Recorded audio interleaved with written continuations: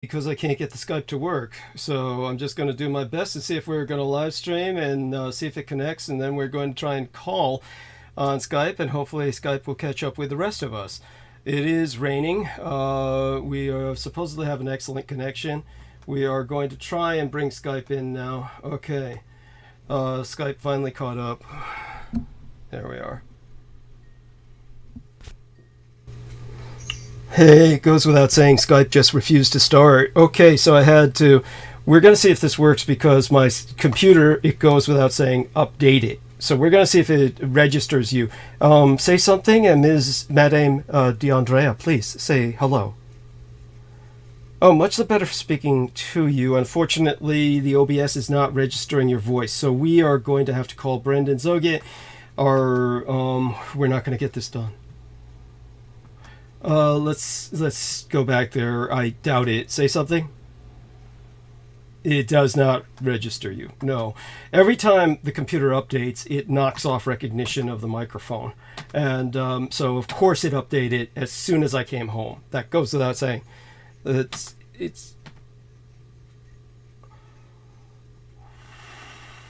I hope so. I'm certainly glad you're both taking this well. And Madame D'Andrea, I hope, I'm so glad to have you with us. You're always such a sunny presence. And the honor is ours. Yeah. Okay. No, we're live. We are streaming, but nobody hears you. They hear me.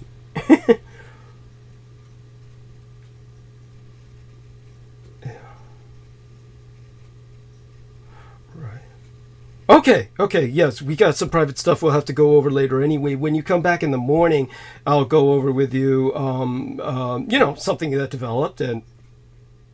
I'm sorry? Yeah, if you come back in the morning. Right now I'm dialing Brendan Zoget, and I'm praying he responds. If not, we're going to have to try and do this by myself.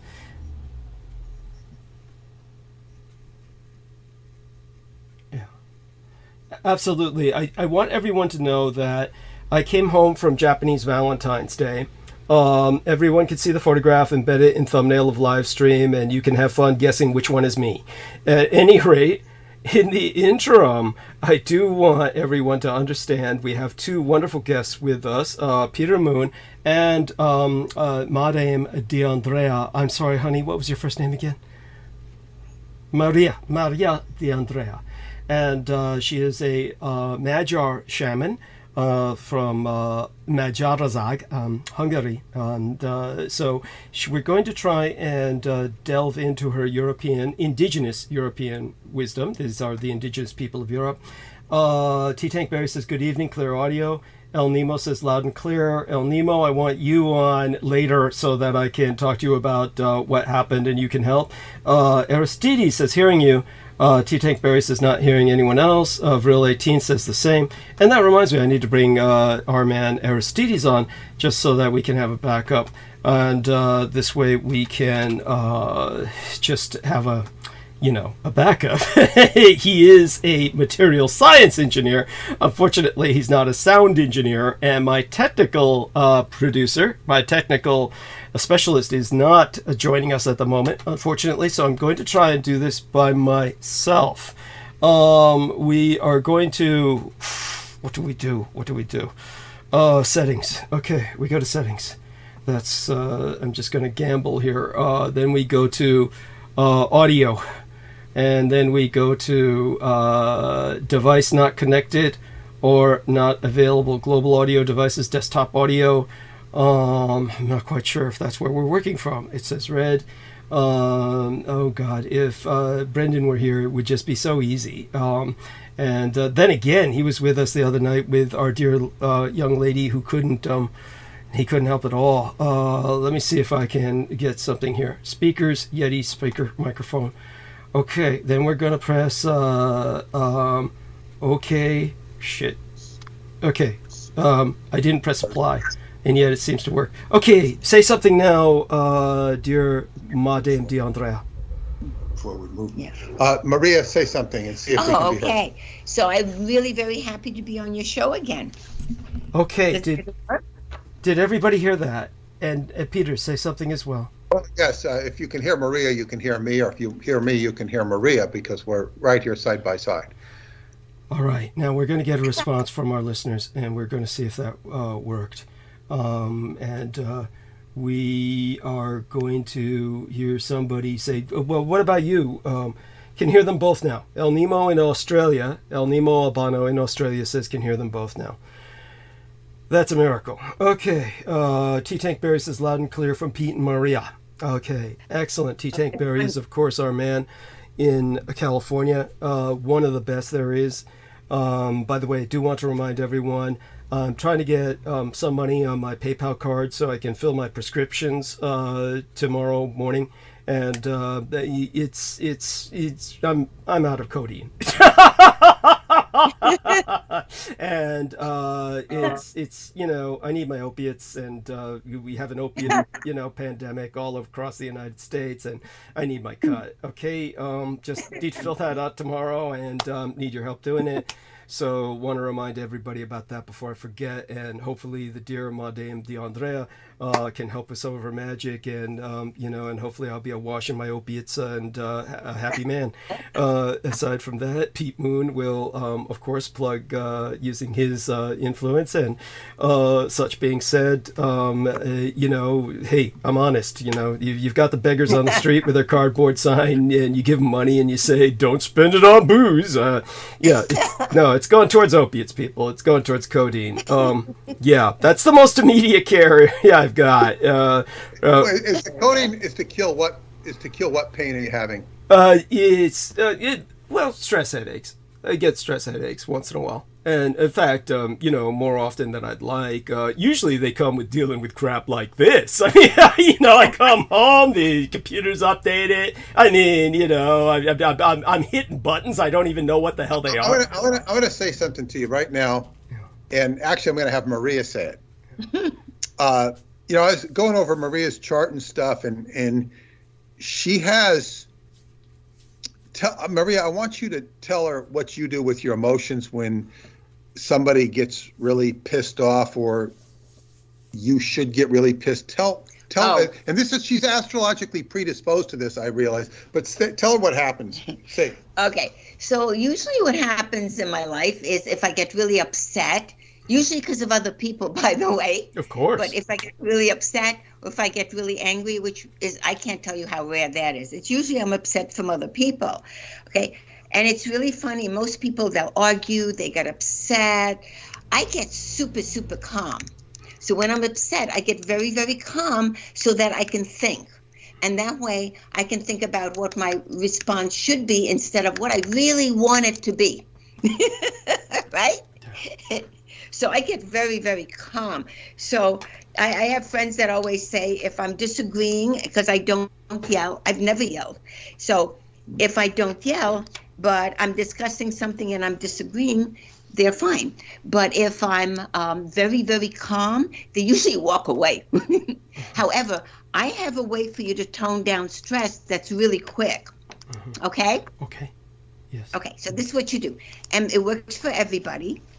And what it does is either takes away stress or it tones down stress. So this is what you do.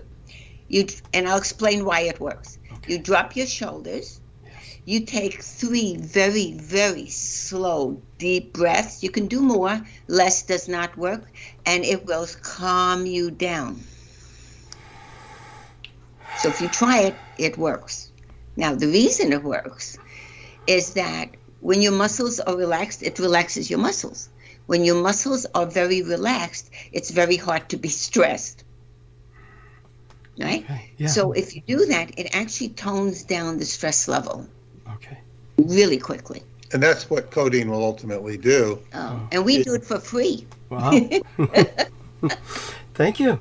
And I would also add there, Douglas, is that, my Qigong teacher would tell me, relaxation is the key to everything. He says when he would do his most exotic, incredible moves, he said he was the most relaxed. Mm-hmm. And that's a martial application, but it would also, to heal yourself, he'd say, physical is to just relax. And it's easy to say, it's easier to say to relax than to do it. And if I can digress, or perhaps may I speak now for just a second, and we can go into the.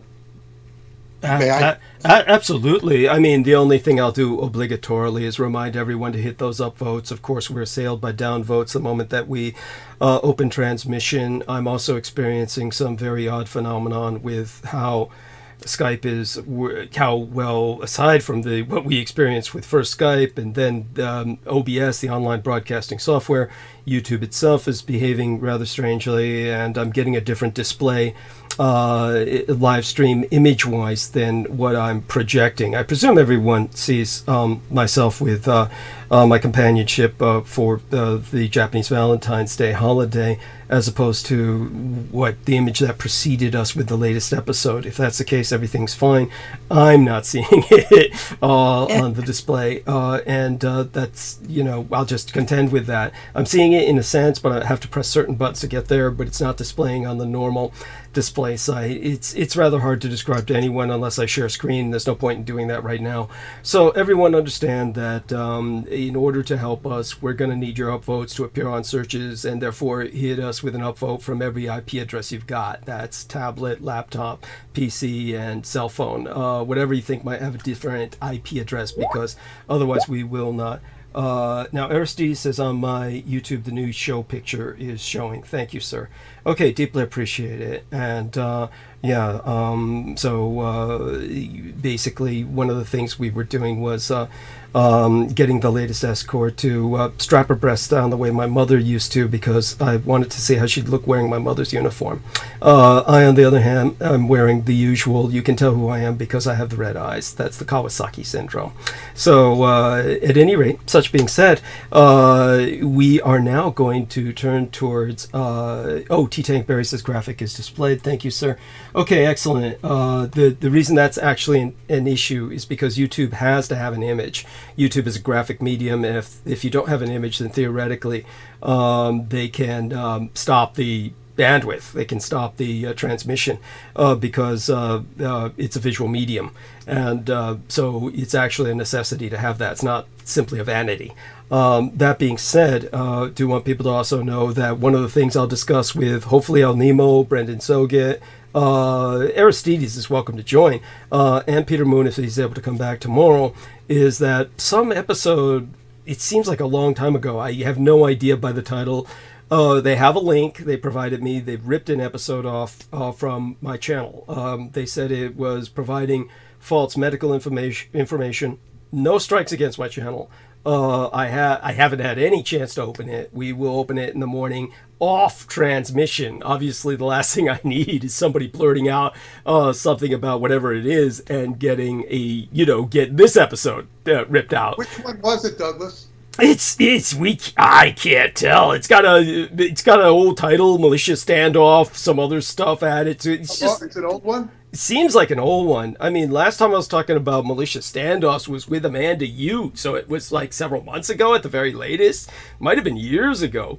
And anyone who's listened to me understands I've always been pro-vaccine myself, so it can't be that. But then again, it could be because everybody else that comes on my program is anti-vaccine. So, yeah, it's like you can't win. All such being said, we've got that, and what I plan on doing is, as kind of a fun thing is, after transmission is over, if Pete comes back in the morning and whoever's here, hopefully Brendan and El Nemo and Aristides, like I said, is welcome to join us.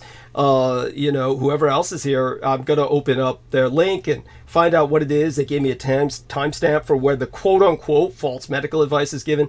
The important thing is that no strike was put against my channel. No strike was placed against my channel. They simply ripped the episode off from the channel. But obviously, I want to make certain that it's up on my other channels that are maintained by El Nemo Albano. And, in the old days, we would have said John Warrington. Of course, now we know there's plenty of things going on with John, and I'll speak more about that in the near future. It's basically the same as I said before. But I do want everyone to maintain him in your thought and prayer. Okay, that being said, back to, as far as I'm concerned, I'm just here to kind of serve as backup. I am going to be like fidgeting just with a few things. I managed to get everything set up as much as possible before the show started after coming home, but I'm pretty much completely here.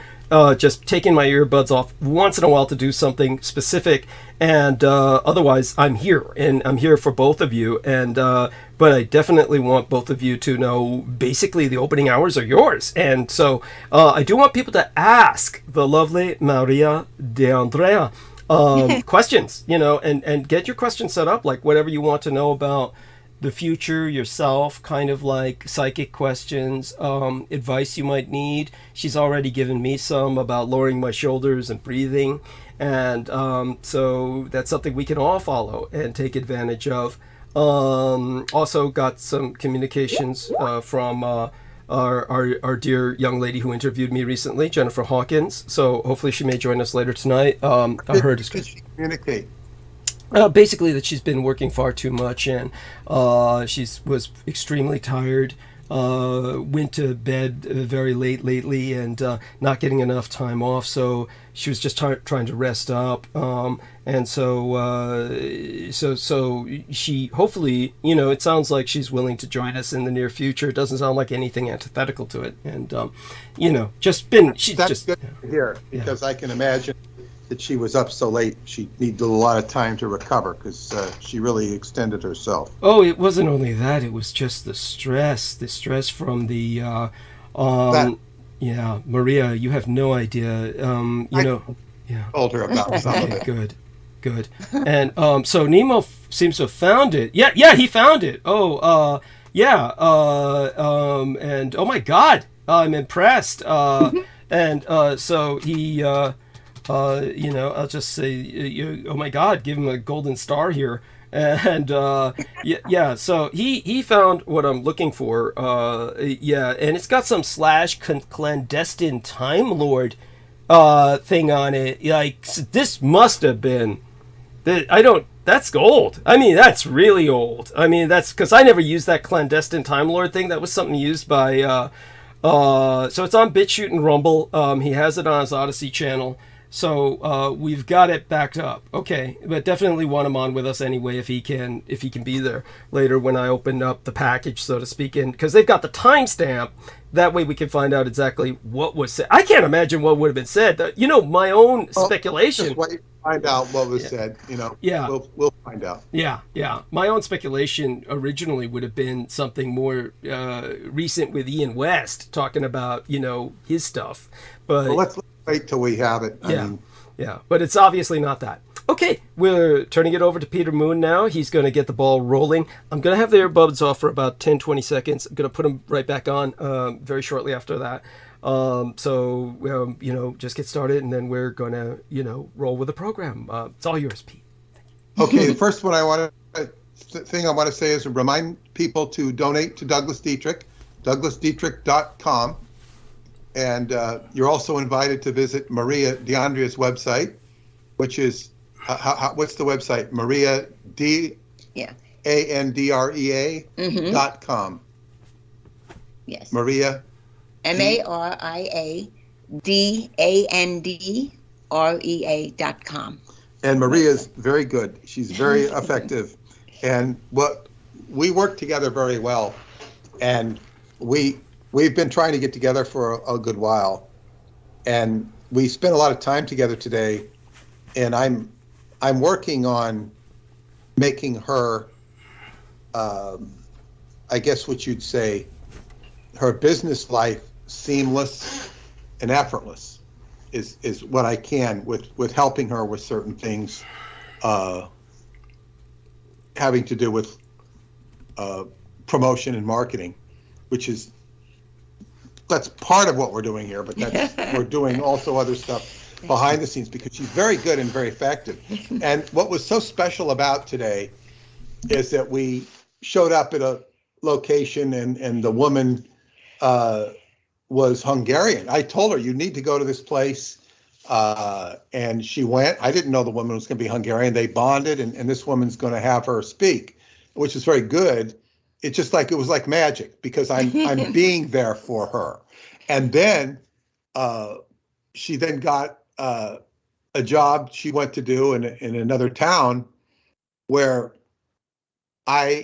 while she did her job, I just happened to have a friend nearby, and I connected with my friend wasn't there, but I connected with her son, which is something that she's wanted me to do for a long time. He just happened to see me there by the house, and I knew who he was. He didn't know who I was, and we connected, which was very important. It was like magic. It was like good synchronicity, and it was really good. And Maria and this is the whole point. When we interact together, we manifest synchronicity. Synchronicity, yes, synchronicity. Yeah, synchronicity is the language of magic. And so this is really positive. And Douglas and I have had private conversations, and I think that Douglas and I's my interaction with Douglas is becoming more synchronous. And we also get along, the three of us. Maria is very good, and Maria one of the things we share together is a very unique, what would you say, acumen with the occult. We can talk each other's language in a way that's really that we don't talk about with other people, and it's just like sort of a mutual recognition. So we go back a long ways, back to 2000, I think 7 or 8 or something like that. A long time. And I met her at a Dowsers group lecture. She was lecturing to the Dowsers of Long Island, and that was that's where we initially connected. Dowsers are very interesting people. They're very interesting people. They're not the same as your quote unquote psychics or New Age. They're a tradition that goes back a long way. Now, there's going to be interface between Dowsers and psychics, no question about it. But anyway, so I just wanted to mention that, and we're going to have an interesting show tonight. Now, Maria, well, first off, let's look in the chat room so far and see if there are any questions. No questions. Okay. Maria, do you have anything to say? Yes. Okay. So I was talking to actually Peter a while ago, and we were laughing because I just did a speaking engagement at a center. And, I travel all over, and I speak pretty much everywhere on the spiritual, psychic, and paranormal fields. So I do everything in those fields except astrology, which Peter can do. So it's actually funny. So I've been doing the same thing in the fields since I'm 16. So I'll travel to do public speaking pretty much all over the country and wherever I need to go. And we were laughing because we drove somewhere, and I told Peter, I really think that they invented the GPS for me, because if they paint the yellow house on the corner, I'm done. And I was telling him, one of my students said to me once, kidding around, he said to me, it's really funny. He says, you really can't get around that well without the GPS on the physical planet. But he says, I just thought I'd mention you can be a tour guide on the other realms. So anything that needs to be done out of body, different realms, on the esoteric side, I'm good. They paint the house, I'm done. So it depends on what you're doing. I was talking to a group the other day, like I said, I was speaking at a center, and we were talking about shamanic things, because, I'm a shaman through Hungary, and I'm interfaith ministry. And, besides spiritual, psychic, paranormal fields, because apparently I don't do enough. So what happened was, we were talking about shaman, and they were saying how, sometimes they see pictures in books, especially, or in movies, where they see a shaman on top of a mountain, and they have their arms spread out and pointing towards the sky, both arms, and they're looking up. and they're looking at it as, well, they must be getting psychic information or tuning in for energy. And they were saying they have no idea what the shaman are doing when they're looking up, and they thought, well, maybe they're just calling in spirit. So I was explaining to them that what really happens, for lack of a better word, when you see a shaman standing on top of high ground.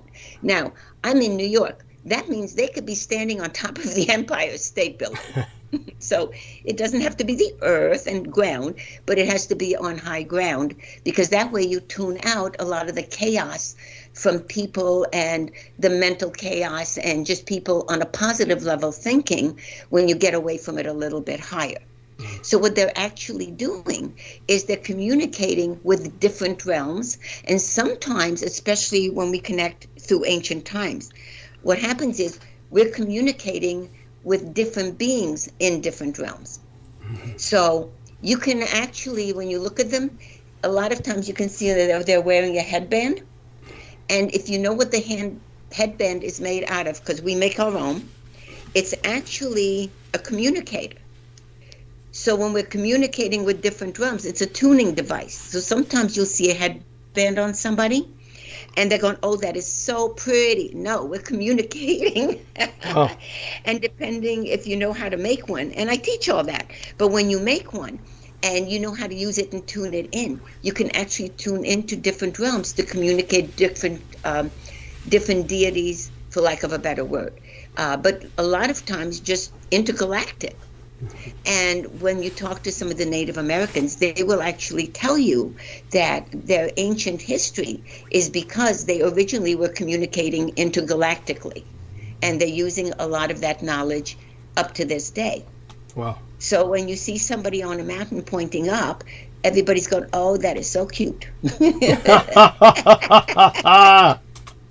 And that's so pretty. It's like, no, we're communicating. So we're not talking to anybody at that point. We're just busy communicating, and we build our own transmitters for that. So to other people, it looks like a headband because they don't know what it's actually made out of or what's covering it up, so you don't see the actual communicator. Mm-hmm. So it's funny, when I speak at different places, and, you know, out of state and all over, when I speak at different places, it doesn't matter where I'm doing a workshop in public speaking. At the end of anything that I do, I always, without fail, teach people in the audience to do something totally on their own without me. So some people in my field are not happy with me because I'm actually teaching people to do their own. Right. However, I personally feel the more you can do for yourself, the better the world gets. Yes. You do better in your life. People around you do better because of you. Your energy changes and shifts to be more positive, to be attracting more abundance or love or whatever you're working on. And the more positive you are and the happier you are because your life's getting better, you know, everybody around you does well. So I always teach something where people can go home, do it themselves. They don't have to call me. You know, they already have a technique. So it's not... They're not going to know everything that I do because I've been doing this for, I don't want to say how many years. Right. Basically forever. Basically, as long as you've been alive, it hasn't been that long. Go, you know? So because of that, I do always teach something. So Peter and I were talking about how I have over 65 books out, all on the paranormal. So some of them are just mine, and in those, they're formulas and they're teaching. And then I have some co-authored ones, and with those, I put in a chapter of whatever they asked me to write on. You know, going out of body, interdimensional travel. I was going to say raising the dead, kidding, but, you know. Well, you're doing so in a sense. Some people don't have a sense of humor. You know? So I find that the more people know, the better. Yes. Yes. You know. And that's why I like to teach and do workshops. And like I said, I travel for that. In fact, we were going to have a very big conference before COVID, at the beginning of COVID in Albuquerque. And I was one of the main speakers, and I got all excited. I was going to go. I pack way ahead of time. I get excited because I get to teach people. And then we didn't get to go, and everything got canceled because of COVID. And then they were going to delay it then they were going to delay it. After a couple of times, they went, "We'll see." Right. Wow.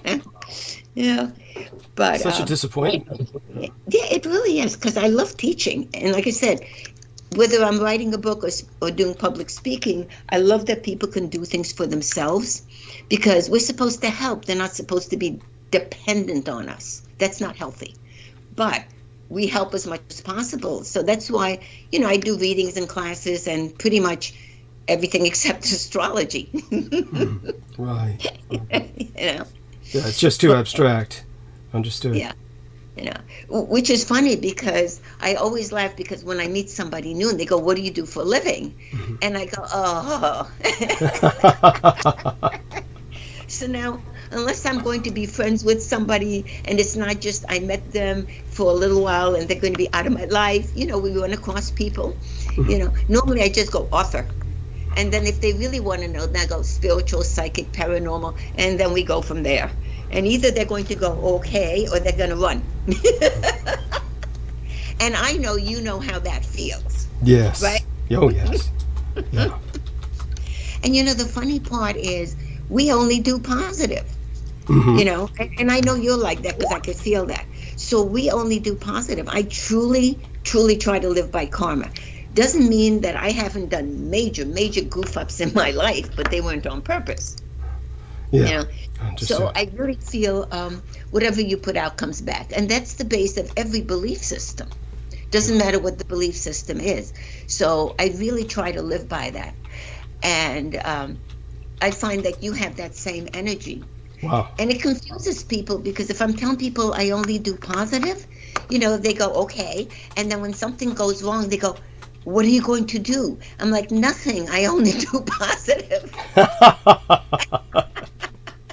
It's like, because I'm an occultist, and paranormal, metaphysics, whatever they updated the word to, they always assume, because I have that knowledge, that I'm going to go negative if I'm upset. And I'm like, no, then we get very calm and controlled, because we don't do negative. Right. Have you ever? And I say positive all the time. Yeah. Like, I don't know. Yeah. Have you ever had people who were just naturally afraid of you, thinking of you as some kind of witch, quote unquote, and it certainly must have run across that at times. Yeah, well, I've run across people where they know I'm into the paranormal, because I teach. It's not like I'm underground. So they know I'm in that field, and they assume I'm going to do positive and negative, and they back off, and they get very scared, and I don't do negative. Doesn't matter how much I say it. I don't know why people don't get it, because I only do positive. Now, if somebody says they do negative, they do negative. If somebody says they do positive and negative, they're negative, because it's like rain. Either it's raining or it's not raining. There's no middle ground. So if you say you do both, you're negative.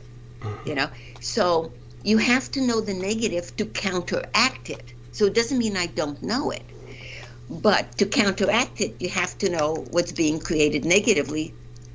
Like, say you're getting rid of a negative entity and you're doing a house cleansing. You have to know why it's negative, what's going on, what the energy, vibration, frequency, what all that is. Because how are you going to fix it if you don't know what negative caused it, right? Mm-hmm. So I know negative. I don't do negative. But because I'm in that field, if something goes wrong, people just assume I'm going to go negative to fix it. And I'm like, what part of 20 years of me saying I only do positive did you miss? I don't get it. I think it's hard for a lot of people to get. Maybe it sounds like a lot of people are seeking negative. What's that about? Definitely. Well, you know what it is? It's more impressive. Mm-hmm. Because a lot of times when people are doing negative, they're more dramatic. They're trying to impress you a lot more. Mm-hmm. When you're doing positive, honestly, visually, it's not that impressive, because we're controlling vibrations and frequency and energy on all different levels, but we're not jumping up and down being dramatic about it, So we're more controlled because we know what we're doing, and we have a lot of power because we're controlling it. Okay, But because we're controlling it, we're not being visual at the same time to prove anything, because the outcome proves what we do, right?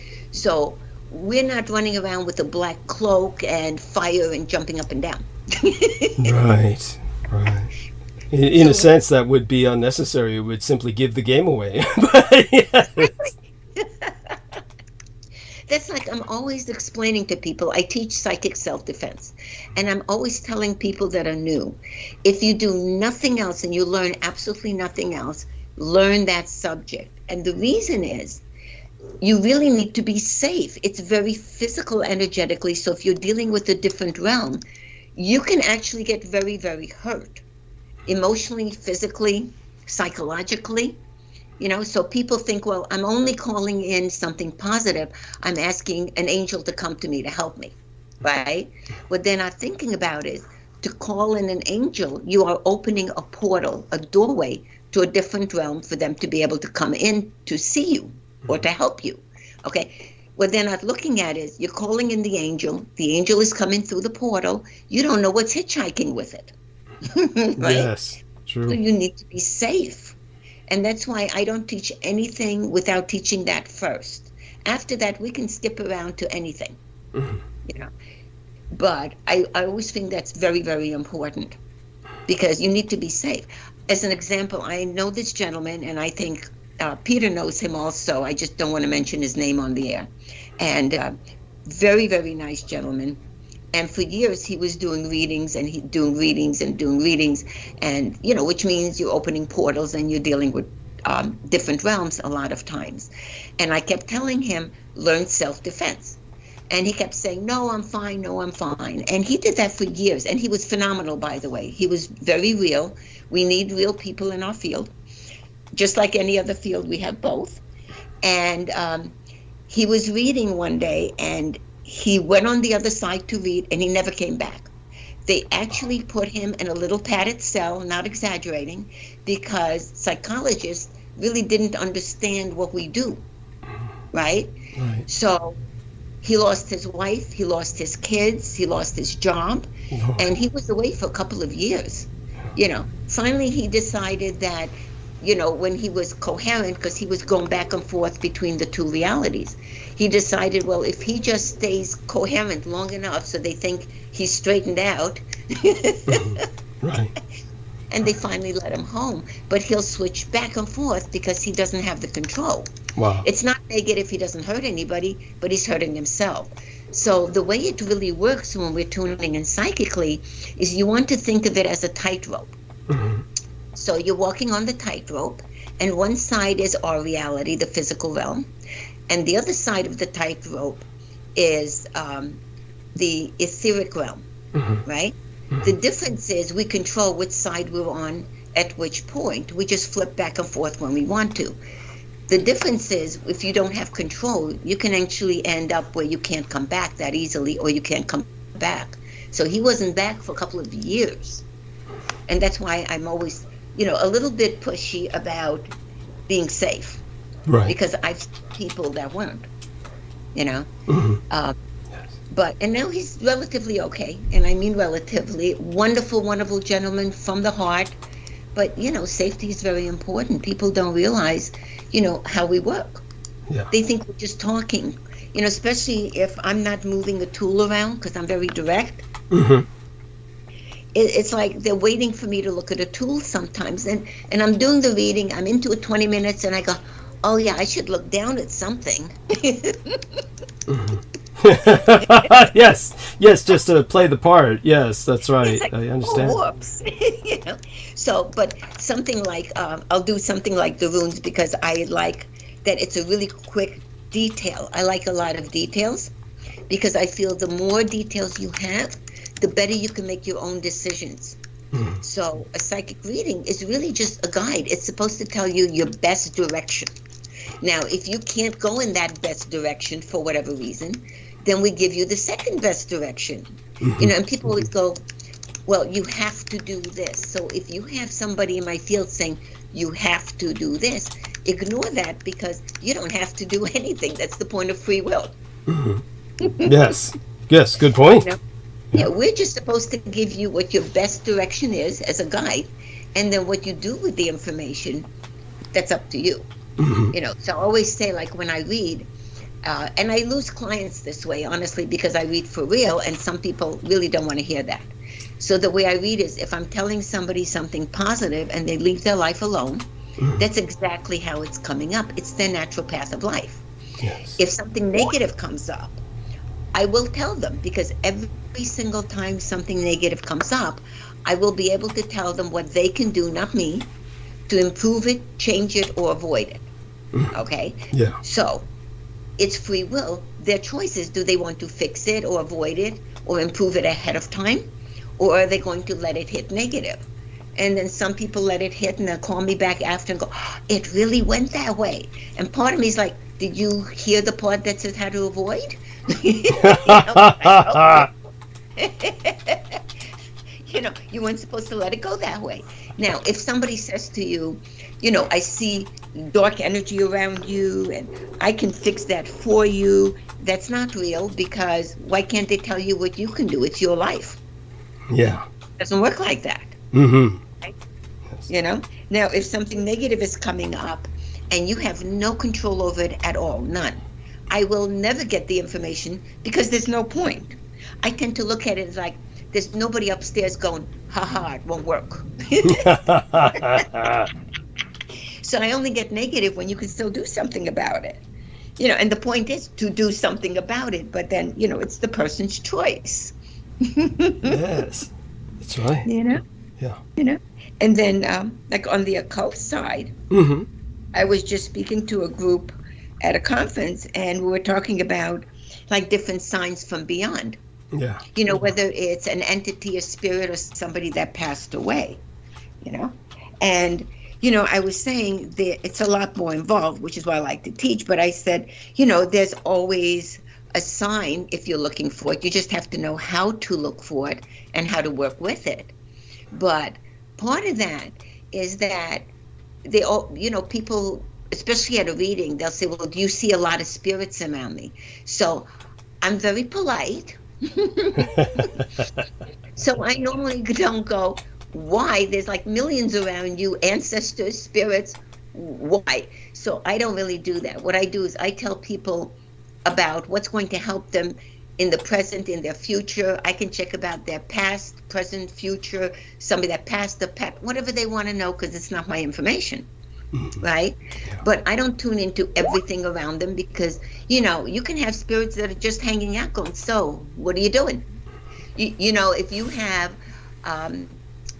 have a relative and you're out of New York in one of the boroughs and that relative passed away, you can get a relative that's a spirit that's going, hey, what up? Right. Yes.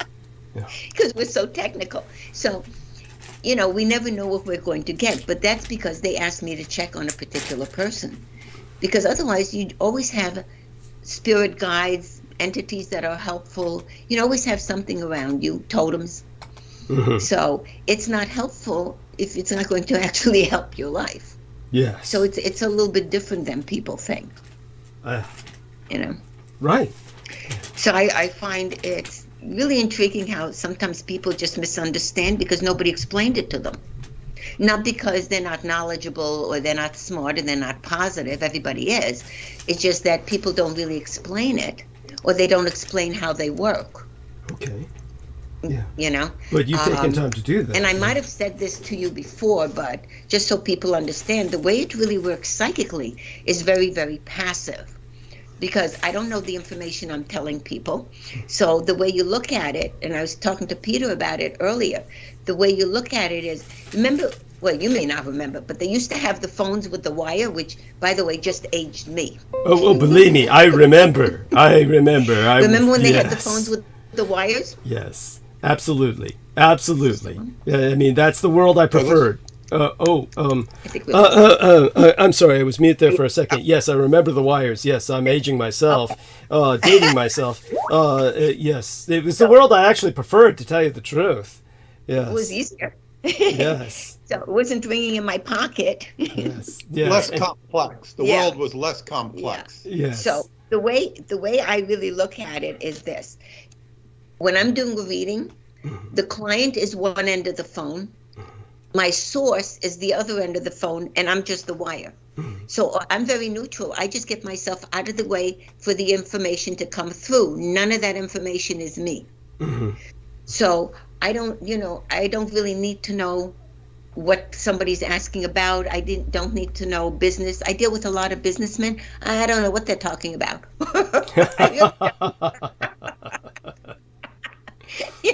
Because logically I'm not in those fields. I have no clue. And they can ask about absolutely everything. It's non-limited because I don't need to know.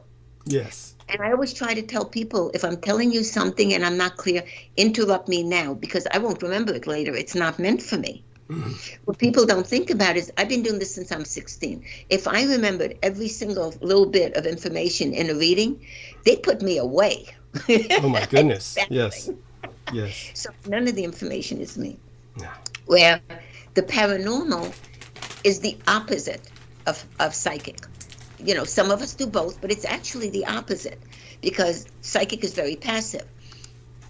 The paranormal means you understand the laws of nature to work with them. So you really are looking at the oldest science because I'm always saying like chemistry came out of alchemy. We're very technical. It's really a science. So, we do all sorts of things to pick up energy, change energy. We have a lot of formulas, but basically we have them because they work. So in science, if you mix two chemicals and you always get the exact same result, every time you mix those two in the same amount, then you're going to say, okay, it's accurate, we're going to use it. It's the same thing on the paranormal level. If we're doing a formula and we're doing the exact same thing, and for the 10 years it worked with the exact same results, then we will pass it on. Yes. Okay. Yes. And if we tried something and it doesn't work, we just don't tell anybody. Right. That's the best way to handle it. Yes. We're not going to say we mixed these two chemicals and herbs and oils and they didn't work. Yes. We don't mention that part. Yes.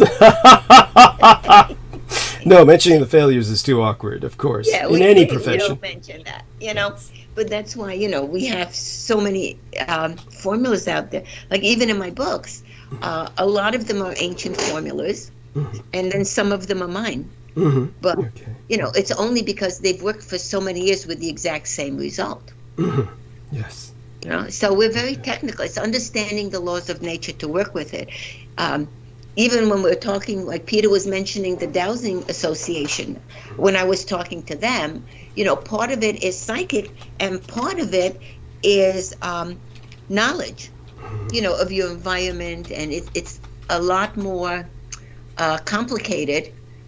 Well, it's easy to do once you know the techniques, but it's a lot more complicated than people think. You're not just walking around with the dowsing rod. Yes, right. You have to do so much more. And once you learn it, it just flows. Yes. But all they see are you walking around. Interesting. Yes, that's right. Yeah. So it's kind of funny. But I always feel the more people know about how we really work, the better it is, and the more they know how to do things for themselves. Yes. I love that. Yes. Because, and even when I do a seminar, or like I said, I do public speaking, and at the end I teach people to do things for themselves. It doesn't mean they have to do it. If they're interested, they have the ability to do it. If not, they can do it now, 20 years later, or never. There's no good or bad, it's just their choice. Yes. Yes. Yeah. So apparently I've been doing this too long. Well, it's certainly, I think that you've done so well with it, and you've helped so many people. It's very important that you continue doing what you're doing. So with that, you continue, please. You're introducing us to so much, and I certainly appreciate it. I'm just keeping track of different things. This is why I went mute for a while. It's beginning to rain very hard outside, so hopefully the weather doesn't impact our transmission. considering everything else that happened here. I will, of course, catch people up on what's been happening in San Francisco lately later. But back to, of course, Maria de Andrea and these places that you've been speaking at and kind of introducing people to some of these concepts and techniques. It's when what would you say is the most common thing people approach you about in terms of their challenges or problems where they are asking you for help? There must be a kind of common conundrum in particular that people really seek you out for? Well, it's funny. Basically, when they're asking me how to get information or what information they need psychically, it really covers the gamut of everything, every single area of your life. However, what seems to me that that's more dominant right now or more frequent are business questions. Most of my clients right now really are business people. They're looking at where to invest, when to invest, how to take their money out, where to place it, not to place it, who to hire. If they're hiring somebody, can they trust them? If they're hiring somebody, who they're hiring, what are their abilities, analytically, creatively, organizing, where to place them in business, if they should trust somebody. So really, most of it is business, which is great. Wow, that's so impressive. And so what do you tell them when you run across people that they should not be hiring, who look like they're going to rip them off? No, I tell them. Okay. That's why they're hiring me. So then it's their decision. So as an example, they might still hire the person and keep a better eye on them. And then that should avoid the problem. We're always looking at how to fix and avoid. Yes.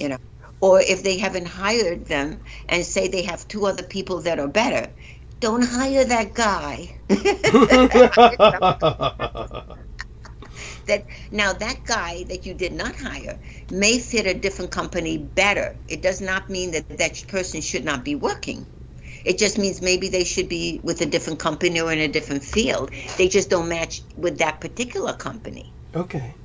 And, or go on. About their life or, anything. Mm-hmm.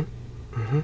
Oh, this is funny. Yes. I had somebody, because remember, I don't logically know anything. Mm-hmm. Okay. Yeah, no, I understand what you mean. Yes, it really is coming to you. Yes. I'm smarter. Not with that. So what happened was I had this lady for a reading once, and she showed me a picture of her horse, really beautiful horse. Now, I know nothing about horses.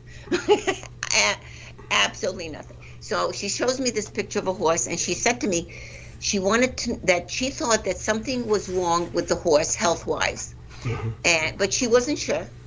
And she thought, well, maybe there's nothing wrong with the horse and she's overreacting. So she wanted me to check. Now, again, I don't know the terminology. I don't know horses. But I was seeing part of the horse's body looked really gray, and there was a dark spot in it, and it looked like it just wasn't healthy. So I explained to her exactly what I was seeing. And there's a little pause, and she says to me, oh my God, my vet said the same thing. And I'm saying to myself, if you went to a veterinarian yeah, and they told you that the horse has this issue, you're double checking on the vet with me. It's like, shouldn't it be the other way around? Yeah, that's pretty amazing. It was really funny. Yeah. So I could see it, even on the picture, I could see it. It's just that I don't know what I'm seeing. So it's not like technically I can use the technical words, because apparently my source doesn't always tell me technical words. Or sometimes I get words where I don't know what it is. Mm-hmm. Usually in business, I have no clue. Right. So like I said, if you're the best psychic on the planet, I think the best thing you can say about yourself is that you're okay as a tool. So if you had any ego, that'll kill it. Yes. You need to know. Yes, excellent. I mean, but there's probably a genetic or racial memory of horses involving your bloodline, your ethnicity of the Hungarians. These were a horse tribe. Of course, they were horse raiders, and so I'm certain that is always there genetically. And of course, I believe that Hungary was where they found that strong Amazon warrior woman with the horse buried with her horse. Right. Yes, yeah. And is there anything? I think we do have some racial and ancestry memories. Yes. I find the funny part of that, for lack of a better term, is when people think of ancestors, they think of ancestors as a physical lineage. You know, my parents, grandparents, great-grandparents, the other side of the family, parents, great-grandparents, Yeah. whoever ancestry-wise. Yeah. But you really have two different classes of ancestors. You have the physical ancestry line, and then you have the spiritual one. And the spiritual one goes according to reincarnation. So now you have your physical family here and their ancestry, physically down the line.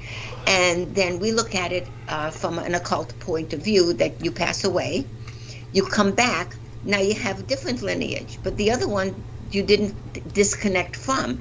So you have thousands and thousands of ancestors because you have both sides, Yes. spiritual and physical, you know. So I do feel that you do have that memory, like you said. I agree with you 100% on that. Thank you. But it's not conscious. So I still don't know anything about horses, but it was funny because after she left, part of me was talking to spirit going, what the heck? Right. Got it. You couldn't give me a name of a body part, something, you know. But I can describe it, but I didn't have a name for it, you know. But I thought it was funny that she went to a vet first, because honestly, on a logical level, I would have thought it would have been the other way around. Obviously, yeah. Them checking on me. But I think that it goes to show you that people are having a real hard time trusting authority figures, whether they're medical or veterinary or the like. And I think that you helped her reinforce the need to deal with the issue concerning that horse. And now, when it comes to, say, for instance, the matriarchal aspect of Hungarian shamanism, obviously, there's a term that I'm vaguely familiar with. Perhaps you could help me pronounce it correctly. Taltos? Taltos? Is yes. And of course, we have these female Taltoses. This is what you are you not? I just look at myself as a shaman. Okay. I mean, granted, Hungarian shaman.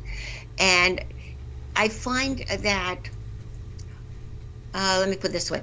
The reason I'm a shaman, first of all, is that I've had all this ability to tune in, for lack of a better way to say that, my whole life. So the shamanic part is partly from getting it directly from my source. And part of it is when I was in Hungary, you know, because I traveled back and forth, that I learned from somebody else on some techniques that they will not teach anybody unless you're actually born in Hungary. So I have 2 adult sons, and the only reason that they know about a lot of it is because I taught them when they were interested. But if they went back to Hungary, nobody would teach them there, because they're very, very direct. Yes. You know, and I find with the shaman, male or female, you know, what people don't realize is to be a shaman, you absolutely need to know everything.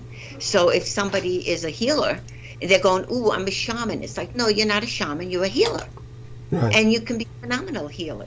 But to be a shaman, you need to be able to do absolutely everything, including, by the way, weapons. Otherwise, you're not a shaman.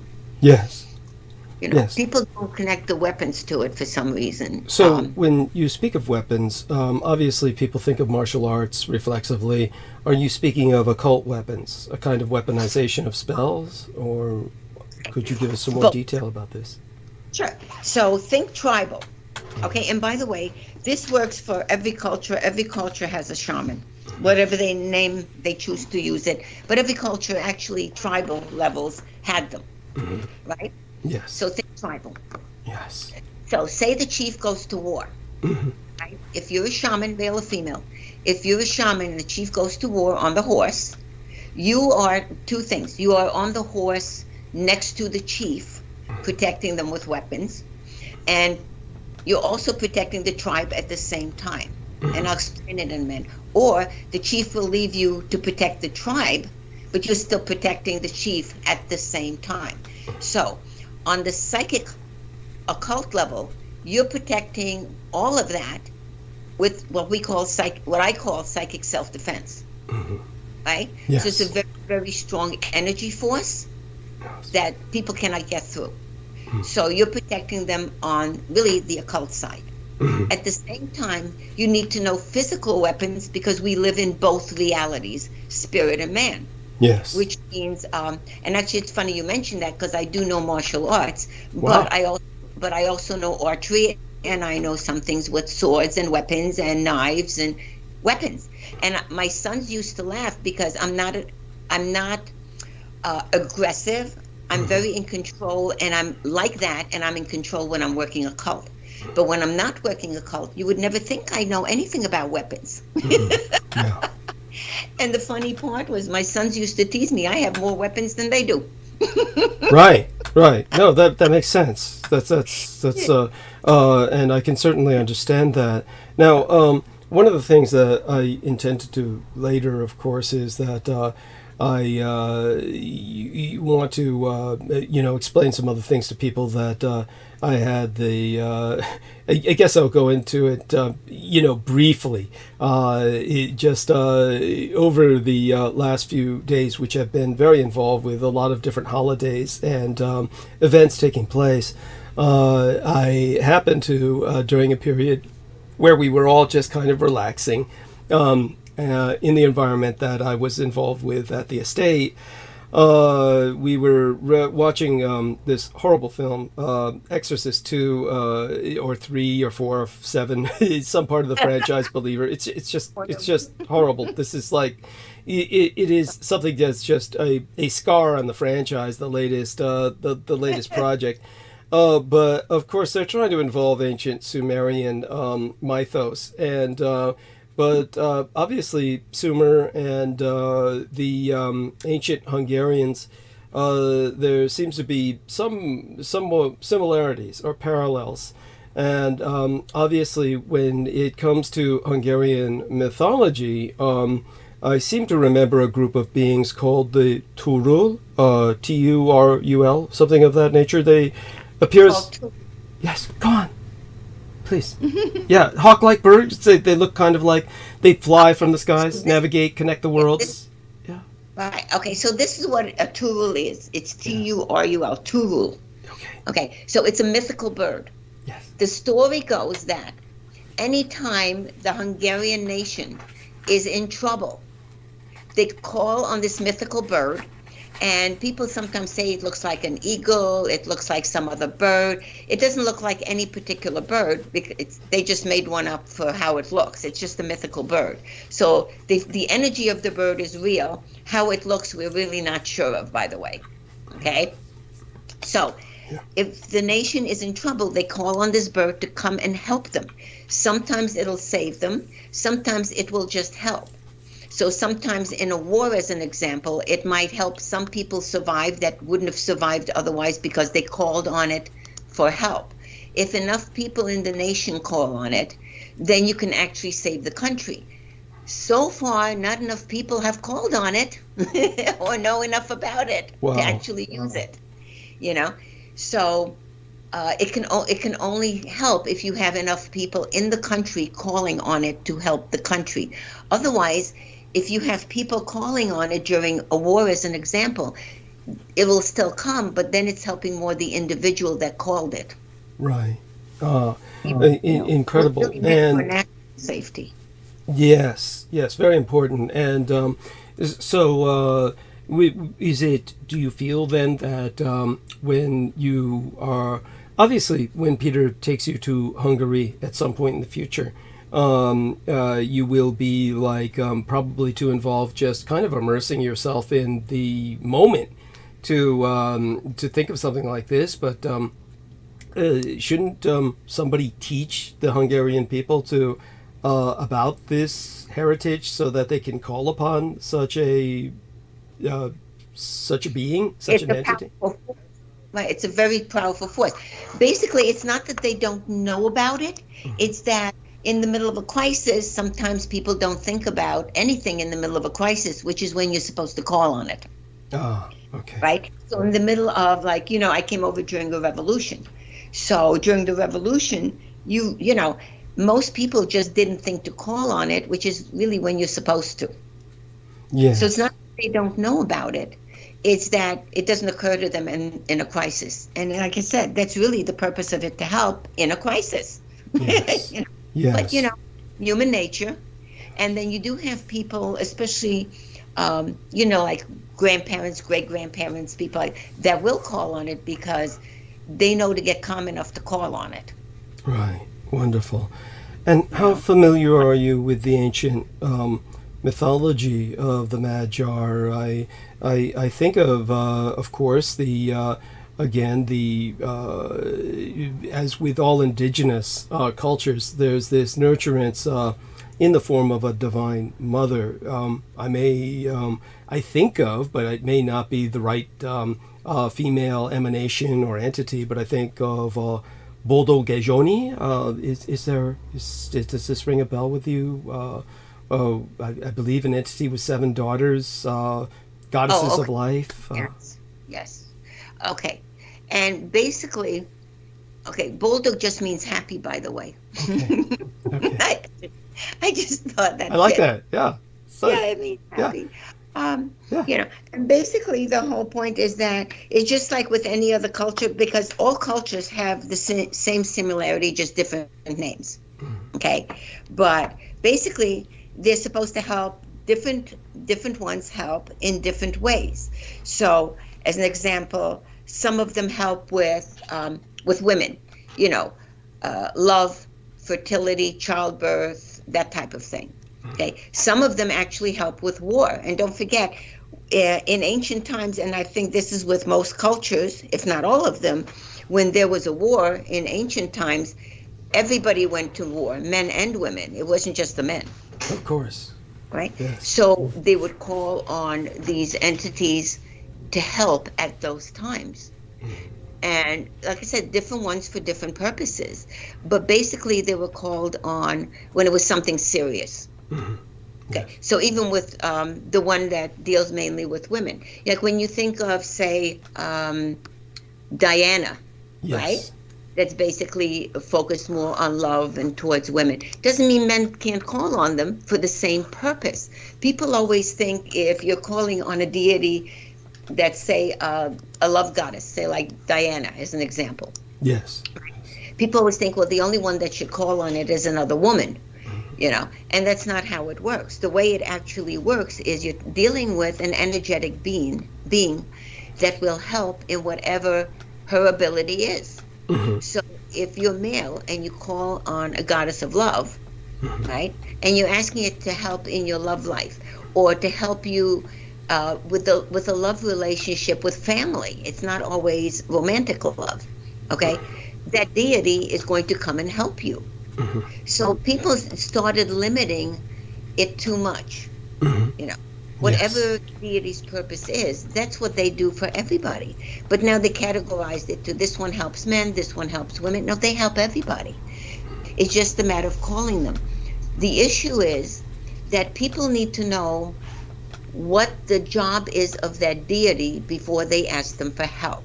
Yes. Okay, so as an example, I just like the love goddesses because we like love, right? Yes, and of course my mother's name was Diana, so of course I'm touched. Right? Yes.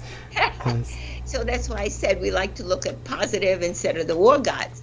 But if you call on, say, Diana, and you're asking for help in any form of love in your life, parents, children, family, romantic relationship, whatever it is, okay, Diana's going to come and help you.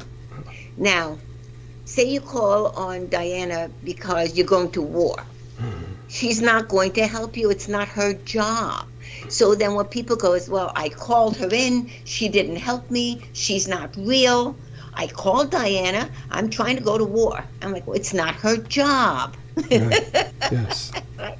So people will call on deities. If you don't know what the job is of the deity, you know, you need to look it up.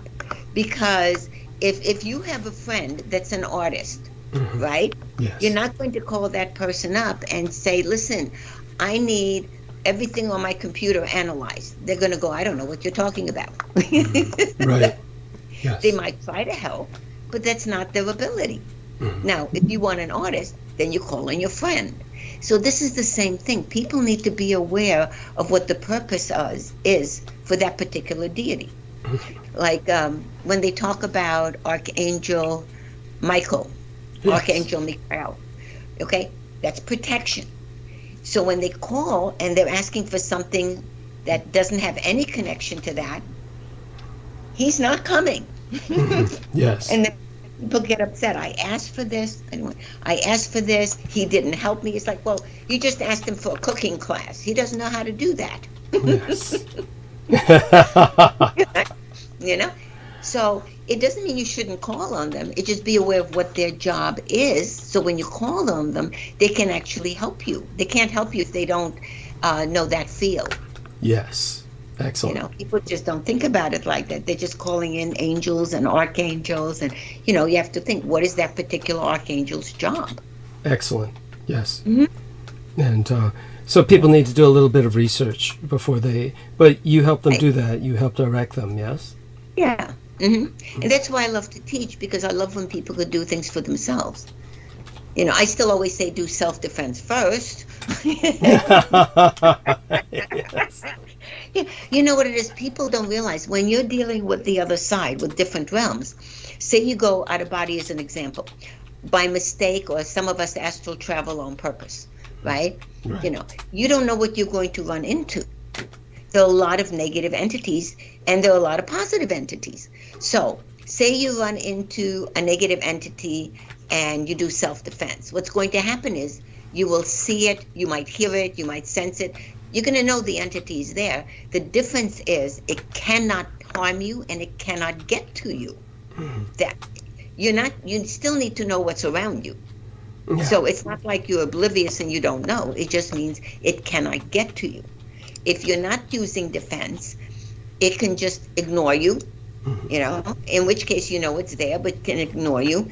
You can get hurt, you know. And some people have actually died from doing the wrong ritual the wrong way. Yes. Okay. Yes. And what happens is, as an example, if you get hurt, you can come back where your emotions are out of alignment for a while. And it could be 2 seconds, you could be 100% fine, or they're out of alignment for, say, a week. Now you're dizzy for a week for no reason. People aren't going to be able to help you medically because it's not a medical situation. Yeah.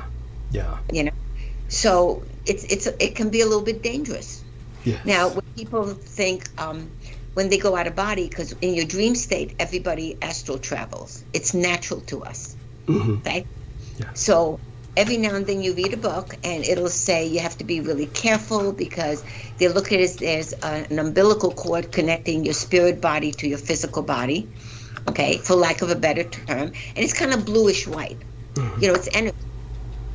And it'll tell you in some books that you have to be really careful because if you're going, say, to a different country or off the planet, you have to be careful that it doesn't get wrapped around, say, a big rock because it can cut it and now you're dead, right? None of that is true. Okay. Good. None of Good to know. No, none of that. Because when you think about it, because remember we're science too, if you think about it, if you're pure energy when you go out of body, which is what you are, right? So if you're pure energy and if you can travel to a distant planet or a different country, a rock is not going to get in your way. You went through the wall, Yes. right? Good point. You went through the wall, you went past the stars, Yes. you went down the block. You know, if you can go through the wall to do that, I don't think a rock is going to make a difference. Good point. Yes. You can't cut something that's not physical, Yes. right? You're Yes. pure energy. So you can't get tangled up in something like they say and, you know, accidentally break that cord. It's pure energy. There's nothing physical that's ever going to break it. Thank you. So sometimes people just have a misconception. If you know that, then you're not going to go, "Oh, I'm going to get killed." That's not how it works. Right. Thank you. And so when it comes to this astral traveling, have you ever encountered, obviously this is what there are some people out there who insist that, oh, I've nothing good comes from astral traveling. I only hear about people's nightmare encounters. Are there negative entities out there that you might run into? Oh, sure. But that's like over here. We run into negative people all the time. Yes. It's the same thing. You have positive and you have negative. The reason that you have people saying the negative all the time is because it shocked them more, so it stays with them more. So they're going to tell a story. They're going to say, this is what happened to me that was negative, because it was like a shock, and it was, it's more impressive. However, there's a lot of positive. So as an example, one of the times when I went out of body, on the positive side, one of the times when I was out of body, I always heard about how, and especially in books, because everybody's different, and I always heard about how when you're out of body, you're moving in between planets and around them, and and I'm sure you've heard that, right? Yes. Okay. I didn't have that. So when I went out of body, it's more like I was standing in one spot. It felt like I was standing on a floor. Obviously, there wasn't a physical one, but it felt like I was standing on something, like a platform or a form. And the planets were moving and I wasn't. And it was beautiful. I saw planets. And the funny part was I saw a planet where it was like, a very far distance. Yes. And it looked like little things hovering around it that looked like little UFOs. Wow. Wow. But there was nothing negative. It was really beautiful. Yes. And then I came back. So, and I've had negative, everybody has, but I like people to know that there's so much beauty out there and there's so much positive that it's not just all scary and negative. The scary is why we do self-defense. And even if it's positive, we do that first just in case. Yes. But there's some really beautiful things out there. Now, on the scientific level, and can I talk about science without getting arrested? or getting our show pulled, yeah. Yeah, but okay, we're not mentioning names. Yes. Okay, but this was a real situation. So we're not mentioning names. That should keep us out of trouble, right? Yes, yes. Oh. So years ago, there was a scientific experiment for going out of body. Yes. And what they did was the scientists asked people that were psychic and that could astral travel, to sign up for this experiment. And you had a lot of people all over the country signing up. And the point was that they would give everybody a day and a time to be at a specific destination in a home. Mm-hmm. And then everybody was supposed to astral travel to the place. And then they were supposed to go back to their physical body, write up a kind of like a detailed report about what they saw and send it to the scientists. Mm-hmm. Okay, so what happened was the experiment was supposed to be in somebody's living room. Yes. So now you have different people from all over the country trying to get to that place at the same time and to be able to describe it. So the way the experiment went was some people never made it. Mm-hmm. Some people, a couple of towns over, there was a gigantic fire. Mm-hmm. So some people ended up at the fire because it sidetracked them. So they could describe what the firemen looked like, every little detail. They stopped at the fire. They never went past that. Okay. Right? Yeah. And then some people actually showed up at the place. And then this one person showed up. They had a fireplace in the living room. And one person described two or three people, described the fireplace with having a really big teddy bear on it.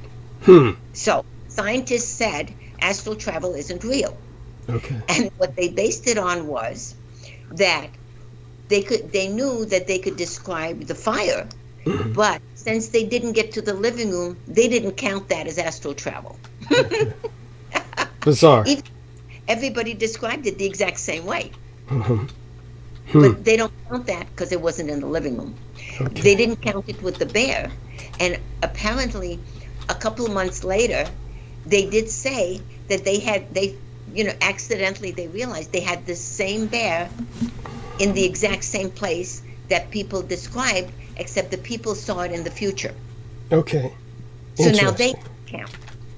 Okay. So all these people that went, right, they didn't count any of them because it wasn't specific to that exact time and place in the living room. So the scientists decided that astral travel isn't real. Bizarre. That is so strange. I mean, truly biased. Yeah. With all that proof. Yes. Yes. Yeah. Incredible. But go on. What else should you bring to our attention about this sort of phenomenon? There's other phenomena, of course, where you have the when you say the astral traveling is taking place and we're not so worried about entanglements, that there's negative entities to be found there, as there are here on the material plane, is there. And of course you've had some incredible observations, as you said, of the of these other realms. Have you ever felt that that you're entering in a Kabbalistic sense into another kind of plane of existence, like a higher plane or a lower plane, or they're simply not divided like that to you in your experience? Sure, I find that you end up on a different plane sometimes. And I'll tell you about that because it was interesting. So I find that when you're on a different plane, you're not aware at the time if it's higher, lower, or where it is. You're really not. You're just there. Yeah. So I can't really say what level, for lack of a better term, it was. But one of the times in the beginning when I was astral traveling, and I told Peter about this a long time ago because I've known him for a long time. Right. You know, and what happened was I went out of body. Okay. And at a distance, I saw these row of people walking from the right to the left, you know, one after the other in a row. And it reminded me of monks because they all had cloaks with the hood up. So it would look like a little procession. And it's funny because I didn't see the beginning and I didn't see the end of it. They were just walking, for lack of a better term.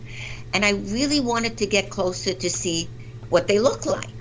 So I got a little closer because as soon as you think it, you move, you know, you're there. Yeah. And so I got a little bit closer and I got this feeling of them warning me not to move closer, but it was a feeling of warning. So being who I am, I moved closer. Right. So now I got more of a threatening kind of a warning not to get closer. Ooh. But again, I'm an occultist and I went, I just want to see. Right? So I moved a little bit closer. I still wasn't that close. I moved a little bit closer. And what happened was, all of a sudden, I didn't know who I was. I didn't know where I was. That part was scary. I had no clue who I was. And I remember thinking to myself, okay, if I look down and I see my physical body, I will know what my physical body looks like normally, then I'm going to know who I am. And I remember I looked down and there was nothing there. I didn't know if I was male or female, what I was, who I was, snapped me right back out of it and I woke up. Wow. But the scary part wasn't them. The scary part was I didn't even know my gender. That really scared me. Wow. And I just snapped back. Yeah. You know, so any other time I get a warning, I listen now. Yes. As well you should. Yes, I'm surprised. I mean, they weren't going to hurt me. You can tell when something's evil or threatening. It wasn't anything like that. You know. Okay. One of the gentlemen that I know that's in my field, he was telling me he thought it was probably the White Brotherhood. Now, I think that's interesting, but I really don't know who they were. I have no clue. Okay. You know. So, and it would have been interesting if I would have listened, maybe. I would have Okay. never seen them. I would have just been able to watch them for a while, and that would have been it. Right, right. And so when you're astral traveling like this, do you ever encounter the dead, the deceased, spirits? Sure. Yeah, because they don't have a body. Once in a while. Usually you don't. I'd say 9 out of 10 times you really don't. Usually you're going to run across somebody that passed away because you have a connection to them, or you don't have a connection, but there's something you need to know. Now, I ran across somebody that passed away this one time, and it was years and years ago, and I realized later that I ran across the person that passed away. I didn't know them. It was somebody male. They looked Native American just from the dress. Yeah. And I did realize that it was somebody that passed, because it's a different feeling than, say, an entity or somebody from a different realm. Yeah. So I realized that. And then after that, I realized what the person was trying to tell me was that at that point in my life, I should be doing more mediumship work. So I was like, oh, okay. I can take a hint. So then I started doing more of the, and it's not that I looked for more mediumship work. It's just that automatically more people started asking me about checking on relatives and friends and people that passed. So I didn't look for it. It just came more. So I don't know if that was just letting me know to get ready for it, or just that when it comes, not to ignore it. But it was interesting. Yes. Negative. In fact, I was talking to Peter about how the new trend is, if somebody is a medium, now they're saying that they're, the label now is that they're a psychic medium, which I find interesting that they put that as a title. Don't you? Yeah. Why that qualification, do you think? Yeah. I don't know. I really think it's just a trendy thing because, I tend to look at it as, if you're a medium, which means you can see into different realms, usually people that pass. But if you're a medium, that means you're psychic. You can't be a medium without being psychic. So I don't know why they preface it with that. That's why I said it's a trend. Now, you can be psychic and not be a medium, right? Yeah. Because you have all different abilities as a psychic. It doesn't mean mediumship is one of them, But you can't be a medium without being psychic, because that's how you're tuning in. So I think that's just a trendy thing. I don't get why, And I've had people where they're at events where they've said that they're trance mediums, and they're not. You can't be a trance medium at an event when you're doing a reading that's very quick, like time-wise, because at events, you're on a short time span to do a reading, because that's your networking system. Yes. Right? There is no way to be a trance medium, because that's not the same as a medium. Yes. Right. So, excellent point. So the difference is, a medium basically means that you're in your psychic mode. Your brainwave is on alpha theta, so your brainwave shifted to psychic, and you're getting information psychically from a source, which could be somebody that passed away. It could be an entity, whatever you're tuning into. Usually they do that for somebody checking on somebody that they know that passed away. So it means you're getting information from that person that passed away, or about the person that passed away, psychically. Yeah. Okay. And then you're getting the information, and then you pass it on. It's like you're the middleman. Right. Now, a trance medium means that you are literally disconnected, and you are allowing an entity to come into your body and take it over. You have no clue what's being said. None. Now, I find the first time that I did trance medium work, and it was by accident, because in fact I was talking to Peter about it, that I was doing a lot of paranormal work. So I was doing readings, paranormal, readings. So I was like, for lack of a better word, it's like being high for free. We don't need drugs. It doesn't cost us anything. We're not paying for it. It's like a free high. You know? So what happened was I was on that psychic high for really a long time, most of the time. And I was actually in New York. They had the Renaissance Festival. And this was years ago. And I had a booth for networking, and I had other people working for me. And I was reading this lady, because again, it's networking. So I'm reading this lady, and then all of a sudden I was in a gray room, and I knew that there was a floor and walls and a ceiling. I didn't see them, I just knew that they were there. So I'm in this gray room, and I have people in my booth that they take breaks, they wander around, and they're all going to the kissing bridge. Right? So now, right, medieval time. So now, the whole time that I'm in this gray room, I hear somebody in the front talking and talking and talking and talking. And now, I don't know what's being said. I'm just having other thoughts, and I'm thinking, I don't even know where the kissing bridge is. Interesting. Yeah. Everybody went. I still don't know where the thing is. Somebody should tell me. And I'm thinking about, the festival and, all sorts of things. And I'm still hearing the whole time this voice in the front of the room talking. And then at one point, I don't know what was said, but I remember thinking, that is the stupidest thing I have ever heard. And I snapped out of it, and I was still talking. Wow. Wow. So I'm looking at the woman I'm reading, and I'm thinking, did my voice change? Did my head spin? I don't know.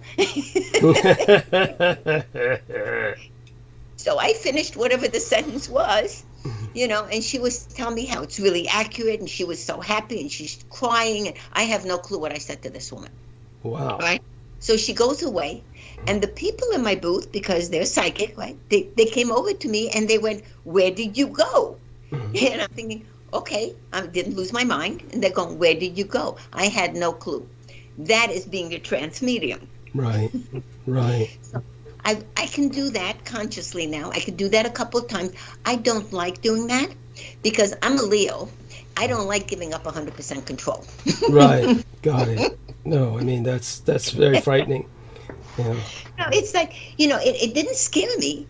It just, I didn't know what it was. I didn't know what happened. And then what happened was down the line, I went, oh, that's what it is. Mm-hmm. And then I realized that my grandparents, who never left Hungary, my grandparents did mediumship work. Mm-hmm. I didn't know that till they passed away because nobody told me. Wow. They told me years after they passed that they did all this, in which case I could have written them and found out shortcuts. Wow. Incredible. But I didn't know. Yeah. And that's, so I like doing that. Mm-hmm. Right. Incredible. And so obviously there is a lineage here. You have like a family heritage of this. And yeah. Yeah. Well, my father was always psychic. Mm-hmm. And then on my mother's side, both my grandparents did mediumship work, and my grandfather did automatic writing and, whatever else they did, because they had what society calls a regular job. Mm-hmm. Mine is regular.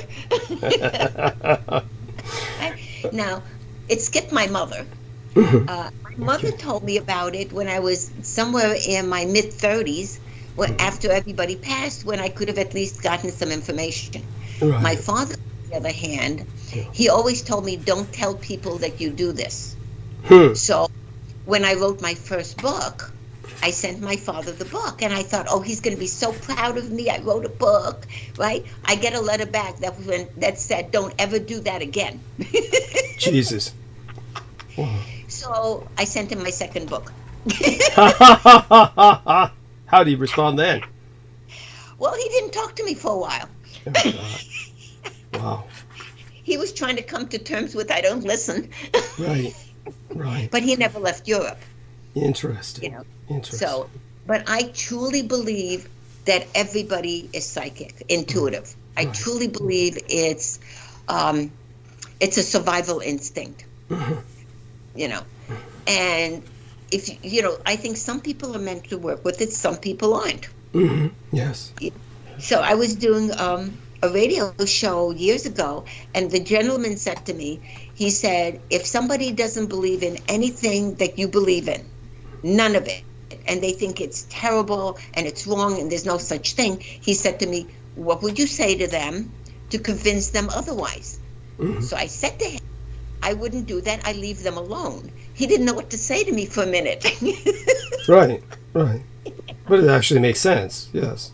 We're not trying to change anybody. We're not trying to convert anybody. If somebody asks me what I do, I will tell them. But we're not trying to change them. Everybody is where they're supposed to be, whatever their path is. We're not trying to get them off their path. Wherever they are, that's what's right for them. Right. You know. So if they're interested, we'll tell them. But we're not trying to change them. At least Right. Yes. Yeah. But I think everybody really is, because everybody has a survival instinct. In fact, I was just telling Peter that last night I did the public speaking, and I was teaching, and I did a workshop, and I was trying to explain to people that everybody's psychic. And the way I usually say to people, so they can tell for themselves, because everybody had this experience. If you're walking down the street, right, and say you're walking down the street in Manhattan, and you have thousands of people walking behind you. If you have one person walking behind you for too long, without fail, you're going to turn around and look for them. Of course. It's a survival instinct. Oh, now, in Manhattan, usually they're just walking behind you, but your survival instinct will still kick in, because if somebody's walking behind you for too long, previously, before society started with 8,000 people in Manhattan, right? If somebody was walking behind you for too long, they were going to rob you, hurt you, kill you. There was something wrong. Of course. So your instinct is to turn around, right? Everybody has that. That's psychic. They just don't call it that. So whether you call it intuitive, psychic, survival, everybody has it. The difference is some of us work with it, some of us don't. But I like teaching it, and that's why I like public speaking and workshops, because I feel that if somebody's really interested in learning, at least I can help them and they can do things for themselves. Yes. You know. Yes. So even if it wasn't in my family, it would have still been me. Interesting. Yes. Got it. Okay. You know, because I've had clients that I had for classes where there was nobody in their family, grandparents, great-grandparents, there was nobody that was even open to anything intuitive. And here they were, working on psychic things. They also didn't tell their family they were working on psychic things, because everybody else was analytical. Interesting. Very funny. What do you think of obviously we don't need to go into the politics, but just as a general kind of psychic impression, what do you feel about Viktor Orban? Okay, so anything that deals with anything political, and I'm being honest with you, I don't check. And this is why. Yeah. If I can't help, I don't look at negative, because it really affects me. Understood.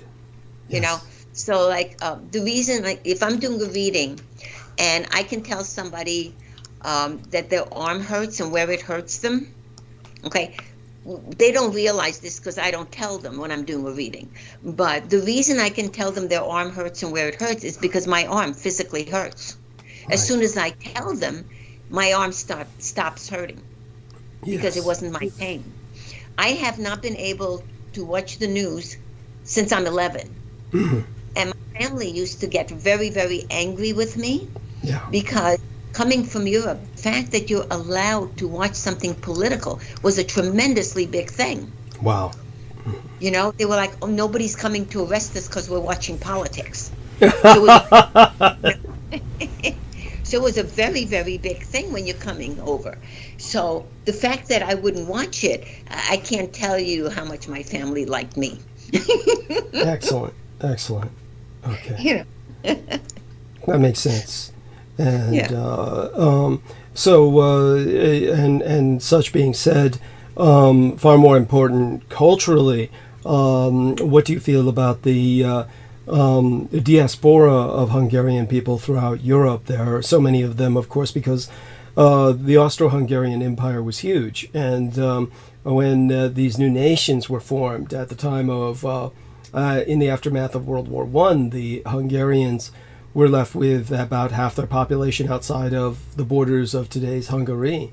This means that there's this kind of, is this an advantage? Is there an influence in a cultural sense to Hungarians living in so many other nations? Or have things changed with time? Or what's your awareness of that situation, if any?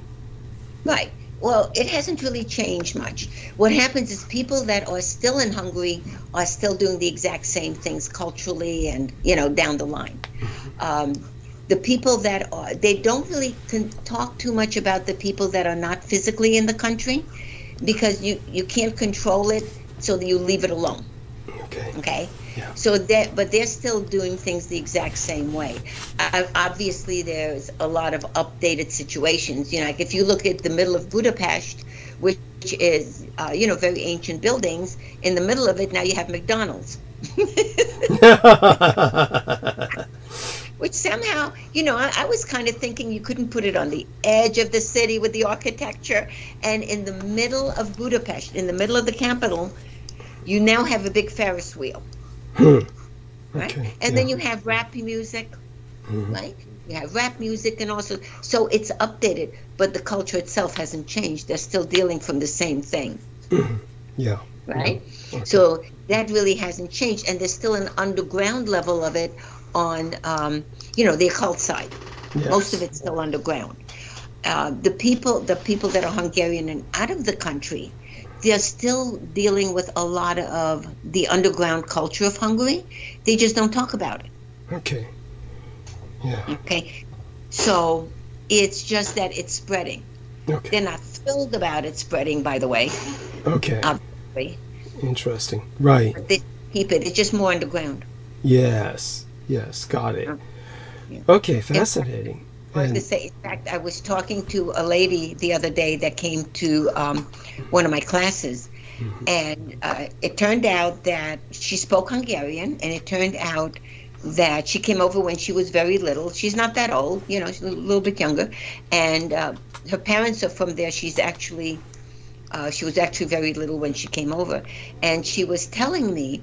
And she switched to Hungarian because there were people around us, and she was telling me that she's still learning a lot of the Hungarian underground information at home.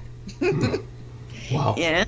So she said, when she has children and she gets a little bit older and all that, when she has children, that she's going to pass it on, and then whether they use it or not, that is free will. Nobody's saying you have to use it. They just want their kids to know this is what is really going on, and this is the underground information.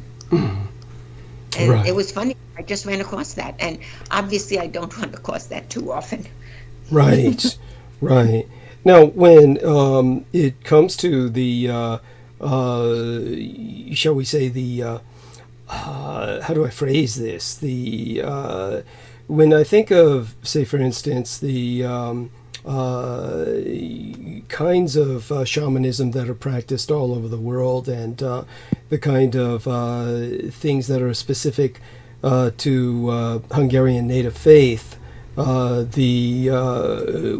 you're dealing with, say for instance, the fundamental themes of life, which you've been dealing with all of your life, of course, you've been dealing with, of course, these prophecy, divination, protection, healing.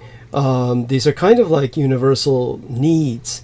But when it comes to the shamanism in Hungary, now certainly a lot was subsumed by the Roman Catholic Church. So when I brought up that movie, The Exorcist, for instance, this is something that actually, I'm presuming you saw it and you can relate to the Roman Catholic Church practices. Was there something that was ever done to kind of create an underground for this kind of spiritual practice at the time of the church that enabled these practices to survive communism? Well, it's been there for centuries, and it's still there. And basically, it's a little bit different. I find, but first of all, I'm interfaith, but I'm a working minister. I'm just interfaith, which means I look at it as there's one source. I don't care how you get there.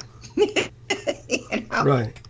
I don't care what your belief system is, as long as it's going up and not down. Right. Right. Understood. So, on the shamanic level, okay, we really do things like exorcism, and now they do it also with the ministry. Okay, but we've been doing things like exorcism for centuries. In fact, I was talking to one of my ministers. Well, I have a course where I ordain other people under me as ministers, interfaith ministry.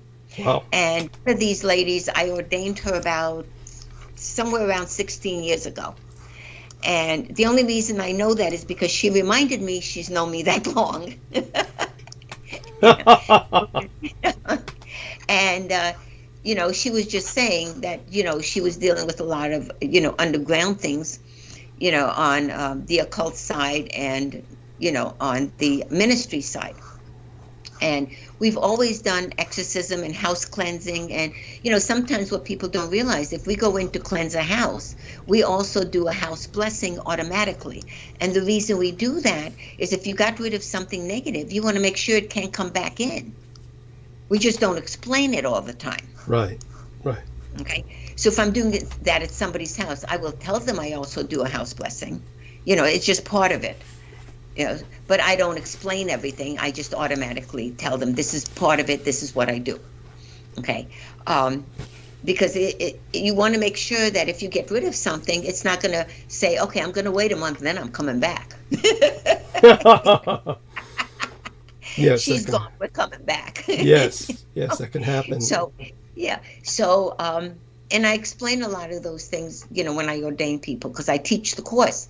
And I find that a lot of what happens in the churches, in the buildings, we've been doing for centuries. People just don't recognize it as such.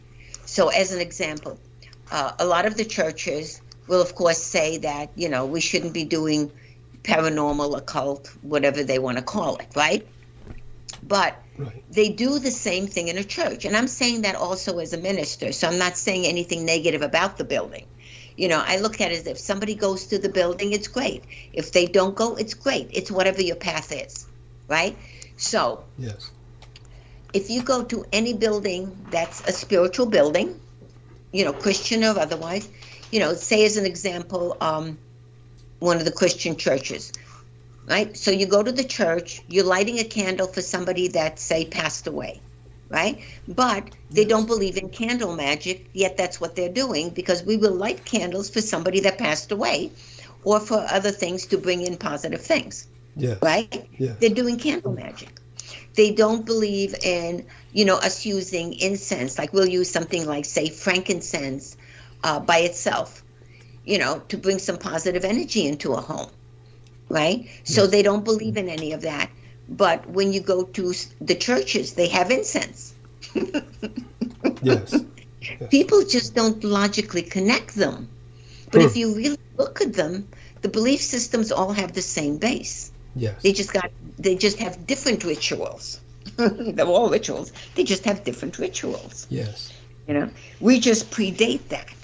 So on the spiritual side, we tend to look at it as long as you're dealing with spiritual law, which is harm none, and you're doing what you feel is right. So if you're spiritual, what that actually means on the paranormal side, what that means is you have your own source that you believe in, whatever that may be, right? You have your own source. You believe in ethics, in your own standards. Your word actually means something. So if you're living by whatever you believe, okay, then you're living spiritually. Realistically, you can't all the time because society will not let you. Yeah. Okay? And a lot of what we believe does not match society from our point of view. It just doesn't, you know. So we function from a different level, but we're all based from the same. Okay, so as an example, I was trying to think of a way to explain the difference between man-made law and ours. Okay. So, this is the difference. And I use this sometimes when I teach. So think in tribal times because it's just easier. Okay. So you have a tribe, and they're living happily, they're doing well, they're not bothering anybody. Now you have another tribe, and the other tribe is going to come and they're going to attack them and kill everybody because they want the land. Right? Yeah. Now, the tribe that they are attacking, those people are going to defend themselves. In defending themselves, they may kill a lot of people because they're defending themselves, their families, and their children, and their land. Right. Man-made law says every single person killing anybody is wrong. Okay? Spiritual law says the people attacking are wrong. The people can kill everybody defending their families. They're in the right. They didn't do anything wrong. Because they're coming from a level of survival and saving people, not from a level of negative attack. Okay. So it's a completely different point of view. Ah, yes. Yes. So we don't match a lot. Okay. We try. Yes, interesting.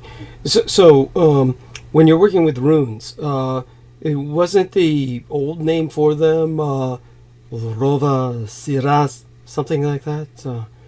Yeah. Rova. Yeah. Yeah, we still call it that, except, now we've updated to runes because people can pronounce them. That's what we want. But the... And actually, if you look at the caves in a lot of the European countries, runes are everywhere. Yes. They're very hard to decipher with the ancient runes. And the reason they're hard to read is because in ancient times, you could write, say you were writing a word, right? You're going to write it left to right to left, up or down, from the bottom to the top. You could write it at an angle. So because you don't know how they wrote it, right? Because you know how your family writes, left to right? Because you don't know. Now you've got to figure out, did they write up and down, which side they wrote on? Right. So that's why it's harder to read. It doesn't occur to people that it's actually written in different forms. Some people actually wrote a word from the middle to the left and from the middle to the right. So you have to decipher that, and then you can read the ancient ones. Interesting. No, that's it. So you know quite a bit about this. What about with the herbal apothecary that you've worked with? I don't know. As you said, you kind of have to know everything. Have you ever worked with hallucinogens in terms of your herbal apothecary or your yoguri work? Just curious. No, actually, I don't. Okay. And I find that a lot of people, especially more on the shamanic side, a lot of them in every country, including mine, a lot of them will use that to go into a heightened state of awareness on the alpha theta brainwave level. Now, I don't think it's wrong because of what their purpose is. Okay. However, the reason you're going to laugh, but the reason I don't use that is because I can just switch to being high. Right. Yes. So I can get to the same place for free. So I don't do that. But I do use herbs for different things. I use herbs on the level of, say somebody can't sleep. And I was just talking to somebody the other day about it. Say somebody has a really hard time sleeping. If you get organic passion flower and you make it into a tea a little bit before you go to sleep, it'll help you go to sleep and it doesn't have any negative side effects. Or if you use like chamomile tea, that's good for your digestion. So we use it herbally like that. Now on the paranormal, on the paranormal side, because occult just means ancient wisdom, hidden knowledge, not positive or negative, not religion. I just have to remember to say paranormal. On the paranormal side, we use herbs to attract positive things into our lives vibrationally, or to banish or get rid of negative things in our lives in a positive way. I never do negative. My books aren't negative. I don't teach negative. I like my karma. I think karma owes me at this point, and I would like to collect. So far, it's not helping me with that. That's why Peter's helping me. So we were laughing earlier because I know what I'm doing. I know my field, but I'm terrible at marketing because that's not my thing. I just want to help. So Peter did that. But, so I find like with herbs, there are different things that attract different situations. So if you carry certain herbs with you, you will attract whatever you're working on. Say you're working on money, and you attract money into your life, right? So if you say alfalfa as an example, the herb alfalfa, it will actually start attracting money into your life if you carry it.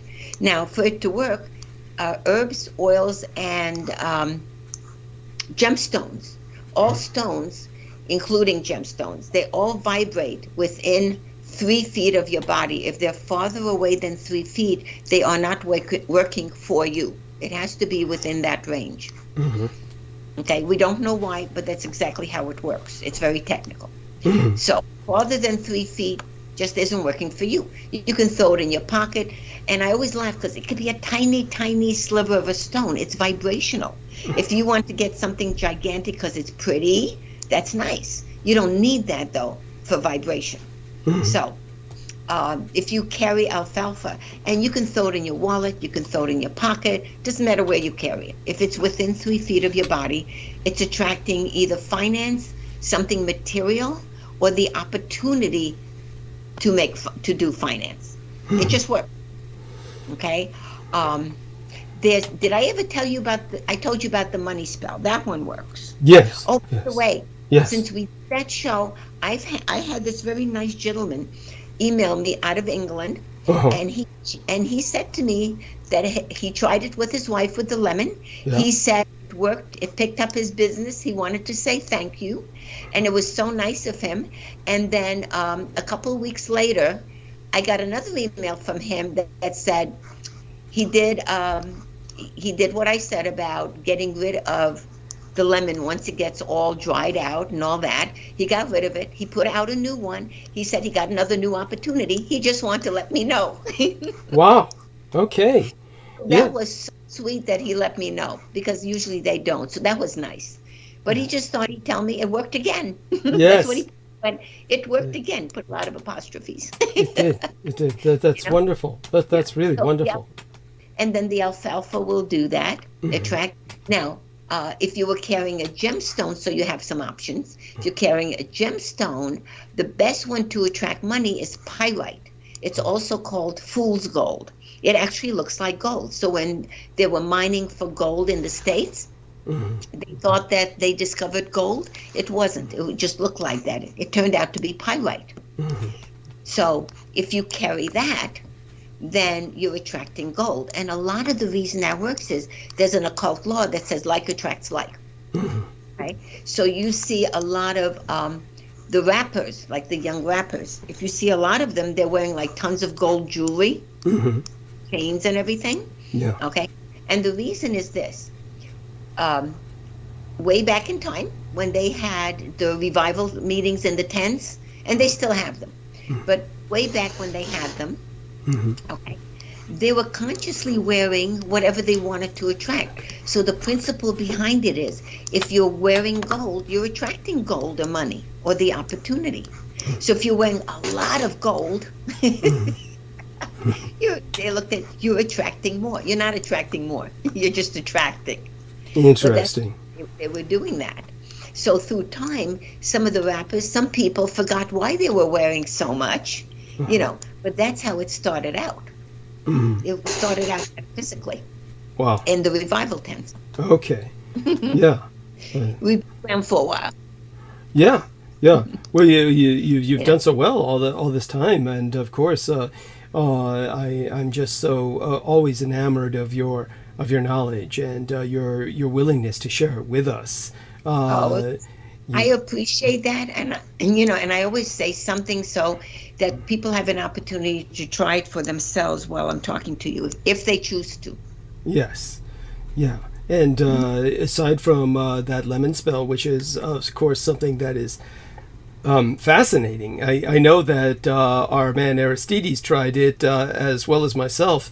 I think something happened. I'm not quite sure. There's been so much. I've been so overwhelmed with so much happening lately. I'm not quite sure how much it had put into what happened, but it definitely, when I do throw the lemon away, I'll remember to do so outside of the home, as you advised. Right. Yes, and so aside from that, any other kind of, shall we say, simple spells to share with the listeners?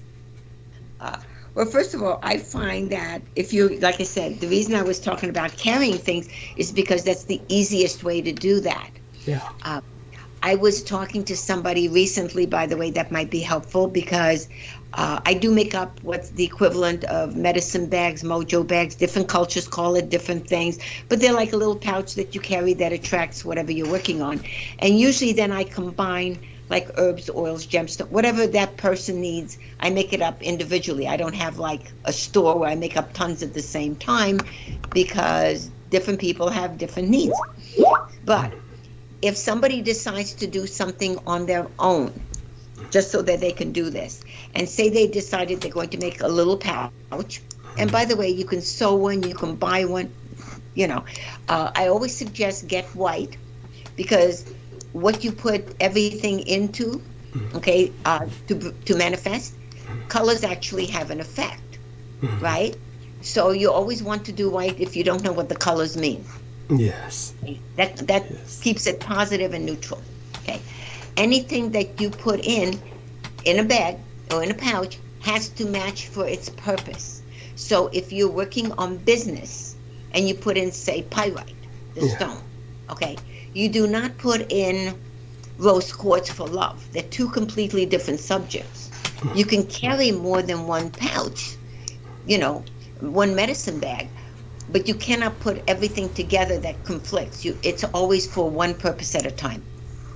So if somebody's trying to do something on their own and they're doing money, as an example, they can put in like pyrite and alfalfa together, okay? But they can't put in, pyrite and, say, moonstone. You have to just be careful of what you match. Now, it's not going to hurt anything if there's a conflict and you didn't know it. It just means it won't work. They cancel each other out. Yes. Yeah, and of course, we do a lot more with medicine bags, but something like that people can do on their own. Yes. Yes. Excellent. Excellent. And how about, have you ever personally done something similar? You've talked about kind of clearing houses, so you've done something similar to an exorcism, sort of, right? Yeah. Well, it's technically, the only difference is an exorcism just means that you had a negative entity entering somebody's body instead of just their home. Okay? So first of all, even though we have, Exorcist 8,000,001, like you said, it's extremely, extremely rare. Most people in my field will never ever run across it in their lifetimes. And the reason is this: there's a hierarchy. So on the positive side, you have positive spirit, angels, archangels. I'm just making it very easy and basic. Okay. On the negative side, you have negative spirit, negative entities, demons. Right? Okay.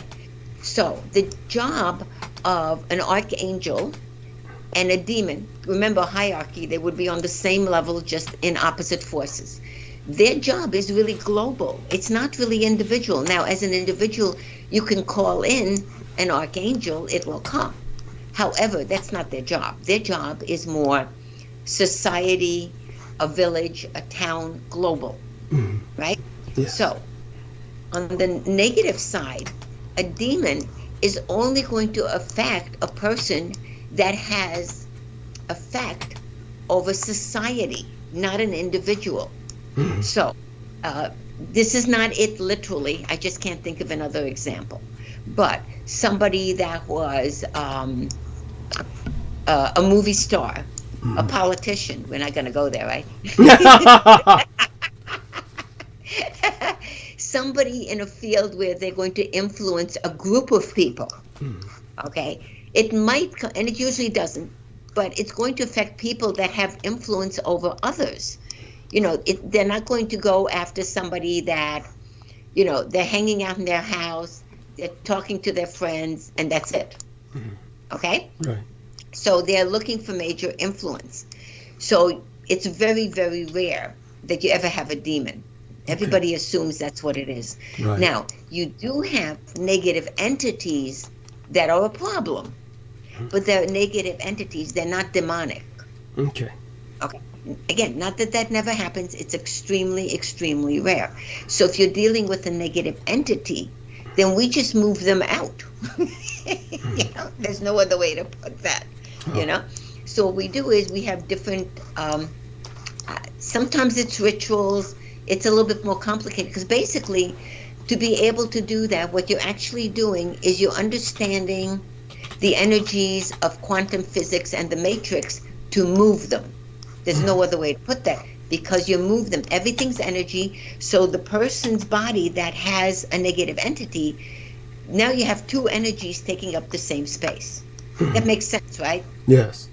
Okay. So one of those energy levels has to move. Yes. So what we do is we're manipulating energy, but it's more on the quantum physics matrix level to be able to move them. And then we just move them out. And then we make sure they can't come back. People don't realize there's a second part to it. You can't just move something out because you leave the house or the environment. They can come back. So if you move something out, and that could be cleansing a house where it's just the house, right? If you move something out of the house, or even if it's not an entity, it's just negative energy in the house. Because say somebody always argued in the house, eventually the building, because everything's molecules and, you know, moving energy, it'll soak, that negative energy will soak into the house. So if somebody moves into a house and somebody's been arguing there for 20 years, it's going to trigger an argument with the new people. So sometimes we go in and we'll cleanse the house before anybody moves in, even if there's nothing negative like an entity in it. And then of course, you know, you have people where we'll go like once a year and just keep it safe, because say they're doing spiritual things and they're doing, even if you're meditating, you're opening a portal, right? Because you're getting information from the other side. Yes. So sometimes we just cleanse it to make sure it's okay and to keep it like that. And we always do some form of blessing. Okay. You know? Yes. And that's not, and by the way, that has nothing to do with religion. Okay. You know, it's not a religious thing. Now, some people are going to look at it like that because you do have ministry and, you know, priests and all sorts of people that do that. But when we do that, it's not from a religion force. It's from a spiritual aspect. Okay. So we work it differently. But we're all working energies. Yes. Yes. And so, I mean, it's been an incredible ride, and we still have time. I definitely want to take advantage of this to, you know, say hello to everyone all these lovely ladies in the chat room, in particular, aside from the gentlemen, but the ladies are the most active at the moment. Victoria, Maricini, Helena, and Jennifer have joined us. And certainly they're welcome to ask questions. By all means, everyone, you know, do present your questions to the lady DeAndrea, and perhaps she'll be graceful enough to provide some answers. And aside from that, Peter, do join in. And well, okay, I'm happy to, Douglas, and I have a picture here that I pulled out a long time ago on the computer screen. And you know the picture. I'm not going to tell you what it is. You'll know in a second. I'm going to ask Maria the picture. This is a picture. I want you to tell me. It's a remarkable picture. What do you see in this picture? This is a picture that Douglas sent to me. See, I love surprises. Isn't all of our lives are surprises? Sometimes you they're can great. Describe what the picture is. Well, can you show it on the screen for people? No, No. we can't. Okay, I'm I sorry. can show it to but Douglas. Douglas can see it, right? If you explain what the picture is, he'll know what it is. Yeah. If you start explaining what you see, What I see objectively, okay. and then give us your read on it. Okay. So first of all, it has very, very intense psychic and occult energy. Okay. Okay, because I feel like that energy is embedded into the object. I can call it an object, right? But tell it. You know. Tell Douglas what we're looking at, because he doesn't know. Oh, okay. Just say, I mean, objectively. It looks like. What? Yeah. Well, you explain. No, What you explain it, because you're the one looking at it. Well, you know what? I'm laughing because he's saying to explain it analytically, and I'm in a psychic mode now. And Got it. No, I understand the challenge she's facing, Peter. Yeah, the challenge is that she's in. I get. So explain the physical part to them, and I'll explain the rest. Well, it's a bunch of Thank you, books. by the way. It's a bunch of books and a bed. Yes, the infamous. Don't spoil it, Douglas. Got it. Okay, so I can go now. Okay, Yeah. So He knows what we're talking about. Oh, okay. Because now I'm seeing it psychically, and it's like one big fuzzy energy thing to me. Got it. Right? Okay, so like I said, it's a lot of heavy occult and psychic energy. Yeah. But the funny part to me is this. It's very, very positive, and it actually feels like, you know, when you look at how can I put this? Like a spiraling energy moving upwards. So it's like this little fat spiral on the bottom, and as it's spiraling, it gets thinner and thinner, and it's going up towards the sky. Mm-hmm. That's what it looks like to me. Okay. Now, on the right-hand side, where you have a stack of books, right, or whoever, on the picture where you have a stack of books, you know, it feels more like, you know, as an example, you know, when you've read 80 books and now you're done with it, you have the knowledge, it's just kind of, I've done it, I've been here, I don't need it right now, but I'm going to keep it for reference. That kind of a feel? Yes. Okay. Then on the opposite side from that, the books there feel like, they kind of feel like I'm working on it, I'll get to it. Eventually I'll get to it. Yes. Right? And then in the middle where you have them, it's funny because there's a light above it. And in the middle, it just feels like, it feels like chaos. Yes. Not negative, but this is funny. It feels like chaotic energy. It's like, you know, when you have a pet and it wants to go outside and it's going, just let me go, and you didn't open the door yet. That's what it feels like. I couldn't think of another way. And it actually feels like a gigantic heart overlaid over the books in the center. Yes. Yeah. You know, but the book part, not where there's a light above it, not above the books, but at the bottom of the books, it feels like a gigantic heart. Thank you. Yeah. Okay. And with the bed in the center, that actually feels like, extremely, extremely powerful, positive energy. But it's positive energy, but it feels like power. For some reason, when people hear the word power, they automatically think it's a negative thing. They forget that power is stronger on the positive side because we're fighting negative. Yeah. You know, so it's actually more power. It's just not as dramatic, but it feels like a very, very high, intense level of positive power. And I don't know if this is going to make sense. It feels like controlled power. Okay. As opposed to just active power. Thank you. But it feels like very strong, controlled power towards the positive. And it also has a lot of psychic energy, but I'm seeing like blue and white, like, you know, when you think of a laser beam? Yes. So I'm seeing energy like that, but it's blue and white, and it's just rolling over back and forth across the bed from the top to the bottom, top to the bottom, top to the bottom. It just like has waves like that. Okay, but it's positive. It's very uplifting.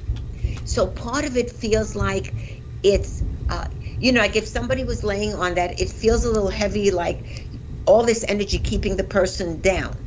Okay, but the reason for that feels like it's helping the person keep focus keep control, because at the same time, all that energy flowing around there, and with the books and everything else, all that energy flowing around, as much as it's keeping the physical body down, the inner spirit, the soul, is moving higher and higher and higher at the same time.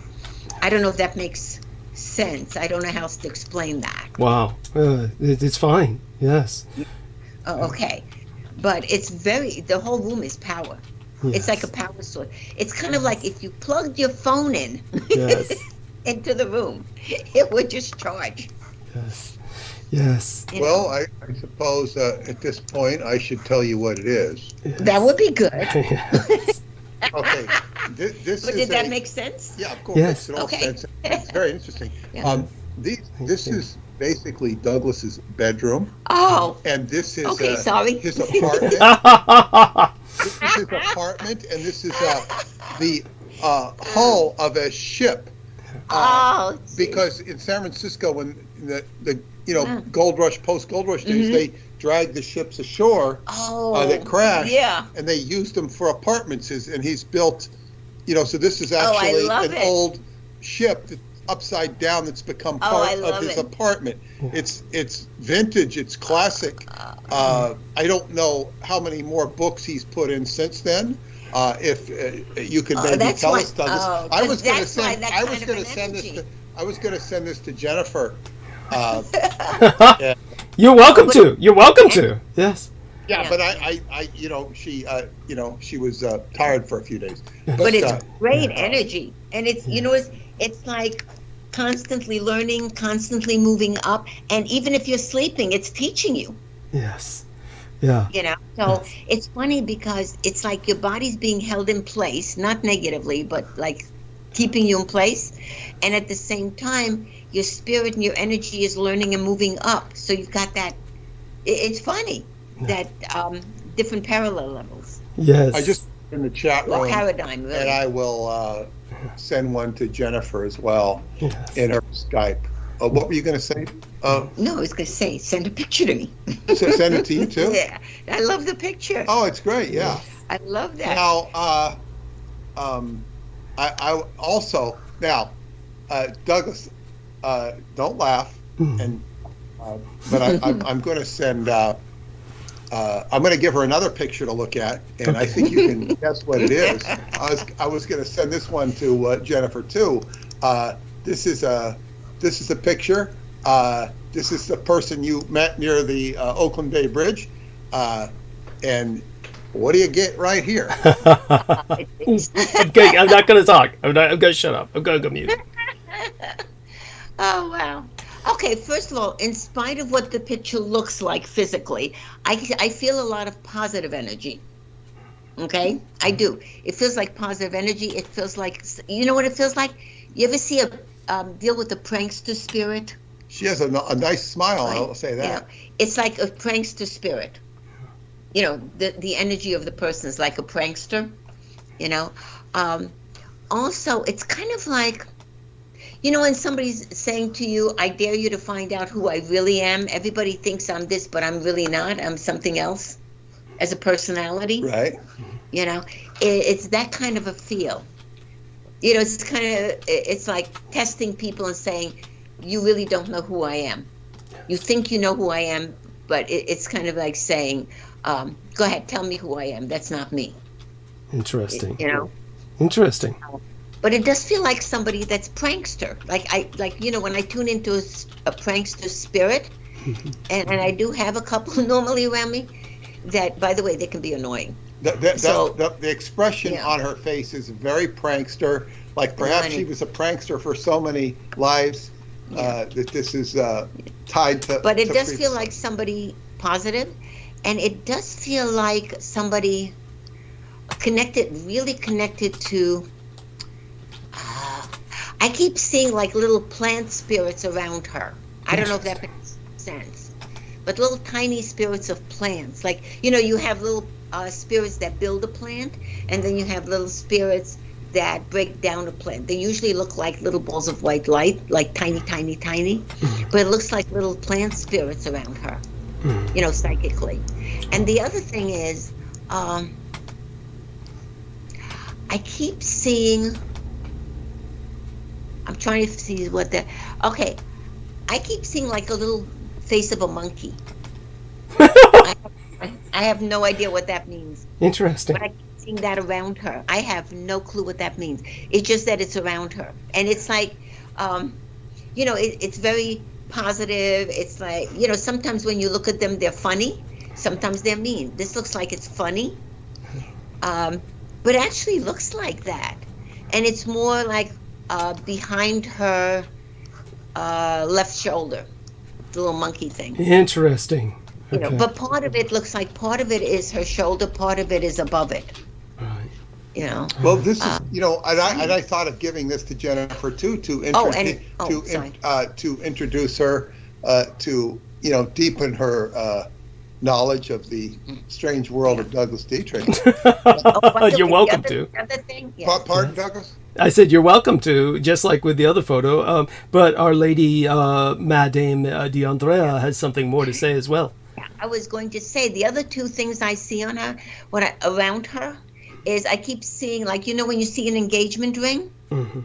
I keep seeing that around her, and I also see. I know this is going to sound stranger before I say, but I keep seeing pliers, like the tools that guys use to make great things that I can't make. Interesting. It's funny because one is more emotional and one is more craft, for lack of a better word. Mm-hmm. And she would be a little bit more, I'd say she'd be a little bit more into the spiritual side than the occult side, but she wants to be more in the occult side. Huh. Okay. Not in a way. Yeah. She feels positive. Yeah. In spite of how she physically looks, she really feels positive. Okay. He played a very positive role in Douglas's life. Oh, okay. Yes. I appreciate the feedback because I know what I see. I never know why. Yeah. Yes. Definitely. But she's got a good heart. And that picture exudes that, and in Douglas's case, it did. This is I don't remember her name. Douglas might remember her name, but we know her colloquially as Wrecker. She is somebody that had tried to commit suicide jumping off the Oakland Bay Bridge, and Douglas found her in the water, or found her and sort of emotionally rescued her. She has a very strange history. She was one of many. She's even her picture's not in the press in San Francisco, but her story is, and they name her. What is her name, Douglas? It's to tell you the truth, I don't want to say it. I don't want to cause any people to try and track her down. The more we speak about her, let's just say that her name as known in the press is just kind of like a cover anyway. So I do want people to understand that Rat Girl, of course, is somewhat known, but not many people know about her. You think they would. And she, of course, is someone who is caused a lot of strife, dissension, a lot of pain. I've just seen there's something out right now. See, this is why I'm kind of sensitive about it. It was just last year, and I'm going to give people the share for this. And so I'm going to put the share only. I don't know if I should share it in the live stream, but I guess I should. So here we are. First off, in our text box, I'm going to put it right here in our text box right now, and hopefully it works. And this is one reason why I'm kind of sensitive about saying her name at all. We got this San Francisco's Rat Girl Strikes Again, and this is channel. This recent. This is 2022, so it's last year. That's much more recent than anything else we've had. Yeah. And they call her Rat Girl? Yeah, that's what they're saying, yeah. And I'm going to put this in the chat room as well. And I do want people to understand that I haven't reviewed it. I haven't reviewed what they're saying, but it looks to me like the usual, that they're just showing a lot of rats, but they're not showing her image. And obviously there's a reason why. They aren't really talking about her image, even though you think they would, or her physical description, because they are very well. She's under a kind of protection, basically. Let me read the blurb they have on YouTube, and they have an anchor girl describing it. Yeah. It says, it's talking about back in 2011. It says, update spinoff from the Fetty files of the San Francisco rat girl, and she is struck again. In 2011, she had been breeding rats in her hotel room. They show a picture of the rats here. I don't know if it's the same one, but probably is. Over thousands were euthanized and discarded. We'll fast forward. It is now 2022 when she is struck again, finding housing as a veteran because she is a veteran. Yes. She now has begun her breeding issue all over again. But Wow. this time it's even worse. There are thousands upon thousands of rats in this building, and to what make it bad, she's on the top floor of a very well-known establishment that helps the city, and it's downtrodden. It's the Salvation Army.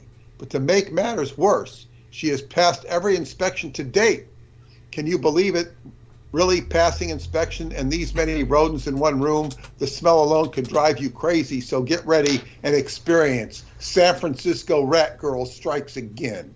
And it's showing rats, as I think Dracula says, rats, or Redfield, rats, thousands of them, and they're all mine. Yeah, so, honestly, sorry, go ahead. I was going to say, honestly, I don't feel that with her. I feel she has a good heart, like I said, and I feel she just has a connection to nature. So if she was living somewhere in the woods, nobody would be bothering her. She's just connected. If she was connected to little fluffy bunnies, nobody would be saying anything. It's an interesting perspective. So I'll tell you the sad story. And by the way, we might as well give her name. Her name is basically Erica J. The reason that she's given a letter is not just something that stands for her last name, J, but it's also she's one of an alphabet or about 27 other girls who have similar talents, but she is the queen of them all. She's the queen of the rat girls. And she was apparently at Letterman Army Medical Center while she was in the military. She underwent some experimentation. And if you take a look at the photograph, you will notice that there is an incision scar on her chest where they opened up her, basically her chest cavity to conduct some internal surgery. And this is actually like the kind of scar that you would see on somebody who's had open heart surgery. Right. She had that, and her suitness, her hair is quite real. I'm going to do a screen share here because I've put out a link to the Daily Mail article which talked about her in 2014. So the fact that she's still striking today, she doesn't age as normally as any more than I do. We don't really age normally like other people do. We have kind of a retarded aging process for different reasons. But if I were to take you, say, for instance, to here we are. I'm going to do the screen share. And what happened to she's with Peter. I forgot. So when it comes to Madame D'Andrea, I keep expecting to see her on the call. Then I realize she's with Peter. So we always see as Peter as opposed to her on the call. Can you see the? Can you see the this moving around? This little cursor. Yeah. Mm-hmm. Yes. Okay. Good. So what I'm going to do is I'm going to take you down some memory lane here to some other videos, and this is actually relevant. I'm going to show you a young lady who actually came into my life as a sponsor. She gave me all kinds of gifts, monetarily and in terms of equipment, like a new mattress, a toaster oven, at a time when I was in great need. Of course, I'm always in need, but at a time that I was in truly great need, in dire straits. She came in like gangbusters and love bombed me, as Victoria says, just basically sent me money and all kinds of adoration. I was in no position to say no. Basically, if you take a look at this young lady, her image is going to come up. she later on, unfortunately, proved to be very much a very negative person, aligned with the forces of chaos, the Edomite cult, which has been stalking me for many years. And you will notice her similarity of facial features and expression, and how she look. Compare that to Rat Girl, and notice they're like separated at birth. Well, I know what you mean, because Yeah. See, Yeah. I've got. oh, I had them side by side. I lost the. Yeah. Okay, there. Now look at them. yeah, it's interesting that, see, it impresses me that Peter can do that stuff, because I don't. Yeah, it impresses me. He can do it too. You know, but I was telling Peter I can raise the dead, but I can't play with the computer. Yeah. Yeah. So I've got for her. I've got Erica. Side by side. I've got Yeah. Erica and Lena side by side. Yeah, that's very similar. It really, really is. Yeah. But it's funny because it's completely different energies. Okay. Yeah. You know, because like I said, what's the one on the right with the long hair, pretty Lena. Okay, with her, she just feels manipulative to me. Okay. You know, Yeah. but she actually feels manipulative. It's like, how can I maneuver people? Interesting. You know, Interesting. and she feels like she wants to prove to people that she's better than everybody. Sorry, that's what I get. Uh-huh. You know, Mm-hmm. whereas with the other one, see, you would think it's the opposite, but the other one feels to me like she just has a very heavy connection to nature. And like I said, if it was fluffy bunnies, nobody would say anything.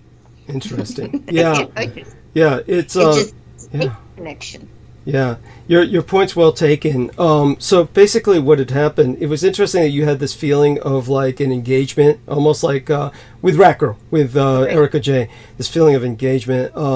Basically, I consummated with her physically in exchange for her saving my life. We had basically the house next door to me had been emptied because basically the woman that I used to work with for many years, who was a beast woman, she was just I didn't work with her for many years, but for about a few years.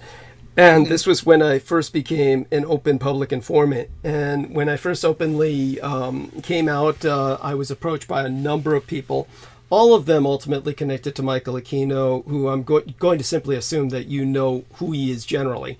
And when very negative person, a black sorcerer of the darkest sort, and very potent and powerful at that. And so all of these people connected to him and his cult were approaching me to act as essentially agents and agents of chaos, doing their best to, of course, sabotage me in every possible way. Right.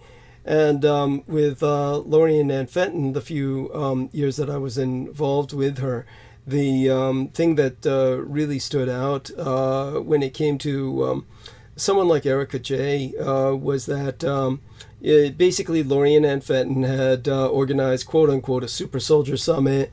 We were taken to Los Angeles where we were to gather, and basically at that time they attempted to raid my home. Now what they did was the federal government made a tremendous mistake, which they do all the time, or even just a small mistake. This happens all the time. Yeah. It happens on police raids consistently, where good example was there was a man with a camera who was following police around for a raid, and it was he was doing this because it was like part of the Cops series. Remember the old Cops TV series, Bad Boys, all the rest of that. And they have several types of reality TV programs like that over the years. Because he was involved with something like that, the cops gave him permission to go with them on a raid. Then what happened was, and this happens all the time because they're in a high level of stress preparing, and then they basically hit the wrong house. And when they hit the wrong house, they come in shooting. They blew this guy, basically shot his leg practically off, because Oh. just so people understand, when you're shot by in the limbs, you know, it's not like in the movies. This isn't like something where you're you know, like a bee sting. In the movies, people go Right. ouch. You know, in reality, you're dealing with broken veins, broken bones. Your leg is shattered, and you're certainly, it's no ouch. It's you're lying there wailing in agony like an animal. And so the individual who suffered that accidental raid, he pointed out when he sued the cops, he pointed out that had a man with a camera not been with them, he knows for a fact the cops would have killed him to have eliminated his, you know, ultimately testifying against them. Right. So when it came to what they did in Russian Hill, while I was in Las Vegas with this thing that Lorien and Fenton had organized, and the people who showed up at that super soldier convention to kill us all were Gerard and Mandy Miller. You might remember a man and a woman dressed up as Joker and Harley Quinn who killed a couple of cops in Las Vegas years ago. They came to the Super Soldier Summit, and they said they were there to kill us all. They said that to me, who greeted them at the door.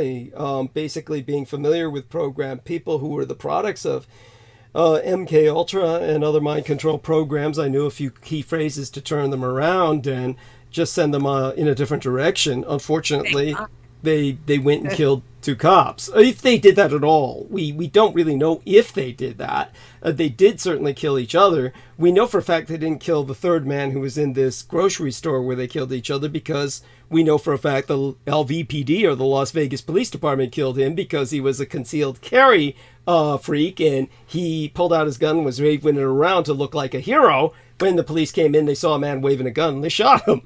So we know how that went down. But when it came to, while all that was going down in Las Vegas, everybody thought they were making a movie on Russian Hill, because they cordoned off all of Russian Hill. They set up snipers on the rooftops. All the men with moon suits and hazardous materials outfits came in, and they broke through next door.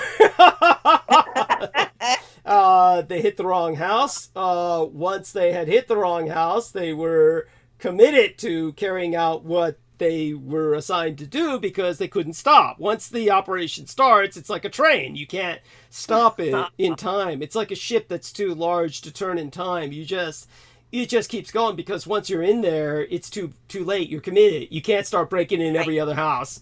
And so they wound up putting an all points bulletin out for the poor bastard who lived next door.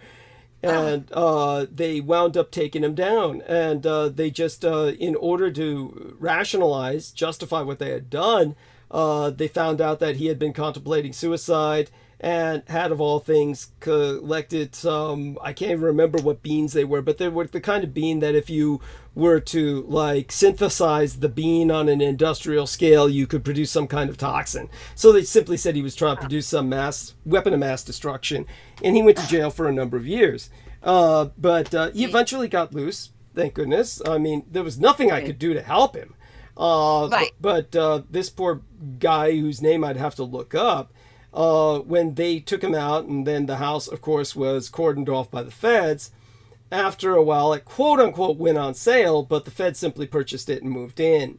And at that point, the change in ambient temperature in my home became notably hotter, sweltering, because they began just basically very similar to what happened to a couple of renters whose landlord wanted to get rid of them. They were an old couple, and the landlord next door, he lived next door to them, so he just stripped out a bunch of microwave ovens and then piled them one on top of another and took the doors off, and basically turned them on 24 hours a day to just radiate this old couple, hoping they would die of cancer.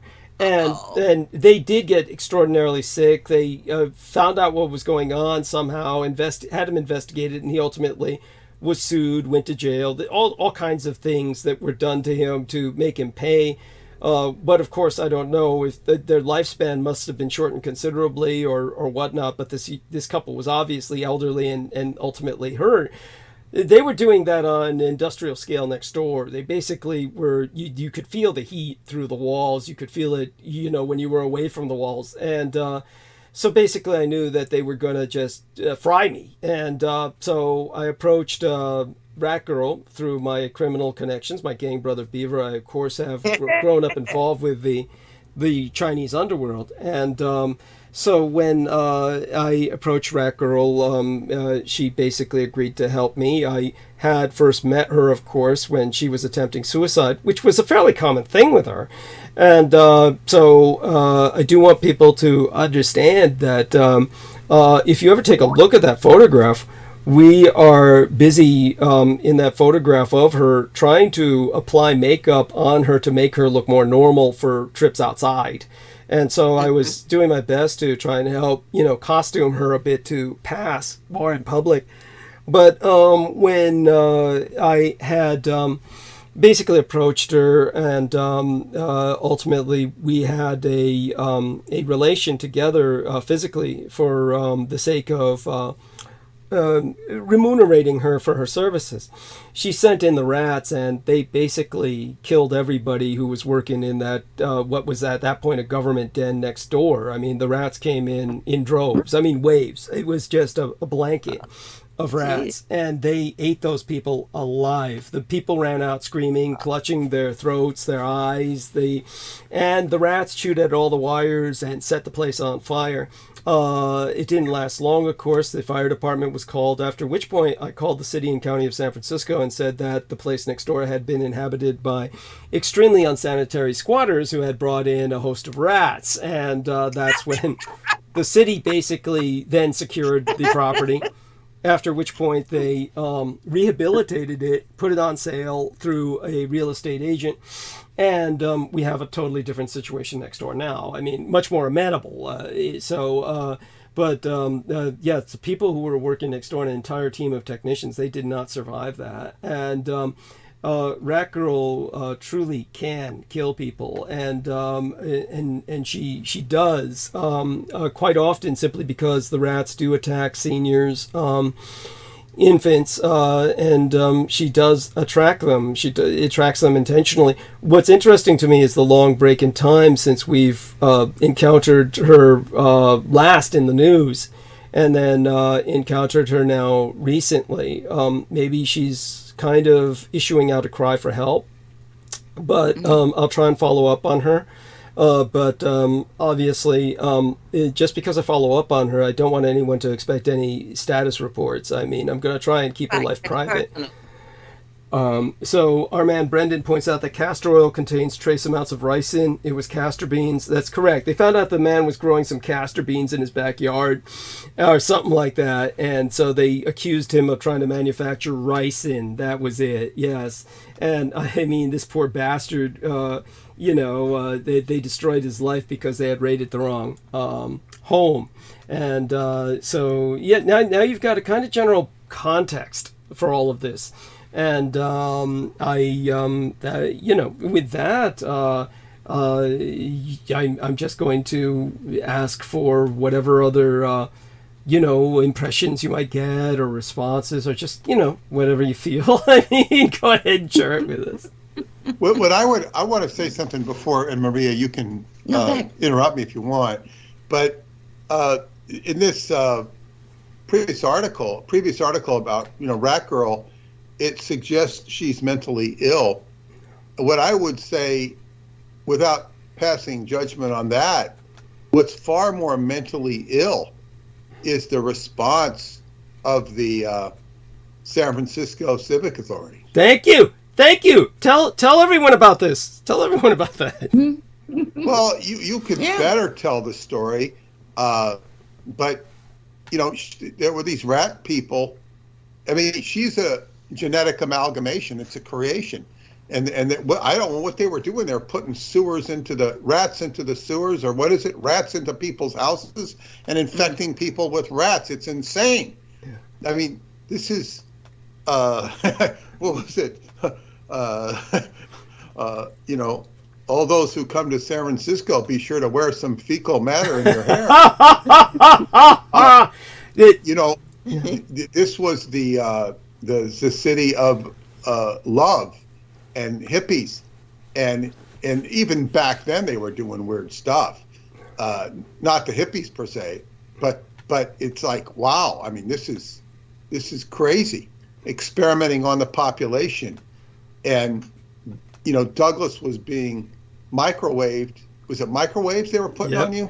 I'm pretty sure it was. If it wasn't, like Russell, just like Mae Russell, just like Mae. We're writing about this in the Mae Russell chapter the other day and talking about it, and because they had a house across from her, Mae Russell, and now they're doing this stuff to Douglas, and Rat Girl literally saved his life because she was able to bring the rats into the apartment next door and get rid of the squatters who were trying to kill him, and then they had to leave. And and so she saved him, no doubt about it.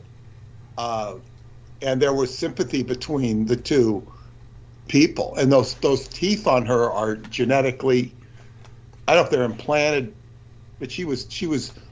They truly grow. They really grow. She has to chew constantly, gnaw to keep them down. Otherwise, they grow out of control. So she gnaws a lot like a rat, to keep them down. I file my teeth as well, so I understand what she deals with to a far lesser extent. Of course, she's dealing with orders of magnitude more physical challenges than I am. But I do want people to understand the original idea with the experiment that she was a product of was the military wanted to convey or vector plagues through rats. They felt that having an individual who could control the rats could direct the plagues more as a weaponized missile system organically. If they could do this and insert the rats into certain urban populations and have them controlled to such an extent that plagues could be targeted within a minority group in a ghetto, they could wipe out certain ethnic groups in cities selectively. So they basically took this young lady and injected her with an enormous amount of hormones. And apparently she had ranked high in psychic testing to the point where that combined with the hormones made her a direct conduit for communication with these particular mammals. And she was the most successful of the other 27 or so in the experimental process. So when it comes to this lady, she's very much a victim, and I do want people to understand that. At the same time, she is, by nature of what she does, murderous, and people do die around her because of the rats. But the thing that is, how would I say it, mind-boggling, is if you didn't know the context.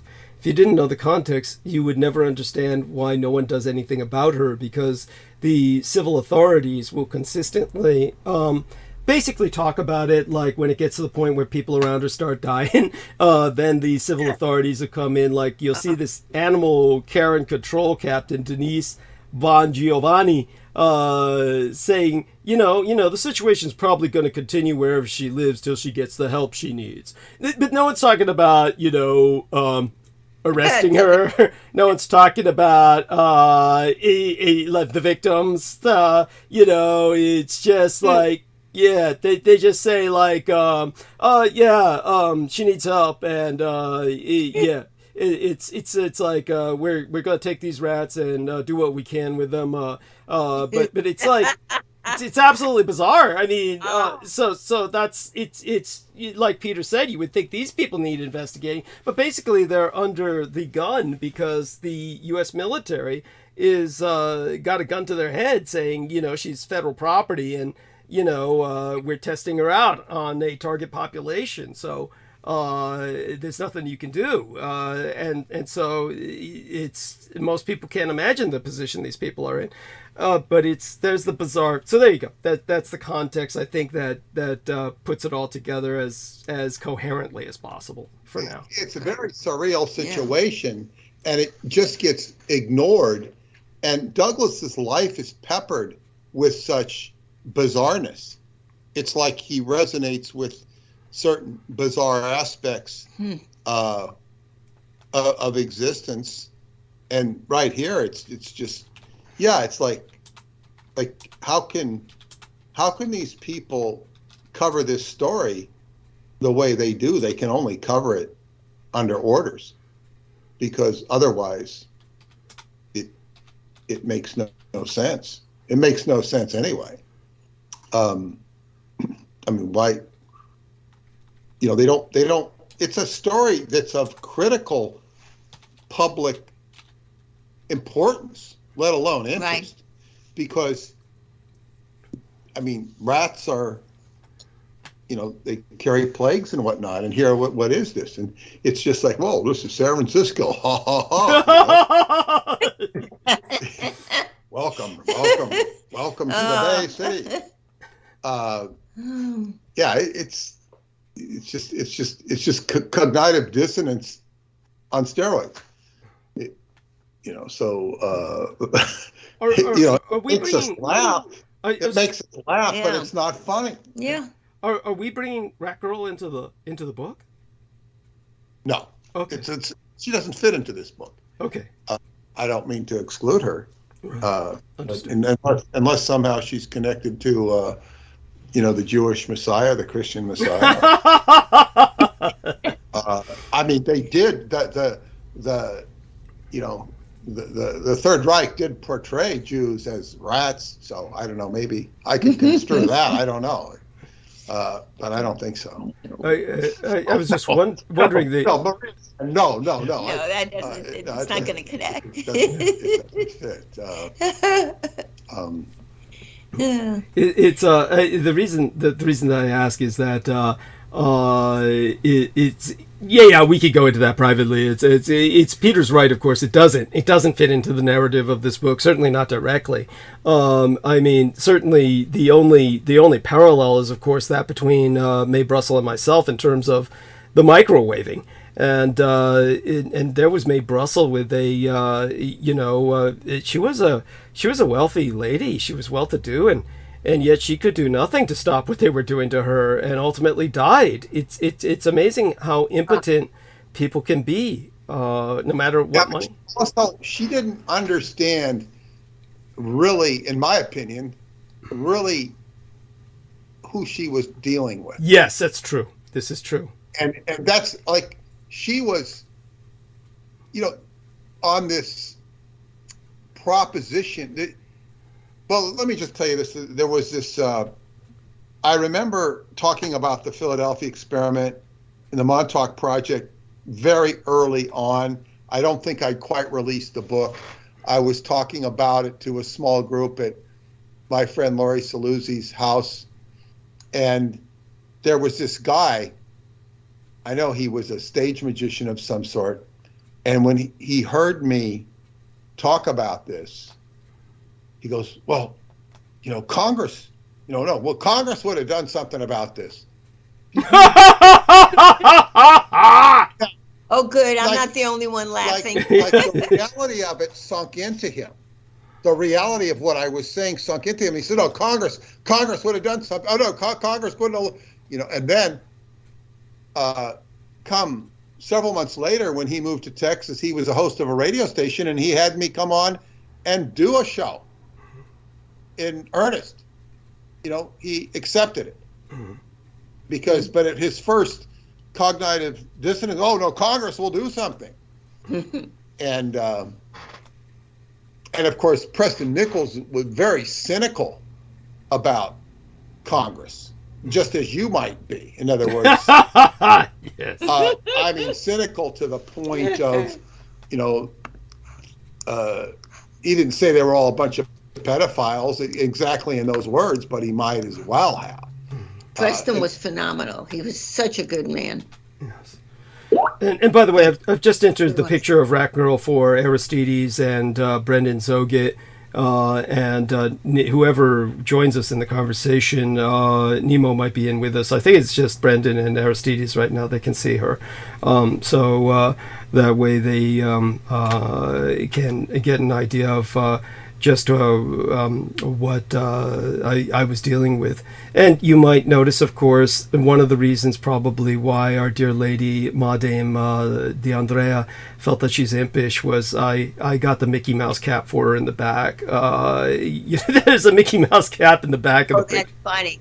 No, Yes. that wasn't why, but that's funny. Yes, yes. Look to her. Yeah. I mean, Yeah. But it was more the feel. It's like when you're dealing with the trickster spirit, and I have some around me sometimes, and it felt the same. Yeah.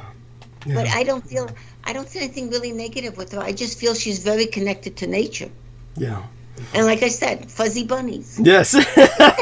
Yes. If only it were them. If only it were them. Because it's the same connection, just not with the bunnies. Yes. Same thing, still nature connected. Yeah. And It's very cool. obviously, now that she's at it again, somebody's raised her eye, or she might be angry at the world again. And I certainly don't blame her. But part of it, Douglas, is this surfacing. And I want to say a couple things. Maria's going to have to go because she's got an early appointment in the morning. Oh, and it's okay. and, you can stay as long as you want. Yeah. But I'm reminding you that you. Oh, I've still got a couple minutes. Yeah. Yeah. Yeah. But there was a couple things I want to say. I saw a show on YouTube, on my YouTube feed. I watched it. It was about Zionism collaborating with the Third Reich in the Holocaust. And basically, it was a professor, I forget, I think his name was Greenstein. He I don't know, he's a professor. He was from England. He's a Jew. He's very Jewish. And he's just blasting the Zionists. And he's saying he couldn't, I don't know if he was capable of going as deep as we do, but he was definitely saying they wanted the Zionist state at the expense of the Jews. They ignored the Holocaust. They wanted the state of Israel. And he was fingering the Zionists as collaborating. Well, we know they collaborated with the Nazis. They knew about the Havara, which is the agreement to set up Israel that the Nazis essentially financed. Yes. And that the Zionists were not interested in the welfare of the Jews. They were interested in establishing a Palestinian state. And he goes into extreme. I mean, it's like I think the book is 800 or thousands of pages, and it cost £27 or something, because he was self-publishing on Amazon because no publishers would take it. And they considered it. They looked at it. And one of the editors even helped him edit it, because just said, he gave him some advice. So this was an interesting statement, corroboration of what we're writing about in the book, and basically, and a lot of Jewish people saying that the Zionists are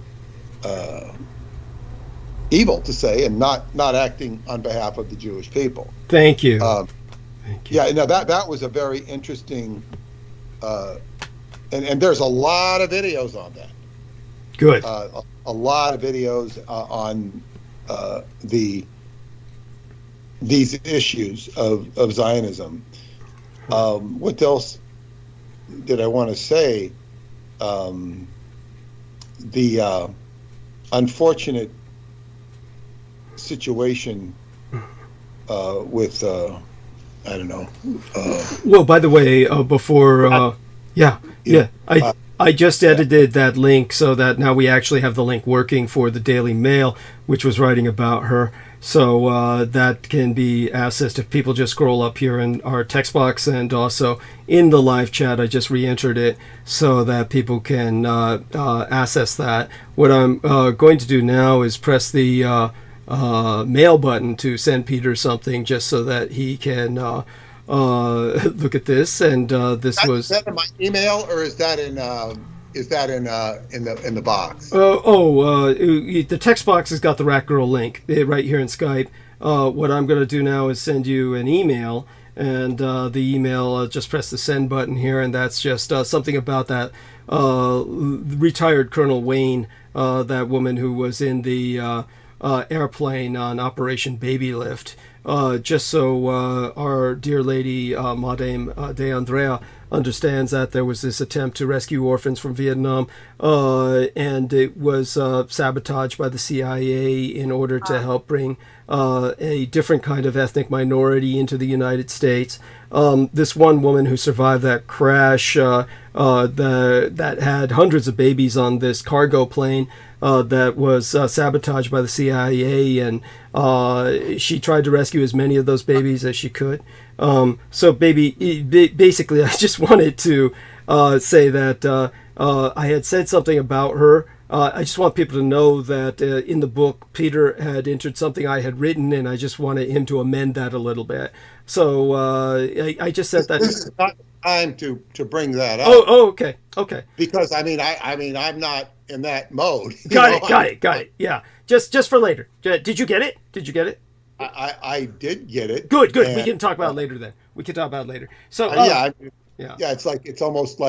It's not quite the same as saying the audience, there's a typo in paragraph. Sorry. The funny thing is that, yes, it was.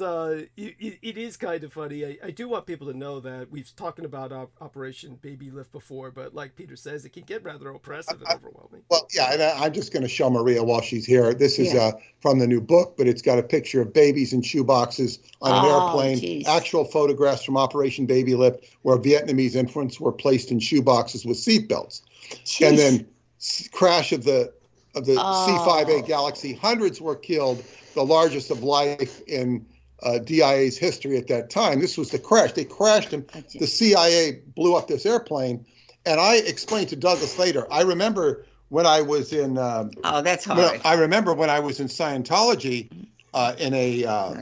this is 1981, I think, 1981. And I was in this office. And I was just... Somebody had one of these little games about the size of a cell phone, and I didn't have anything to do. I was I was playing with this game, and we called it Dead Babies. And with the phone, and there were these babies falling from the sky, and you're trying to save them with a what do you call stretcher, and they have all these but it's all like stick figures. It's very crude computer game, and I remember talking, the dead babies. What the hell is this? And I realized that this was a game derived from this incident. Somebody had studied a game out of that, based on this dead baby. Like what's dead babies falling from the sky? Now here's a publicity photo of President, and you can look at this online. I found this. I dug this up for the book, Operation Baby Lift, and you'll see publicity photo of President Ford welcoming orphans. Capitalizing on the public relations angle, President Ford personally showed up at the Presidio to greet the Vietnamese orphans. Now, you see in this picture, here is one, he's feeding the baby with a bottle, and he has a badge, a personal ID badge, which says SPOVO personnel. It says SPOVO personnel, which means if you look closely, you can see that President Ford is wearing a SPOVO badge, an acronym for Support of Vietnamese Orphans. Like he had to have that badge on to be identified as personnel to be on the Presidio in this project. Yes. I don't know why they'd have the president wear a badge. I could understand. Because if he didn't have that badge, he would not be allowed to hold one of the babies. He had to be made part of the project in order to be allowed to hold one of the children. Oh, yeah, that's a rule. He's also the commander-in-chief. True enough. Your point's well taken. And it shows how the commander-in-chief is subordinate to this administrative bullshit. I like this theoretically. Yeah. Yes. Well, yeah. So this is stuff from the new book. Now here is a picture of Playboy bunnies caring for these children. Hugh Hefner provided his personal jet known as the Big Bunny as well as his own Jeez. bunny personnel to support Operation Baby Lift. He transported the orphans from San Francisco to New York. And these are the orphans that were being... Now, the real purpose of this Operation Baby Lift and taking all those orphans and blowing them up, the real purpose was to bring the Chichewa, the cannibalistic Chichewa, who were...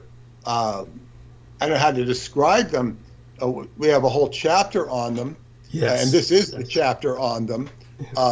They are these ghoulish-looking characters that were tools of, you can say, evil. Psychic warfare. Psychic warfare. Yeah. And they would go into the dreams of local chieftains if they didn't get their tithe, or their tithe was a human woman that they could copulate with and make a Cho baby or a hybrid baby, a hybrid. And this is where we get the grays. If you ever saw the artist did a lot of photographs of grays copulating with generally beautiful women. I don't know if you ever saw those in conspiracy conferences, UFO, and they'd be, just graphic sexuality with the gray aliens. Well, these weren't gray aliens; these were Cho. Yes. And so they're coming into the dreams, and the Cho were powerful enough. If the chief didn't turn over women, they go into the dream state and kill the chief. They were that powerful, and this is dream warfare. That's the whole. We could have. That's why we have psychic self-defense. Yeah, and we could have a whole discussion on that with here. If you want sometime. Absolutely. That would be wonderful. I think that'd be important. That would be very important. Yeah.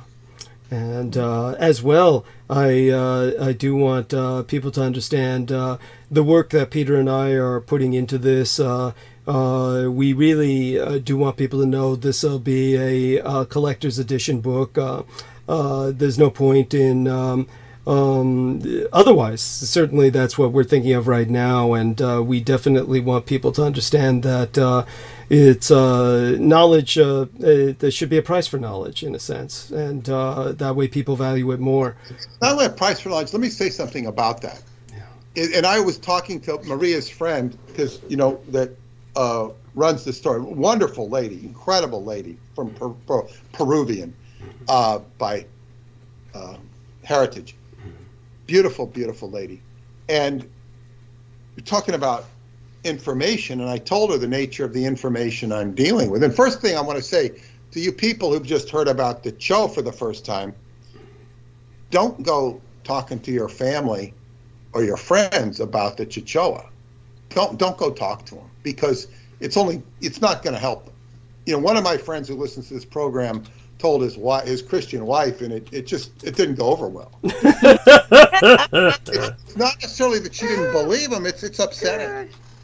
This is not something you want to go to and talk to your child before he goes to bed. Right. You don't want to do that.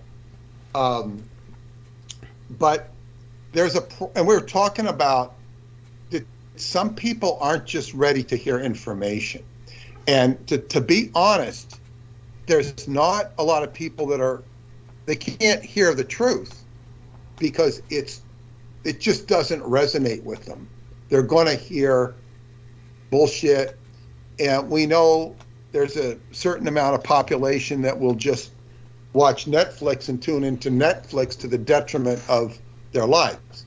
It's not that watching Netflix in itself is bad, but they're addicted to it. Some people get paid for watching Netflix while they're, supposed to be doing their job. So this information is kind of specialized, and it's not something, we don't live in a state where people are going to say, go read this. Like back when the Montauk Project was released, it was kind of mentally exciting, and it spread. and this is taking it to a deeper level where people are not, their gray matter, this has got to be digested and processed, and it's got to be processed at first by a few. I mean, there's that old saw from the Bible of 144,000 or something. Well, I'm alluding to that, but I'm not saying this is the same thing. It's the 100th monkey effect where you've got to get a certain amount of people. So I'm making this a collector's edition. I haven't decided exactly what it's going to look like. I'm hoping for color photographs of the Vox Arca and that stuff. And, you know, contemplating a leather edition. I don't, it depends what I can fathom and what I can do, who I can find to help me in the printing industry, because it's changing all the time and people are going out of business. So the sources I have to find new sources. Not that I've ever done leather books, but the point is they say, Douglas and I are going to be paid for this book, and we'll make it a collector's edition. I don't expect to release the ebook anytime soon. I suggest people subscribe to the Montauk Pulse, which you can do at the skybooksusa.com, because you'll get a substantial discount for the book, and also support the efforts that I'm doing and get my quarterly newsletter. The next one will be coming out in, at the beginning of the year, and the last one covered my trip to Choclavina Cave. So anyway, this is important, and here we're talking about the dream state. Now, in the next episode, I would have gone into it tonight, but we had Maria. Right. The next episode, which transmission will be on Sunday. That'll be the dated. It'll be the 19th, Sunday the 19th. Yeah, that's the last Sunday before Thanksgiving. Yes. Which is on. Our Wednesday show will be Thanksgiving Eve, which I'm prepared to do. And yes. Maria, you're welcome to come, but I don't necessarily expect you to come on Thanksgiving Eve. But you are welcome.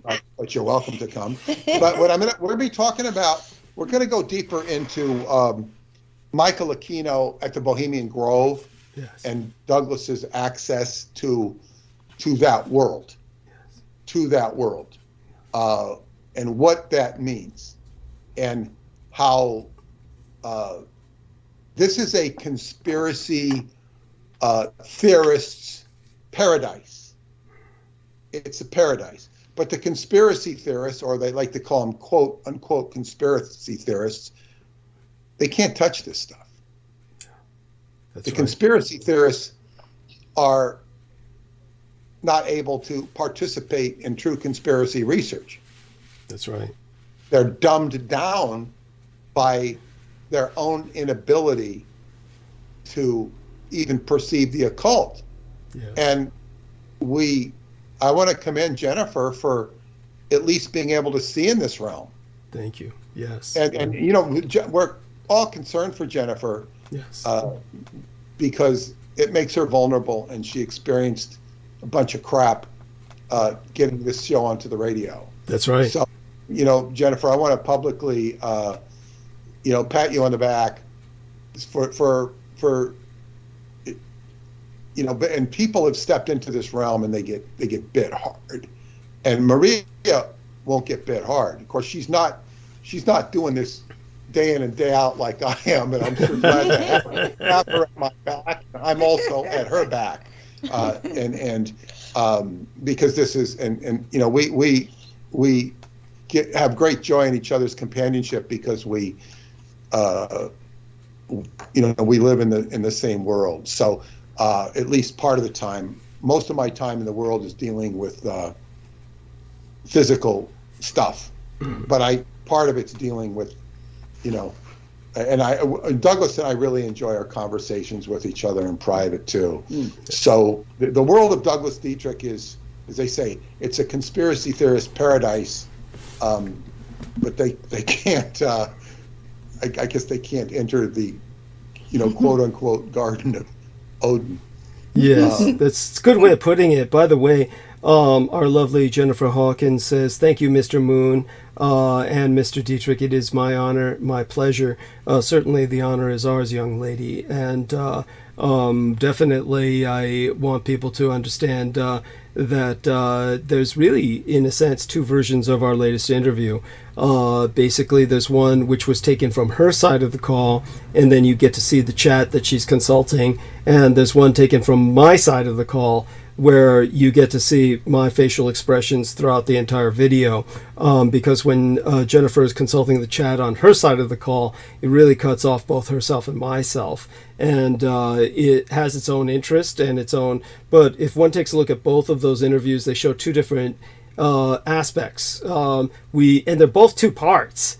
In her case, the first part is 20 minutes approximately, less than that, about 18 and a half minutes or so, where you just get the ambush by the NSA, the National Security Agency, and they basically are shutting down her hard drive. I mean, things that are basically impossible technically, that they're doing to render it impossible for us to appear live during the time slot that was reserved for us on her Troubled Minds radio program, terrestrial bandwidth, terrestrial broadcast radio. And so you get that by looking at her channel, that precursor, so you can see the struggles we're going through. And then finally, on my side, you get to see it on my channel, the interview, and then a little conclusion that's only about 15 minutes or so. But it's all well worth looking at, all four parts, two on my channel and two on her channel. They're all very different. You'd be surprised at just what you glean out of it, and it'll behoove you to hear it twice anyway, and you'll get different parts of it that are not in the other person's publication or upload. So very important. Aside from that, so Peter, we love you dearly, and I want to give Maria's website. Yeah, please. By all means, I was going to say, yes, by all means, both of your websites. And I put it in the chat room. Yeah, excellent. Yeah. MariaDandrea.com. Thank you. Yes, and you can go to Maria's website, and if anybody's on Long Island, she's speaking at different venues, and they're on her website, and she's a very, very good lecturer. So and it's different than what you heard tonight because it's on a specific subject, and of course she can, and when she lectures, she can always go deeper. Right. Of course, she's talking to a public. So it's going to be an exciting show on Wednesday, going more deeply into that. Go ahead, Maria. I was just going to say, if anybody needs a public speaker on anything spiritual, psychic, or paranormal, they can get in touch with me. Excellent. Okay. So Maria, did I spell that correctly in the text box? In the text box, it's spelled correctly. That's because we don't put the apostrophe in the website. Right. Right. You know. Okay. Computers don't accept a whole lot of things. And it makes it a little more confusing. Yeah. Okay. So I'm entering that into the chat room, and MariaDeandrea.com. If Peter entered it, I don't see it. So I'm entering it myself. Yeah, thank you for putting that in. Yeah, absolutely. And aside from that, Maria, your 24 books or so, any titles in particular you want to tout? Well, first of all, actually, there's just so many. And people can, if they put my name into Amazon, books will just pop up. Not all of them, because some of them that are co-authored. Sometimes I have a chapter or two in the book. I don't always have it on the cover, but if they put my name in, I'm kind of everywhere. I was talking to Peter earlier about the titles of the books, because what happens is my publisher would call me up. He would give me a subject, and I'd write the book, and then he would come up with the cover and the back cover. Because I used to send him title suggestions, and I got a message back that said, "I love you, no." Jesus. Because I'm not good at marketing. So I wrote a book on love and lust spells. So he called it basically the Sexy Medium's Love and Lust Spells. And I said to him, I'm trying to look professional. He said, well, sis. That was Tim Beckley, and he But had a lot of carnival in him. Yeah. Carnival Huxley. Yeah, and that one though is really helpful. But the other one that I would suggest to people is I have one called Heaven Sent Money Spells. It will actually pick up your business and your income. Yeah. Okay. Wow. Important. And so thank you. And of course, yeah, and dear Peter, of course, tout whatever you wish, of course, before and you're welcome to stay with us as long as you wish. Donate to Douglas Dietrich at douglasdietrich.com, upper right-hand corner yellow button. Thank you. And subscribe to the Montauk Pulse newsletter. And that's it for now, and we'll have a good show on Sunday, and I'm sure a good show the night before Thanksgiving. Excellent. We will. So my love to both of you. Take care, Maria. Thank you so much for having me on the show. The honor is mine. And blessed be. Let people know what your radio channel is, or your own show channel. Fine. Oh, okay. I stopped doing the radio show. Oh, you did? Oh my God. No, you're going to love it. I stopped doing, well, I used to have a TV show. By the way, years and years ago, I had a TV show. Wow. And one of my students apparently put some of the old shows on YouTube. So if you put my name in, I had some old shows.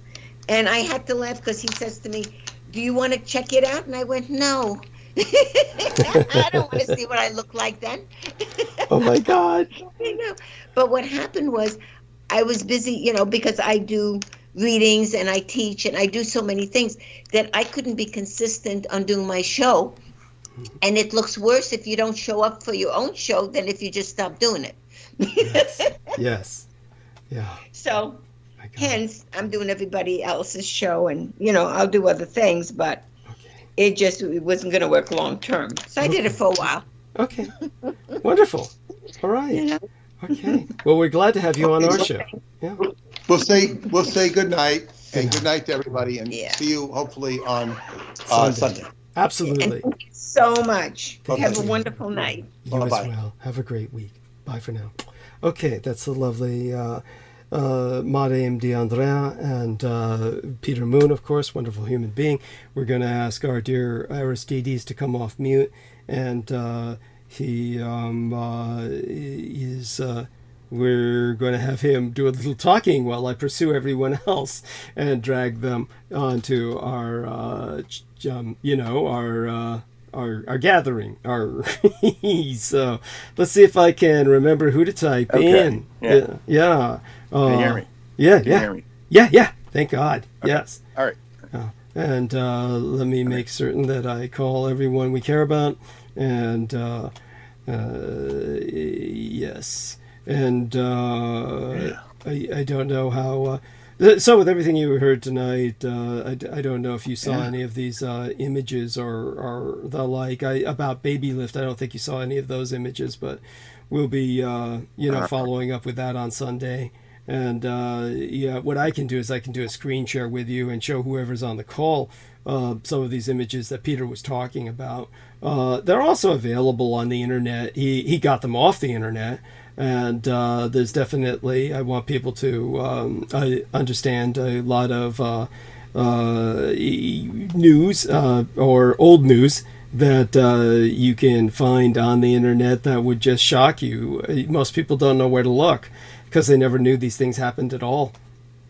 All right, so I'll call Brandon Young as well as everyone else. So I think I've got the majority of people that we normally call.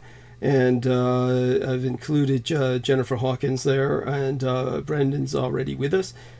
Thank goodness. Who is it as well that I normally forget? I'll probably remember later in the intro. Okay. What else has been going on? Too much. Jesus Christ. It's just been a lot. I mean, as you can imagine. And Brendan, yes, let's hear your voice. Okay. Yeah, I'm here. I'm here. I was just taking a mega dose of vitamin C, so it takes a little bit of. Cool. Oh, that reminds me. As soon as I go refresh myself, I'll be taking a bunch of those vitamins. Keep myself up for the night. And believe it or not, boys and girls, it's not lines of Coke not just lines of Coke, some actual vitamins here. And so let's take a look. When I say vitamin C, I mean actual vitamin C. Yes. Not anything else. Yes. Surprisingly. Ascorbic acid or ascorbate in general. Yes.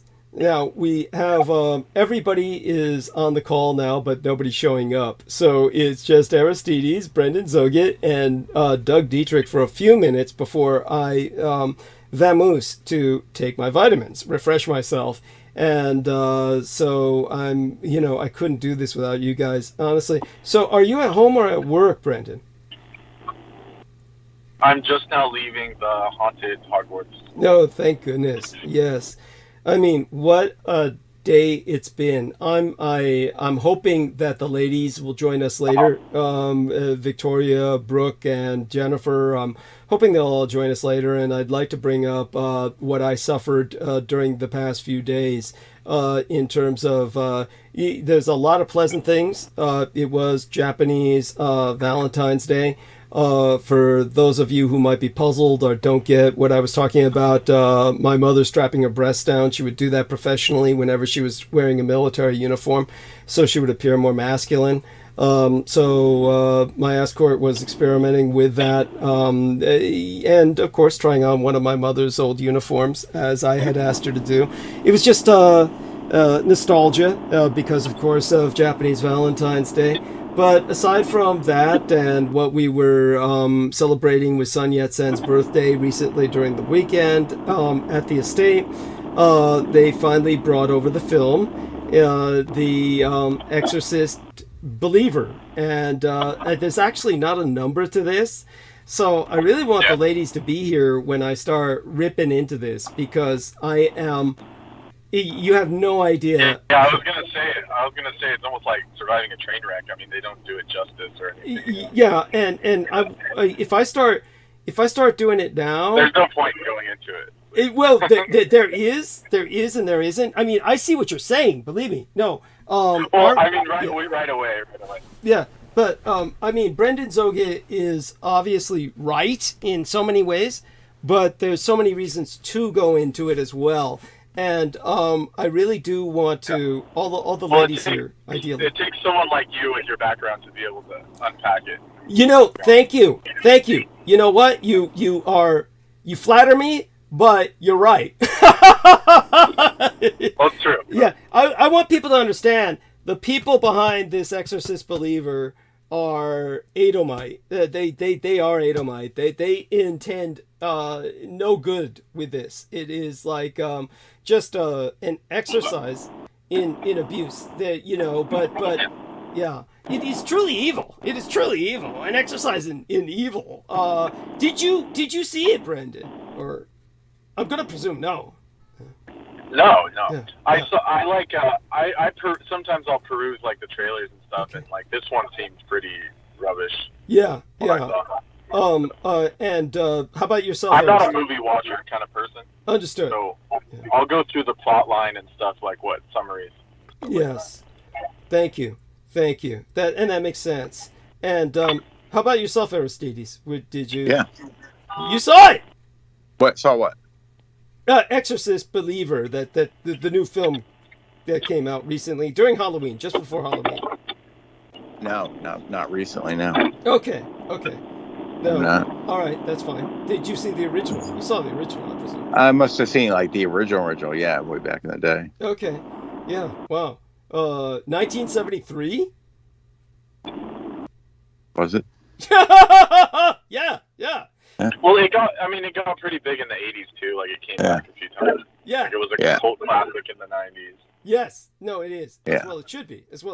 It's not just one of the grand horror films. It's actually it's an outstanding film, period. It won its series of Oscars and awards. It deserved them. It earned them.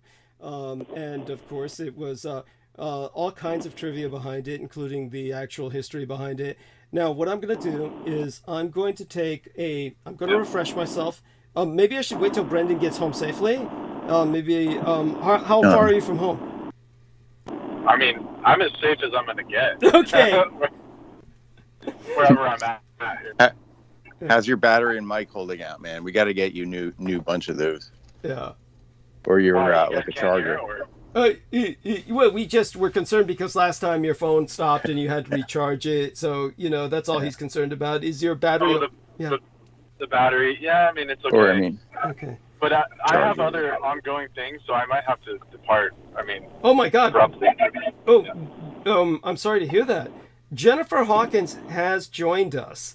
So you will stay for Jennifer, won't you, as long as you can?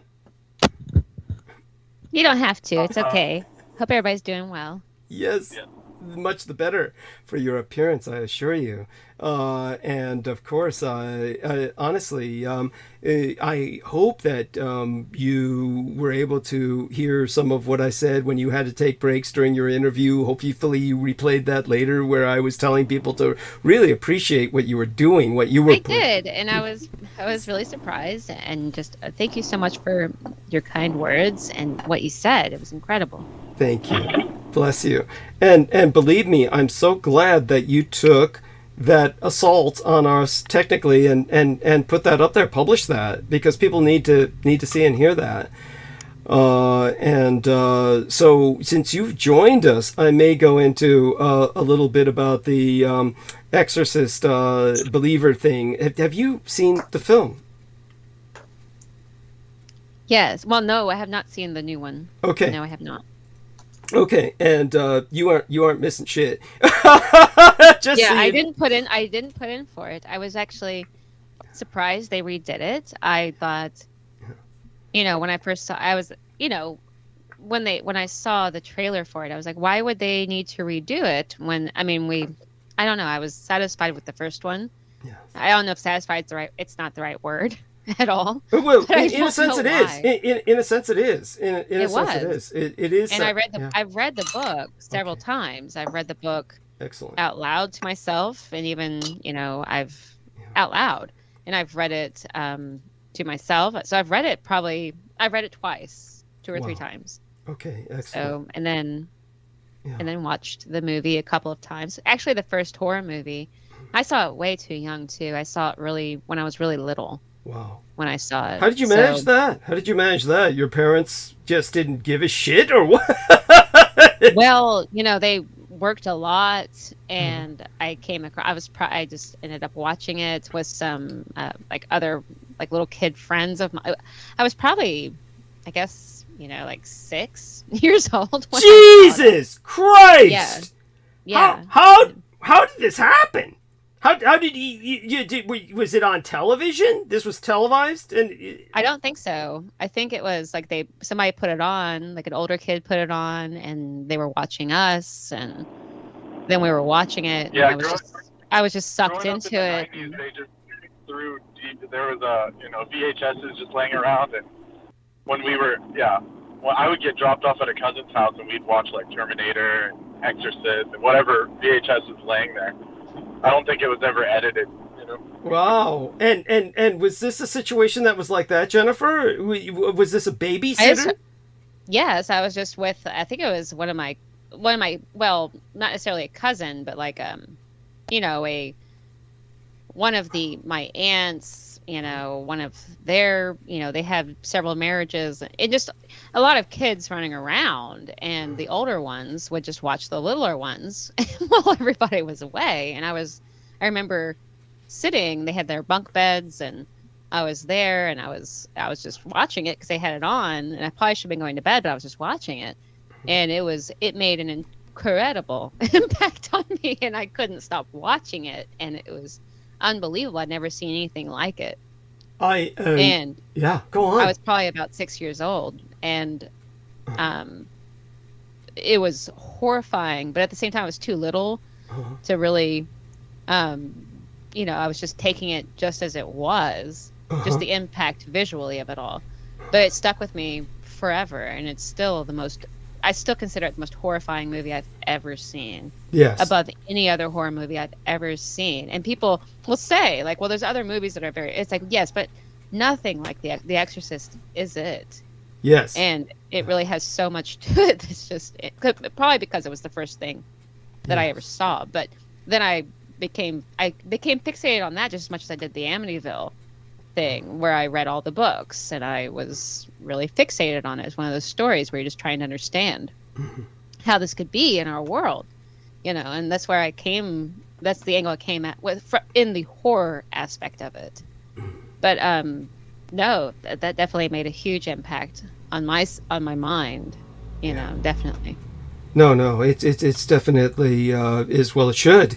And so I do want to talk about this. And so how long are we gifted with your presence tonight, Jennifer? I have a little bit of time for sure. Okay. I do have to work tomorrow, but I mean, I have some time for sure. But, it's interesting too, when they did make the remake, I was, late to the game on that, as I usually am on anything new. No, when you're talking about the remake. The new movie they did. You're talking about the latest one? Yeah, okay. The latest one. Yeah, and believe me, you're not missing anything. I will go. I won't watch it, most likely. Yeah. I will go into spoilers heavily because I do want people to. Go right ahead. I do want people to understand that I'm saving you all. I'm saving you all. It's like this is the position where I watch shit, so you don't have to in a certain sense. But no, but actually there is depth. There is depth here. But it's needs to be gone into within a context, and I do believe that there is an evil agenda behind this, but I'm not quite sure what. It's so I do. Because you have to wonder why they because they cannot imitate the type of horror they had in those movies in that era that they were making. That's right. They just cannot do it. It's the way that it's the way that it was done. The people who were portraying the characters, that's correct. Their mindset, that it was all new to them. Yes. And so the horror of it all cannot be encapsulated anymore because it's almost like the cherry in a way. Like there's no way they can mimic this in horror films, that era that was going on with the movies and the way it was holistically terrifying. Right. And so it can't be done again. It really can't. I don't think in film. I think they come close with like a Hereditary I felt close. Interesting. Well, I'll have to ask you about that. By the way, Brendan, before I refresh myself, because I really should refresh myself. Brendan, can you speak? Just curious. If you can come on for a second. Yes. Brendan, yes, so you've made it home. I'm stable, yes. Yeah. Stabilized position. Okay, good. So do me a favor, Aristides, Brendan, have a nice conversation with Jennifer. Let her start talking about Hereditary, and I'd like you two men to hold the stage with this beautiful young lady. I am going to refresh myself. I'll be back as soon as possible, but I will be taking a number of vitamins that I didn't take earlier. I was eating some stuff while Maria was talking. It was one of the reasons why I was muted for a second when she was trying to reach out for me. I didn't want people to hear me chewing. Had to get some empty calories to burn throughout the night, and they just act as a buffer for the vitamins I take. So we'll do that, and I'll be back in about 10-ish minutes, 11, 12 minutes or so. But when I come back, I'm going to go gangbusters into the experience with Exorcist, the quote-unquote believer, give everybody the context to really put this into perspective. And I really would appreciate Brendan being around then. Obviously, Jennifer's here, and but Brendan, I'd like you to stay for that, if at all possible, because I need your knowledge to, back up what I'm saying. You can always have insights that you can provide. When I told Peter Moon, for whatever reason, the cult of Edomites finds you a threat, because their assault on you has always been serious. He said, well, Brendan knows a lot, and he sticks his nose, a lot of different places. And I don't know exactly what he meant by that, but we can get into that soon enough. Matter of fact, Brandon and I will talk privately about a lot of things, but right now, Brendan talked publicly with Aristides and lovely young Jennifer. And Jennifer, thank you so much for blessing us with your presence. When I return, I will go into this subject intensely, and your input will be just as vital, because knowing what you know about the Exorcist, your input will add a depth as well that will be invaluable. So I'm going to go mute. I appreciate you saying that, but thank you. Yeah, just happy to be here. Yes. All right. Yeah. I'll be back. It's funny that the film got 22% on Rotten Tomatoes, which is like, I mean, abysmal. It's just like, you might as well not even buy it, pay for it.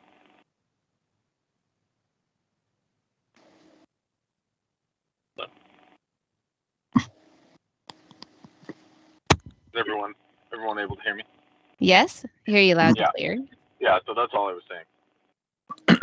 Oh, say it again. Looking at the Exorcist Believer was just 22% on the so-called critics, which means it's pretty, rubbish. Low, yeah. The quality, I'm sure. I don't know the story, but the quality, I'm sure. So you haven't seen it? I have not. No. I'm not really a movie watcher kind of person. Right. So. Yeah, I don't watch a lot of movies. I rarely find myself sitting down to a movie unless I've just really wanted to watch it. And about 50% of the time, I'm slightly disappointed in a lot of movies that that come out these newer movies. It just depends. Yeah. Some are really good though, and I feel like that was worth watching. But half the time, I feel like I was misled into watching it. Yeah, absolutely. Yeah. And many of them are very like the quality's gone down a lot. But I like older movies for one, like older films. Mm-hmm. Like Dr. Strangelove, like these kind of historical, really old films, just to kind of give me a vibe of the times. And then there's a lot of meaning in some of these old films where they would combine psychology, existentialism, and philosophy, into this kind of theme. Like each film would have a theme. Like there's an old film called Bedazzled. It's an old British film, and they would kind of show satirically how the devil operates, but it does apply, to our lives in a way, the philosophy of it and what he's there are so many. Yeah. There are some foreign films I found there like that too, that don't air in the United States. Yeah, nobody really hears about, and they're incredible. But it's. And speaking of scary movies, I saw when I was younger. I don't know if you ever heard of The Ring. It's called The Ring in English. Yes. Yeah. Yeah, that was really scary. Yes, right. So that's the kind of stuff I grew up watching, that. Yeah. We would just stay up at night and watch scary movies. Yeah. They would you could just put it on. And so I mean, yes. Yeah. And typically, all the scary movies I ever saw when I was growing up were always older kids putting them on, but they're but there was supervision, but I guess they thought that this was fine to watch, and so we ended up watching them. But some of these were very shocking. The most recent one, like I was saying, not shocking, but the most recent, I then began though to watch. That became my favorite genre of movie to watch. Not for the reasons other people might. I mean, not I don't like gore or anything like that, but deeply psychologically affecting movies. And I found that The Witch was pretty strange. That director, I can't remember his name now, but he did that one, and then he did. I thought Pan's Labyrinth. Pan's Labyrinth was really good, I thought, but it wasn't really a horror movie, but it kind of was. And then Hereditary, though.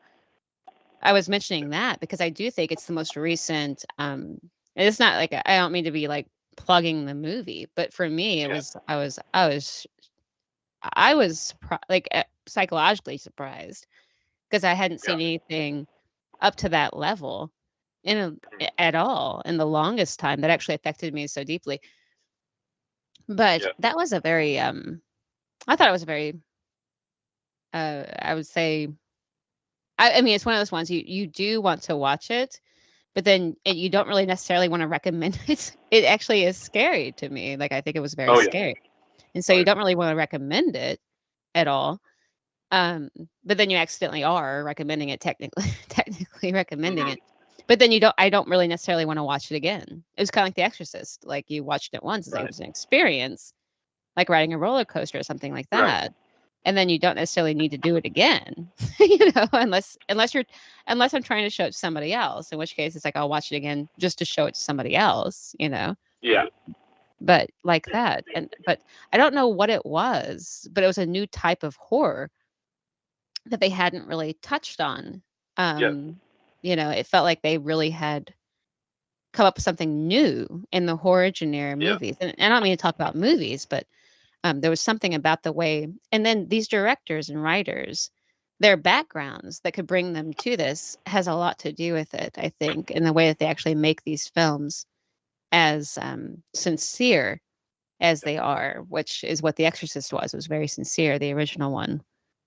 That they were very impacted, I think, and like they were moved to make this and took it on as a project to try to express this quiet, because if you read the books, there's a quiet, low building horror about it. It's not necessarily in your face. It's a slow building, deep, life-changing effect type of thing in the psyche that can't be experienced in real life. And so it's being imitated through the art. But it's the closest people can think that they're going to get. But in fact, I mean, it's right at their door in a way. And I think Hereditary was like that too. That's why I was drawing that kind of correlation. Yeah, there's like exactly. There's this kind of what I would say about them is like these ones are more like accurate to whether it's historical or like the movies are always scarier when it says inspired by a true story. Like it puts that in your mind that it's like this is something that can happen to you or the viewer. Yeah. So it kind of gives it always more helps.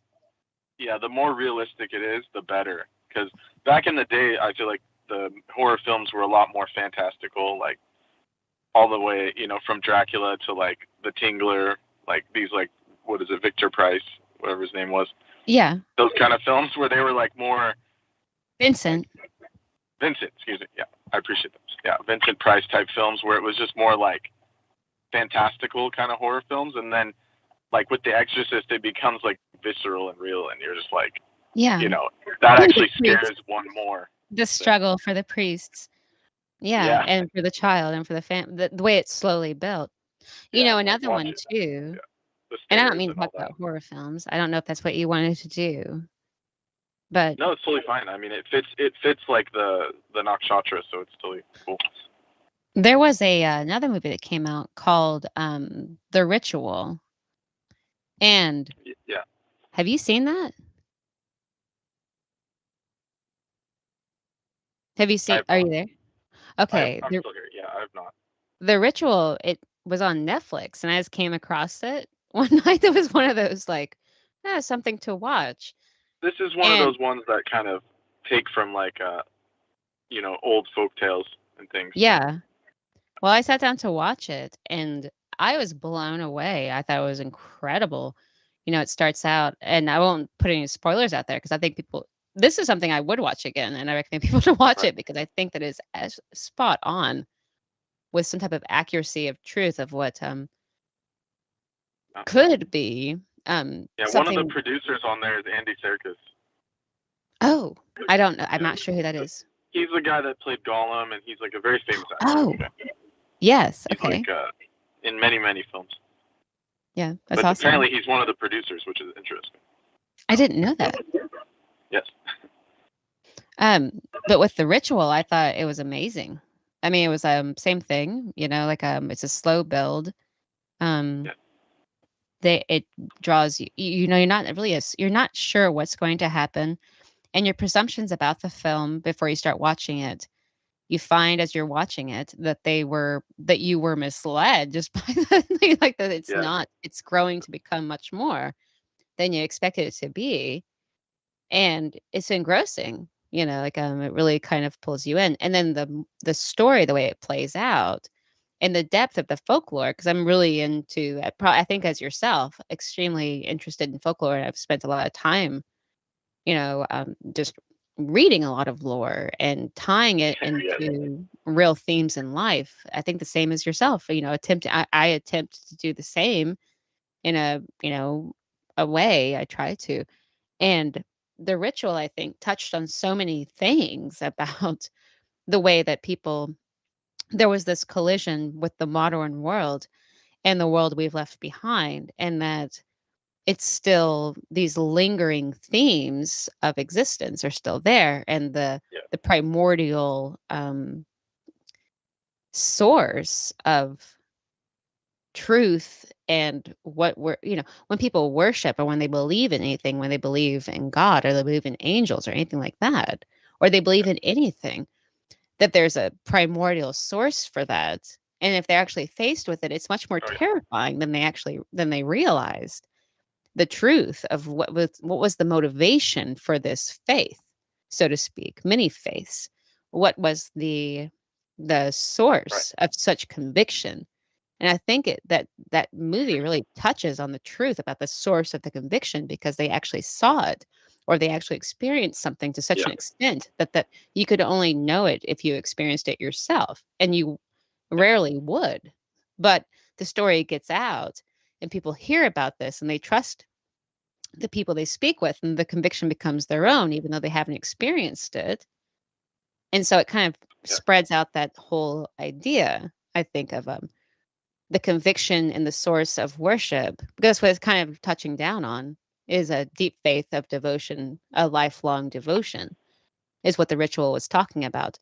And Hereditary kind of touches on that too. It's a type of conviction that only can be believed if you've experienced it. And it can ring true for people in their true day-to-day lives about who they are and why they believe what they believe. I think it has something, and sometimes it's terrifying. That truth is terrifying. Yeah. Yeah, like in the case of the ritual, it talks about like the Jotun, one of the ancient giants, The Jotun, the children of Loki. Exactly. And these beings were like basically like, amalgamations of different things, or they were kind of like, these kind of spirits that were very visceral. Mm-hmm. So, I mean, it's, like, what would be the word? They're almost like chimeric, like in a way. Yeah. And Loki was known to like definitely procreate with many wild things, like, and in many wild forms. Right. Okay, I just got back. We're talking furries. Yeah. What about the furries? Hold on. Welcome back, Mr. Dietrich. Yes. Of course, I bring it down to the gutter. Not furries, but like maybe more like, changelings, or, there's many words for Well, it goes back even to the cult of like Bastet. Mm-hmm. That the cult of Bastet was, there were supposedly these ancient that whole religion was the idea of that humankind mingling with these creatures would lift them up into. It's something to get into, because I mean it's kind of it's a certain I mean it's a very, but that actually is, if people want to know the truth. Mm-hmm. If you look at the cult of Bastet, what they were doing was that there was this idea that there were chimeras, and that's the theory. I would just recommend people to, I mean, I don't want to go into it, but if you look up the cult of Bastet, that's the premise of it. That mankind, there was this situation where there were chimeras of not much different, I suppose, than the genetic. You have these. Well, they've already been doing it. For example, the scientists have been doing studies of mingling mankind with the animal kingdom.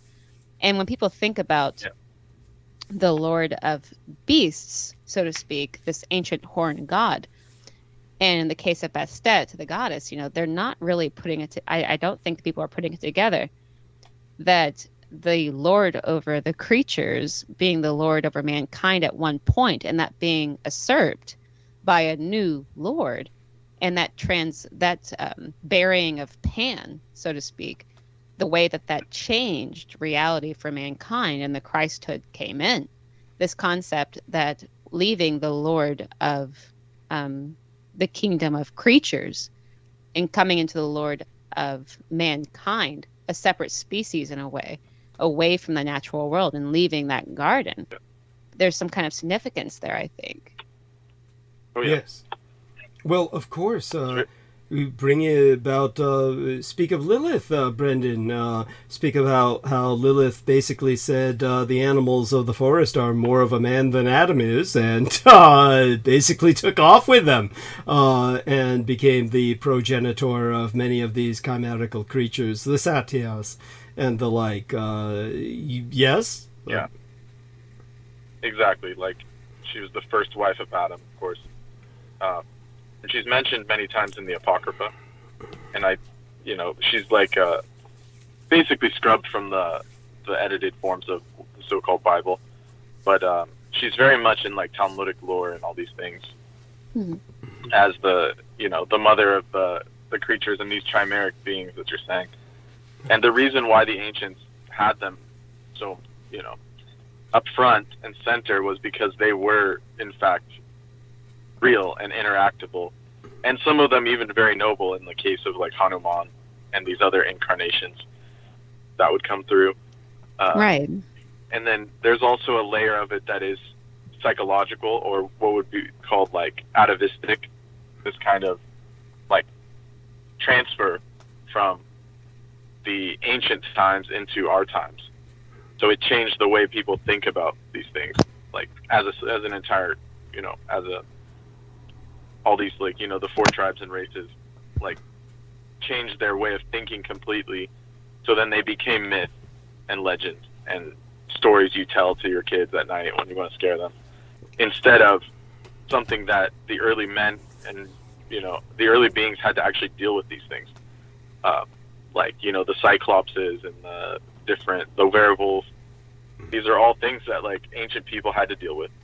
And then there were also, like, if you go to Vedic text, like the Ramayana talks about like bear people. There were bear people, and they were very the actually, Minotaur. There's that. Yeah, the Minotaurs and these every iteration. The centaurs.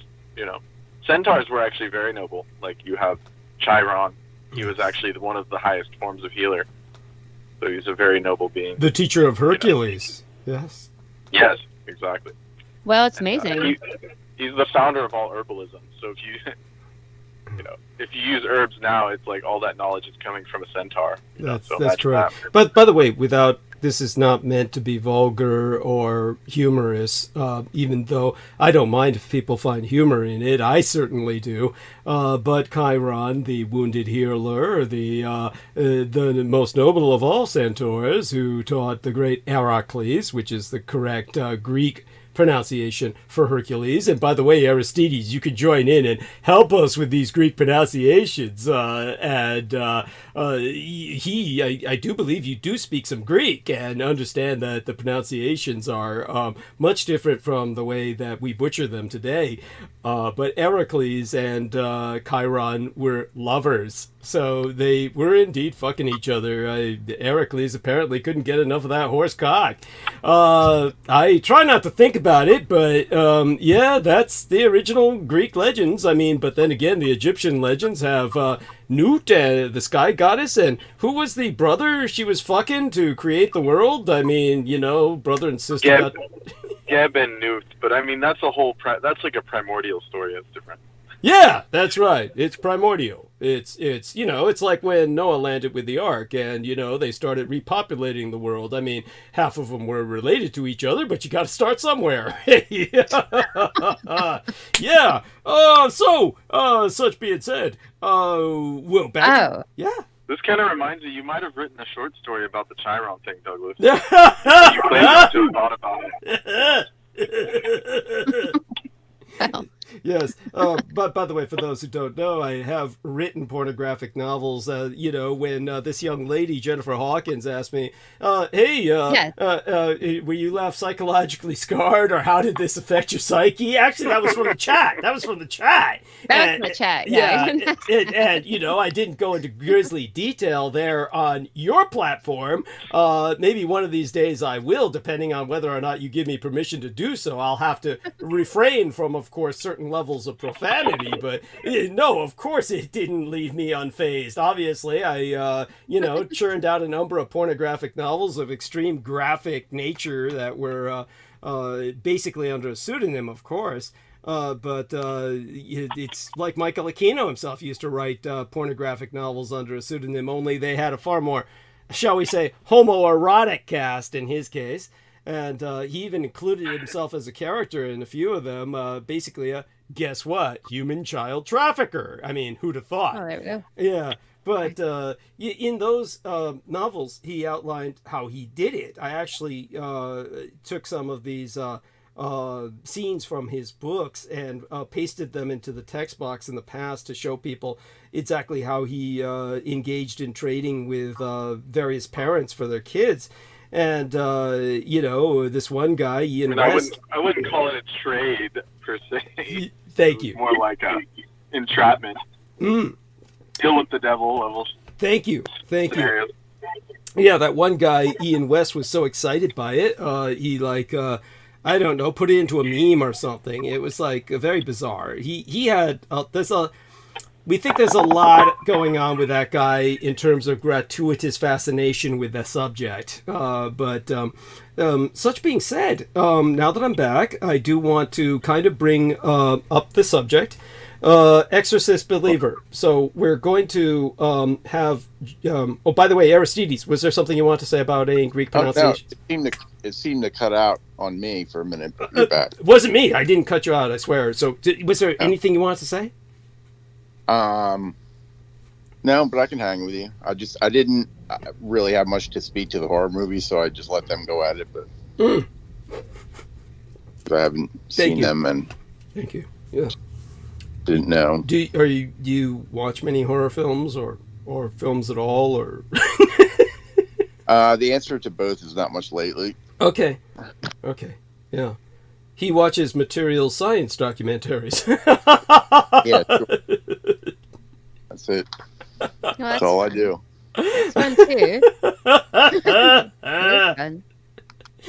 I don't know if you caught it the other night, Jennifer, but he had to interrupt and defend himself, his good name, when basically I was bringing up the fact that he was on our call for a bit when we started the interview, because I, of course, brought you on to basically a call between me and a dozen other people, although only a few showed up, and which was fine, thank God. I mean, the last thing we needed was a bunch more, but El Nemo and Aristides and Brendan showed up on the call. Then you called me and I brought you into that call, and that was actually what our interview was riding on, which was why a lot of these other guys kept showing up at the call.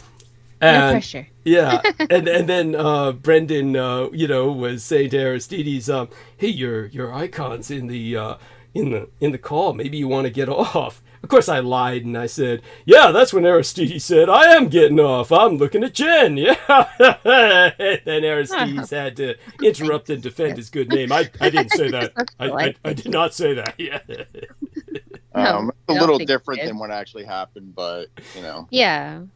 Yes, understood. And so such being said, here's the by the way, Brendan, you're there, right? Just gotta flag him, see if he's with us. Yes, I'm here. Excellent. We'll need your expertise. Okay. So here's the deal: is that basically when the Blood Boys. By the way, are you familiar when I use that term? Does that have any meaning to you, or do I need to kind of explain that briefly? Me? Yeah, Jen. You. No, I've put it together that I think that you have taken on some time to yes, I think I understand. Okay. Could you summarize it yourself? If you want to clarify for me, though, if you'd like to go ahead and clarify for me. We always have new listeners, so we might as well. Just so people understand, my Basically, a number of years ago, what feels like forever and a day ago now, when I was maybe a couple decades younger, and had a lot more money to spare before my parents really went into their spiral and I had to care for them, I adopted a young girl off the streets. I basically purchased her from a pimp, and it turned out this young lady who had no papers and was going to be deported. Well, I didn't want that to happen, so we took her into my Tong, which is a gang, a Chinese gang. It's part of a larger network of an underworld, and we allowed her to prostitute herself but keep the majority of her earnings, and she used them ultimately towards a sexual affirmation surgery. She turned out she was gender dysphoric and had always wanted to be a boy, and once she completed that surgery, it was shortly after that, a lot more happening in between, but shortly after that, she got married to one of the Silicon Valley moguls in area, and so that was actually very beneficial for me in the long run. The same individual got to know her before she became a he, at which point he, being gay, was very much in love with her. And because she had changed her sex, I could not marry her as I had wanted. So basically, he took him on at this point. So my surrogate son became his wife. And with that arrangement, because he had gotten to know my surrogate son through the fact that he had contracted me for private security a few times in the past, he re-involved me in his life through my son, insisting on it, to teach his transfusion affiliates history and current events, because they have many tutors, different tutors for math and science and the like, but I teach history and current events to them. In exchange, of course, I get the privileges of their blood. And what they do is they're adopted as young boys and from parents who do not want them, usually because they're gay. And then what happens is Silicon Valley moguls will adopt any number of these young boys in a harem in order to basically get their blood, transfusions. And this keeps them through what's called parabiosis much younger, or it retards the aging process, has several other health benefits. They prefer gay boys because they don't want girls, because they don't want estrogen and other female hormones screwing up their biology, but they don't want quote-unquote straight young men, because then you get all the aggression and the testosterone and all your hair falls out and you're angry all the time. So basically all these Silicon Valley moguls take on blood through transfusion for the process of parabiosis. Me, because I'm a vampire, I drink it straight. So I'm working for food and sex and drugs. So that aside, sexist female escorts that are hired for me on days like Japanese Valentine's Day. So all that being said, there's that. That's the Blood Boys. And so the Blood Boys brought in a film, The Exorcist Believer. It doesn't even have a number. It's not part of the it's not like, it's supposed to be a direct sequel to the original Exorcist. Okay, so I'm going to go into why all this is problematic, not even in the cinematic sense. I'm going to go into, first off, why this is so bizarre and why this is so intense, more than a lot of people know. And for people who don't know, Jennifer is here to help us. The first Exorcist, of course, has a real history. It is based on real history. And basically, there's this Roland Doe is how we know this young individual who, as Jennifer can explain, ultimately wound up working for NASA, the true inspiration for the film The Exorcist. And this Roland Doe was actually a surname for, I believe the child's name was actually Ronald Hunkeler. So Ronald Hunkeler formed the foundation for William Peter Blatty's novel. And basically, he was someone who migrated. The family traveled a lot, and this entire possession lasted a long time. They migrated from, I forget where on the East Coast, but they wound up in New Orleans. So they were in New Orleans when the exorcism took place, which is a profoundly Catholic environment. And so for those of you who find it hard to imagine a world like 1973, one of the things Jennifer brought up was that film could not be filmed today. One of the reasons why is everything they did to Linda Blair in that film would be against the law today. It would be considered child abuse.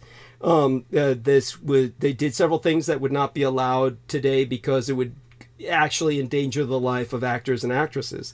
So they did incredibly dangerous stunts. They did all kinds of things that you simply could never do today because you wouldn't have the right to do them due to unions, due to various laws, and all of that. Now, all of that being said, The Exorcist is a profoundly Catholic film. It is within the matrix of a Catholic universe. And the reason it's such a success is people find themselves able to detach themselves from their own religion or lack thereof and enter the world of The Exorcist the same way people enter the world of Harry Potter. No one who watches Harry Potter in general is a practicing sorcerer. No one who watches Harry Potter in general, well, most of the kids who watch it probably wish they were sorcerers, but most parents who are watching it, I presume, do not hold that same desire and are just simply entering that world to commune with their kids, basically, I would think. But The Exorcist is kind of like that. People are generally there for what's essentially a roller coaster ride. It's a roller coaster ride that is something that is profoundly moving. And in the end, what it is a story about is faith, among other things. I pointed out already the sexual abuse aspects of it that Reagan, the child in the film, has obviously suffered from before the priests become involved. But the beauty of The Exorcist, it was filmed in a time when the Roman Catholic Church was not yet sullied by all of the child molestation scandals. So the heroes in the film are not working under that onus. They are looked on as true heroes. And I'm certain that there are priests like that. Not every priest is a child molester, which is what Protestant Americans tend to assume.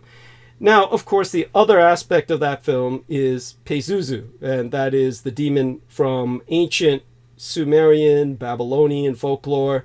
And Pazuzu was called on to defend children, women in childbirth and their babies being born, from a far greater threat, Lamashtu. Lamashtu being the daughter of, well, they were both the Scions, the children of gods. Pazuzu was a child of a god. Lamashtu was the child of a god. She is often portrayed with a lion's head and the talons of a bird of prey as her feet. She is, of course, very female, unlike Pazuzu, who has a really erect phallus that's always visible. And Lamashtu, of course, having a lion's head implies a kind of transgenderism right there. She's got a lion's head and mane, which means she's kind of like the head of a man, really, as opposed to the head of a lioness. She's got a mane. So basically, no one knows this who has watched the film. This is what I've noticed. Now, one of the things that the Blood Boys did for me was they looked up a bunch of reviews. And, of course, everybody is shitting and pissing all over this film for understandable reasons. Most of it is for reasons that are easy pickings, just easy. But nobody gets it. Nobody gets the fact that this is not the same demon in the film. This is not Pazuzu, according to the press release. The press release and the credits. Voice of Lamashtu. It is not Pazuzu. It is Lamashtu in this film. So already we are entering a territory. I didn't know that. Nobody knows it. Nobody knows it. That's interesting that in this newer film is Lamashtu. I did not know that. Yeah, so that's really interesting. Yeah, and believe me, you're not alone. Nobody watching it knows that. I don't understand why they don't know that, because it was in the press release. The press release was, it's Lamashtu. in the credits, it's Lamashtu. Nobody who's watched it gets it. nobody got that.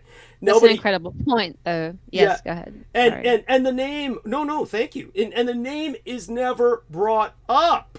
The name is never once named in the film. But by the way, that is a point of the Adamic nature of this film. You see, the whole point of An Exorcist is that you get the demon's name. That is the primary objective, is you get the demon's name, because once you get the demon's name, you have power over the demon.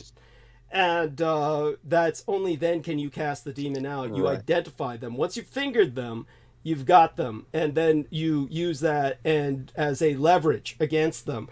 Nobody names the demon in this film. And so in the end, the demon wins. For those of you who don't know, the demon wins in this film in a certain sense. There's several aspects of the film in which they temper that victory, but it's all bullshit. It is absolutely bizarre. So I'm going to describe the film to people. Again, all spoilers here. If you don't like spoilers, check out now. But do you mind if I add some context? Please. Yeah. So in the modern explanation, they say that Lamashtu has like a lion's head, a wolf's head. Yeah. But if you look at the ancient stone carvings, it appears more lion-like. Leonine, yes. So it could be a wolf, could be a lion. Yeah. And it's also basically it was considered one of the most malevolent goddesses within Mesopotamian pantheon, the daughter of the god An, and she was basically known to attack unborn children, newborn babies, and pregnant women. So she was generally held responsible for miscarriages, death, etc., which is what the whole premise of the story is anyways. But it's also saying here, the amuletic bronze head of Pazuzu may thwart the goddess and her evil plans. But they also used her likeness to protect houses, including depictions of Pazuzu, etc., in where he would force Lamashtu back to the underworld from whence she came. Yeah. Thank you. Yeah. So, important. Yes, Lamashtu. These plaques. These plaques, rather than depicting pregnant women, they depicted a bedridden man, suggesting that Lamashtu was also associated with disease. And the ritual offerings were of centipedes, brooches, and other items in order to distract Lamashtu from her intent. Yeah. So there's much more here, but that's here's the depiction from the incantation itself, which I'm not going to say the full thing, but her head is a lion's head.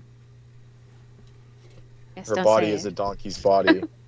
She roars like a lion, and she constantly howls like a demon's dog. But I didn't include the rest of it because there's no point in calling upon these beings. Well, I mean, to tell you the truth, I don't think they respond very well to English anyway, but... This is totally. It'd be it's a bad translation, anyways. Yes. It is actually. It's a translation of a Deutsch, Yes. Translation, anyways. But continue. Yeah, thank you. Definitely, Lamashtu is the harbinger of death, but especially for the young. But it's overall, it's all around bad news. So you actually see the museum curator in the original Exorcist when the priest, Father Marin, delivers the head of Pazuzu, the little icon, the little statuette. He delivers that to the museum. The priest says, "Evil against evil," something of that nature. I believe it's those very words, "Evil against evil." So the ancient Sumerians, as I said, there really wasn't a very it was not a very friendly world. It was like one evil was used to fight another evil, and you're just doing your best to survive in between them, in the shadow of their monumental struggle against each other. But what makes this film so absolutely bizarre is the Lamashtu's chosen, and what they're going for is an evil that's bigger than Pazuzu. That is like, okay, we're going to go up the ante. And they say, we're going to make it two girls. And of course, that's just a stupid gimmick. And it just is nothing working there. Brendan just entered a image. If you could enter that the link to that image in the chat room, that would be appreciated as well, if that's possible. Otherwise, he entered an image here. The thing that is so stupid about this film, I remember the names of Father Karen, Father Marin, Father Karras, really, Damien Karras. Is that name correct? Did I remember that correct? Yeah. Father Karras and Father Marin. Yeah, and Father Marin, Father Damien Karras, and of course I remember Reagan. The mother's name I don't really remember, but she's definitely played by the actress who is brought back for her Exorcist, this film, and they had to pay her an exorbitant amount of money. It is like how would I say it? She said she thought of the highest amount she could ask for, and she doubled it, and they actually paid her. And so Ellen Burstyn came back. She was the mother. I think the name was Chris McNeil. And so when it came to Ellen Burstyn, she came back, and she's taken all that money and she's putting it into a scholarship for Pace Acting School. And this is someplace in, I can't remember the state now, but she's like, this will forever keep her name immortal in this scholarship for these kids as she nears the final years of her life. I hope she juiced them for everything that they had, but at the same time, it's like she didn't do herself any favors by leaving this as possibly the last film she's going to be in. This was awful. All the scenes you saw in the trailers are just the scenes you see in the movie, basically. Again, I'm going to give some spoilers here as to just why her character was so abused, and it was just so awful, the way they used her and abused her to make some stupid political points. George Knight has joined us. And George, I hope you don't mind. I'm going to be going over this Exorcist Believer right now, and I do want to complete this. So thank you for joining us, and you're welcome to, of course, you're welcome to, of course, share your insights, of course. And by the way, again, I want to remind people that on my channel we have the same interview with Jennifer Hawkins, but from my side of the call. But it starts in Haiti. The film starts in Haiti at the 2010 earthquake. And what I disliked about the film was that it reminded me of Tim Burton's Mars Attacks. If you see Tim Burton's Mars Attacks, there is a horrible political agenda throughout that film. And the political agenda shows a black family, and the black family is portrayed in this incredibly heroic light, and the white family is this family that we're supposed to hate on sight. They're rednecks, they own guns, and we're supposed to hate them for that. And the black family, of course, triumphs in the end, whereas the white family is all wiped out, except for the real fucked up kid and his grandmother in the family who survive and take part in saving the world in their own way. It doesn't compensate for the just overcompensation that so many white directors have to try and appeal to a black audience and get the ghetto money in by just showing the black family is completely sympathetic and the white family is completely a piece of shit. And that's what happened in this film. So in this film, they start with the black family. You're supposed to bind with the black family, bond with them. It never happens. In all the reviews I see, you get all these white reviewers. Granted, I haven't watched a black reviewer yet on this. I'm sure they'd have their own perspective on it. All I've seen is white guys reviewing this when the Blood Boys were digging up reviews for me. And these white guys reviewing it, I guess they're trying not to look racist, so they keep saying, "Oh, but the black actor, he really did his bit. He comes out of this okay." Or the little girls, they did their bit. They came out of this okay. Or the makeup job was great. The makeup job was excellent. None of that is true. None of that is true. Nobody did anything in this film that was okay. The black actor in particular, he played Hamilton on stage. Hamilton on stage. Maybe he can sing. Maybe he can dance. He sure as hell can't act. I don't even remember his character's name. I do. It's Victor. but I don't remember his last name, so I'll just call him Victor Hamilton. But he's with his wife in Haiti. The earthquake happens. She has just gotten a blessing from a voodoo priestess, like for shit, grins, and giggles. She just like is in Haiti, so she says, I'm pregnant, and I'll go get a blessing from a voodoo priestess for my baby because that's a great idea. Yeah, thank you, because that's the stupidest thing to do. So she goes to basically she's led into an alley by a evil looking kid who says, I bless your baby, I bless your baby. An evil child leads her into an alley. I bless your baby, I bless your baby. She follows him. Then a woman's there. Then she gets a blessing from this woman. That's what's supposed to save her baby from Lamashtu in the film. In the film, that's actually the plot gimmick, is that her blessing for her baby saves the baby in the film. She dies because after that, the 2010 earthquake happens. Basically thousands of Haitians die.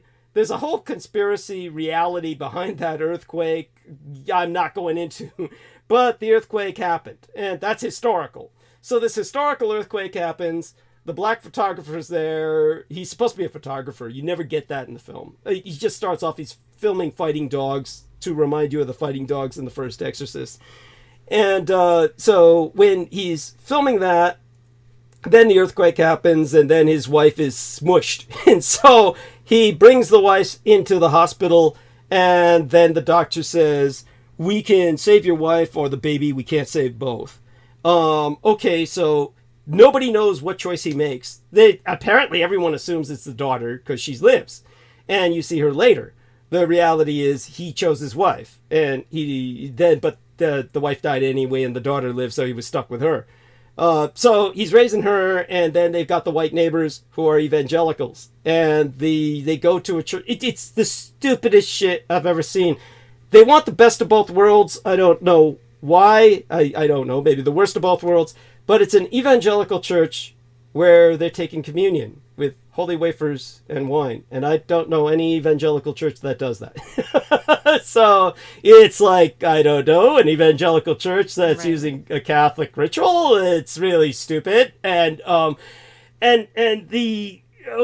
writers, the Blood Boys dug them all up for me. I can't remember their names. All I know is the director's name is Gordon Duff or something. It's like whoever he is, Gordon Green, dorky Gordon Green or something. I can look them up now, but they are just awful. Exorcist Believer writer. They're all white males. Now the reason this is relevant because they're trying to make all of these stupid political statements throughout the film. Danny McBride is the writer. Now, what makes this so offensive is Danny McBride is a known atheist. He hates religion. He's just done an entire HBO series on religion is stupid. So you're going to have Danny McBride write an Exorcist film. And that alone he's a comedian anyways. He's a comedian anyways, but he's a God-hating comedian. He hates religion. And so it's like, so to him, it's all a joke anyway. David Gordon Green is the director, and he's the guy who fucked up Halloween, and had this fucking little emotional cook become cuck. What do you call him? Cucks. The cuckold. He had this little emotional cuckold become the next Michael Myers, which doesn't even make any sense. It's not like I'm saying Michael Myers is the shit, and how could he make this little emotional cuck Michael Myers? But it's like, Michael Myers is obviously an emotionless killing machine, and there's this little emotional cuck who's going to become Michael Myers. It doesn't make sense. So anyhow, so you've got these two clowns already, plus all the other guys involved with it. Jason Blum with this whole Blum production shit, and I don't know if any of you are aware of this, but Friedkin, who directed the original Exorcist, the genuine quote here, I'm paraphrasing, but he really said this. Shortly before he died, he said, if there's an afterlife, I'm coming back to possess David Gordon Green and make his life a living hell. That was like the last words he said publicly before he died. Oh, wow. That's interesting. Yes. And it's real. It's real. It's a real quote. Yeah. Paraphrased, but anyhow. And so basically what happens is that when it comes to the white neighbors who are part of this evangelical church, we're supposed to hate them. They're like presented as Trump supporters. They are presented as like rednecks. And we're supposed to love the black family. And if you don't believe me, you think I'm being stupid about this. Anybody could just suffer through it themselves, and then you'll see what I'm saying. There's no bonding with any of these people, but you really don't even know the white people at all. All you know is that the white daughter becomes a friend of the black girl, who's the daughter, and I don't remember any of their names. It doesn't even matter. These people are so passionless, so empty. But at any rate, the two girls, because the black girl's mother died, she's never known her mother. They go out into the woods to hold a seance to bring the mother back. Brilliant. And then Lamashtu comes, but you don't know that because they never name her. But the girls disappear. Then the girls are found 3 days later. And here's how they try to emulate the Exorcist. They go through the rape tests. So they obviously assume these girls have been abducted, assaulted, raped. So they're taking them through all the tests. Only it's like it's like they got the father there, and that's so fucking stupid because first off, when this could happen because people are incompetent, because they're careless, because they really don't give a shit. Maybe this could happen, but it's not supposed to. But the father's not supposed to be there when the MDs are questioning the girls about rape. Get it? So the dad's hanging out there while the MD's saying, "How long do you think you were missing?" And she says, "Oh, a few hours." Then the dad says, "Honey, you were gone for 3 days." Okay, that's not supposed to happen. He's not supposed to be in the room so that the doctor can just ask her questions and then come back later with, "Oh, your daughter really has a warped perspective of what happened. There may be trauma." But anyhow, the girls start acting crazy anyway. And so when they start acting crazy, then of course there's all the doubt goes through the black guy's mind because he's supposed to be a non-believer. And then the evangelical white neighbors, they all say the daughter's possessed right away. And besides, she shows that in church when she freaks out and just basically comes into the church and screams and profanes and all this other good shit. But the other neighbor on the other side of the black guy happens to be a nurse who had an abortion. By the way, this is a relevant part of the film because they, for whatever reason, again, this is like where the chaos comes in. There's no sense to this film. The writers are a bunch of religious-hating white guys. They think religion's a joke, but they deliver this anti-abortion message. I don't get it. So the nurse was supposed to have wanted to be a nun, but then it turned out that she had a baby and aborted it, so she could never be a nun. So, but she knows all this nun stuff. And so that's the same neighbor next door on the other side of the black guy, while the other side's the white evangelical couple. And so this nurse then says, "You should seek out the woman whose child was possessed years ago from the original Exorcist film." She doesn't phrase it like that, but you get what I mean. And so he looks up. Now, by the way, this woman is supposed to have been a famous actress. She was a famous actress in that film. She was supposed to be a famous actress in that film. So it's not like her name should be unknown. It's like that should be a household name anyway. That you remember her. She's the woman whose child got possessed, that famous actress. It should be like that. And the guy should just say, oh yeah, But no, it's all like it's a mystery. Like nobody knows her, but she wrote a best-selling book. Then he goes to speak to her. And then she's literally in the film for just a few minutes to do something incredibly insane, which I'll describe right now.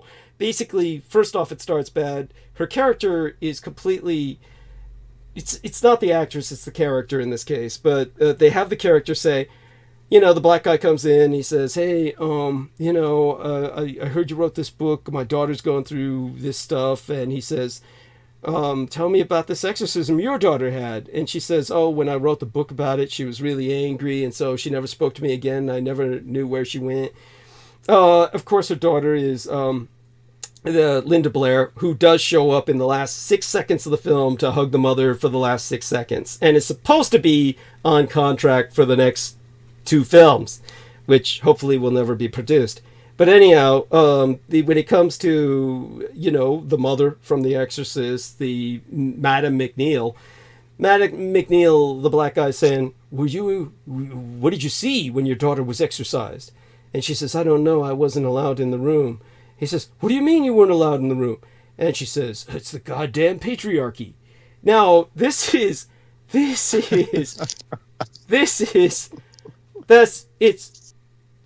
describing that. It's like, that's okay. Interesting though, because the Pope he's been making some strange statements lately. Like what? So, oh no, just that's fascinating about that she says it's the patriarchy, because recently the Pope has been discussing it seems as if he is leaning into the idea of possibly female priests, which doesn't make any sense. From the Catholic perspective, it doesn't make any sense because you have the nuns, and so it's, you have the mother, and you have, so it's strange because the Pope recently has been talking about leaning into possibly the concept in the Catholic Church of female priest, which is very different. So I'm saying I can understand. I don't mean to. No. I put so that in there, appreciate. but I think that's interesting that she says that. Yeah, very fascinating. I so appreciate your bringing that up, because I do want to go on a little tangent here. I do want people to understand that Roman Catholicism has this, what I think is a very positive aspect, which is they have the Virgin Mary, the Mother of God, up there with God. So yes, unlike most, not to rant or anything, but agreed. Yeah. Unlike most of, anyway, yes. Yeah, Protestantism or the evangelicals or any of the other, Christian sects are mostly like, fuck you, honey, women aren't worth a shit. It's just God. Right. God is a male, man. Yeah, it's a cock trip. It's a dick trip. But the Catholics do have a feminine balance. This is the almost Wiccan aspect of Catholicism. The Mother of God. Yes. Yes. And the Holy Mother. Thank Mary you. Of God. Absolutely.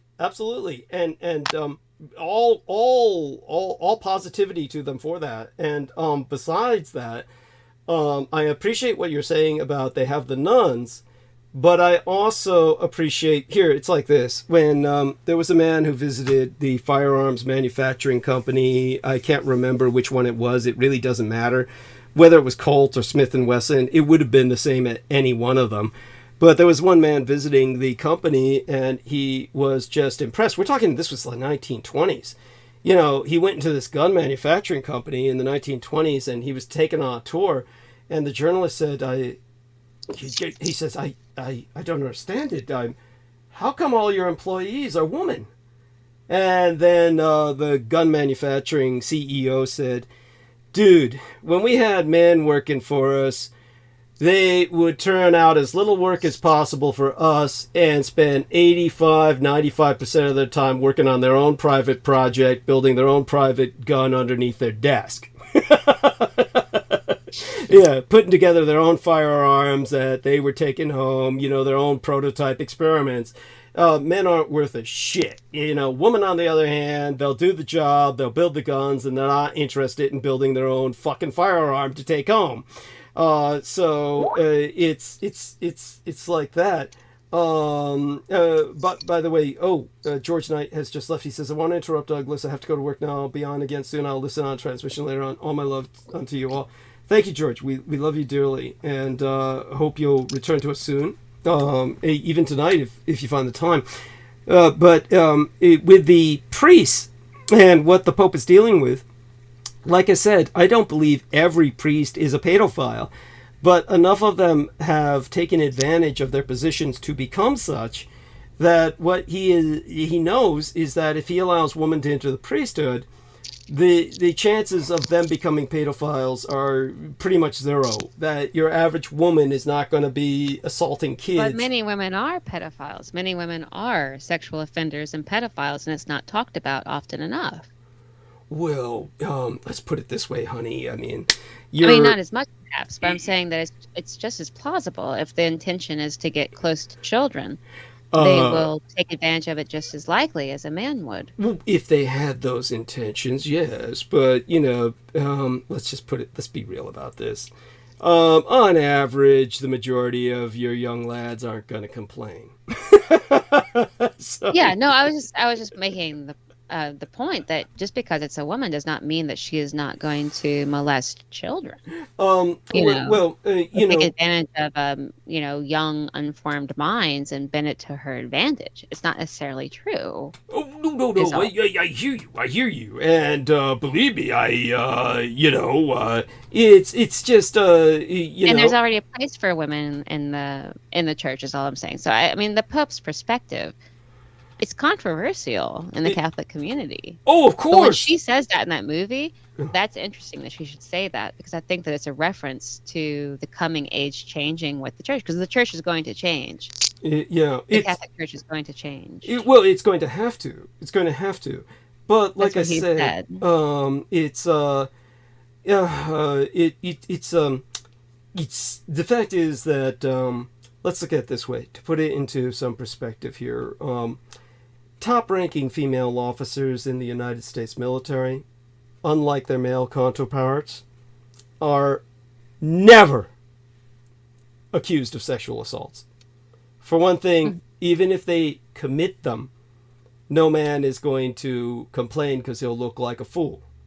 That's it. And as for young female athletes, so unlike those male football players in Steubenville and practically every other campus at some point or another across the United States, they aren't likely to gang rape some young boy after rendering him unconscious with a roofie and then urinate all over his body on camera, like boys do, leaving them infected with crabs and all manner of STDs. And immediately thereafter boast about it via YouTube videos and Twitter feeds with the smugness of impunity. We know no group of cheerleaders is ever going to do that. No female action movie starlet has ever been charged with domestic violence because, let's just put it, They do it, yeah. I mean, it's constant. It's not as prevalent in the media. It's because most men consider it that they got lucky. They don't consider it a crime. They consider it a gift. They got lucky. You've got somebody like, say for instance, Angelina Jolie. She's never going to do what some action film actors have done, like she's not going to be raping some young boy and then blowing his head off. You've got Mel Gibson. A lot of these women are not the women who do this. They're, a lot of the idea, this myth that a lot of the female perpetrators are attractive, though it's been shown to us in the media recently that many of them are doing it, but that's not always the case. I mean, it's just as horrific in some instances. So I don't think attractiveness has much to do with it. It's the deviousness of it and the manipulation of the small psyche into manipulating them. That's what they resent, is that they were misled to believe about what the situation was in some way. I think that especially when some of these children are particularly very young and they're exploited, and that can be done by the female mind as much as the male mind, just like the serial killers. Many times a lot of these unfound murderers are female because people are not looking for that because they don't picture women being that way. But most times it is. In fact, the greatest massacres on the planet right now are occurring from the female who are, in infanticide. So it's very prevalent that women are more likely to decide to take the place of God and take life in their own mind. Yeah, there's that, but let's just say that the Pope is being completely cynical. He might be completely cynical and just make these women priests because he knows that if they do molest kids, the chances of anyone complaining are going to be slim to none. So there we are with that. It could be just that attitude. I don't know what he's thinking. It seems like he's, in my personal opinion, lost his mind. If he even is currently actually going to stay the Pope for any amount of time before he, the Catholic Church even has its own penal system. So many of these people, many of these priests are persecuted, and it's not made news to the media because the Catholic Church has its own court that is kept secret from. They don't have to answer. That's why a lot of the crimes go down in the Catholic circles in Rome, because they are they have an immunity, and they have like their own country to themselves. So a lot of the things that happen are kept within those walls, and sometimes they have their own prison. Yeah. Where some of these priests and some of these offenders go to, and nobody even hears what happened or what the case was, because they hold their own courts amongst the priests themselves, and they get with the cardinals and the bishops. So there's a whole system that most of the world is unawares of. They even in their military system is entirely different, and they do have it. And so this is an aspect I think that people are not aware of. But many of these people are persecuted in ways that are not made known to, and they can disappear in there and never be heard from again. Okay. In their prison system. I believe the term you're trying to use is prosecuted, right? Not persecuted, but prosecuted. Right? I think that's what I said. Is that not what? Well, maybe I didn't say that, but yes, that's exactly what I mean. Of course. Okay, good. Yeah, because you're using the term persecuted. Why would I say persecuted? Like, sad for them. No, it's not what I mean. In some cases, it could be though. So maybe, but I did not mean it in that way. I mean, there could be some fall guys. There could be some fall guys that are persecuted. But yeah, just to clarify it for our listeners, you meant prosecuted. Yes. Just to also, when you brought up the military system, so far as I know, the Catholic, just so people understand, there are different orders to the militancy of the Catholic Church that I'll have to go back and listen. I don't think I said persecuted because I meant prosecuted. Good. But I mean, it could have just. Oh yeah, it's no big deal. It's no big deal. Yeah. I mean, it is important. Yeah, it is important. Go ahead. You can listen to it later. I'm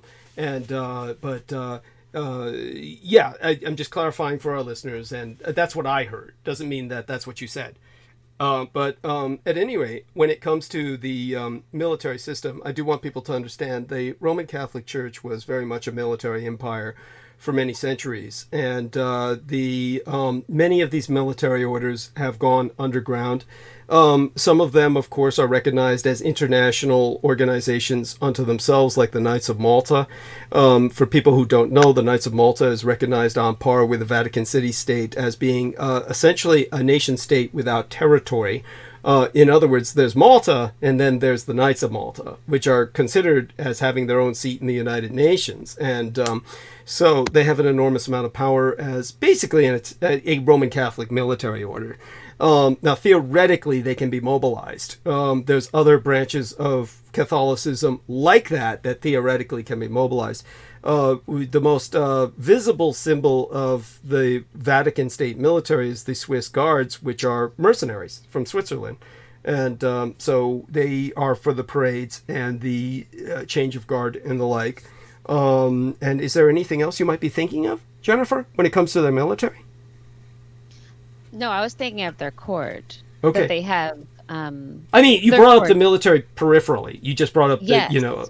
So yeah. Is there anything else besides what I mentioned that you can think of concerning their military? But there's no reason to have females in the priesthood in the Catholic system because they already have a system for females in place.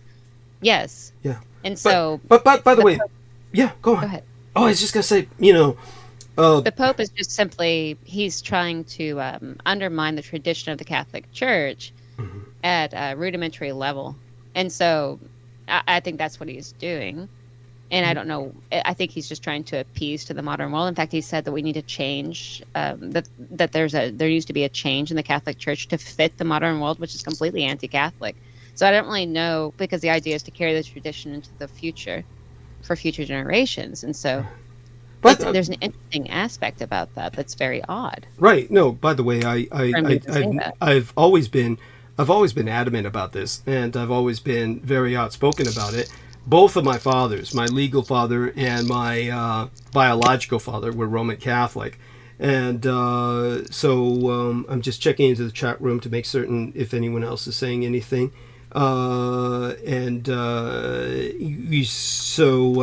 Let me say yes here, and to this one person.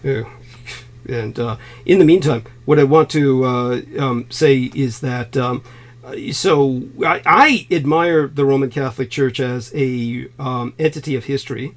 I want it to, of course, continue, and I do believe that obviously you want to carry as much tradition as possible into the future. There is, of course, just the need to adapt, but the question would be to what degree.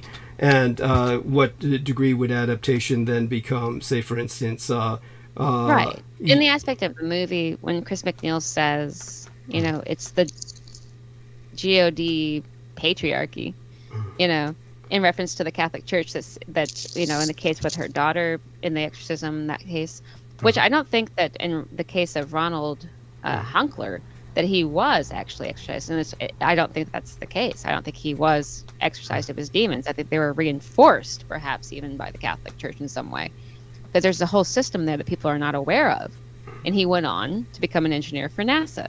Mm-hmm. But when she makes that statement, it's making a statement to the world and to the viewership of especially the ignorant about the Catholic tradition. They may see this then as, yes, this is a problem. When in fact, that is not the issue, because the patriarchy is in place for a reason, because the whole system of the whole system is set up in a particular way for a reason, on a deeper, on the mysterious level of the Catholic Church, of why it is arranged in such a way as it is. And that's being misunderstood. And in the case of right there, when she says that, I think she's making a reference, in a way, to what the Pope has recently announced and how it will affect billions of human beings on the planet that affiliate themselves with the Catholic faith. Yes. And at the deeper level, what that means, as we can see this Baphomet occurring. So I'm just curious. I hope you don't mind my asking. I would have been a Roman Catholic, except for whatever strange reason. Well, my father wanted me to make my own decision. I was never baptized. Did you yourself, are you a Roman Catholic? I was baptized German Lutheran. Okay. But have you considered the Roman Catholic Church as your spirituality, or veered towards them? I was just curious. So much about it. I was just, and that would be, I would think that would be wonderful. I would think, oh, wow. I was raised very strictly. This is not about, I'm just saying, I was raised my grandfather was from Germany, and he was a Lutheran from Germany, and they place a lot of emphasis that they see themselves as being like a step, like there's a weird relationship different in the old country to Catholicism than there is in America. And so I was exposed to that. And so they have a different perspective. People from Europe that were in that era of the early 1900s that were coming out of German people, out of German Lutheranism. And I'm not German by blood, but I was raised by my German grandfather. And their perspective on Catholicism is uniquely different, and there's a great deal of respect. And so I know a great deal about it, and then have because they're actually very closely affiliated.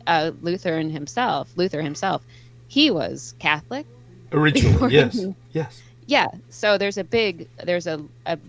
lot there that most, like I said, a lot of American or Anglican Lutherans may not realize unless they speak to maybe a German Lutheran from the 1900s, from the early 1900s, or their parents, for example, as was around in my environment, that these people carried on these traditions. That's right. So important. That's so important. It brings us back to the movie The Exorcist, where at the original Exorcist, the average person in the United States had never heard the term exorcism. Never heard the term exorcist until that film came out. Your average Protestant American had no idea about any of this. This was a totally alien world to them. They knew that there were Catholics, but remember, John F. Kennedy had just been killed the decade before, and he was America's first Roman Catholic president, and that was considered a big fucking deal. And most Americans back then were very hostile to him, thinking that he was loyal to the Pope, and that he was dragging America into the Vietnam War to save a Roman Catholic nation, because the Vietnamese under the French, their elite was Roman Catholic. And so people thought that he was dragging us into Vietnam for religious reasons. And people were advocating his assassination openly before he was assassinated. Nobody remembers that after the assassination, because they scrubbed all that from history. Right, and Catholics weren't even allowed on American soil for the longest time. That's right. They wouldn't even, yeah. Yeah, and my father always grew up with that sense, legal father always grew up with that sense of persecution. Yeah, American was founded by a bunch of Calvinists. Yeah. You know, like mostly. Yeah, that's right. Well, don't forget, Adolf Hitler was a Roman Catholic in a predominantly Protestant nation. So he was very much like a Kennedy figure. He was very unusual. You know, two things there. With that, the movie though. Yeah, I mean, I would like to talk to you yeah. private. No, I want to talk to you privately later about, you know, not necessarily tomorrow or something, but sometimes, you know, sometime in the future, I'd like to talk to you privately about some of your spiritual background, because it's so fascinating, and your genetic background as well. Of course, I you know, obviously you don't seem too uncomfortable about talking about that publicly, but yeah, to get back to the movie for now, so that people understand the insanity of it. Since they start off in Haiti. You would think that the logical choice for a demon to be possessing one of the girls, at least, would basically be something from the Haitian Vajahuduns or voodoo tradition, like Bakalou Baka, or the of the cult of Babalui, or one of these. They went missing in the film, in the woods. After all, these two girls go in the film. They go missing in the woods. And Bakalou Baka, he dwells in the woods. So, I mean, there would have been some sense there, because they keep including all of these Haitian Vajahudunistas originally to start with, and then they bring in another black Santeria or Candomblé practitioner, which is another kind of Vajahuduns or voodoo, Afro-Caribbean practitioner later on in the Exorcism. And of course, this is where the whole film is just insane. And now, personally, I don't ascribe to the character as portrayed by Ellen Burstyn. I don't ascribe to the Elder McNeil, who I just don't even accept this as a continuity of the original Exorcist. I just don't. But if we, you know, with what they do with her character, I don't think what she's saying about it's the goddamn patriarchy has any allusion to the Pope that gives it a depth it doesn't deserve. But she's just like spouting like a woke political line that all these white male writers and directors and producers all think is going to sell. That they're trying to appeal to a woke audience or something. And then when they basically get to the point where they're going to perform the exorcism, it's just a very bizarre scene. And by the way, Brendan, you can help me out here. Very bizarre scene where the Black Father, played by this Leslie Odom Jr. I can't believe I remember the actor's name, but he did the Hamilton thing. Like I said, I call him Victor Hamilton for his character. He goes to a cemetery to pick up a black female voodoo practitioner. Now, this is where the film gets really stupid. It's like, okay, she's like supposed to be like formerly an oncologist, but she's doing a bunch of weird voodoo shit in a cemetery. This does not look good, because it's like one thing that both Brendan and I encountered was that Brendan was under occult siege by a guy named Miguel Andahar, who was basically digging up babies' bones in the Philippines. This is what that scene reeks of. You've got a female who was an oncologist, who's supposed to be a practitioner of Santeria or Vajahuduns or the Candomblé, whatever she's doing. What she's doing in a cemetery puts her on the side of pure darkness. There is nothing good she's going to be practicing in a goddamn cemetery. So when he goes out there and seeks her out, all I could think of was when they said, oh, I used to be an oncologist, but, you know, now I'm delivering babies on the other side of life. I mean, this sounds like she's a Lamashtu cultist, but they're going to bring her in for the exorcism. This is like part of the insanity of this film. There's this other rabid anti-Catholic streak throughout the film, because the original film was a Catholic film. So they have this entire... And by the way, Brendan, with what I just described of this character, certainly you can share something, what it reminds you of, or anything that comes to mind with what I brought before I get to the anti-Catholic streak and what they do with this film. Yeah, I mean, you said it. It's like she sounds like a cultist. I mean, that's just clear. Thank you. Thank you. But they're presenting her... And they seem to, It's like, why would you hire a necromancer to do an exorcism? It's like, it doesn't make sense. Thank you. And you see that during the exorcism, she inhales all this like smoke and blows out all this like golden smoke that envelops this like emerging. It's like some like, what was that stuff called? Rapé. Like she's like hitting the rapé and shit. Yeah. Yes, that's right. And then she somehow like entraps these emerging mists from the two girls and then throws it into the fireplace where it goes boom. And you'd think, whoa, did she just expel the demons and throw them into the inferno? But no, she says, oh, this is just the beginning. And it's almost like she's there to... Sounds like a bad fan fiction is what it sounds like. Yeah, it's just awful, but it gets worse. Basically, so the rabid anti-Catholic streak is manifest through a Catholic priest who's like kind of overweight Hispanic guy.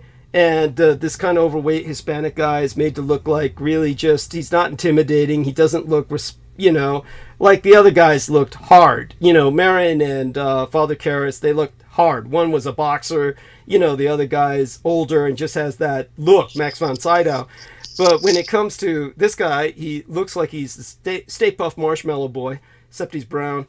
And he just basically says, I'll present this case to the higher ups, the clergy of the Curio. And then what happens is that basically corporate says no. and they said, no, we dismiss it as a psychiatric case. And so he says, I can't perform the exorcism. The church won't let me. And so he just sits outside doing his rosary until the father comes out and shames him, saying the fight's going on in there. And then he comes in, basically, first off, they bring in, there's no Jew, there's no Buddhist, but they got the evangelical, they got the Haitian Santeria Candomblé necromancer chick, and they got the nurse who's the failed nun who had the abortion. So they got maybe like 6 people in there that is kind of like Avengers Assemble. So like exorcism is supposed to be like a superpower, but they're all canceling each other out. And then the priest comes in, he bursts in and starts doing the, actual Roman ritual. And then the demons just laugh at him and they snap his neck with magical force power that the girls project. And he dies in this heap. And they laugh. And that's like spitting on the Catholic Church. They said, see, the Catholic Church is totally impotent. And they can't do nothing. Now, the interesting thing beyond that is then the Lamashtu, you see this in the trailer, Lamashtu says, you have to choose one. Only one girl will live, the other will go to hell. Which one do you choose? And it's like, no, you see, this is why you need an actual exorcist. Because an exorcist does not allow the demon to make the rules. The whole point is you're there to name the demon. Yes. You're there to drive the demon out. You don't stand around and bargain with the demon because that's the end of everything. Once the demon's making the rules, you've lost. That's So, right. Of course, they have the White Father break down and say... This is like Demonology 101. Thank you! That's why you don't let a comedy writer from Trailer Park Boys write your fucking horror film. Thank you. And whatever films he was in, but they might as well be Trailer Park Boys. It is. It's just awful. And to show that they're not racist, the black family is shown to be pure and clean, and the white family is corrupt. The White Father says, I choose my daughter! And that's when, of course, Lamashtu laughs and says, okay, that's why I take your daughter to hell. And so the young white girl goes to hell, and they show it. They show the young white girl being dragged down into hell. They actually graphically portray this. And they say now she's down there for eternity because he's a Trump cultist or something. And but they said that Lamont... Which, it goes against all multiversal logic. Like, he would be the one going down, not the innocents. But that proves that it's a cultist. Thank you. That's the of my nature. The innocence gets killed. Yeah, the innocence gets damned. The innocence gets damned. Damned. Yeah, damned eternally. To the eternity of hell. Yes, that's so the girl screams, I don't want to go to hell, before she's dragged down. And then what is it? The black girl was supposed to be taken too, but Lamashtu can't touch her because she had the Haitian voodoo blessing. That's what they actually insinuate in the film. It's Lamashtu. Oh, I can't touch her because she has the Haitian voodoo blessing put on her when she was in her mother's womb. And it's like, okay, that's so... They're showing Haitian voodoo is all powerful, but the Lamashtu is somehow respecting that, but... What's interesting is a lot of the... It's like they obviously don't know history because those Afro-Caribbean kind of amalgamations were based a lot... on Catholicism! They're based on Catholic saints and yes! They use different Catholic rituals. Yes, it's based... So, yes. These guys are like totally... It's just pure retardation. Thank you. For those who don't know, the Vajahoduns or voodoo is basically the slaves hid their African gods behind the various Catholic saints. So the various Catholic saints for them are code phrases for African gods, but they're using the Catholic ritual. So if that's what's protecting this girl, then the Catholic ritual is supposed to work. So it's that's the So it's this whole thing that's anti-religion, but in the end they give this speech about community, saying that in the end it's all about community. What community? I mean, there was no community. All the religions canceled each other out. The demon one stole a girl, and then they celebrate community. It was the craziest shit. And I mean, what happened to the father that did all this? He was just nothing happened to him, or you mean the black guy or the white guy? Black father or the white father? The white father. The white father. Oh, of course, he's devastated. He and his wife are devastated. They're like, So what, they were just supposed to live one life in pain and suffering while she gets eternally damned? Like, that doesn't make sense. Yes.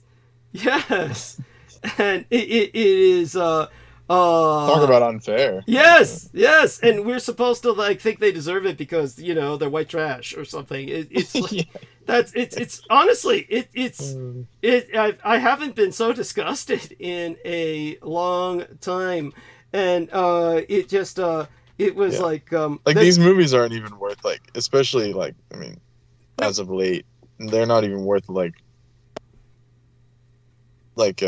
now this all makes sense why they'd rather have AI do it, and they're all pissed off. Thank you. Like, I'd rather have AI make videos or films too if it's based off of like actual like logic. Thank you. Rather than this shit. But you know how I would have done it? If I had been hired to have written this. Okay, Lamashtu. She takes kids.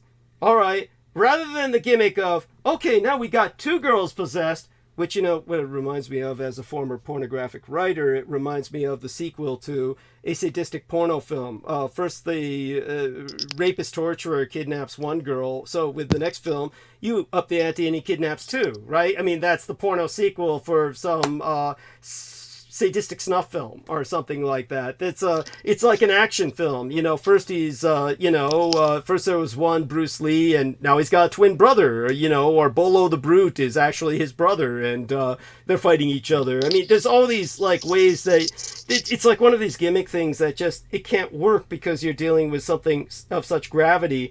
Basically, honestly, if it's Lamashtu you're going to bring in, then start it in a maternity ward. That basically the babies being delivered are possessed by Lamashtu.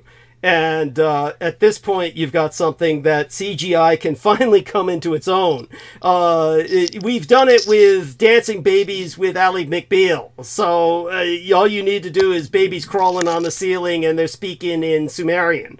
At that point, of course, everybody has to lock the hospital down and they don't want anyone to panic, and something has to be done. At that point, you can bring in somebody who basically says, okay, if you're that desperate and you don't want to bring in the Roman Catholic Church, then by all means, this is where we summon Pazuzu. Then you have basically a summoning of Pazuzu and Lamashtu is banished. That is like the way to do this. So they don't... That would have been the better way to do it. I'm glad I didn't watch this movie, and I'm glad that I'm not going to watch this movie, and that I still have gotten the whole story, because actually, I mean, because I have been curious, but I wasn't going to watch it ever. But at the same, just because of, that there was I didn't think there was a need for it. But I'm glad I got to hear anyway. kind of the premise of the story to get an idea. But I can't stay much longer. Understood. But I'm glad that I have heard kind of the premise of it, and that's enough really to think about and to just know that they're putting this out there. And I just, it's nothing new because they constantly weave in these concepts that they want people to. I don't know why they're doing it, but it is strange. Like their motivation is clearly, desperate, but yes, to try to convince people that they are. But I have to go check on Understood. What my dog is barking at. I appreciate it. They spent $400 million to get the rights to this film. $400 million. I'm certain that hopefully they don't make any of that. It bombed. So anyhow, we love you dearly, Jennifer. Have a blessed You guys have a great night. Yes. It was nice visiting with you, and I'll see you possibly on Sunday and visit then. Yes. You guys have a good night. I look forward to Thank that. you so much. You take care till then. Okay. You too. That was Jennifer Hawkins, the Arcane Observer. Make certain to check into her channel. As I said, we have totally different interviews. Brendan, I take it you're going to be leaving soon, or you got a few more minutes with us? Yeah, I should go soon too, but there's some background on Lamash too. Please. I was going to give a little bit. Yeah, could you... do me a favor. Could you go into that while I just finished this Coke? I'm going to rinse my mouth. I'll be back in a few seconds. If you could go into that, I'll catch you on the way back in just a few seconds, okay? I'm going to go mute. I'll be right back. Okay. Thank you. Right. Yeah. Yeah, so Lamashtu is one specific demon who was held responsible for what this article claims is the diseases of childbirth. So they associated with like physiological phenomena, but they give some info here. So the word Lamashtu in Akkadian means she who erases. She's one of the greater gods, the daughter of one of the greater gods, yet her appearance was terrible as the work she does. And then it goes into her, the way she looks, which I'm not going to say. But her work included poisoning water, killing plants, bringing nightmares, causing tetanus in addition to persistent fevers. However, Lamashtu's principal victims were unborn. She would slip into the house of a pregnant woman, and she touched the woman's stomach 7 times to kill the child. She would poison newborns by abducting the child from its wet nurse and feeding it with her own toxic milk. Mothers could also be killed, and she sometimes ate the flesh and drank the blood of adult men, although it is not stated whether they were the fathers or just randomly picked individuals.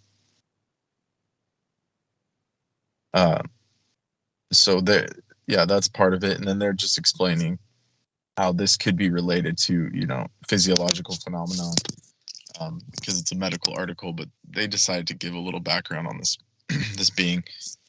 And,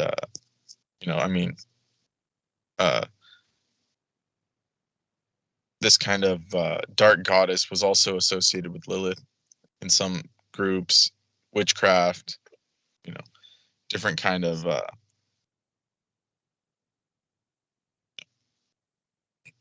it is not really a justice spirit. It's more of like some kind of suffering or retribution, which was sent as per the higher authorities, meaning like the higher gods. Her hostility is unexplained, but she causes suffering just, because she feels like it. It's also the main force thought to cause, miscarriages, prevention of conception, crib death, illnesses, fever, inflammation. She notoriously taunts those she persecutes. She's counteracted by her rival, the demon Pazuzu, who has his own bad reputation as the plague giver, yet he protects against Lamashtu. Whether because he feels sorry for the people or the two spirits hate each other is another conjecture we can decide on. On the other hand, in other Semitic countries and cultures of ancient times, Lamashtu is considered a fierce but protective guardian. She's the deity who protects those lacking other protective deities. Amulets bearing her name were hung in the houses upon doors to protect against her or to invoke her. It is not known. Perhaps like Lilith, Lamashtu will not cause harm where she sees her name. So, it's saying here that perhaps the name does work against these beings, which, yes. if all those, whatever cultures they brought up, if they just used that as the antidote, they would have won. Thank you. Thank you. Did you hear the part about that she was known to attack the adult men? Interesting. No, I didn't catch that. Go on. So let me just that was important because that they could have just put this into the film easily. It says she would poison newborns by abducting the children from its wet nurse, feeding it with their own toxic milk. Wow. The mothers could also be killed, and she would also eat the flesh and drink the blood of adult men, although it is not stated whether they were fathers or just randomly picked individuals. So why didn't she just kill the father at that point, in that story? Yeah, I mean, of course. And it's like, shit. I mean, the way she killed the priest, she may as well have killed, the fathers as well. Yeah, it's like, no, but they hate the priest, see, and we're supposed to, see the white people suffer and see the black guy come out of it all right. It's not like he earned any bonding because, throughout the film, he doesn't show any expression. It's like he's an amnesiac who's like wandering around like a zombie throughout the fucking film. The whole thing is stupid as it's forget the I'm trying to concentrate on the deeper aspects of what they're trying to bring up here, and I think that's what their agenda is, like Jennifer was hinting at, is that we could say, I don't know what their agenda is, but the good news is it doesn't seem like they know what their agenda is either. It seems to be coming from all angles. Like I said, anti-abortion, at the same time, anti-patriarchy, or certainly anti-Catholic. It's like it's starting to become a trope, like it used to be, so what do they call it, social justice. Now it's like, it's just like nonsensical. Like, I wonder if it's deliberate or it's just they're just that crazy nowadays. I don't understand. I think they're crazy because they are crazy, because take a look at what they're doing is they keep producing these bomb busters. These bomb busters. They bomb at the box office and they don't care. They keep pushing this particular. They're trying to make everybody happy, quote unquote, by making nobody happy. And it's the precursor to it all was the Omega Man with Charlton Heston, where they want to show some military guy ripping into the mutants, but they don't want him to look like a bad guy committing genocide. So in the end, he just fucking dies. And everybody just says, well, that didn't make anybody happy because you want an action film, right? And so it's like that. So you get this anticlimactic nothing. It's like The Postman was like that. You go to a film to see a fight, and The Postman ended with peace, and that bombed at the box office. Twilight ended with there was no fighting, right? They decided they weren't gonna fight, and that was a big letdown. I mean, there you go. It's so when it comes to say for instance what Jennifer was saying, let's see now, when she was bringing up, what was it? I think that I don't know where she gets this idea that there's so many female serial killers and that there's all these women going around raping all these kids. Can I put some context to it? Please, because I want to say that, honey, I want to tell her, honey, if there were a bunch of women going around raping young boys, there'd be a lot more happy, well-adjusted young boys in the fucking world instead of a bunch of incels. We only wish more of you were like that, but go on. Yeah, I think it's more of like that. There's this overarching, the best way to put it is if you look at the story of Arthur, you have Morgan Le Fay, the son, the lady that, birthed Mordred and was the one who was trying to usurp the throne. She was the witch. The actual dark force behind the whole Arthur story was actually a female, Morgan Le Fay. And so what that's showing, that story is showing that there's this dark side to the female psychology that comes through and has actually altered the world affairs. So but there is positive female psychology as well, like the more masculine female, the more heroic female. But this this dark side of the feminine is actually what's ruling our world. So it's in the guise of patriarchy, but it's actually behind it. There's this dark female force. Wow. Okay. You know. Yeah. So there's a lot of evidence to point in that direction. That's actually what's taken over, and that's, you know, they're like the Kali, the goddess Kali worshippers. You know, this dark aspect of the feminine. Yes. So I think maybe she was like leading to that, or just like, I don't know, there was no context for it, but that's how I would put it. Okay. Interesting. Like a lot, like for example, like all the female rulers, like when there were female kings, like the bloodshed was like orders of magnitude higher. Like the wars were more brutal.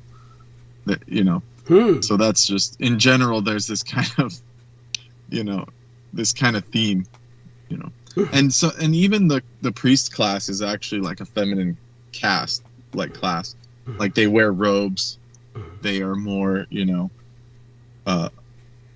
under this kind of female, like you said, the Catholics have the Mother Mary, like they're under this kind of feminine thing, but it's the force protection that they have is actually the masculine.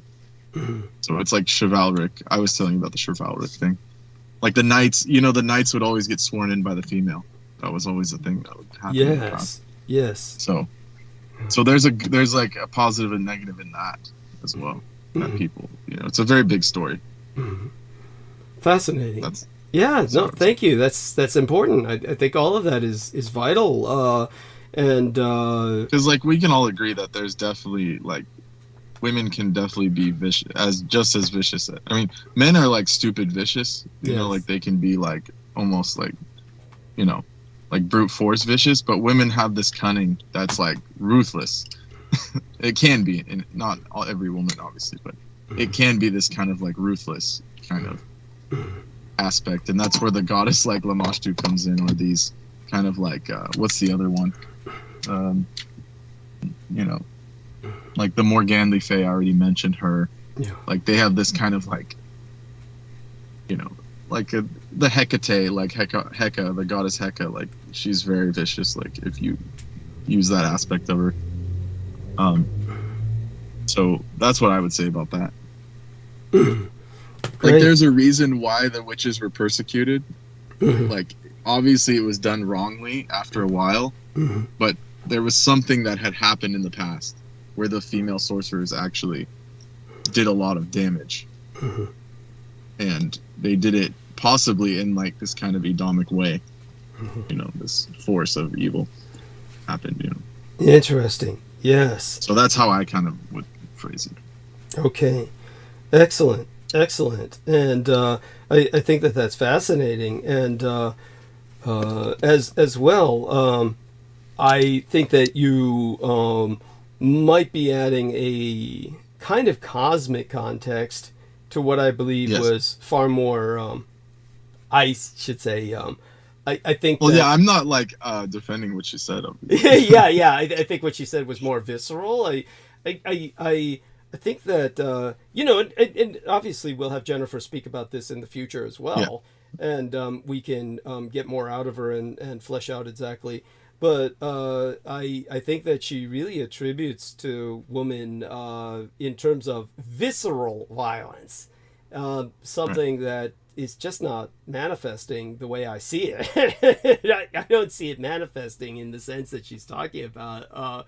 You know, now I do appreciate what she's saying, that she's pointing out, well, you know, these assailants aren't always attractive. In other words, you know, they're not women you would want to be raped by. Okay, I could get what she's saying with that. Okay, but you know, let's be honest about this. Bit of a stereotype here, but women who tend to be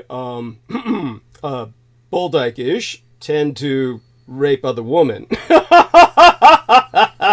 And at least that's a stereotype, right? And when it comes to otherwise, the woman who may be extremely ugly, I mean, come on now, we got to get real about this. How would they succeed in raping your average young man at gunpoint? Is this something? I mean, there was the story of that Russian lady that like trapped the burglar in her basement for like, you know, how long? For like It was like multiple days. Okay. And she was like, yeah, like messing, you know. What happened to? Torturing him. How did he get out? He like literally escaped and like ran for it, like made a break for it or something. Oh my God! And this was in Russia. Yeah. Well, I'm surprised you haven't heard that. No, I could haven't. Probably find the story. Yeah, yeah. If you can send me a link, it sounds like it sounds funny as hell, hideously funny. Poor bastard. She like he like broke into her house and then she like knocked him out and then tied him up. Oh my God. Yeah, poor son of a bitch. Yeah, but it takes something like that. I mean, you know, the guy's got to wake up from being roofied and then find himself, you know, tied up while the woman's strapping on a dildo. I mean, how else is a woman going to rape you other than strapping on a dildo? Okay, it was a Russian hairdresser that kidnapped a robber.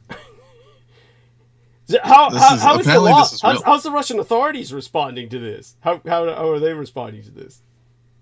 Aside from laughing. Yeah, basically, they probably just laughed at the guy. Yeah. Yeah. Oh, poor bastard. Yeah. A Russian hairdresser. Jesus Christ. Yeah.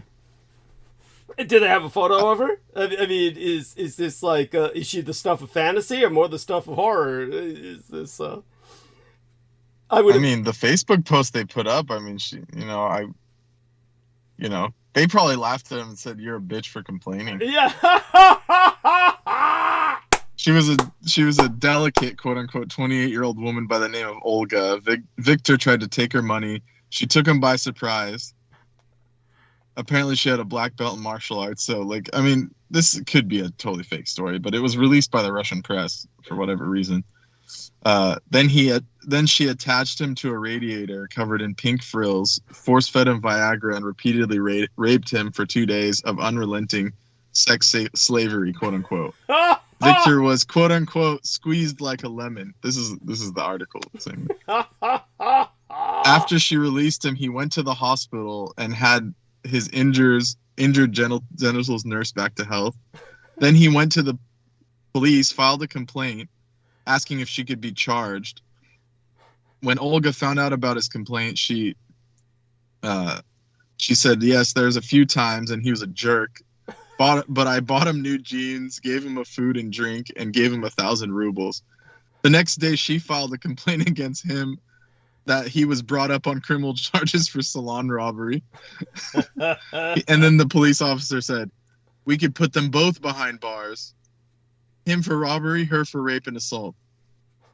So that was what they left. They basically didn't do anything. The Russians just laughed it off. Yeah, good. I mean, it's one of those stories that just deserves to be laughed off, and everybody moves on. Yeah, it's. Yeah, I mean, if that's true, it's like, I mean, yeah, what's he complaining about? Thank you. He must be gay.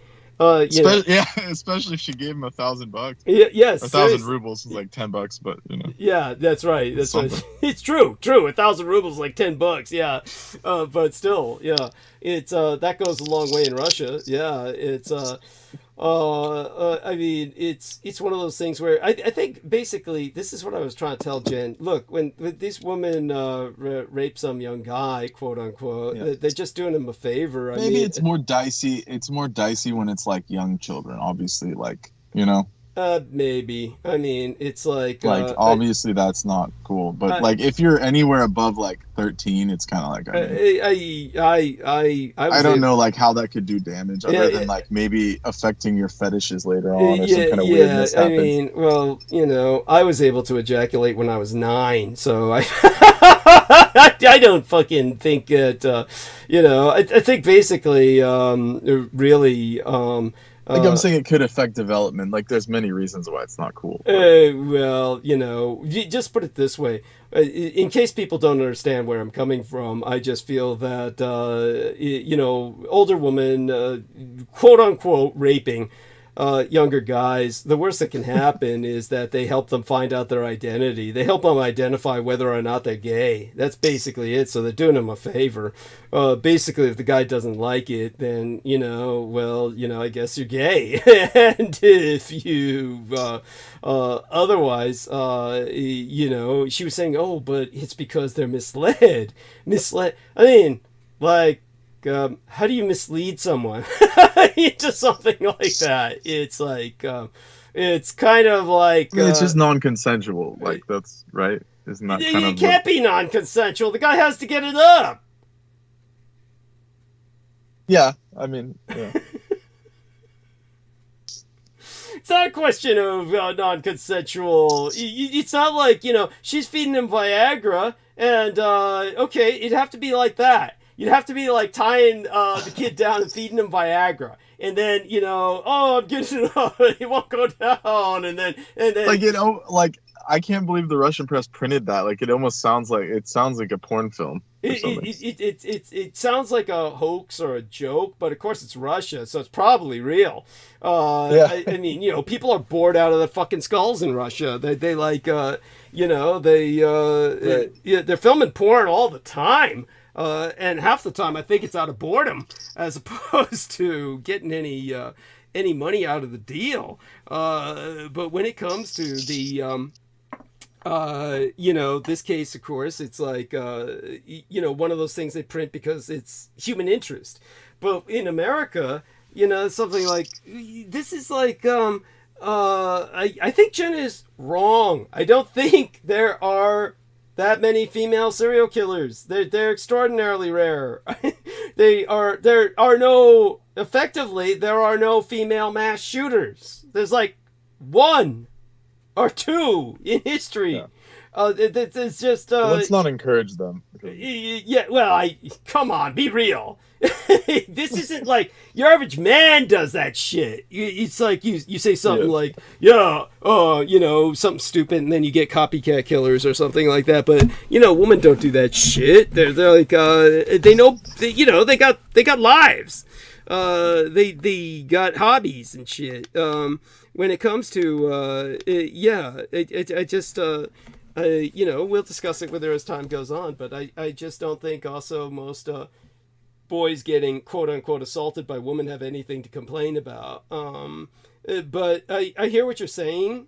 Like, oh yeah, they're really young. Maybe it would like affect their development, but it's like all I can think of is it affects their development only by they realize they don't like women or something. So, but all that being said, it's really not that much of an issue because obviously nobody's really complaining about it. We would know if it was also like it ends up like, especially if you're like 13 to 18, it ends up being like a peak experience and you're like can't get back to it or something. Yeah. I mean, seriously, that's about the worst that can happen. I mean, but look at it this way. Let's look at mass shooters. Have you ever heard a mass shooter in his manifesto write, and then this bitch raped me when I was 12? No. They never say, oh God, and then this older woman made me have sex with her. That's why I'm mass shooting. No, not a single case. Let me see the stats. If that had happened... From 1982 to 2023, 142 male mass shooters versus 4 female. Thank you. And then 2 that says male and female, so those like they're together. Yeah, where the woman is just dragged by the man anyway. Right. Just dragged into it by the man anyway. You know that. So 4 females. Yeah. Out of 142. Well, actually 2 females, because only 2 did it alone. The other 2 are just basically an ancillary to the man. Yeah, I don't know how they factored that one in. I think it was a separate stat, but that's bizarre. Yeah. It should be, because, the woman's not really in charge in those Defined situations. as a single attack in a public place, which 4 more people were killed. Yeah. And so only 4 women Yeah. U.S. history. But if these guys had been fucked by an older woman when they were younger, they wouldn't be committing mass shootings. They'd be out looking for nookie, trying to repeat that peak experience, instead of collecting weapons and, going out and shooting people because they never had sex at all. If anything, it would stop mass shootings. It would go a long way towards stopping them. It's like... she just doesn't see. I mean, I'm not trying to get into this because then I would have to agree. Thank you. Thank you. Yeah, she's just looking at it as a woman. She's looking at it as a woman, and most women, to tell you the truth, don't even think like that. Obviously, Jennifer Hawkins is a very unusual female, that she thinks about this sort of thing at all. But she seems to. I mean, I'm assuming she's thinking more along the line of like Ghislaine, whatever her name was, Ghislaine like Maxwell. those kind of chicks. Yeah. That is so rare. That's like James Bond villain level rare. You're talking about some female. And she was Israeli anyway. Yeah, so yeah. They're born privileged. You have to have someone who's born privileged to the point where they've never had any concept of the value of human life. The Israeli factor fits in well there. And honestly, no comment. Yeah. I do want people to know that I couldn't believe what happened in Washington, D.C. Before I go off on it, what do you know about the March for Israel in Washington, D.C.? The National Mall, Tuesday, held yesterday. Oh, basically. I didn't even know that happened, and I don't even want to see it because it's just like I could just like the image that conjured in my head's already bad enough. I'm going to go off on it. The March for Israel was a hate rally. About the March for Israel. Line up. I like how they said line up, like it's a fucking. Thank you. Come on. Like MLK's there or something. Like yeah. Thank you. Yeah. About the March for Israel. Pop singers, great, wonderful. Like I said before, I mean, it's like, how can they rationalize this? It's like, yeah, at least be more tempered about it, like instead of having a rave or whatever. Like back in the day, it was like, it used to be like, okay, yeah, like Israel's killing, all kinds of people, and then they were like, oh, but the Palestinians are too, and then, but they would at least pretend like, oh, we're trying to have peace. Now it's just like, they're just like, cool, like we're just gonna blow them all up. It's fine. Everyone get on board. Right. It's getting nonsensical. Like, thank you. It's and these people like Shapiro and stuff, like, I mean, they're so criminal. I mean, they're like they have public platforms, like they should at least relax, like, Thank you.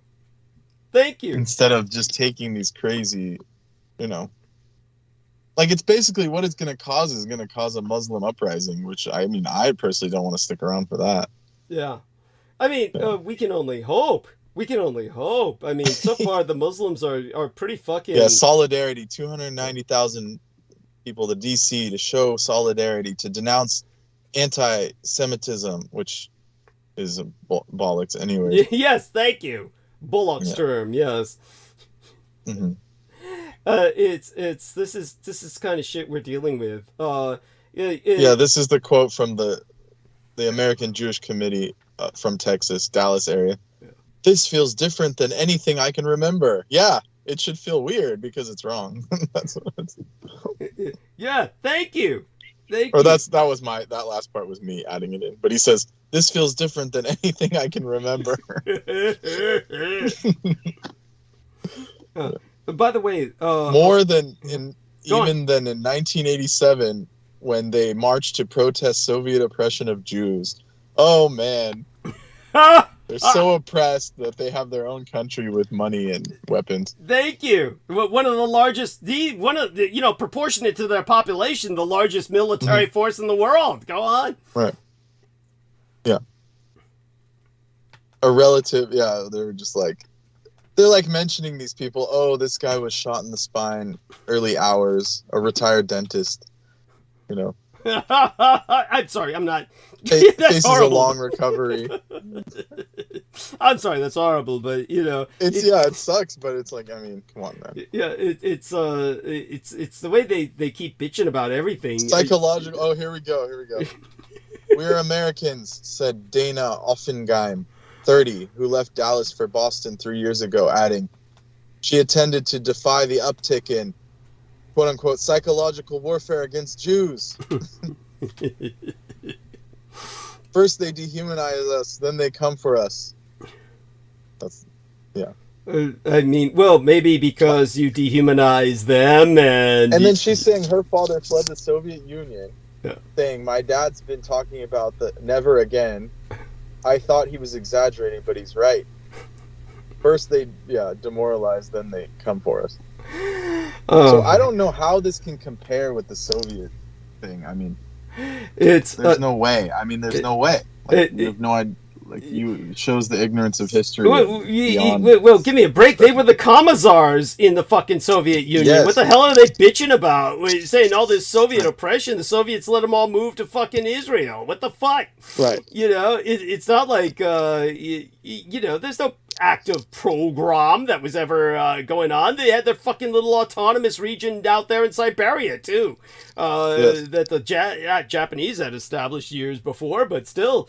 Let's look at it this way. When this March for Israel gathering was held Tuesday on the National Mall in Washington, D.C., Trump's former ambassador to Israel, David Friedman, started chortling about it. He said, final estimated head count at the pro-Israel rally in D.C., 290,000 people, makes this the largest Jewish gathering in history since Mount Sinai. I mean... Really? I mean, Friedman's numbers they appear to be inflated to me. I did see a massive turnout. Do I have to give a caveat that I'm not anti-Jewish? But, like, I mean, it's just... Well, believe me, it's hard because they're working hard to make us so. They're doing their best to... They want you to be anti-Jewish just by everything they do. Right. Like I said, go on, Brendan, before I just start ripping into this. I mean, there's nothing more to say. Like, I don't want to be, like, even go there. Let's put it that way. It's just so, like, it's offensive. Like, thank you. I will.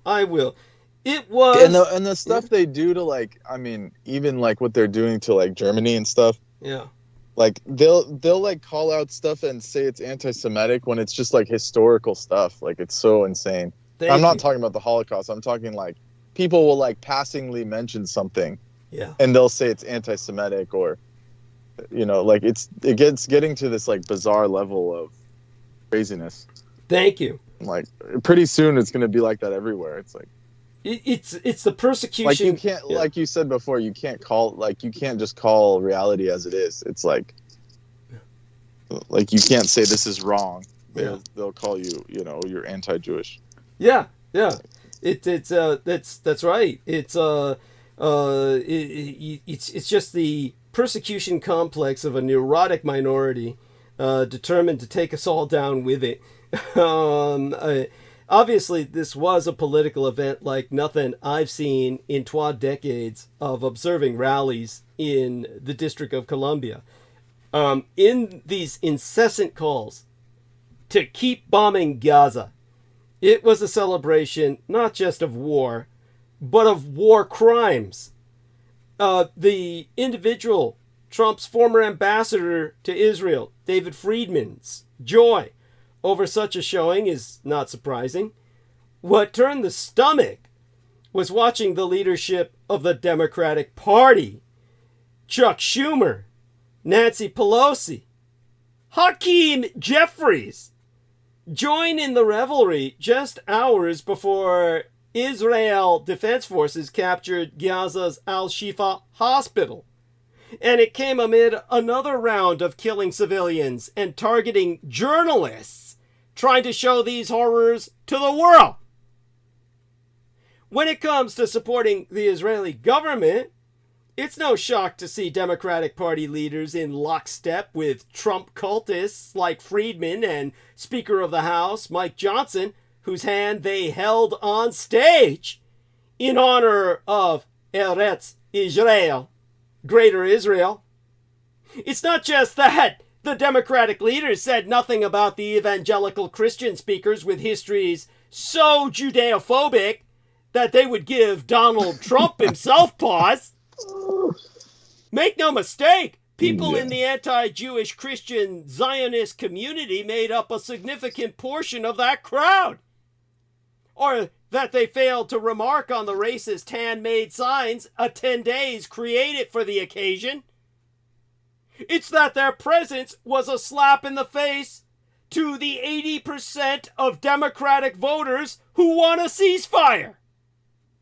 It's that they are openly hostile to the generation of youth, no matter their faith or race, whom they need to stay in office. A generation that inconveniently believes that Palestinian life matters. It's that they are contemptuous of Jews who say to Israel that their genocidal attacks must not be pursued in the name of Judea. It's that they are in the process of handing the next election to an autocratic Judeophobe who, in the words of the Washington Post, is merely parroting my own biological sire Adolf Hitler by calling their opponents vermin. Schumer, Pelosi, and Jeffries would rather stand with a pro-war mob that shouted down and over his head Van Jones calling for peace. Speaker after speaker slammed the idea of a ceasefire and slandered the ceasefire protests as pro-Hamas. Celebrity C-listers like Deborah Messing and Michael Rappaport backed a message whose only logic is bigotry and bombings.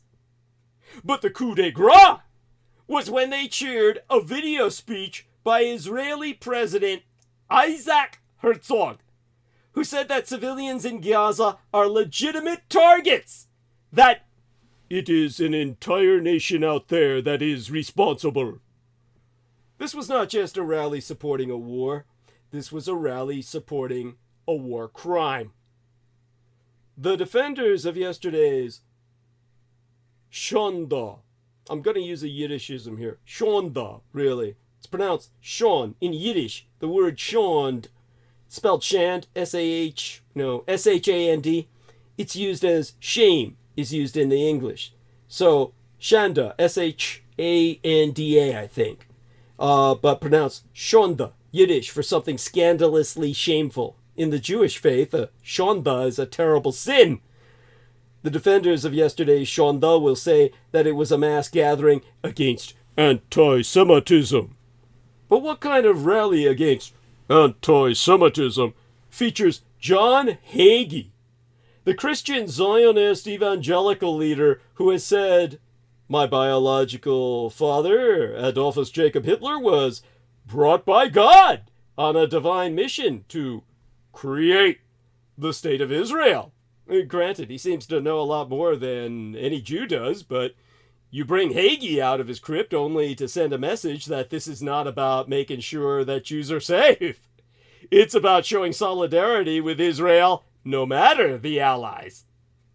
What kind of rally against Judeophobia includes racist signs calling for more war, more bombings, and the end of not just Hamas, but Palestine itself? Or as one sign held by a masked protester read, "From the river to the sea, Israel is all you will see." This is not to say that every single person in attendance was there to celebrate war. The reports of increasing Judeophobia have many people understandably concerned, but the messaging was far less about Judeophobia than about finishing the job in Gaza.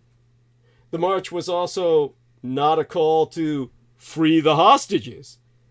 Instead, it elevated bigots, trolls, and an Israeli president who has made an open call for genocide. At one point, on Herzog's urging, the crowd stopped chanting against a ceasefire and instead shouted, "Never again!" This was a vandalizing of those supposedly sacred words, if ever they even held meaning beyond the self-aggrandizement of the select. Never again!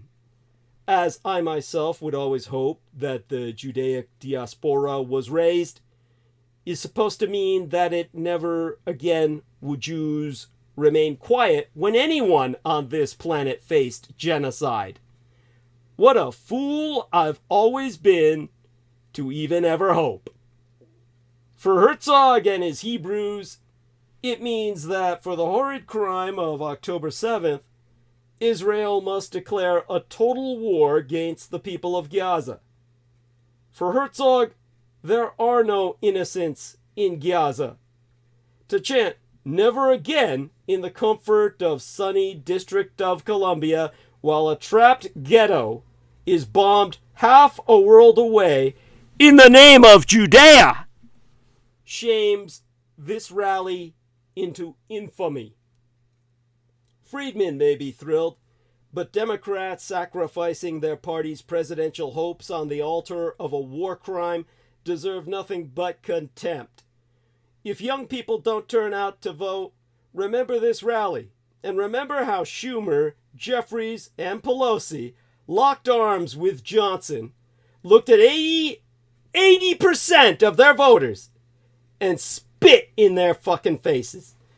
I mean, honestly, it's this. I don't think that's going too far. Am I going too far?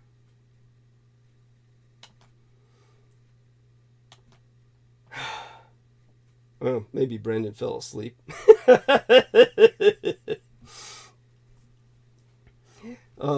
He's on mute. He had to go out and breathe. Yeah. Honestly, am I going too far? He went back on mute. I mean, no. I mean, it's clear what's happening. Thank you. It's clear. Yes, it's sickening. I think that yeah, and then of course we had APEC in San Francisco. Xi Jinping and Joe Biden. So here's what happened. You know, in San Francisco, because Joe Biden and Xi Jinping were coming together to San Francisco, they cleared out all the fucking homeless and the druggies. You heard about this? Yeah. Tell me what you know. Tell me what you know. I was gonna say that your first comment was like, I mean, it's clear that voters are totally obsolete now. It's like they don't even matter. Doesn't matter who's on what side. They're just gonna do what they're gonna do. Thank you. Which is... That's clear that we're under the, Zionist occupation government. Yeah, we're under, or worse. I mean, that's being nice about it. Thank you. I mean, seriously, that's like, do me a favor. I need to relieve myself. After that, I feel like I have to void my bladder after that. It's just like, okay. Yeah. So, do me a favor. Well, I have to go pretty soon as well. I understand. So I understand. Yeah, but I will... Can you tell people about how they cleared out all the homeless for Xi Jinping and Joe Biden in San Francisco or something? They did more than that. Yeah, tell the people about what the shit they were doing, and I'll be back in a few minutes. When I come back, then you can go to sleep, and I'll try and take over the rest of the night. Thank you, dear brother. I mean, couldn't do this without you. And so let me go mute. I'll be right back. Yeah. So what had happened in SF, San Francisco, they basically started cleaning up the streets. they even took out entire homeless encampments. Like, they started painting sidewalks, like repainting crosswalks that were totally derelict for years. Stuff that the residents there had been asking for, like many years now, for the city council to do, or whatever they're called. In England, they're called council. I don't know what they're called here. But basically, they were, ignoring everyone about all the madness that was going down. And then the second there's a world-level conference, they clean up the streets to the point where I saw people on the news that were saying, they were like, why can't they do this for our city normally? Like, what's going on? It looks like the old San Francisco's back, There were like way less homeless people. They'd actually like drove them out of the city or something, or just disappeared them. How the government can just do that. you know, when there's enough resources involved, they can pretty much do it at any time. They probably shipped them out here to where I'm at, more inland California, or even to LA. They do this like back and forth. It's almost like geese in the winter. Like they'll ship them down for the winter to LA and then ship them back up during the summer. It's like, I mean, who knows? What's going on with that? But it's pretty offensive. I'd be offended if I was like one of the residents, and like just because Xi Jinping was coming in or whoever these people are, then you clean up my city. Like, I mean, it's clear that none of the elites even care, like, about the normal people or so-called the taxpayers or whatever. Like, the system has so much money in it that, I mean, I think taxes are totally obsolete. Like it's just like this fallacy that they left in place to control people, it seems. It's clear that there's so many resources and they're all controlled by the same people. It's like, that's what I was saying. Like, that's why they don't care about voters or anything anymore. It's kind of like redundant, or that's what it seems like anyway. So yeah, that's how I would see it. But they were literally like repainting sidewalks. Like I don't think I've ever seen that in SF. Like occasionally, if you go to like the nicer areas, like Market, these different places, you'll see like really nice. You know, some areas are really nice, but to the point where they're, you know, actually doing it citywide is kind of wild. You know, hopefully they keep it clean. Oh, we can only hope. I think their PR was so bad that like this was almost like a way to make them look better, even though it backfired. But what did I miss? What did I miss? Oh, I was just rambling about what they were doing to SF. Like how they shipped out everyone. Yeah. All the homeless people disappeared overnight. I was like, just like the government usually does. It's like they either shipped them out my way or they shipped them to LA. Like it's like LA and SF have this kind of like, you know, back and forth with Greyhound buses. It's like they'll ship them to LA during the winter and then back up during the summer for the homeless people. Yes. And then they've like washed the streets and repainted. They were repainting sidewalks and repainting crosswalks in like nice colors. And then there was like some residents that were getting interviewed and they're like, this is what the old SF looked like. It's like, why can't they just do this normally? No shit.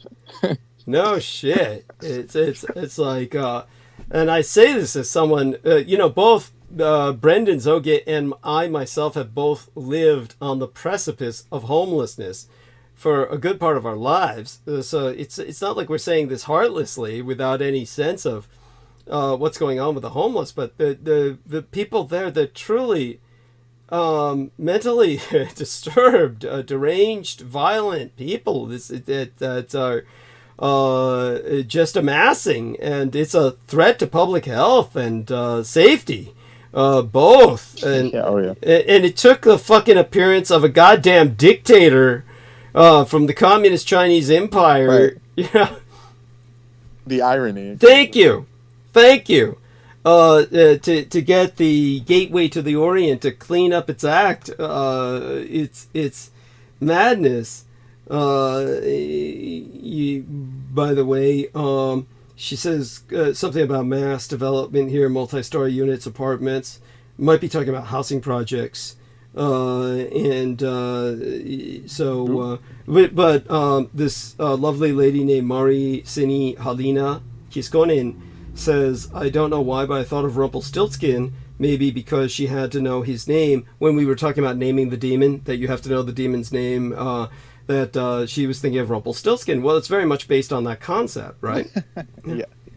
I mean, Rumpelstiltskin is like, I mean, at least he was, you know, like, yeah, he was going to swoop the baby, but at least he was helpful.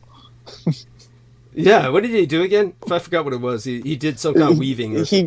He spun the golden thread, and then they tricked him, and then they got the machine that makes the golden thread or something. Okay. Something like that. Along with keeping the baby or something. Yeah. Right. Yeah, exactly. I forgot that story, but Yeah, that I'm sure there's different iterations. We could look it up. Yeah, I'm sure there's different iterations, but we could look it up. Yeah, and well, you know, obviously I would try to keep Brendan with me all night long, but he's, you know, he works for a living. Poor bastard. Yeah. Oh God, I feel so bad for you. By the way, it was a miracle that we could get the mic to be recognized without your help. You know, I went to settings. I don't think I even pressed the apply button. I just pressed OK. Somehow it still worked. Yeah, that's how easy it should have been. Like when we were dealing with the other issues on the other computer, it's like right. That's how it normally worked. Yeah, no, that was. So tell people about that. Well, I mean, tell people first about what happened with, you know, Jennifer, what they did. So tell them what they did. Oh yeah, I mean they completely, like, we had everything set up from the previous day, and then of course the second it's all about to launch, the microphone stops working, then the Skype call fails. Then when we all get back on Skype, none of us have audio for the other person, so we're like, you know, completely micless, which has never happened before on Skype that I've ever seen on the group call. Like, you at least hear a couple people or someone, but and then when she tried to reboot or something, the computer completely froze and crashed out. And then the mic was still completely disabled, like the driver had been completely wiped from the system. It was just, yeah, totally ridiculous. You know. Yeah, but ridiculous not because of any incompetence on Jennifer's part. This was an actual NSA attack, a technical. No, it couldn't have been, because we had it already set up with her help the day before. It's like, yes, and it worked flawlessly. So yes, yeah, and so there you go. It's this is part of the. So go on with the Rumpelstiltskin. Yeah, in order to appear superior, a miller brags to the king that his daughter can spin straw into gold. The king calls for the girl, locks her in a tower, and fills it with straw and a spinning wheel, and demands that she makes the straw into gold, or he will have her killed. Then when she gives up all hope, a little imp man appears in the room and teaches her to spin straw into gold in return for the necklaces of glass beads. The next morning, the king takes the girl filled with straw to repeat it. In turn, Rumpelstiltskin returns for the girl's glass ring. On the third day, the girl's taken to an even larger room to spin all the straw into gold, but if she cannot, she'll be executed. While she is sobbing alone in the room, Rumpelstiltskin appears again and promises her that he can spin the straw into gold, but the girl tells him she has nothing left to pay, and the strange creature suggests she pays him with her first child. She reluctantly agrees and then spins the gold. The king keeps his promise to marry the miller's daughter, but when the first child is born, he returns to claim his payment. So she offers him all the wealth, all the riches, but he agrees to give up his claim if she can guess his name within 3 days. And then basically they find out the name. Yeah. How do they do that? Feigning ignorance, she reveals that his name is Rumpelstiltskin. Yeah, interesting. Okay, there we she are. Basically hears him say it. I think he starts singing or something, and she hears him. Okay, yeah. And then she pretends like she doesn't know, so he doesn't think it's going to go through. Mm-hmm. Yeah. Oh my goodness! So thank you, and so there we have that, and you know. But in the German version, he stomps his foot so hard that he tears himself in half. Ooh. And it's pretty brutal. Yeah. Or he creates a chasm so far that he falls into it, never to be seen again. You know. Yeah. In the Brothers Grimm, he flies out of the window on a cooking ladle. There's just it's basically that. The value and power of using personal names. Yes. You know? Yes. And they use it for psychology or whatever. Yes. Adam's naming of the animals in Genesis. The true name of a being is to have power over it. So it's like this whole thing goes. And then I just wanted to bring up something before I go. Do you know the concept of Greater Israel? Yeah, that's Israel, Greater Israel. Tell us about it. Tell us about what the ultimate... Well, that's their ultimate goal. I mean, yeah. Here, I'll send it to you now. And it's supposed to extend all the way to the Euphrates in the north through Syria, all the way down to Sinai, and even all the way to the Nile, depending on how fundamental they think or how whatever version they're thinking of. But it's basically, as it says here, is an expression that it's a map representing biblical King David's kingdom at the time of his death. Right. So that's what they claim. But basically their plan is the Zionists want to take Syria as well, parts of Syria, all the way up to the Mesopotamian and then down into the Sinai.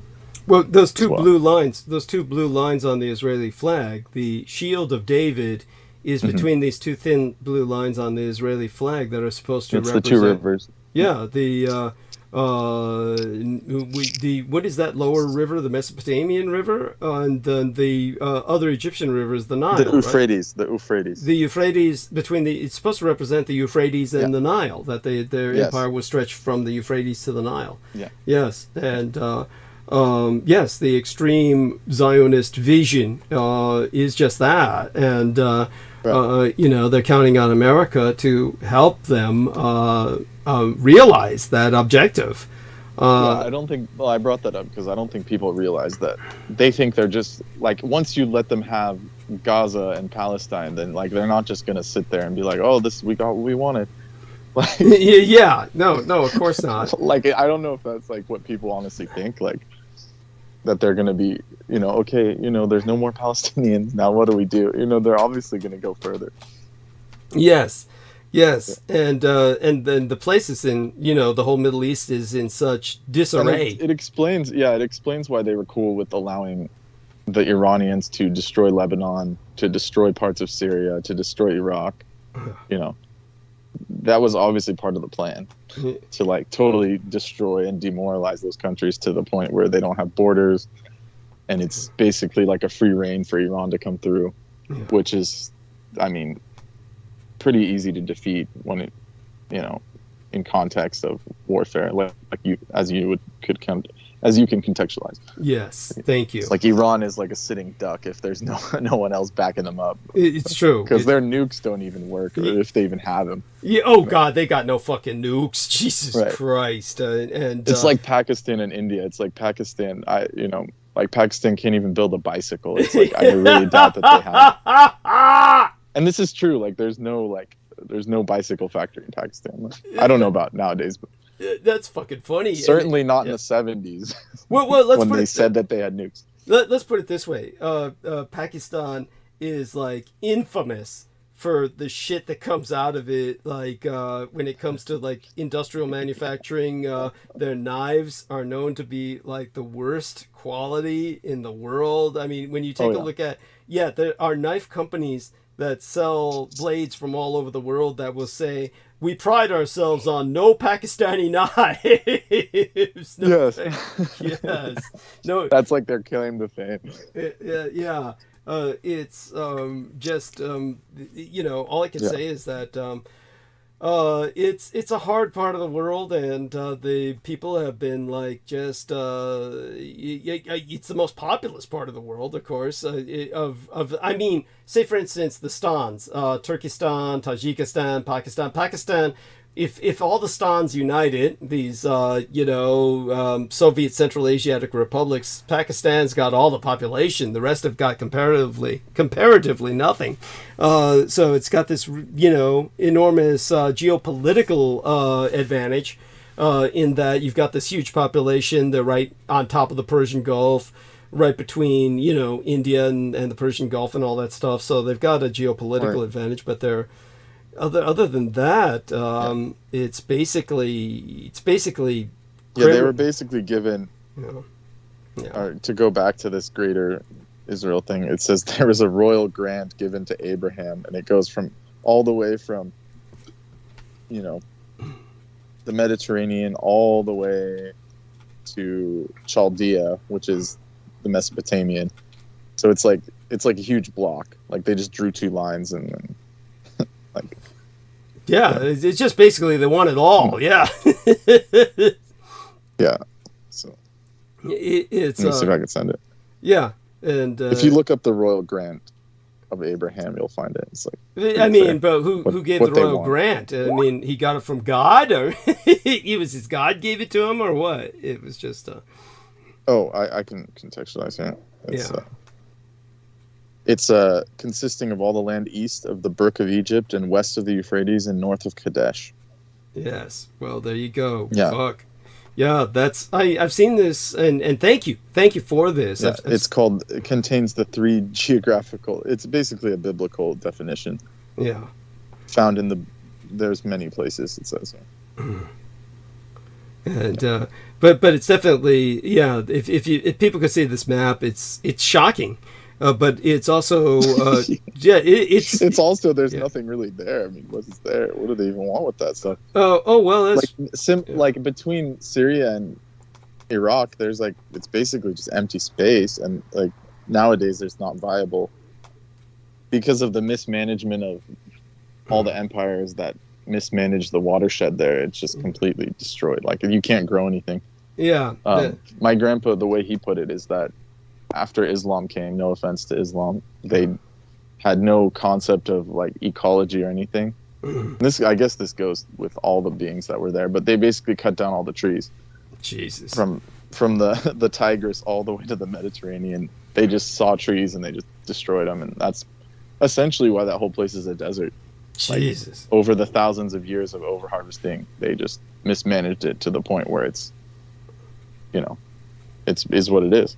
Jesus Christ! Yeah. What a nightmare! And I asked him. I said, "Is it possible to rebuild it?" And he said, "Yeah. The only thing stopping it is the politics and the religion." True. So that area could be another garden, Garden of Babylon situation where it could produce enough wheat to basically serve the entire planet.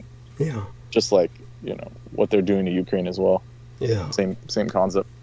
Yes, they're just trying to starve us all out by taking all the arable land and fucking it over with conflict or everything else. It's horrendous.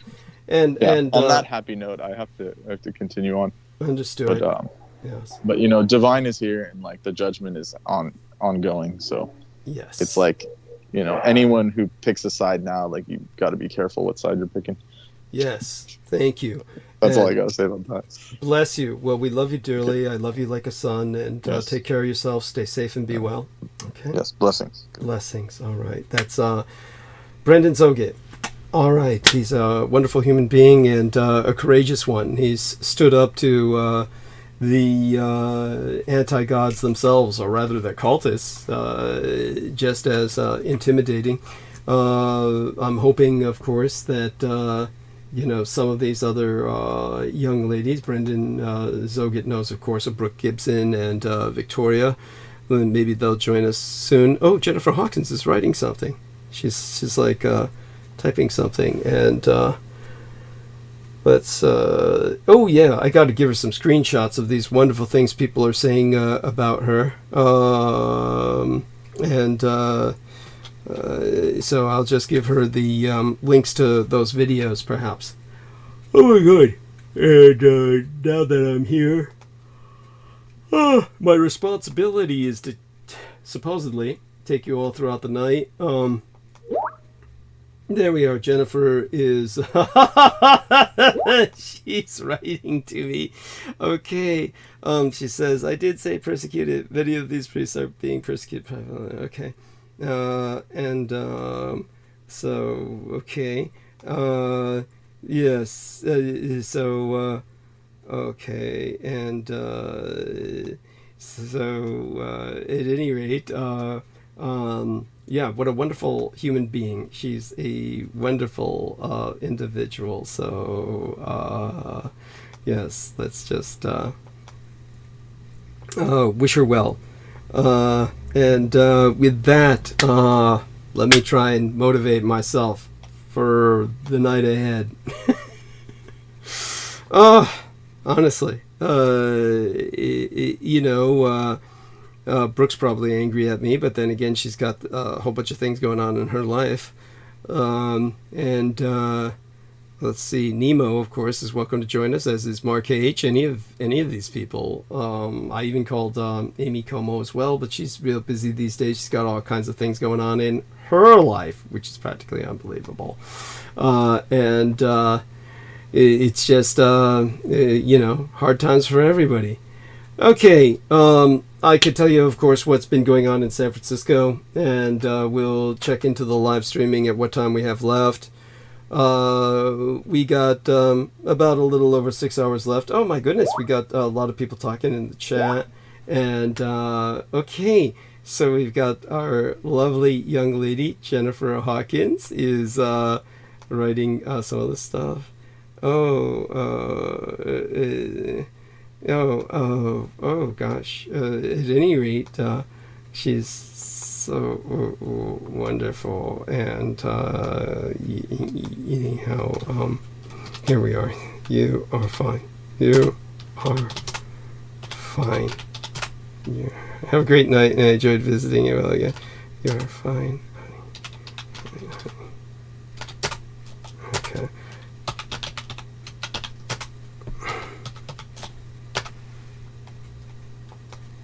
Okay, here we are. Give it a star here. And of course, nice big thumbs up. Okay. Check on George. Let's see if he's still with us before I go full out into monologue. Let's see now. While he's at work, it's so he should get notifications now. Yes, back on board if you wish. Back on board if you wish.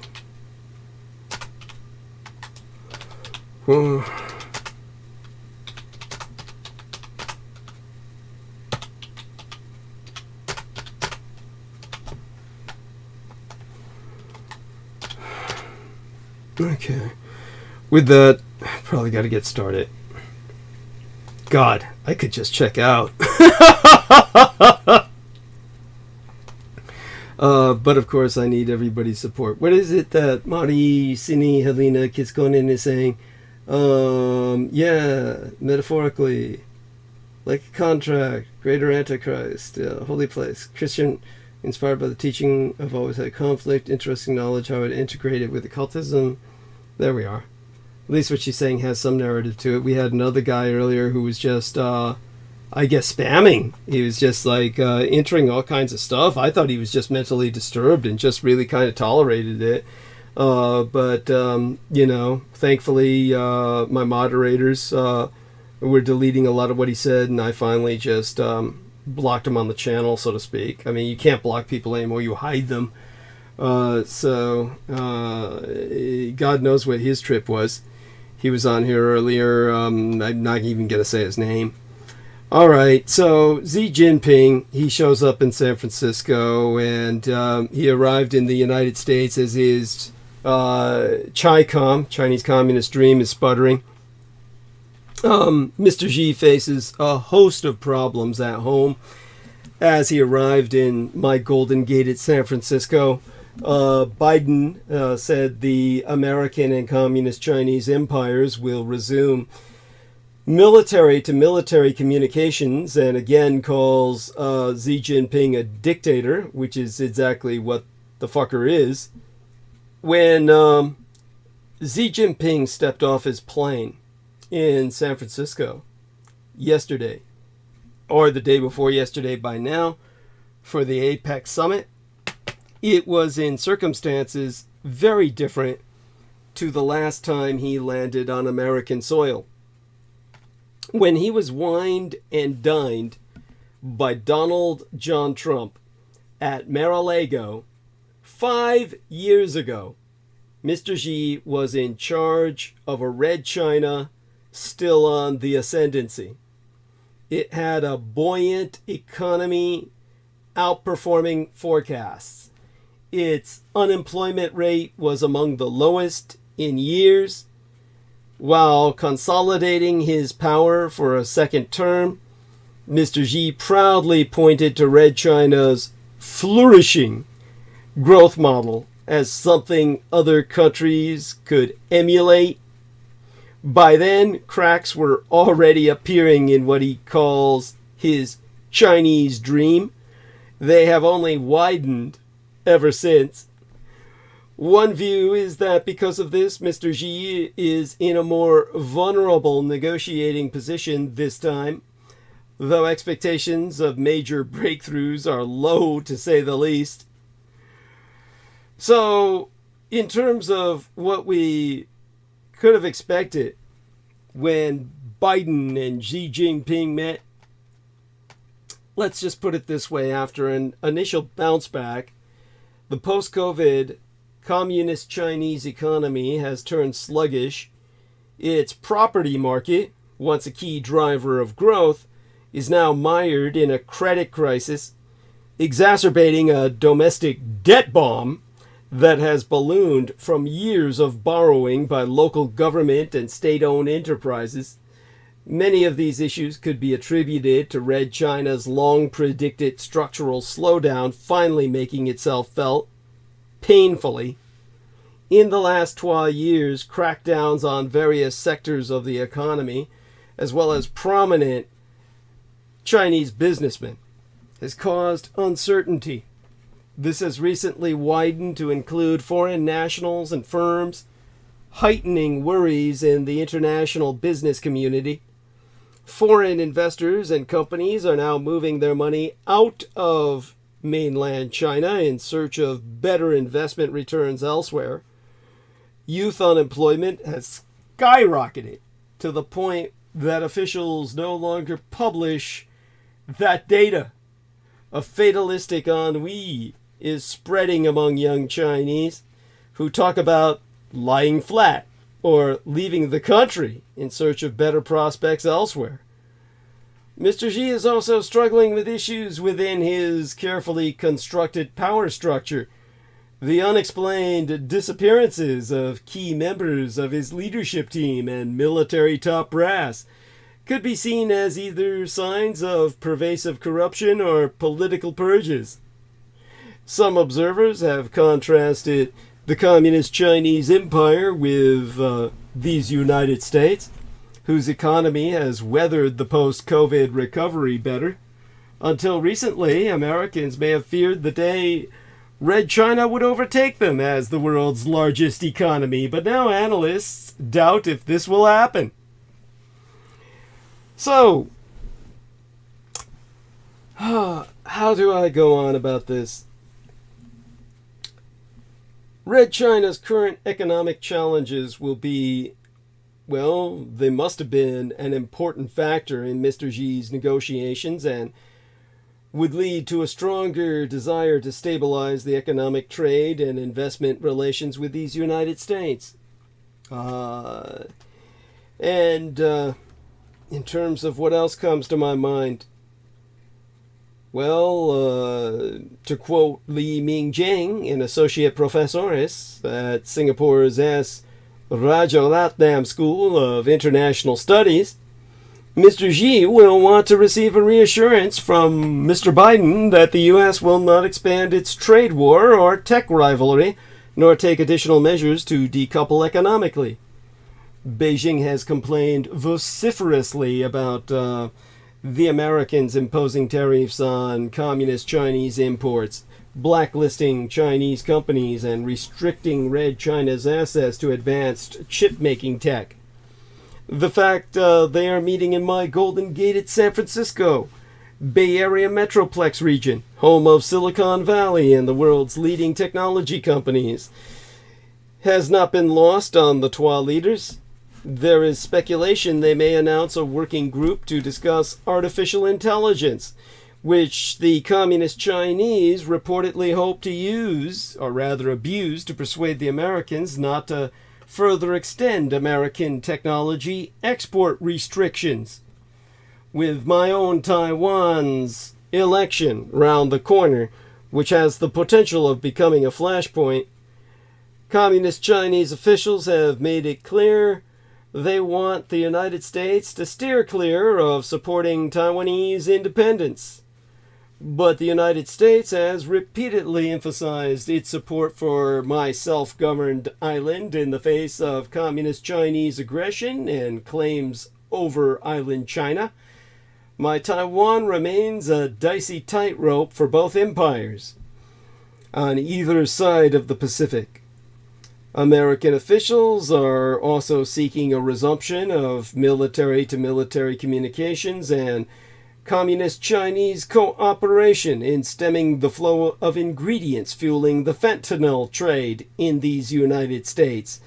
And there were already reports that the Chi-Coms, the Chinese Communists, would agree to these. Now, Chinese state media has pressed pause on the America bashing, releasing a raft of commentaries extolling the merits of resetting relations and working on cooperation. There is talk of returning from Bali, heading to San Francisco, San Francisco in the Chinese. This is a reference to the last time Mr. Xi and Mr. Biden met in person at the G20 Bali summit almost exactly a year ago, which marked a high point in recent Sino-American relations before plunging to the nadir of the spy balloon incident, which of course was shot down over Brooke Gibson's South Carolina while she was sunbathing on the beach. Fell down in front of her. The China analyst, one of these sinologists or dragon watchers, Bill Bishop, wrote this week, the propaganda preparations for the Xi-Biden meeting this week are making it clear it is okay to like America and Americans again. I think you could make the argument the propaganda 180 makes Xi look like he is quite eager for a stabilized relationship because of at least economic, if not also political pressures. Mr. Xi also appeared equally, if not more, keen to woo the American business community. Matter of fact, I understood he is to be, well, he was supposed to be the guest of honor at the ritzy dinner on Wednesday night. You know, he could still be there right now. It's only midnight, 12:30, well, not even 12:30 a.m. yet. We're still in the witching hour. Adults are likely to still be up.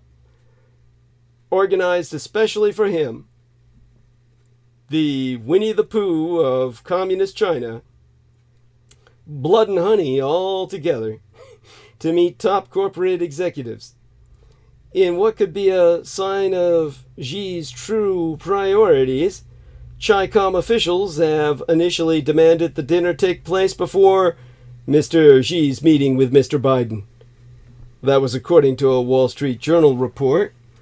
But the Americans should also not expect Mr. Xi to be arriving hat in hand and eager to please. Many believe mutual suspicion will endure, and the Twa leaders will not likely remove existing trade and economic roadblocks put up in the name of national security. Mr. Biden has preserved many of the Trump-era sanctions aimed at the Communist Chinese Empire, while initiating and then deepening the chip tech ban. Meanwhile, Mr. Xi has enacted a wide-ranging anti-espionage law, which has seen raids conducted on foreign consulting firms and exit bans reportedly used on foreign nationals. The Twa sides are also likely to not budge on core interest issues such as Taiwan and the South China Sea, where Beijing continues to build up its military presence to defend sovereignty, while Washington does the same to reinforce its alliances in the region. Faced with the need to not appear weak to the American empire, well, the aforecited Dr. Lee said it's a difficult balance that the Communist Chinese leadership has to strike between the objective of seeking a more stable and positive relationship with the United States on one hand and also appear to be strong and resilient against some of the American pressures. So the end result is Xi and Biden have resolved nothing of consequence in San Francisco. Sino-American relations have gotten worse since their last meeting, not better. President Joe Biden called his hours-long meeting with the communist Chinese dictator Xi Jinping some of the most productive and constructive discussions we've had, and announced the Twa empires would resume military-to-military communications. In a post-summit news conference, Biden also again called Xi a dictator, responding to a question by saying the communist Chinese leader heads a communist country unlike America. A year ago today, President Biden and Chinese Communist dictator Xi Jinping shook hands with each other on the sidelines of the G20 summit in Bali, Indonesia, in an attempt to reset the world's most important bilateral relationship. The Twa men, who knew each other during their previous encounters at the vice presidential level, hoped to exploit their familiarity with one another to bring Sino-American relations onto a more productive plane. And for a moment, the Bali talkathon seemed to have that effect. If I remember the quote, President Biden underscored that the United States and China must work together to address transnational challenges such as climate change, global... fuck it, I'm not going to read the rest of that shit. In short, Sino-American relations have gotten worse since the November 2022 Biden-Xi meeting, not better. The Twa leaders are therefore, well, they were gearing up for a redo. This time, the greater San Francisco Metroplex region was the destination. The issues, however, are still the same. American export controls, my island China, Taiwan, territorial claims in the South China Sea, Red China's burgeoning nuclear weapons program, trade disputes, and the revanchist, Russian Empire's war in Ukraine. Add the weeks-long Israel-Hamas war, as well as the overall frostiness on both sides, and it's difficult to see Biden-Xi 2.0 going anywhere, or more accurately put, going anywhere fast. Anybody hoping Biden and Xi would walk away from my Golden Gate at San Francisco with tangible agreements on paper should have sat down until the feeling passed. With the exception of a possible deal on restricting the flow of fentanyl precursors and resuming military-to-military exchanges, agreements have been few and far between. Indeed, there apparently won't be a joint statement or communique, only separate readouts based on their own interpretations of how the session went. A senior Biden administration official was refreshingly honest on this point, saying, "We're not talking about a long list of outcomes or deliverables. The goals here really are about managing the competition, preventing the downside risk of conflict, and ensuring channels of communication are open." Biden, as well, all but told people to keep their expectations extremely low. Asked yesterday how he would define success, the president offered a few low-bar items. To get back on a normal course of corresponding, being able to pick up the phone and talk to one another if there's a crisis, being able to make sure our militaries still have contact with one another. The administration is right to take a no news is good news approach. There is no point sugarcoating the Sino-American relationship. The world's largest powers find themselves on the opposite end of too many issues. Washington is an established power aiming to keep its global dominance, whereas Beijing is an aspiring power seeking to match and, according to American officials as well as the Chi-Coms, exceed America's influence. In practice, the American empire all but treats my Taiwan on island China as a de facto independent country. even if declaring Taiwanese independence outright would be against 44 years of American policy and law. While Red China believes my Taiwan is a renegade province that should be reunified with the mainland by force if necessary. America, in addition to every country in Southeast Asia, regards the South China Sea as an international waterway. Red China takes an expansionist position, arguing that it owns pretty much the entire fucking thing. The United States is the Ukraine's core military backer as Kiev tries, sans success due to sabotage sourcing from her supposed sponsors, to expel Russian troops from its territory. The Communist Chinese Empire, meanwhile, has provided the revanchist, revisionist Russian dictator Vladimir Putin with a considerable chunk of cash as it continues to purchase Russian oil and natural gas, all the while offering peace proposals that are heavily tilted towards Moscow, in the English. Finally, the Biden administration is increasingly concerned about the growth of Red China's nuclear weapons arsenal, which, according to recent Pentagon reports, or at least the recent Pentagon report that I'm sourcing, has risen to 500,000 warheads as of this May. None of this, I repeat, none of this will be resolved in the foreseeable future, let alone today. Unfortunately, the relationship between the American and Communist Chinese empires has reached a point where bare-bones conflict prevention and dispute mitigation is probably the best either side can do.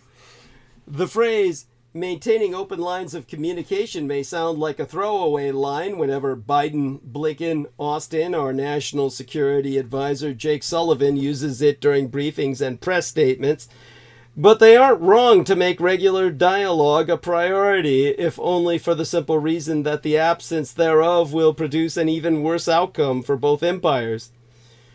The Communist Chinese Empire isn't going anywhere. Neither is the American. Somehow, some way, the American empire must commit itself to regime change in Communist China on the mainland. This isn't some crazy hawk declaration. It's an absolute necessity. Think China coup d'etat. Regime change in China is not only possible, it is imperative. Big idea! We must make regime change in Red China the highest goal of our strategy towards that empire. The United States and our allies cannot dictate to the Communist Chinese the political system by which it is governed, but they can and must engineer conditions which embolden and enable those in China who also want regime change to achieve it. As a young Taiwanese national stranded in America, I witnessed the death of Mao Zedong and the birth of the Reform era on the Asian mainland from across the Pacific expanse. Over the next 30 years and time on, as Red China's Communist Party pursued a strategy of transition to a market economy with spectacular results, it was reasonable to suppose that in mainland China, as in many countries, economic liberalization and the growth of property ownership would bring political change. But the regime stopped the transition to the free market halfway for political reasons. The result was partial economic liberalization without any political reform. This was done precisely because the Chi-Com party feared that further economic liberalization would bring political change by undermining its political monopoly. Economic change without political change has created deep-seated problems, a sclerotic public sector, a vulnerable financial system, all-pervasive corruption, social inequality, a deep moral crisis, intellectual and cultural stagnation, and distrust between rulers and ruled and between Red China and the world. When I noticed that the regime had stopped the transition, I concluded that it had done so precisely because it feared that further economic liberalization would bring political change by undermining its political monopoly. All too recently, I watched with mounting alarm as the United States and our allies clung to the illusion that the regime led by Xi Jinping was simply an authoritarian competitor, as if we were engaged in a well-mannered game being played under rules accepted by both sides. Efforts to rouse democratic countries from their complacency went unheeded. I determined that my best contribution would be to host transmissions that would expose the true nature of the Red regime and what is at stake in our contest with it. As I did so, I saw increasing evidence that the communist regime is not authoritarian, but totalitarian.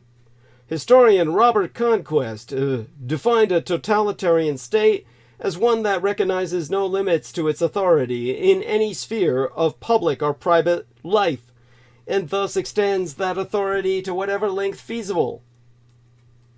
Red China's constitution puts the Communist Party above the law and recognizes no limits to its authority. And, by disregarding international law in the South China Sea, tearing up an international treaty in order to extinguish political freedom in Hong Kong, and committing genocide in Xinjiang against the Caucasoid Turkic Uyghur population, the Red regime has demonstrated beyond a shred of doubt that it extends its authority whatever length feasible. In January of 2013, Mr. Xi defined his party's objective as a future where we will win the initiative and have the dominant position. He was serious. So must we be. Mr. Xi has also set Red China the aim of world leadership in artificial intelligence. The stakes in this contest go even beyond the defense of our values, our political systems, and the rules-based order which we have built for the world since 1945. We cannot risk allowing the omnipuissant technologies of such power for the future to be welded by a totalitarian regime which has no higher aim internally than prolonging its monopoly of power and externally than driving for global dominance. Therefore, we, the American Empire, and our allies must make regime change in Red China the highest objective of our strategy towards that enemy empire. That is not an objective that governments can openly declare, but it is one they must actively pursue.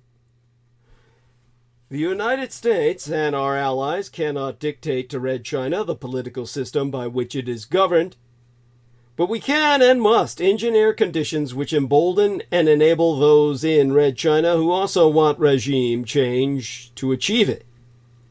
Many listeners will recoil in disbelief at the aim of regime change. How can we suppose that the Communist Party that has transformed Red China from Maoist poverty to the world's second largest economy could be susceptible to a change of regime? Such incredulity is testimony to the narrative of communist Chinese success we have been fed for decades by the regime itself and by all those in business or other fields who have a stake in that story. And that's all it is, a story. It is only part of the true picture. Besides, our view of the future is often shaped by inertia. We are naturally inclined to think that the world will continue very much as it is. Who, aside myself, in January of 1991, was predicting that before the year was out the Soviet Union and its Communist Party would dissolve themselves? But even if regime change is possible, what right have we to dictate to Red China how it should be governed? Such a reaction is based on a misunderstanding. Our objective should not be to dictate to Red China how it is governed, but to embolden and enable those Chinese who want change to achieve it. I have been following developments in mainland China since my earliest memories were formed before many of you were born. I had taught diplomatic, well, let's just put it this way. My connections were my mother's own, diplomatic level with Beijing. My other underworld connection through my gang brother. Well, let's just put it that way. I maintain enough of an inside scoop on China where I certainly know more than most Americans could ever hope to. I spent a decade working on the frontiers of political economic change in Russia, Die Neue Welt in Deutschland, the New United Germany, Vietnam, and the Empire of Japan. I simply, by my very nature, study China for hours each day. Everything I have learned convinces me that regime change in Red China is not only possible, it is imperative. I see evidence that this totalitarian regime is outwardly strong but inwardly weak, and that much of the Communist Chinese elite is deeply opposed to the course to which Mr. Xi is committed. They recognize that economic reform without political change has created problems that damage mainland China as an empire and pose a risk to their own interests. Paradoxically, their best hope of preserving their own wealth and power lies precisely in radical political change. The outward strength of the party, its control over an economy that has been prodigiously successful, is obvious. Its most fundamental weakness is that it depends on control, not trust. Events in 2020 proved that even the most successful Chinese entrepreneurs, those who have amassed vast fortunes and have built business empires in fintech or e-commerce, can have their plans for a record-breaking IPO canceled at the last minute, or their fortunes confiscated by political diktat.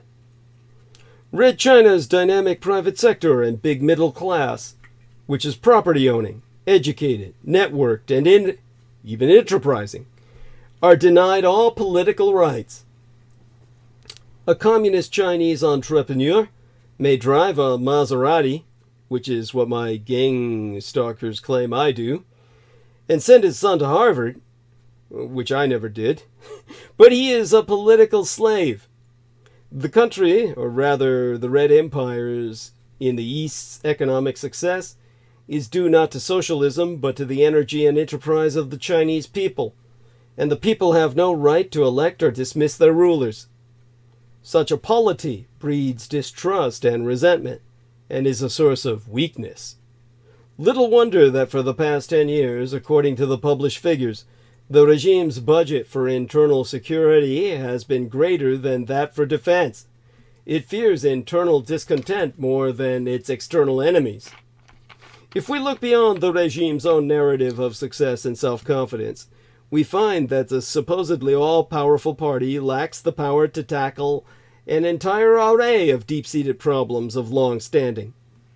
For the past zodiacal cycle of 12 years on the lunisolar calendar, the impressively high rate of economic growth has depended on pumping in credit until corporate debt has reached a level that is dangerous to Red China and a risk to the world economy. The regime shrinks from reducing it for fear of causing widespread defaults and massive unemployment. Lacking the trust of the people and democratic legitimacy, it is afraid of the political consequences of the action it knows is essential to renew the health of the economy. The public sector is sclerotic and loss-making, but the regime will not allow the dynamic and profitable private sector to expand because it fears that would undermine its ownership of the major banks so that it can force them to prop up those enterprises. Deprived of finance from state-owned banks, private companies have recourse to shadow banking, where practices lack transparency and risks defy calculation by the regulators. These are just a few examples of the consequences of stopping the transition to the free market halfway for political reasons, of partial economic liberalization without any political reform. But the consequences of this inherently faulty strategy go far beyond the economy. Exempli gratiae, there is an officially recognized moral crisis, largely caused by deliberately allowing party officials and their friends in business to grow rich through corruption.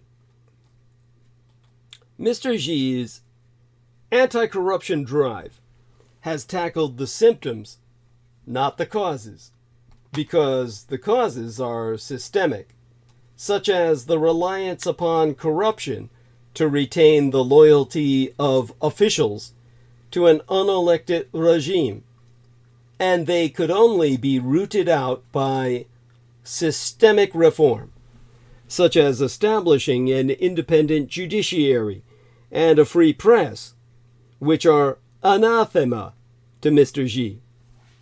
In the absence of systemic reform, the regime can only tinker with problems, not tackle them effectively. In party and government documents and social media, there is strong evidence that many members of the educated and powerful elite understand these problems and recognize that they cannot be resolved without a change of political system, and that paradoxically their best hope of defending their own wealth and power and those of the empire lies in that systemic change. Here I will cite but two pieces of evidence. First, for example, in 2011, the year of my late and sainted mother's demise, through 2012, Li Keqiang, then vice premier, now premier, or at least was last time I checked, played a decisive role in the biggest ever collaborative project between the Communist Chinese government and the World Bank. This resulted in China 2030, a wide-ranging, far-reaching report that indicated, in suitably veiled language, that the regime would have to embrace pluralism and relax its suffocating grip on society if Red China was to avoid the middle-income trap that had ensnared Latin America and North Africa.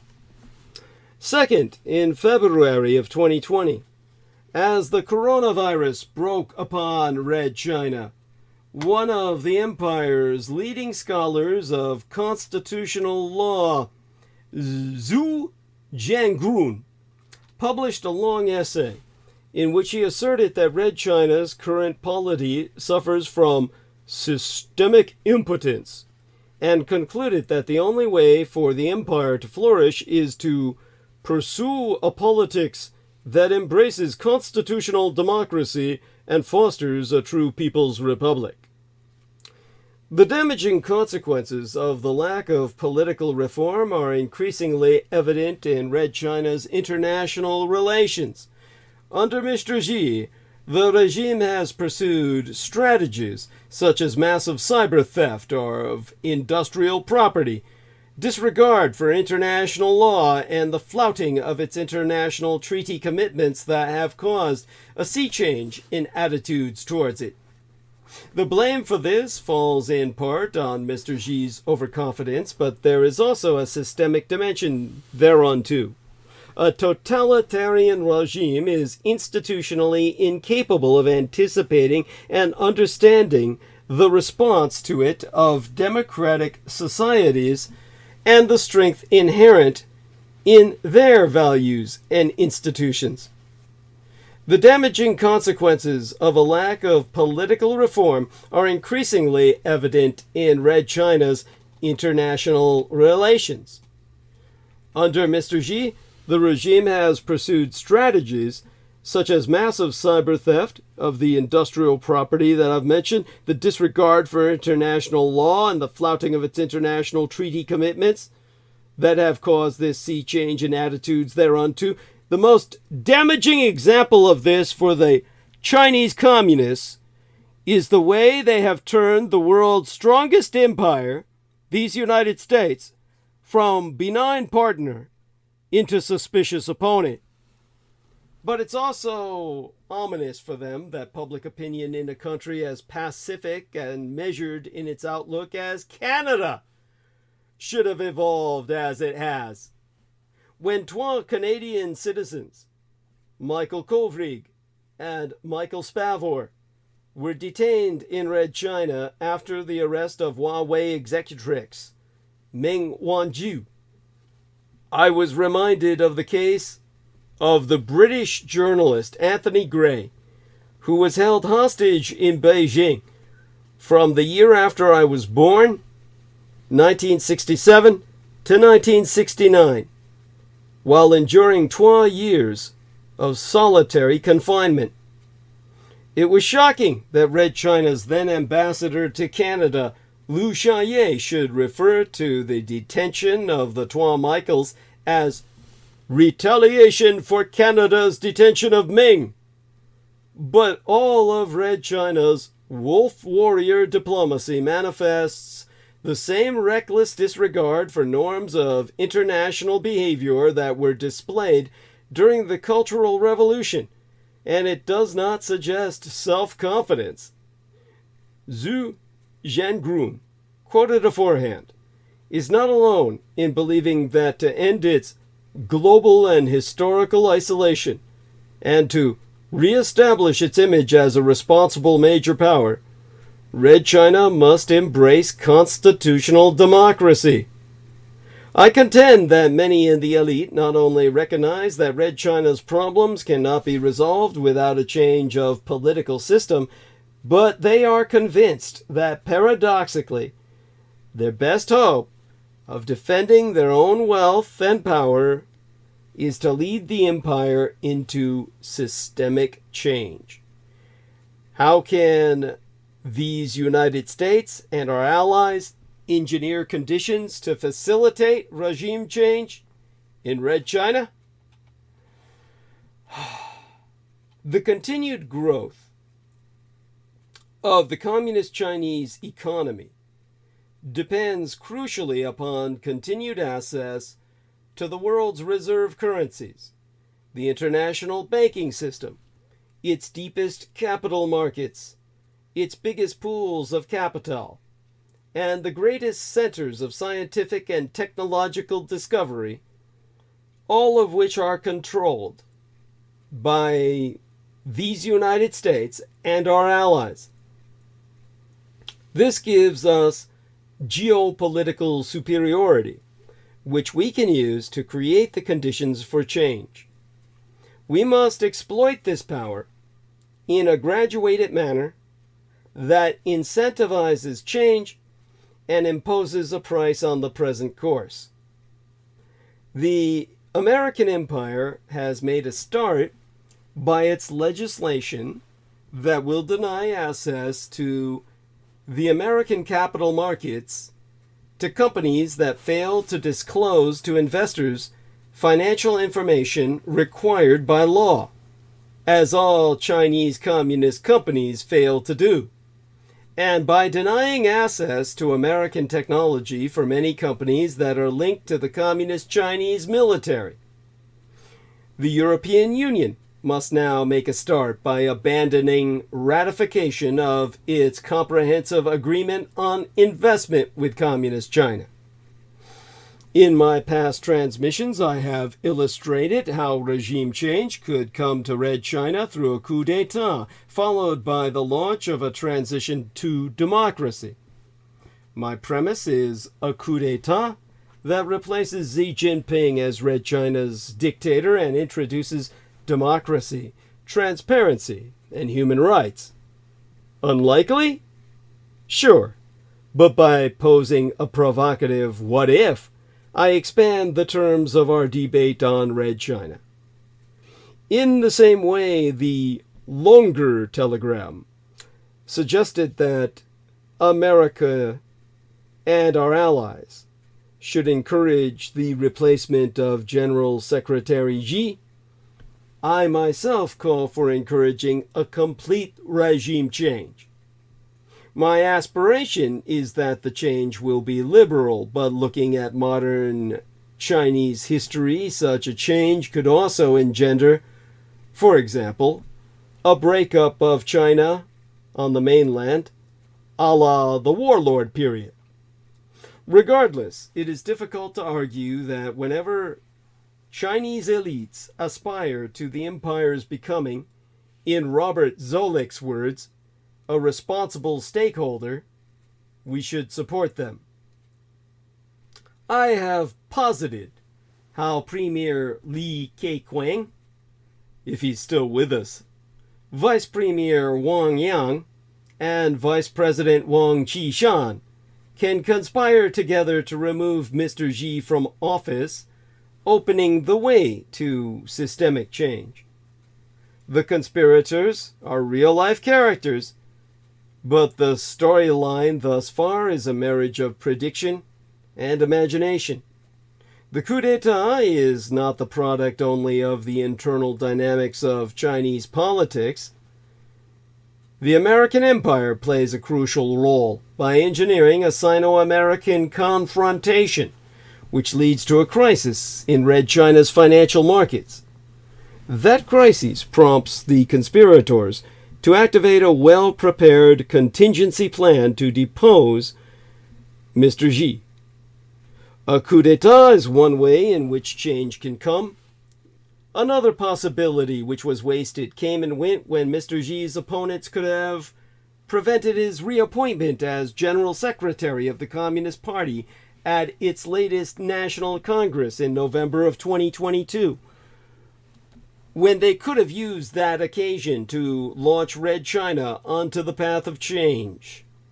That Congress was a crucial point on mainland China's timeline to the future, because the reappointment of Mr. Xi raised the prospect of him remaining leader for life and makes his removal since then much more difficult. But the potential benefits of an orderly transition from dictatorship to democracy in Red China test the limits of the imagination. They include peace based on trust, a great extension of the domain of democracy and the rule of law, and a liberation of the creative genius of the Chinese people themselves in the arts and sciences to match that which has already occurred in the field of economic activity. To achieve this outcome will require a degree of skill and courage on the part of all those engaged in shaping our future, seldom seen in history. But my faith in humanity is strong enough to allow me to believe it is within our grasp. Okay, I'm running out of steam. Let's check the time. Let's check our chat room. See what's up. Okay. Well, I guess all chat stopped when I started monologuing. I don't know if that's a good sign or not. We're holding numbers pretty well for this late, and that's appreciated. This late on a weekend. That's incredible. And, of course, we've got... Oh, my God. Maricini Helena Kiskonen says, listening. Thank you, honey. Love you. If I had my emojis, I'd send you a kiss.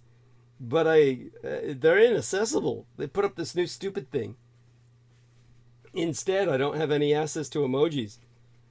All right, 7 to 8, 8 to 9, 9 to 10, 10 to 11, 11. We got 5 hours left. Holy shit. I don't think I can make it through the night. But I do ask that everyone support myself, of course. Need your contributions on my PayPal card so I can fill out my prescriptions. Got my Sudafed. Got to fill up. Codeine. Yeah, that's my opiates are what counts. Baclofen, a muscle relaxant. Protonics. Make certain there's no acid indigestion. Proscar, as they call it, for my prostate. Yeah, that, well, I do age in a sense internally, I guess. What else is there?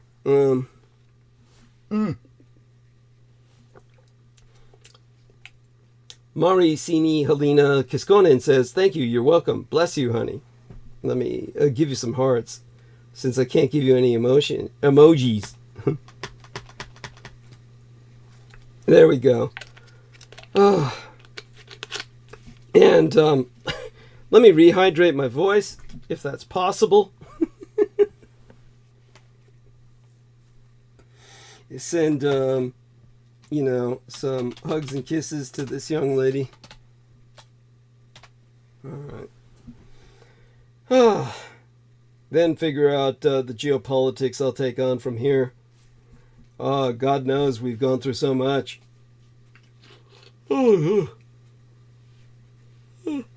Forgive me.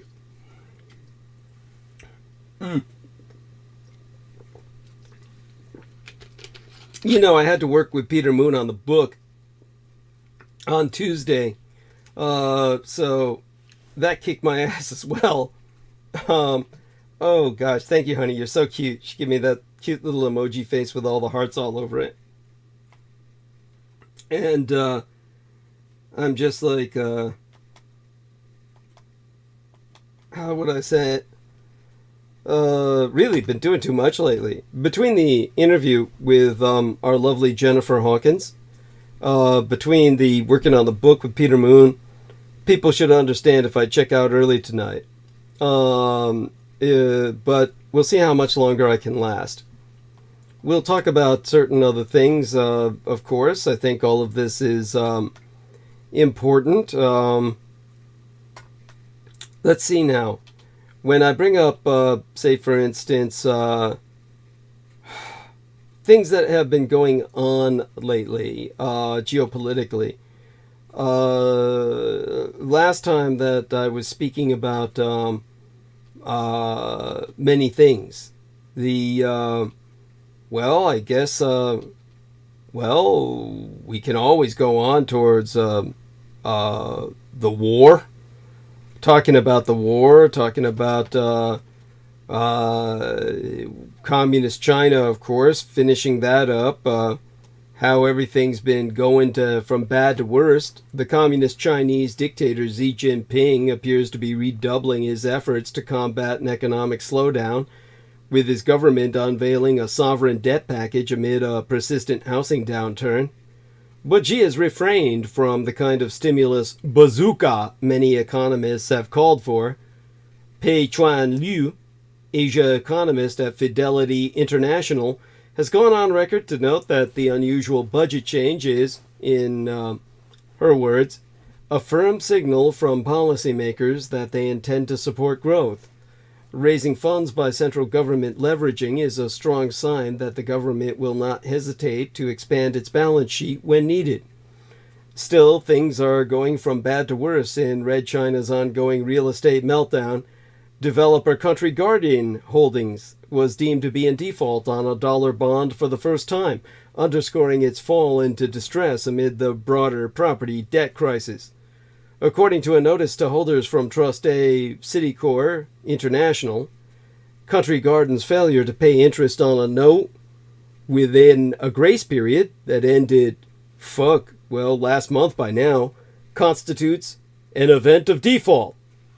That means the trustee must declare principal and interest due immediately if holders of at least 25% in aggregate principal amount of the notes outstanding demand it. There is no indication that creditors have made any such demand yet, at least not last time I checked last month. Nevertheless, the company is likely headed for what would be one of the biggest restructurings in Red China's history. So, all right, that brings us back to maybe Israel's endgame. The Israel-Hamas war will define America's global role. President Joe Biden has sent 12 hulking aerocraft carriers to support Israel. They are a 200,000-ton show of strength at a time when much of the world believes that American power is in decline. The war and its aftermath will test that perception against reality. Now, of course, this is stuff I've gone over before. We can talk about the stakes in Gaza. We could talk about American power. But really, what can I say about, the Republicans? They no longer believe in American power. They're losing their religion. The Russo collaborationist Red Republican Insurgent Party went from isolationism to internationalism and back again. The Republican Party no longer believes America is the essential nation. Now, one of the things that I started talking about last time, due to the war in Azerbaijan, was how many wars can America fight at the same time? That, of course, you've got America facing wars in the Middle East, Ukraine, and my Taiwan. With all our countries, our empires, adversaries around the world, sensing Washington may be stretched too thin, yet coming over here and desperately seeking our business. In the end, I guess there is nothing to worry about. What about with the so-called axis of resistance? They are, first off, the axis of resistance is a term most of you are probably unfamiliar with. It extends in West Asia, posing concerns of Israel-Hamas spillover. It's the first time that the axis of resistance has shown that Israel is vulnerable, and that if Washington can be made to fear becoming embroiled in a regional war, it will press Israel not to attack Axis members. A week after the October 7th operation, the Israeli journalist Barak Ravid revealed that Iran warned Israel that although it did not seek a regional conflict, any land invasion of Gaza would bring about an Iranian intervention. The Biden administration began conducting back-channel talks with Iran, suggesting that the message reached Washington as well. So, I guess the highlight of the story would be, the origin of the axis of resistance reportedly came after former U.S. President George W. Bush used the term axis of evil. At the time, he was referring to Iran, Iraq, and North Korea in his 2002 State of the Union address. Well, with the Israel-Hamas war ongoing for weeks, an axis of resistance is seen raising concerns of a spillover in an extended West Asian region. There's a number of militant groups and governments in West Asia making their maneuvers to determine the future course of the conflict in region.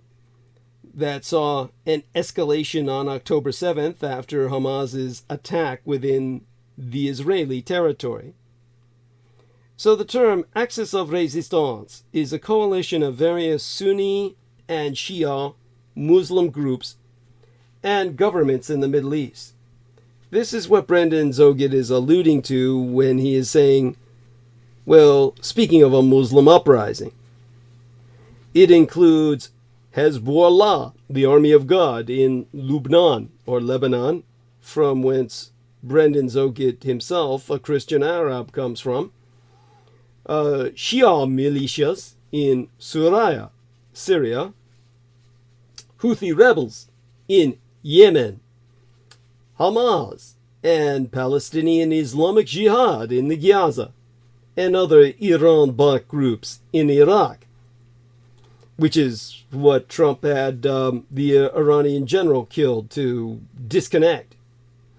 These groups have varying levels of closeness to Iran and often share a common resistance to Western powers and Israel. The ties shared by these groups are also dynamic in nature.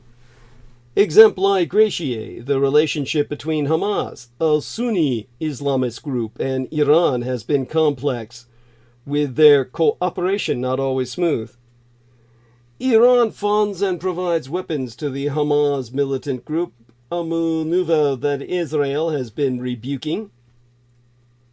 Tensions between Hamas and Iran arose when the Palestinian militant group supported protesters against Syria's president Bashar al-Assad. It is worth noting that Iran already backs the Syrian government. However, despite these occasional differences between Hamas and Iran, both share anti-American and anti-Israeli sentiments. Now,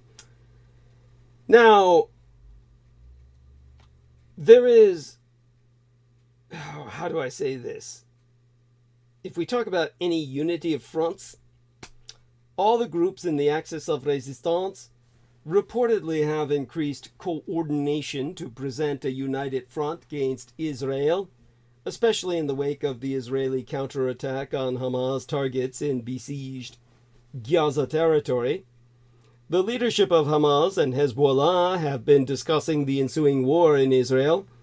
One such instance was when Hezbollah leader Hassan Nasrallah reportedly met top Hamas officials in Beirut.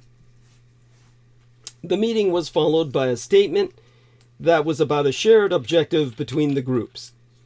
It was to achieve a real victory for the resistance in Gaza and Palestine. Calling the attack by Israel treacherous and brutal, the statement also showed its support for our oppressed and steadfast people in Gaza and the West Bank. The Hezbollah leader, Nasrallah, earlier also talked of what was dubbed a unity of fronts. The vision behind these Iran-backed groups is reportedly to come under one umbrella and form a resistance group against Israel. Now, while quoting experts that are of the opinion that even when Hezbollah leader did not speak of the unity of fronts, they were already closer to forming a sort of coalition against Israel. How do I express anything that would interest the general public? Basically, Iranian-backed proxy groups are working together in terms of planning and training in a bid to challenge common adversaries. The Iranian regime and its Quds force are all included in the Axis of Resistance. Islamic Jihad in Palestine gets most of its budget from Tehran, and Iran-backed Popular Mobilization Forces, the PMF in Iraq, are also part of this resistance axis. Now, there are debated reports about the origin of this term axis of resistance in relation to Iran and its proxies active across the Middle East. The Americans surely want to avoid another Middle Eastern war in the run-up to the presidential election next year. President Joe Biden's visit to Israel was partly an effort to hold back the Israelis. He warned them to be deliberate and ask very hard questions about whether the path they were on would lead to their desired objectives. Hamas's release of 2 American hostages and 2 Israelis at that time seemed to indicate that a broader arrangement might have been in the works. But the real message of that first fortnight, those first 14 nights of conflict, was that Iran has an extensive network in place to back up its challenge to American priorities in the Middle East. White Houses have difficulty in dealing with one crisis, let alone more.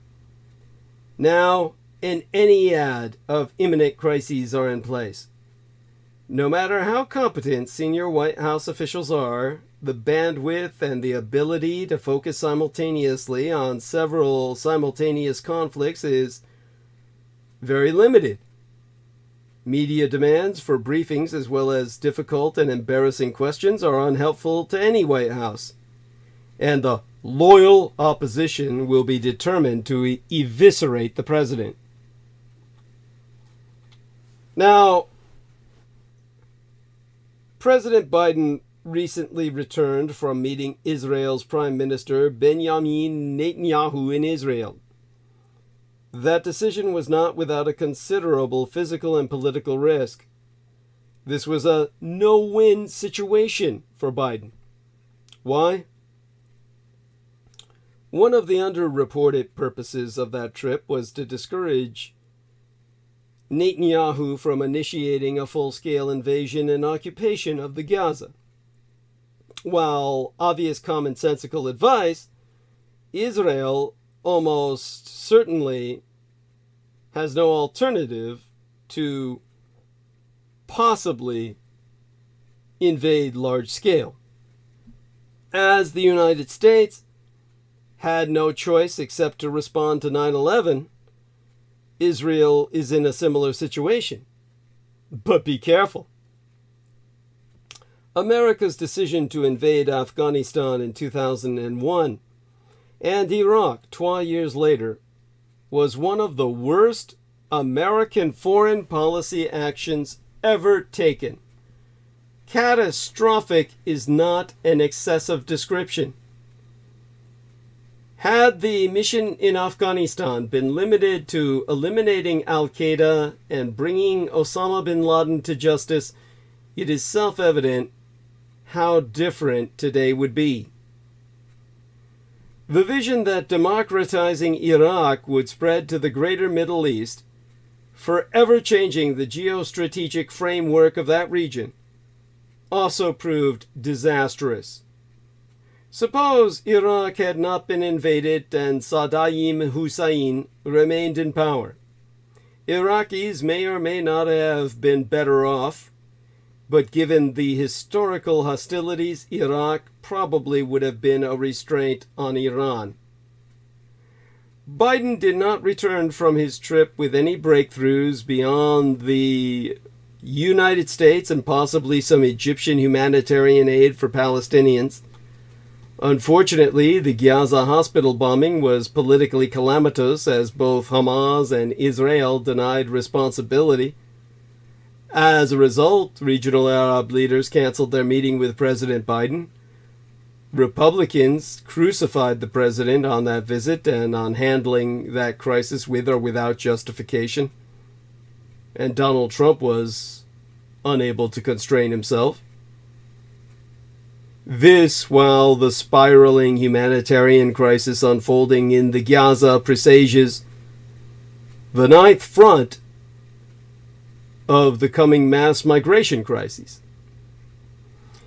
As the humanitarian crisis in the Middle East deepens, the main United Nations agency working in Gaza said it would be forced to halt its operations due to lack of fuel, Doctors in overwhelmed hospitals shut down, having repeatedly warned that waves of new patients injured in the daily bombings and babies relying on oxygen supplies have died since fuel was not brought in.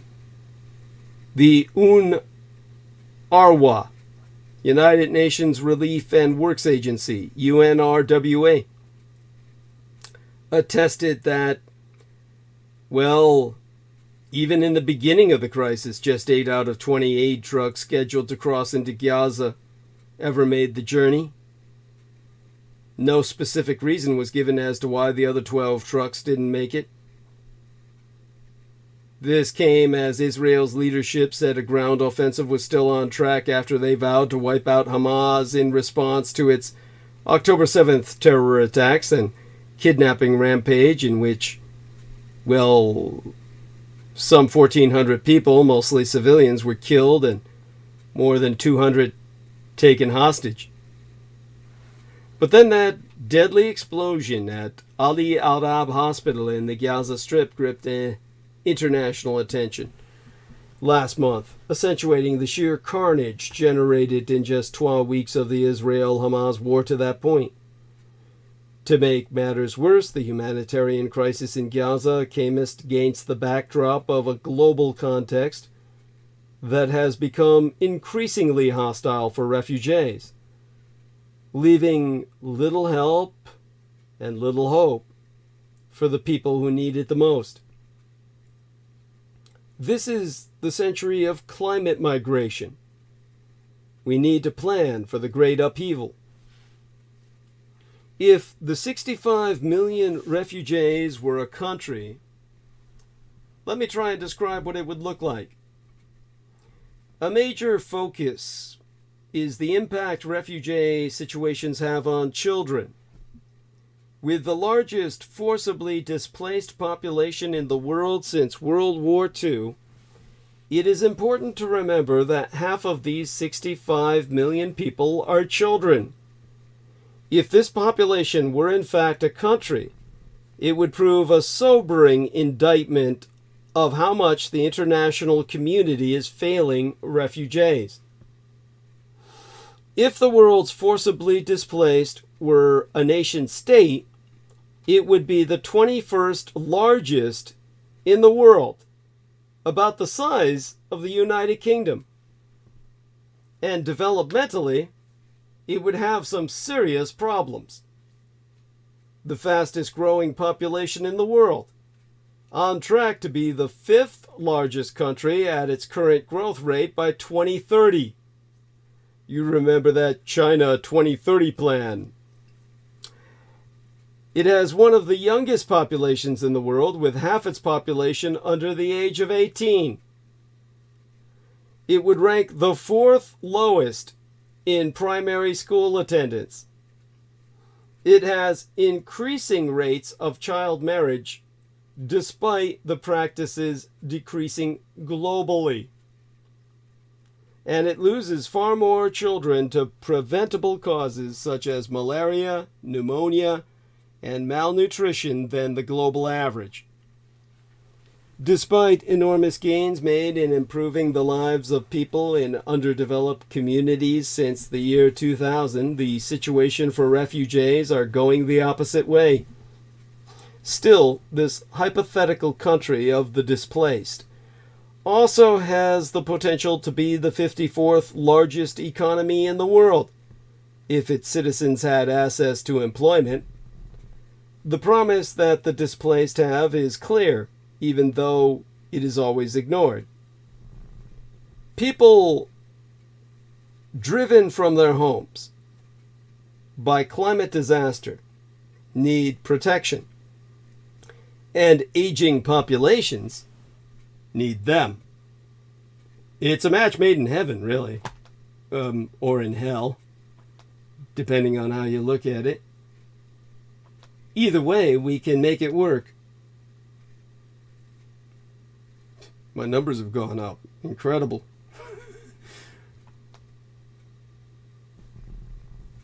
A great upheaval is coming.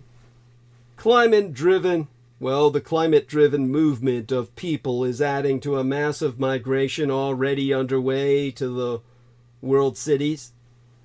The number of migrants has doubled globally over the past decade, and the issue of what to do about rapidly increasing populations of displaced people will only become greater and more urgent. To survive climate breakdown will require a planned and deliberate migration of a kind humanity has never undertaken before. The world already sees twice as many days where temperatures exceed 50 degrees Celsius than 30 years ago. This level of heat is deadly for humans and also hugely problematic for buildings, roads, and power stations. It makes an area unlivable. This explosive planetary drama demands a dynamic human response. We need to help people to move from danger and poverty to safety and comfort, to build a more resilient global society for everyone's benefit. Large populations who need to migrate, they will need to migrate, and not simply to the nearest city, but also across entire continents.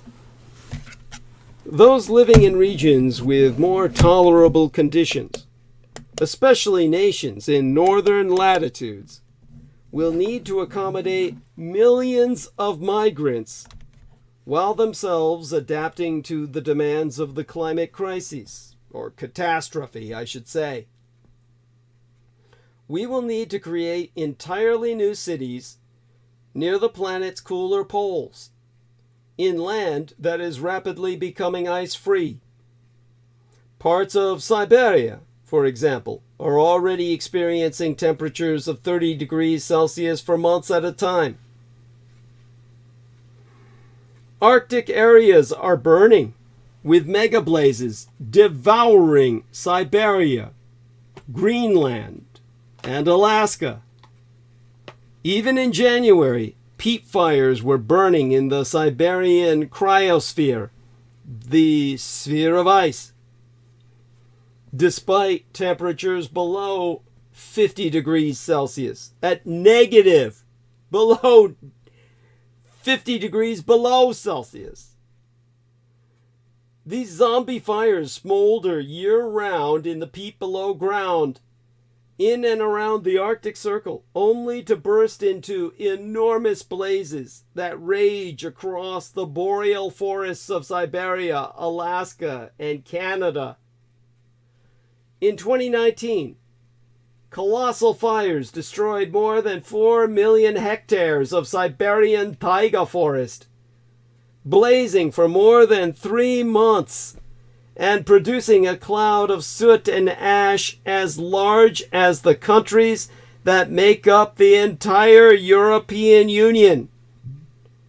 Models predict that fires in the boreal forests and Arctic tundra will increase by up to 4 times by 2100. Wherever you live now, migration will affect you and the lives of your children. It is predictable that Bangladesh, a country where 1/3 of the population lives along a sinking, low-lying coast, is becoming uninhabitable. More than 13 million Bangladeshis, nearly 10% of the population, are expected to have left that country by 2050. But in the coming decades, wealthy nations will be severely affected as well. This upheaval occurs not only at a time of unprecedented climate change, but also of human demographic change. Global population will continue to rise in the coming decades, peaking at perhaps 10 billion in the 2060s. Most of this increase will be in the tropical regions that are worst hit by climate catastrophe, causing people there to flee northwards. The global north faces the opposite problem, a top-heavy demographic crisis, in which a large elderly population is supported by a too small workforce. North America and Europe have 300 million people above the traditional retirement age, 65 plus years. And by 2050, the economic old age dependency ratio there, meaning here, is projected to be at 43 elderly persons per 100 working persons aged 20 through 64 years. Cities from Munich to Buffalo will begin competing with each other to attract migrants.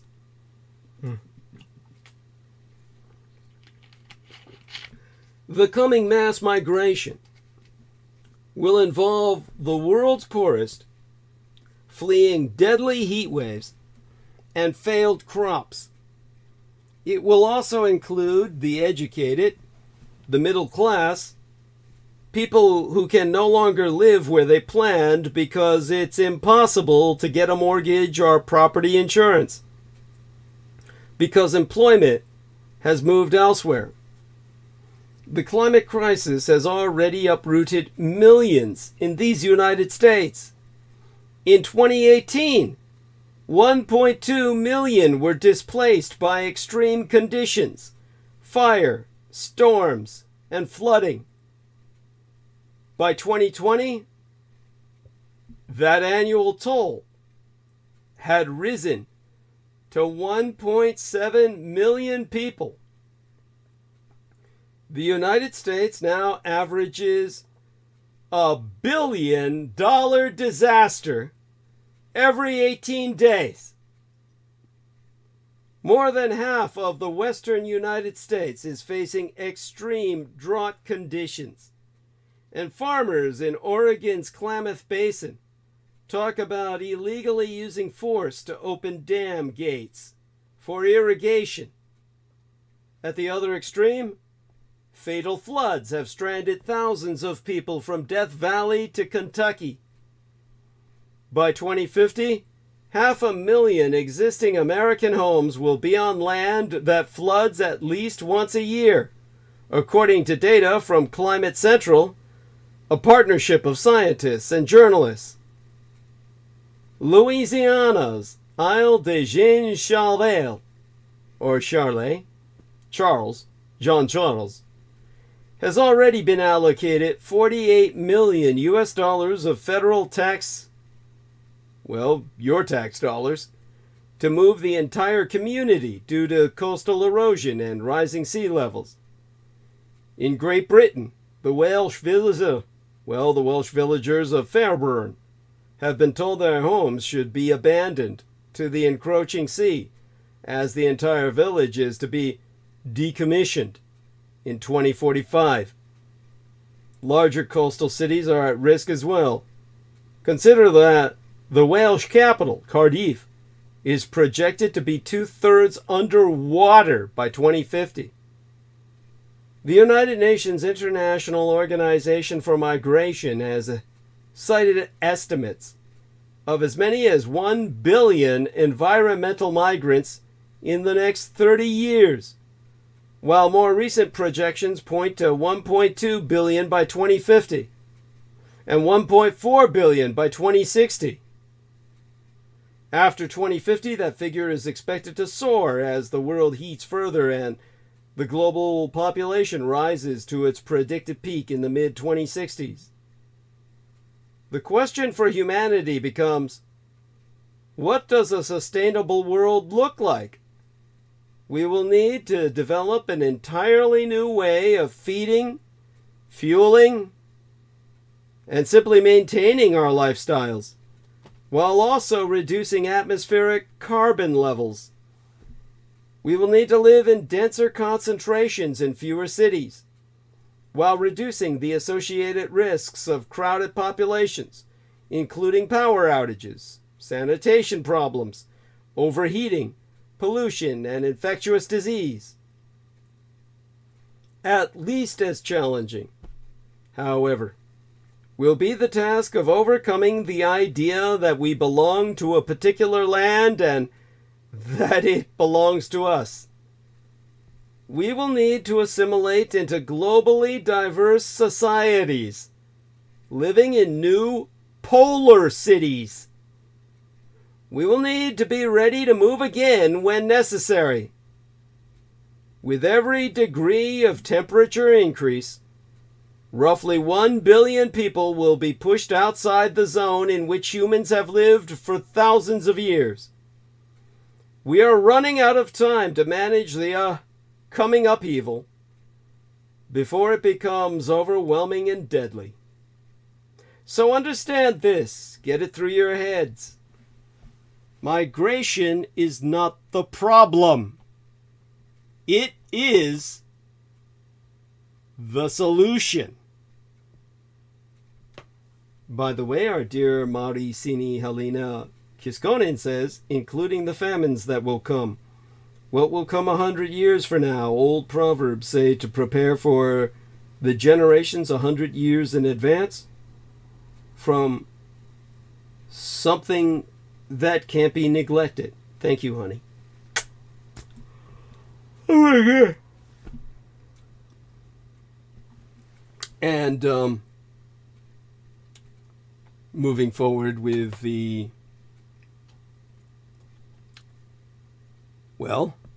solution, working towards it while I think this out. How we manage this global crisis and how humanely we treat each other as we migrate will be key to whether this century of upheaval proceeds smoothly or with violent conflict and unnecessary deaths. Managed right, this upheaval could lead to a new global commonwealth of humanity. Migration is our way out of this crisis. Migration, whether from disaster to safety or for a new land of opportunity, is deeply interwoven with cooperation. It is only through our extensive collaborations that we are able to migrate. And it's our migrations that forged today's global society. Migration made us. It is our national identities and borders that are the anomaly. The idea of keeping foreign people out, using borders as a perimeter of defense, is relatively recent. States used to be far more concerned about stopping people from leaving than preventing their arrival. They needed their labor and their taxes. Some may think that it's flags, anthems, and an army to guard your territory that's needed to develop a sense of nationhood. But in fact, the credit should go to a successful bureaucracy. Greater government intervention in people's lives and the creation of a broad systemic bureaucracy were needed to run a complex industrial society, and these also forged national identity in its citizenry. Exempli gratiae. Prussia began paying unemployment benefits in the 1880s, which were issued initially in a workers' home village, where people and their circumstances were known. But it was also paid to people where they migrated for work. Yes, which meant a new layer of bureaucracy to establish who was Prussian and therefore entitled to benefits at all. This resulted in citizenship papers and controlled borders. As governments exerted greater control, people got more state benefits from their taxes and more rights, such as voting, which engendered a feeling of ownership over the state. It finally became their nation. Nation states are an artificial social structure predicated on the mythology that the world is made of distinct homogeneous groups that occupy separate portions of the globe and claim most people's primary allegiance. The reality is far messier.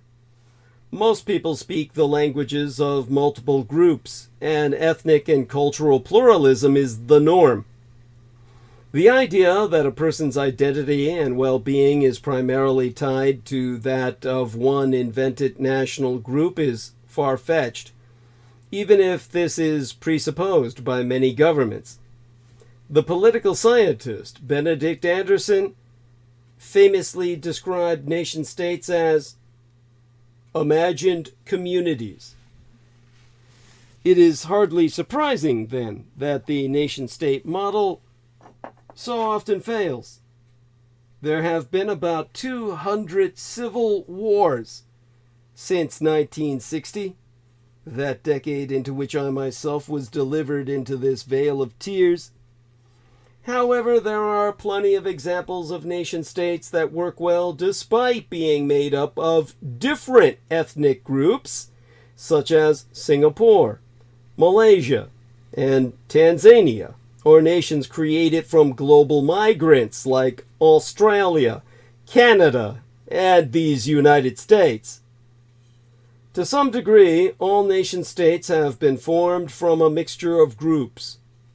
When nation-states falter or fail, the problem is not diversity itself, but not enough official inclusiveness, equity in the eyes of the state, regardless of which other groups a person belongs to. An insecure government, allied to a specific group, which it favors over others, breeds discontent and pitches one group against others. This results in people falling back on trusted alliances based on kinship, rather. A democracy with a mandate of official inclusiveness from its people is generally more stable, but it needs underpinning by a complex bureaucracy. Nations have navigated this in various ways, for example, devolving power to local communities, giving them voice and agency over their own affairs within the nation-state, as is the case in Canada or Switzerland's cantons. By embracing multiple groups, languages, and cultures as equally legitimate, a country like Tanzania can function as a national mosaic of at least 100 different ethnic groups and languages. In the city-state of Singapore, which has consciously pursued an integrated multi-ethnic population, at least 1/5 of marriages are interracial. Unjust hierarchies between groups make this harder, particularly when imposed on a majority by a minority. In April of 2021, Governor Kristi Noem tweeted, "South Dakota won't be taking any illegal immigrants that the Biden administration wants to relocate. My message to illegal immigrants: call me when you're an American." Consider that South Dakota only exists because thousands of undocumented immigrants, white trash motherfuckers from Europe, abused the Homestead Act from 1860 to 1920 to steal land from Native Americans sans compensation or reparations. This kind of exclusive attitude from a leader weakens the sense of shared citizenship among all, creating divisions between residents who are deemed to belong and those who are not. Official inclusion by the national bureaucracy is a starting point for building national identity in all citizens, particularly with a large influx of migrants. But the legacy of decades or centuries of injustice persists socially, economically, and politically. The front line in Europe's war against migrants is the Mediterranean Sea, patrolled by Italian warships tasked with intercepting small European Union-bound vessels and forcing them instead to ports in Libya on the North African coast. One such warship, the Caprera, was singled out for praise by Italy's anti-migrant interior minister for defending our security after it intercepted more than 80 migrant boats carrying more than 7,000 people. Posting a photo of himself with the crew in 2018, Italy's anti-migrant interior minister tweeted, "Honor!" However, during an inspection of the Caprera that same year, police discovered more than 700,000 contraband cigarettes and large numbers of other smuggled goods imported by the crew from Libya to be sold for profit in Italy. On further investigation, the smuggling enterprise turned out to involve several other military ships. Lieutenant Colonel Gabriele Gargano, the police officer who led the investigation, said, "I felt like Dante descending into the inferno." The case highlights a central absurdity around today's attitude to migration. Immigration controls are regarded as essential, but for people, not stuff. Huge effort goes into enabling the cross-border migration of goods, services, and money. Every year, more than 11 billion tons of stuff is shipped around the world, the equivalent of 1.5 tons per person a year. Whereas humans, who are key to all this economic activity, are unable to move freely at all. Industrialized nations with enormous demographic challenges and important labor shortages are blocked from employing migrants who are desperate for jobs.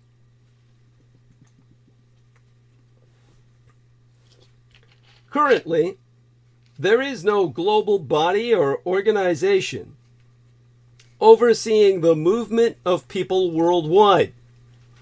Governments belong to the International Organization for Migration, but this is an independent, related organization of the United Nations, rather than an actual UN or United Nations agency. It is not subject to the direct oversight of the General Assembly and cannot set common policy that would enable countries to capitalize on the opportunities immigrants offer. Migrants are usually managed by each individual nation's foreign ministry rather than the labor ministry, so decisions are made without the information or coordinated policies to match people with job markets. We need a new mechanism to manage global labor mobility far more effectively and efficiently. It is our biggest economic resource, after all. The conversation about migration has become stuck on what ought to be allowed rather than planning for what will occur. Nations need to move on from the idea of controlling to managing migration. At the very least, we need new mechanisms for lawful economic labor migration and mobility, and far better protection for those fleeing danger. Within days of the revanchist, revisionist Russian Empire's invasion of Ukraine in February of yesteryear, European Union leaders enacted an open border policy for refugees fleeing the conflict, giving them the right to live and work across the Euro bloc for 3 years, and helping with housing, education, transport, and other needs. The policy undoubtedly saved lives, but additionally, by not requiring millions of people to go through protracted asylum processes, the refugees were able to disperse to places where they could better help themselves and be helped by local communities. Across the European Union, people came together in their communities on social media and through institutions to organize ways of hosting refugees. They offered rooms in their homes, collected donations of clothes and toys, set up language camps and mental health support, all of which was legal because of the open border policy. This reduced the burden for central government, host towns, and refugees alike. Migration requires funds, contacts, and courage. It usually involves a degree of hardship, at least initially, as people are wrenched from their families, familiar surroundings, and language. Some countries make it almost impossible to move for work, and in others, parents are forced to leave behind children who they may never see grow up. An entire generation of Chinese children has reached adulthood, seeing their parents only for a week or so once a year during Spring Festival. In communist China on the mainland, hundreds of millions of people are caught in limbo between the village and the cities, unable to fully transition due to archaic land laws and the lack of social housing, child care, schools, or other public facilities in the cities. The villages are sustained through remittances from absent workers who cannot sell their farms for fear of losing their land, which is their only social security. Left behind, isolated children then become primary caregivers for their aging relatives. Migrant workers cannot afford to buy homes in the city and so return to the village on retirement, restarting this cycle. In other cases, migrants pay enormous fees to people traffickers for urban or foreign work, only to find themselves in indentured positions that are little better than slavery, working out their contracts until they can get their passports back and return home. What little money they do earn will be sent home. These include Asian construction workers and domestic workers in the Middle East and Europe, who have little protection and may end up in forced labor in the sex industry or in inhumane conditions in food processing or garment factories. Most migrants are trying to improve their lives, as we all do, by moving. Some are migrating to save their lives. Now, because I served as a mercenary in security contracts throughout the Horn of Africa, Southwest Asia, the Balkans, in Eastern Europe, not to mention my time in the military, brief though it was, I visited people in refugee camps in different countries across 4 continents, where millions of people live in limbo, sometimes for generations. Around the world, whether the refugee camps were filled with Sudanese, Tibetans, Palestinians, Syrians, Salvadorians, or Iraqis, the issue was the same. People want dignity, and that means being able to provide for their families, being allowed to work, to move around, and to make a life for themselves in safety. Currently, too many nations make this wish, though it is very simple and mutually beneficial. impossible for those most in need thereof. As our environment changes, millions more risk ending up in these nowhere places.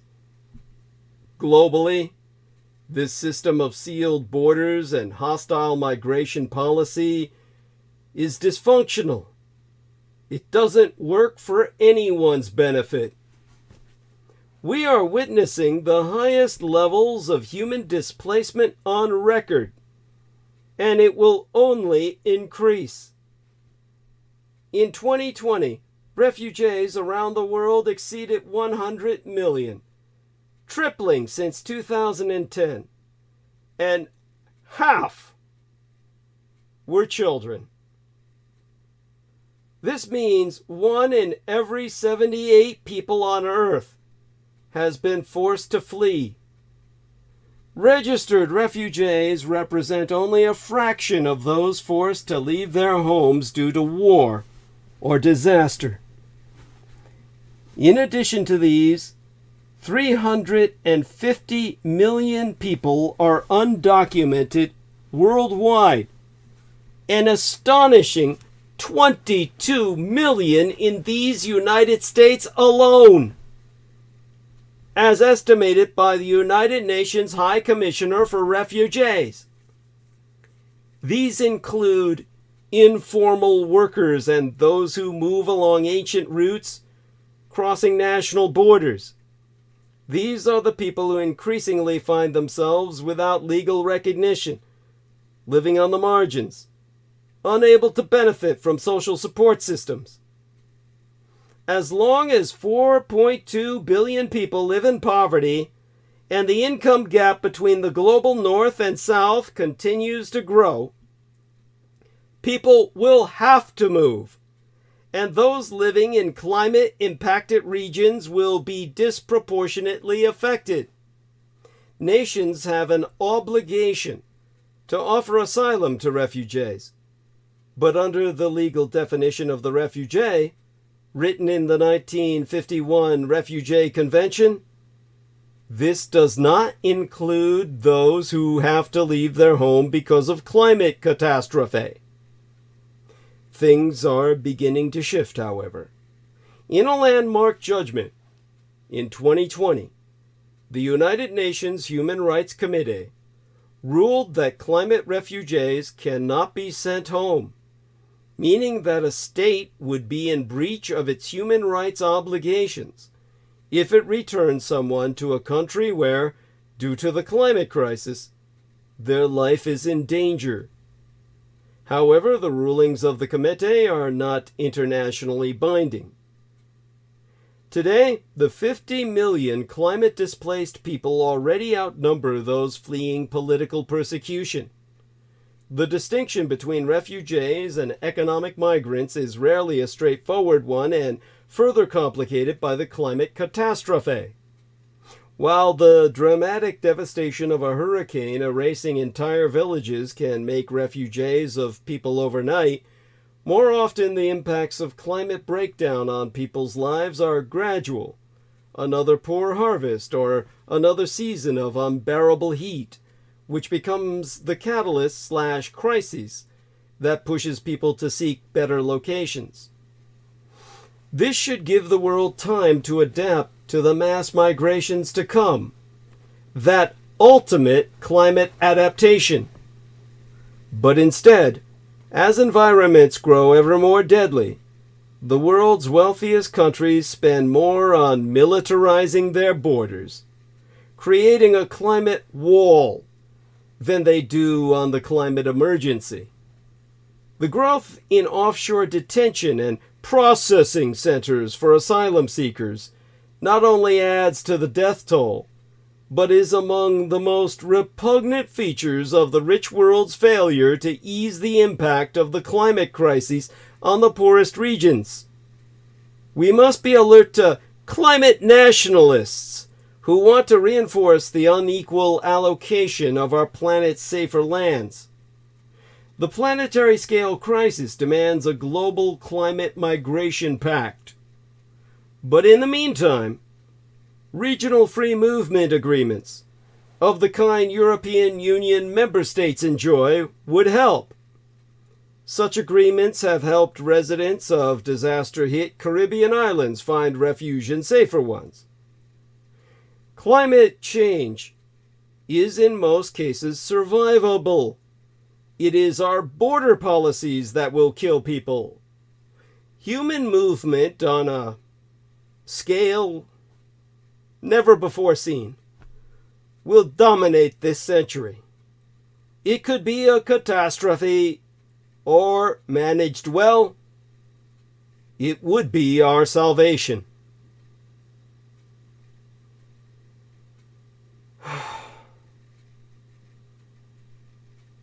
Now, this lovely young lady in chat, Mari Sini Helena Kriskonen, talks about purpose. I want to acknowledge her concern over alligators in our sewers. Let's talk a bit about animals. Human beings, after all, are but a different kind of animal. There is a fifth horseman of the apocalypse, and it is us.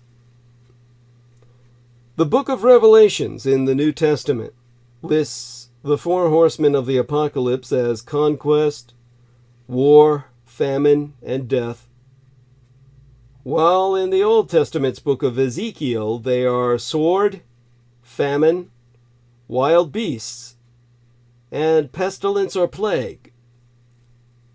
But whatever we call them, they are remarkably close to what we might call the four horsemen of ecology that regulate population size in nature.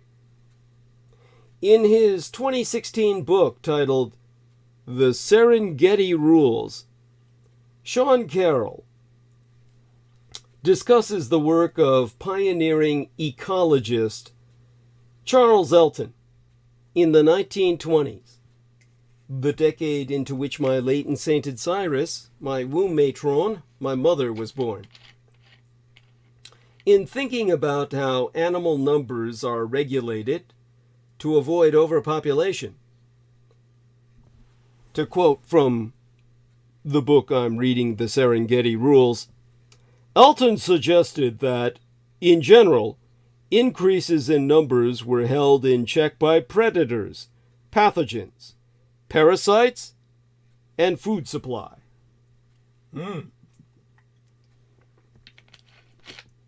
Elton's four regulators are clearly very effective.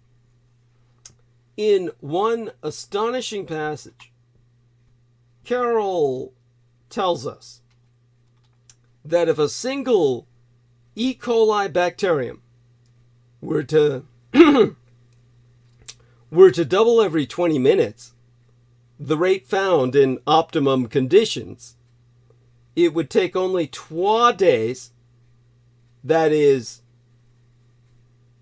2,144 reproductive cycles, for the weight of E. coli to exceed the weight of the planet Earth.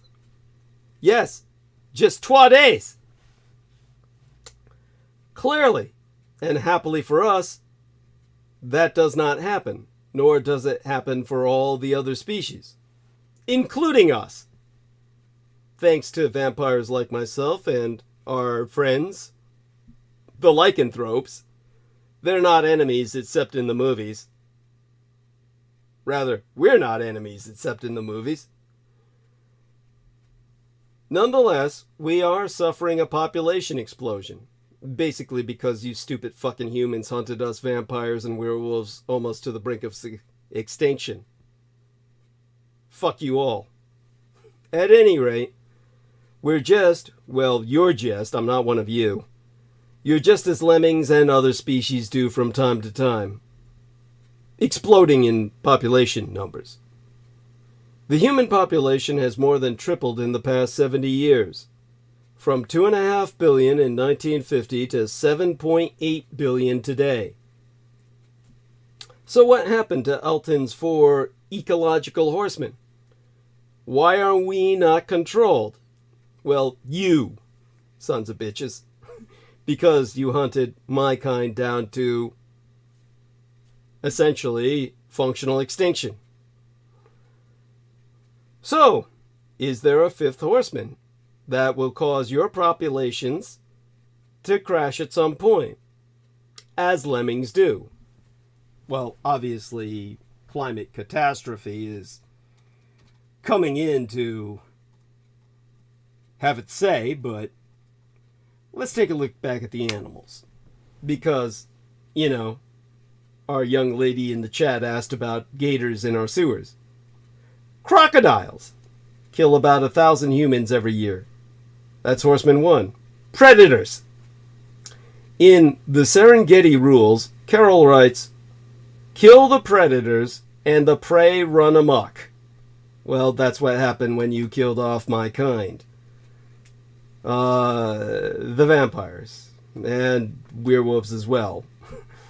So, you deserve everything you get, but I'm only here to help because, well, I feed off your kind. You are running amok because you humans aspire to be apex predators, but you cannot be. You and I are a different species. The idea of competition is absurd. You're trying to be something you are not. But because you've managed to kill off the majority of my kind, and the lichens, there is very little that preys upon you anymore. Your main predators are crocodiles, about 1,000 deaths a year, according to the online World Atlas. Lions kill about 100 of your kind a year. Tigers and other big cats, and occasionally wolves. Some sharks, about 10 each annually. Meaning, you know, sharks, wolves, big cats, and tigers specifically kill about 10 of you each year. And a few other species such as bears. The most important large animal that kills humans is, well, your kind, other humans, largely through homicide and war. The WHO, the WHO, the World Health Organization, estimated that in 2014, almost 500,000 people died from homicide in 2012, and another 200,000 or so directly from war in that year of 2014, with many more dying because of the hunger and diseases that result from war. Also, according to the WHO, the World Health Organization, mosquitoes cause millions of deaths per year. That's Horsemen 2 and 3, pathogens and parasites. It may be useful to distinguish between what the Old and New Testaments call plague, by which I mean the infections we pass on to each other, even though many of them, such as COVID-19, originate in other animals, and pathogens and parasites that we don't spread directly to each other but are spread to us by other animals, which might be considered pestilence, diseases spread by pests. There is, of course, a wider meaning of pestilence, animals, plants, and microorganisms that harm us indirectly by attacking our crops or herds. Think of locusts, famously called plagues, rats, potato blight, and many others, against which we routinely deploy pesticides. In some parts of the world, these have and still can cause famines. It turns out the most dangerous animals to humans are insect pests. Top of the list is the mosquito, which WHO reports causes millions of deaths every year by spreading the malaria parasite. 405,000 deaths in 2018, and many other diseases. Altogether, WHO estimates that vector-borne diseases, chiefly via insects, caused by either parasites, bacteria, or viruses kill about 700,000 people a year and sicken hundreds of millions more. But it is plagues that have been, and potentially still, are the really big killers of humans. The Black Death killed about 1/3 of Europe's population in the 14th century, whilst smallpox and other diseases introduced by filthy white Europeans killed an enormous proportion of the indigenous populations of the Americas, up to 90% in some communities. Plagues are still with us. The WHO reports that 1.5 million people died from tuberculosis and 770,000 people died from HIV-related causes in 2018. I'm trying to remember what HIV even stood for. I know it's the precursor to AIDS.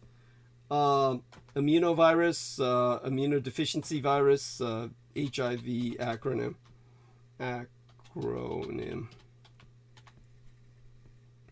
Human immunodeficiency virus. There we are. That attacks the body's immune system, of course. Ugh. Don't even want to think about it. The annual influenza epidemics cause 294,000 to 518,000 respiratory deaths. Well, in 2018, there were more than 140,000 measles deaths globally. And of course, we are in the midst of a COVID-19 pandemic still. And even though mortality is relatively low compared to previous serious plagues, it has killed at least 1.1 million people in the United States alone so far, and I can assure you the numbers are far higher than that. They don't want to cause a panic, so they're not letting you know. On the other hand, we have become reasonably adept at controlling most plagues, especially through basic sanitation, hygiene, and immunization. So it seems unlikely plagues will control your population unless we get a pandemic as lethal as the Black Death. Imagine, for example, an arrow-borne version of something like Ebola. Oh, what fun. The WWF, the World Wildlife Federation, people, not the World Wrestling Federation, warns that 85% of fisheries already are fully developed or overfished. That's horseman number 4. Food supply. We have one horseman left, food supply. How effective will this be in controlling the human population? So far, food supply has more than kept pace with population growth. A 2019 report from the IPCC, the Intergovernmental Panel on Climate Change, notes that there has been more than a 30% increase in the amount of food per person since 1961. But in spite of this, an estimated 821 million people are currently undernourished, while at the same time, 2 billion adults are overweight or obese. Clearly, we have a distribution problem, not a supply problem. The latest 10-year outlook from the OECD, that's a very important international organization, and that, of course, for those of you who do not know, is the Organization for Economic Cooperation and Development, with 38 member countries, founded in 1961 to stimulate economic progress and world trade. They and the United Nations Food and Agriculture Organization, looking out to 2029, expect food production to grow 1.4% annually, outpacing growth in demand, and food commodity prices will drop. This in spite of a growth in global population and growing demand for animal products in middle-income countries.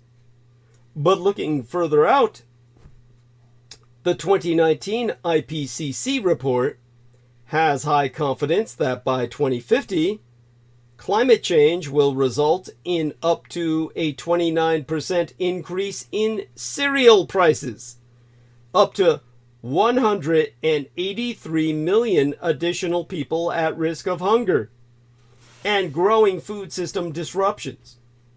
Perhaps more troubling is the potential loss of seafood as we hoover up the ocean's fisheries.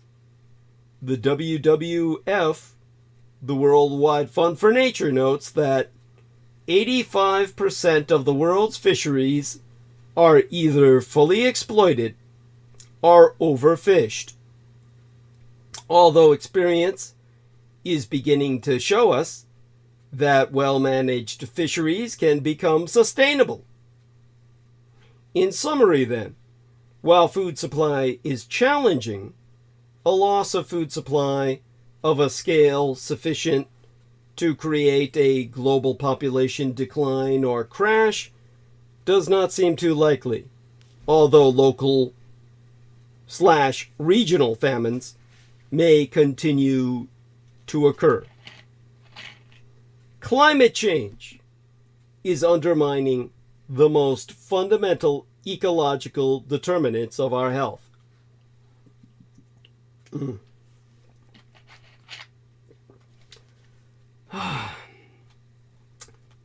So we come to the fifth horseman. It's you. It's you! Clearly, Elton's four horsemen are not controlling the human population. But something is working. In the book entitled Our World in Data, Max Roser reports that while world population continues to increase, the United Nations projecting it will reach 11 billion in 2100, the rate of increase has dropped from 2.2% per year 50 years ago to 1.05% per year. That, of course, is propagandized as good news, because the world Masonic cabal is convinced that we still need to get to zero growth. Indeed, ideally, a gradual and well-managed population decline to preserve Earth's natural systems. In discussing this decline, Roser notes, the three major reasons are the empowerment of woman, in parentheses saying, increasing access to education and increasing labor market participation, declining child mortality, and a rising cost of bringing up children. So it seems that social factors are at work. You are limiting your population yourselves. However, this requires increased economic development in low-income countries, as it takes a certain amount of national wealth to fund the clean water, universal education, and other factors that increase social and human development.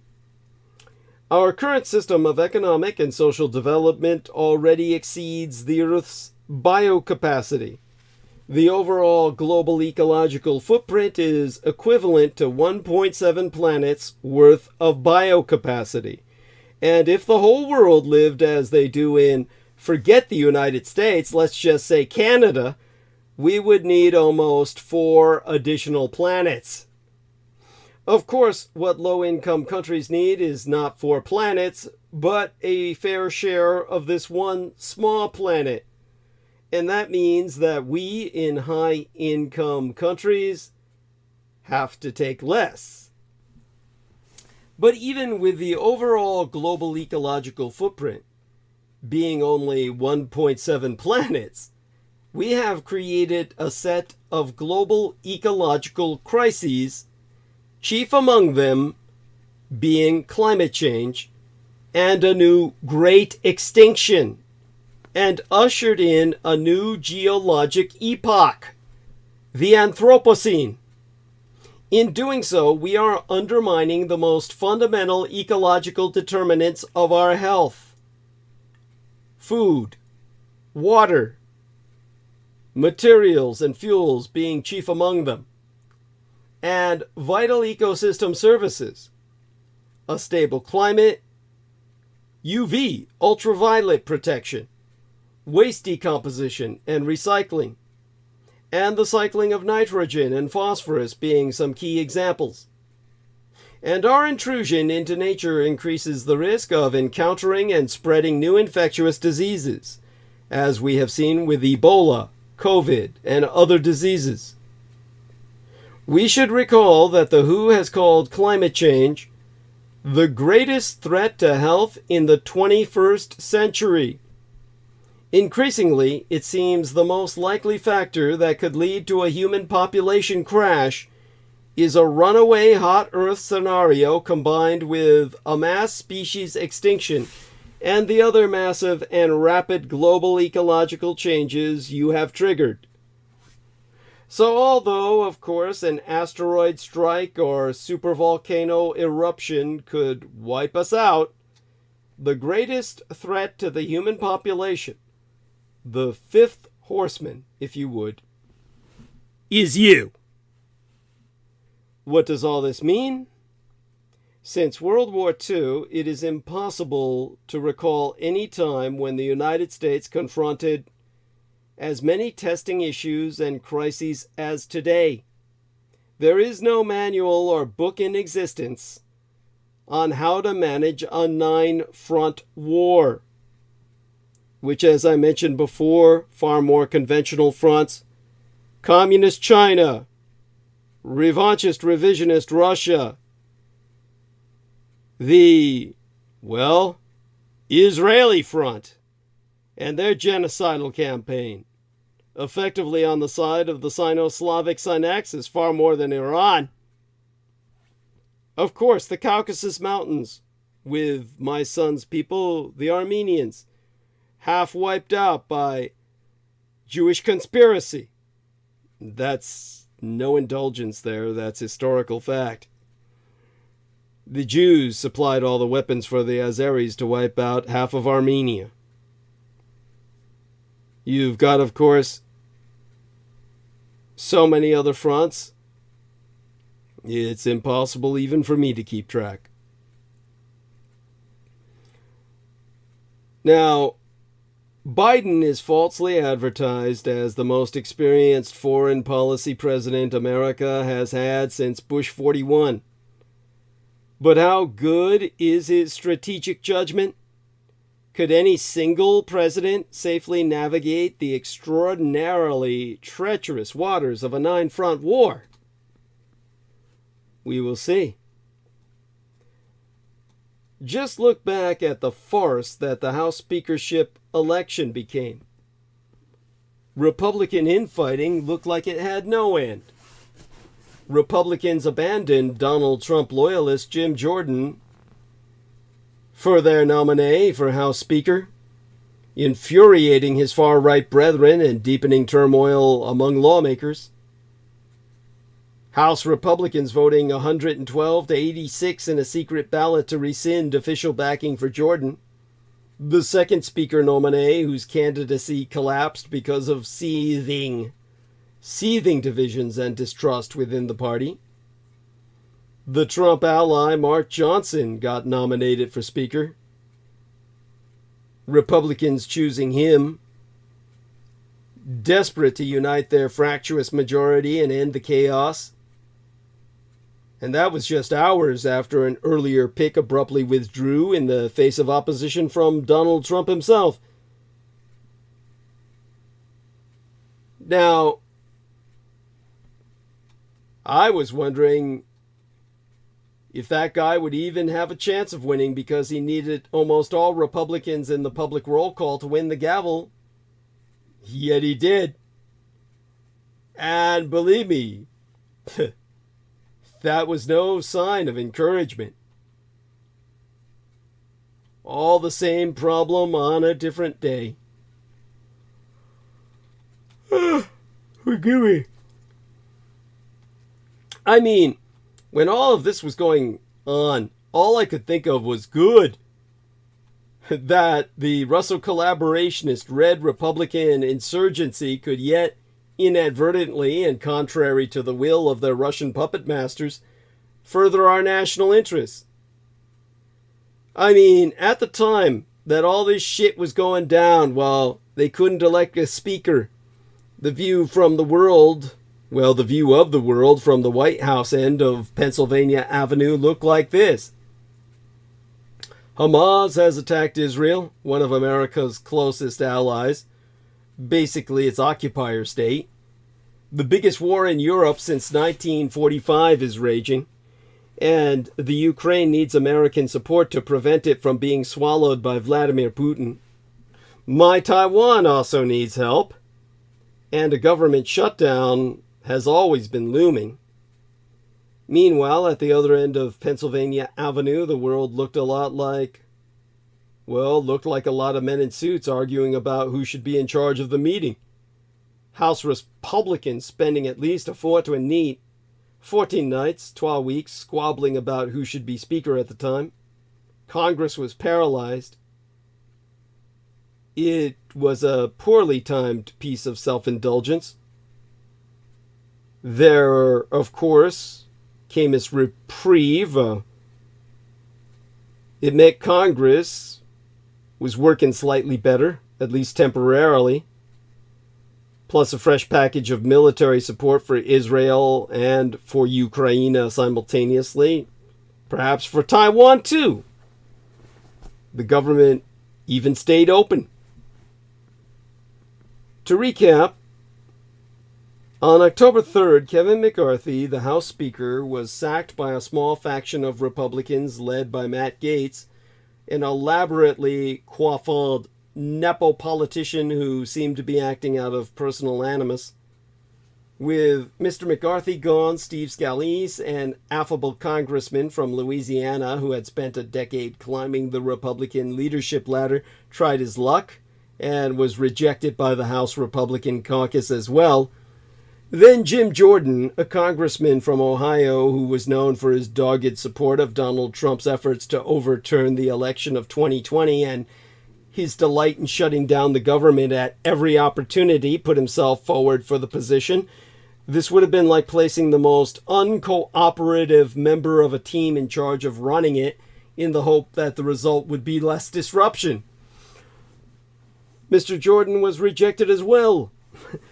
The Republicans had such a thin majority in the House that once the regicide had begun, it was hard to end the bloodletting. While that abdication of responsibility was underway, the House had a temporary speaker, Patrick McHenry of North Carolina. That hitherto obscure Mr. McHenry, I don't remember when he received the memo about his party being the tribunes of working-class Americans. He's never been seen in public without a bow tie on. Yet, at that point in time, by a bizarre sequence of events, Mr. McHenry found himself in a position to potentially change the fate of more than one country. Now, both parties were, of course, keen to support Israel. There was also majority support in the House for continuing to arm Ukraine and fund the American government. But the Republicans who ran the House have long refused to allow bills to come to a vote unless they enjoyed the support of a majority of Republican lawmakers. So matters of great importance have been left to fester. So at the time, the one possible, indeed plausible solution was that support for Israel be packaged together with support for Ukraine and my Taiwan. Some more money for border security, and a bill to keep the government funded until this time next year. the principles of good governance suggested these matters should be considered one by one. The deal-making required to get them through the House, however, suggested lumping them together. Given the necessary authority, Mr. McHenry kind of shepherded such a bill through with support from Democrats, and because he did not officially have the job of Speaker, he could not easily be removed by his own side, as Mr. McCarthy was. So, I think what happened was that some combination of Republicans and Democrats granted Mr. McHenry the authority, at that time, to bring bills to the floor. All it took was a simple majority. For pragmatic Republicans, fed up with being at the mercy of their party's least constructive lawmakers, it was an opportunity to break the logjam. They must have taken it. Israel, my Taiwan, and Ukraine need American help. America needs a Congress that can consider legislation. As then and now, it has urgent work to do. And the United States is going to have to raise taxes. If Congress wants to shrink the nation's 1.7 trillion United States dollar deficit, it needs to start getting serious about a key part of that equation: revenue. The timing is particularly pressing. The United States government is currently borrowing money, a lot of money, at high interest rates, and rising debt surely does not suit efforts to fight inflation, decarbonize the economy, or invest in new social benefits. But if you think the reason the United States is borrowing so much is because of spending, think again. Federal outlays were actually down 2% in 2023. It came as down to falling revenue. And the good news is that there is space for action. Meanwhile, the war continues on the home and foreign fronts. Paralysis in Congress makes America a dysfunctional superpower. Wars in Ukraine and Israel, and the risk of one over my Taiwan, test American staying power. This while the Second American Civil War has begun. This brings us to Israel, public opinion, and the war, the Civil War. You see, the Hamas attack on Israel accomplished something few other events had achieved in the last decade, creating a wide consensus in America's otherwise deeply divided political landscape at the time that it took place. Political debate in these United States feeds on outrage. So a disproportionate amount of attention, especially on social media, focused on a relative handful of pro-Hamas statements, including some on college campuses, that tended to obscure the unusual amount of political agreement. But from Alexandria Ocasio-Cortez on the left to Marjorie Taylor Greene on the right, elected officials had to denounce Hamas. You could not do so. President Biden and congressional Republican leaders, at odds on nearly every issue, called for stepped-up aid to Israel, with Biden labeling the Hamas attack unadulterated evil, and public opinion in both parties swinging in Israel's direction. Whether such unquestioning and overwhelming support is wise remains to be seen. Insufficient debate can sometimes lead countries into major blunders, as the American empire discovered in the Iraq War. Nor was it clear then how long the consensus would last. It certainly didn't. The ground assault on Gaza, which Israel planned, well, that's long and bloody, and it shifted opinion again. But at the beginning, near unity had its impact. Administration officials hoped to take advantage of the movement to get new aid to Israel through Congress, packaged with assistance to Ukraine and added security measures for the America's southern border. Since that strategy seemed to work, it provided an example of how a foreign shock can sometimes break partisan log jams in Washington. But we get to the battle for American public opinion.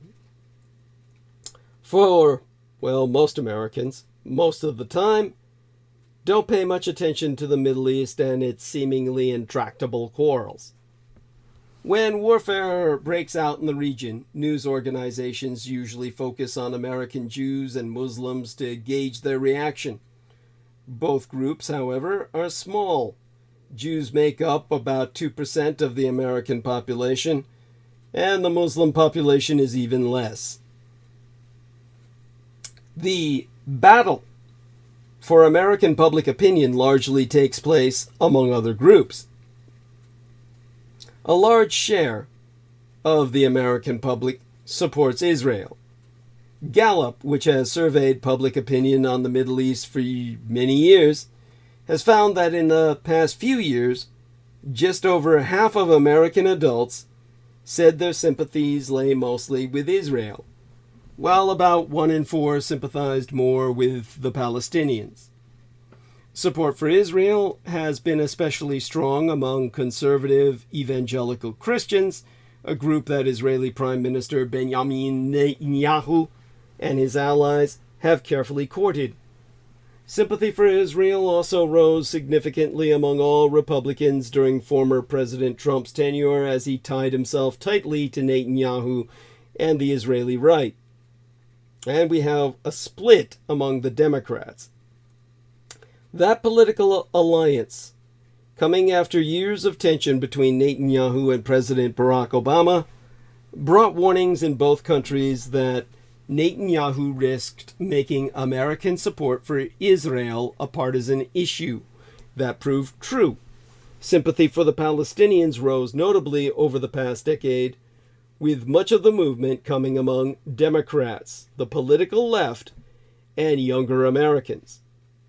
That shift has generated divisive debates among Democrats, especially in large urban areas where a resurgent left has gained support in recent years. And remember, all cities are always liberal.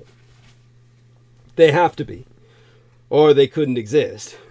In 2022, support for Israel surfaced as an issue in Democratic primaries, often pitting younger insurgents against an older, more firmly pro-Israel Democratic, gerontocratic establishment of the emplaced elderly. With Biden strongly in the pro-Israel camp of the hospice crowd on life support, the gerontocracy of the demented senilely demented, I mean to say. The issue has hovered in the background of Democratic politics as one of the party's recurring generational splits, and it's a sharp shift at that. The Hamas attacks, with their large death toll, including 27 Americans, the taking of hostages, and reports of multiple atrocities at the time, abruptly changed that picture for a short span of time. That was when, at the time, a poll taken by YouGov for The Economist found that support for Israel had jumped 11 percentage points compared with its previous level. The share saying they sympathized equally with both sides and the share supporting the Palestinians both dropped. Although younger Americans and liberals remained less sympathetic to Israel than older Americans and conservatives, the shift toward Israel occurred at all ages and across ideological groups.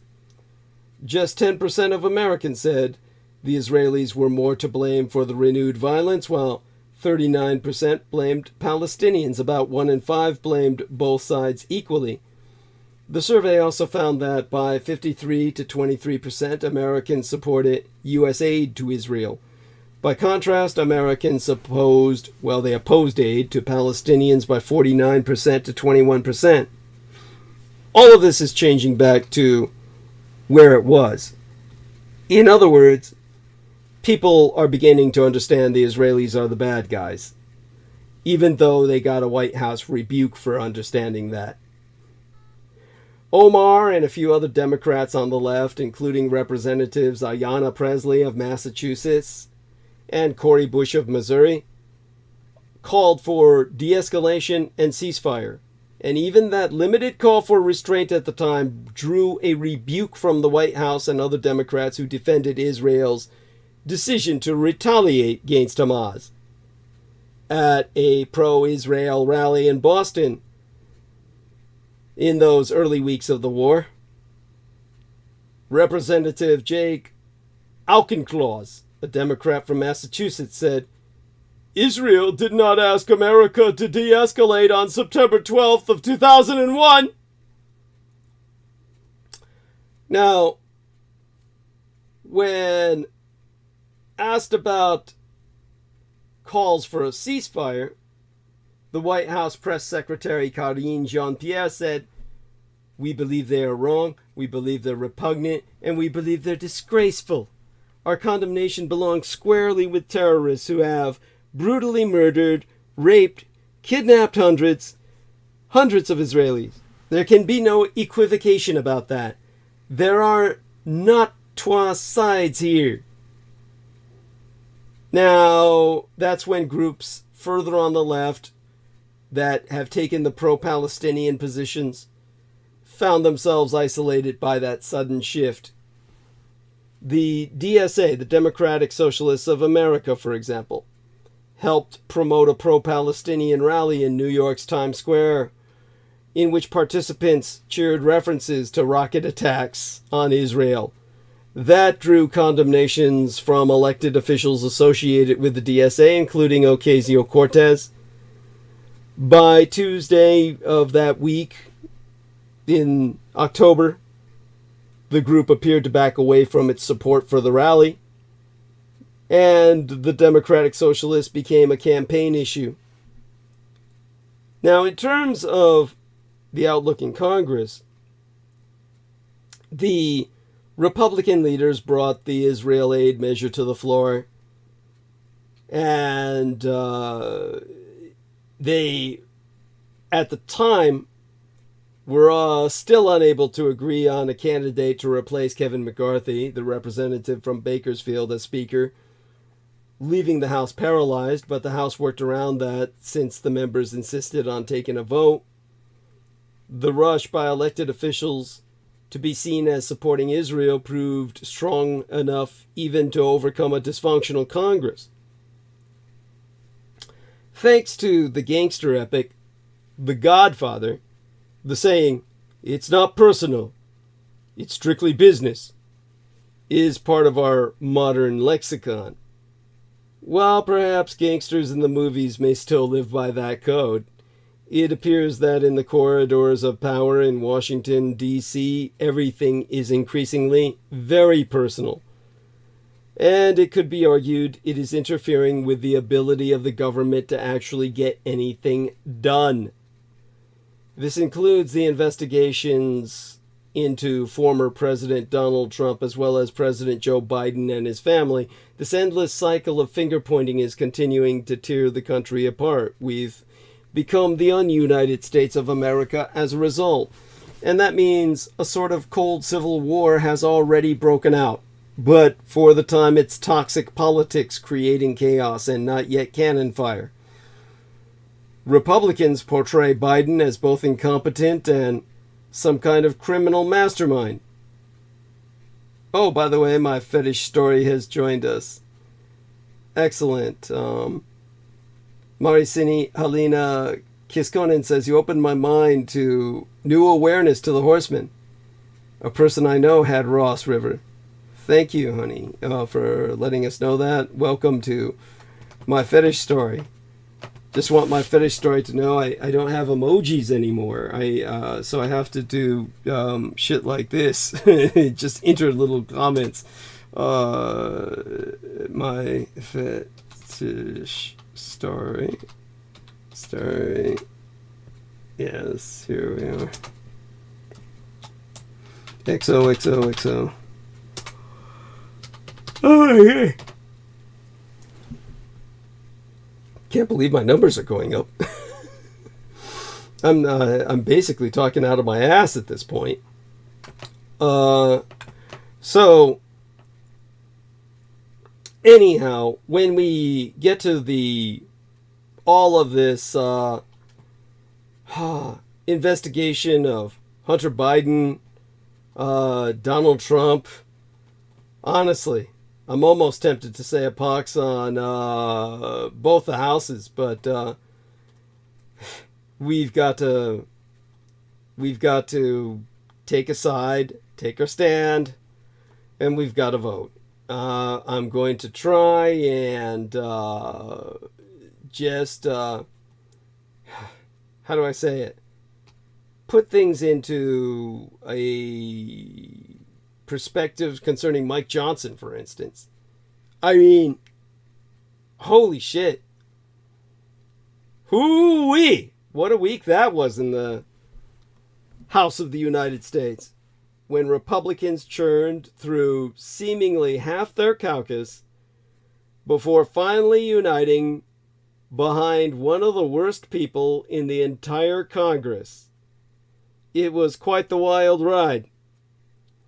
After weeks of a leadership void, during which chaotic Republicans described themselves as dangerous and embarrassing, they finally landed their guy, full-on MAGA acolyte Representative Mike Johnson. The unanimous vote for one of their most extreme members spracketh to the Russell collaborationist Red Republican insurgency's hard reality. If they hadn't chosen Johnson, the only other path forward was working with Democrats on a power-sharing agreement, and no Republican, not even so-called moderates in districts that President Joe Biden won in 2020, could stomach that. Republicans will rue this choice, of course. Johnson is so bad that it's impossible for any summary to do him justice. He is a virulently anti-abortion, Christo-libertarian zealot who was a key cog in Donald Trump's efforts to overturn the 2020 presidential election. Hell, he doesn't even believe in democracy, saying, "You know, we don't live in a democracy, but a biblical republic." He views LGBTQIA+ people as a deviant group. Johnson believes that Christians have an exclusive right to rule the United States. And if you think all that's shocking, there is so much more. Here's the cold electoral calculation. Republicans lost the 2022 midterm elections, despite Biden's unpopularity and soaring inflation, because of two key issues: the Republican threat on our democracy and the stripping away of abortion rights after the Supreme Court nullified Roe v. Wade. Democrats are already gleefully making Johnson a key 2024 campaign issue. Republicans sure do know how to double down on the things America really hates about them. This brings us to the source of America's political chaos. Most of America's current political environment can be traced back to one single moment: the election of Donald John Trump. The bedlam continues, and to understand the stakes in 2024, imagine how different the world would look if Trump had lost. All comes down to a single day. For those of you who are comic book fans, think about Spider-Man getting married to Mary Jane and then fucking that up, ripping it from history by making a deal with the devil himself, to keep his elderly aunt alive one more day. A single day. Regret about what might have been is not a particularly productive emotion. Contrafactual history, however, is quite useful. I have used it for years in teaching international relations, to help the harem of blood boys who constitute my students see that not everything in history is inevitable, that accidents and sudden turns can change the destiny of nations. Also, as a true historian, I am obligated, against my will, to review science fiction of the alternate history genre, the kind of stuff where the Roman Empire never rises or America loses the Revolutionary War. Thusly, I suffered NBC's show Timeless, in which a team, including an academic historian, has to run around stopping time terrorists from messing with great events. I actually preferred Quantum Leap and the idea of one man traveling through the years to fix individual lives, rather than alter the grand march of time itself. As I continue to watch the Russell collaborationist Red Republican insurgency flail about, House Republicans having now chosen the execrable Representative Jim Jordan for Speaker, or having done so at the time before they chose this other asshole, replacing Steve Scalise at the time, whose nomination lasted 48 hours, I began thinking about an alternate history of the United States where Donald John Trump lost the 2016 election. I am convinced that the chaos now overtaking much of the American political system was not inevitable. The source of our ongoing political disorder is because of a razor-thin victory in an election in 2016 decided by a relatively minuscule number of voters. I recognize that others will depict Trump's victory as the inexorable result of long-term trends. Some, perhaps, would identify 1994, when Newt Gingrich proved that political nastiness was an effective campaign strategy, as the year of no return. Or the election of 2010, when the Americans rewarded the flamboyant jerkitude of the Tea Party with seats in Congress. There's a lot of truth to such explanations. Long-term trends matter because, over time, they frame debates and shape the choices available to voters. The Republicans have been moving further and further to the right, but I have always argued that 2016 was a fluke, a perfect storm with epochal consequences. The Russell collaborationist Red Republican insurgent field was fractured and feckless. Trump was a well-known celebrity. The Democrats ran Hillary Clinton instead of supporting Joe Biden for a shot at what would have been Barack Obama's third term. And it was close because of the structure of the Electoral College. The headline of an article by Tina Nguyen, written a few weeks after Trump's win, captures it nicely. You could fit all the voters who cost Clinton the election in a mid-sized football stadium. Trump's win set up a series of cascading failures. Winning in 2016 turbocharged Trump's claims of leading a movement. His victory encouraged other Republicans to go into survival mode and adopt the protective coloration of Trumpism just to win their primaries, a process that led directly to the crap storm deluging the White House until what feels like moments ago. Most Republicans in Congress, as Mitt Romney has told us, hate Trump, and many of them probably wish that someone could jump into the time tunnel, go back to 2016, and persuade a few thousand voters in 3 or 4 states to come to their senses. At the least, A Trump loss would have let other Republicans avoid sinking in the populist swamp.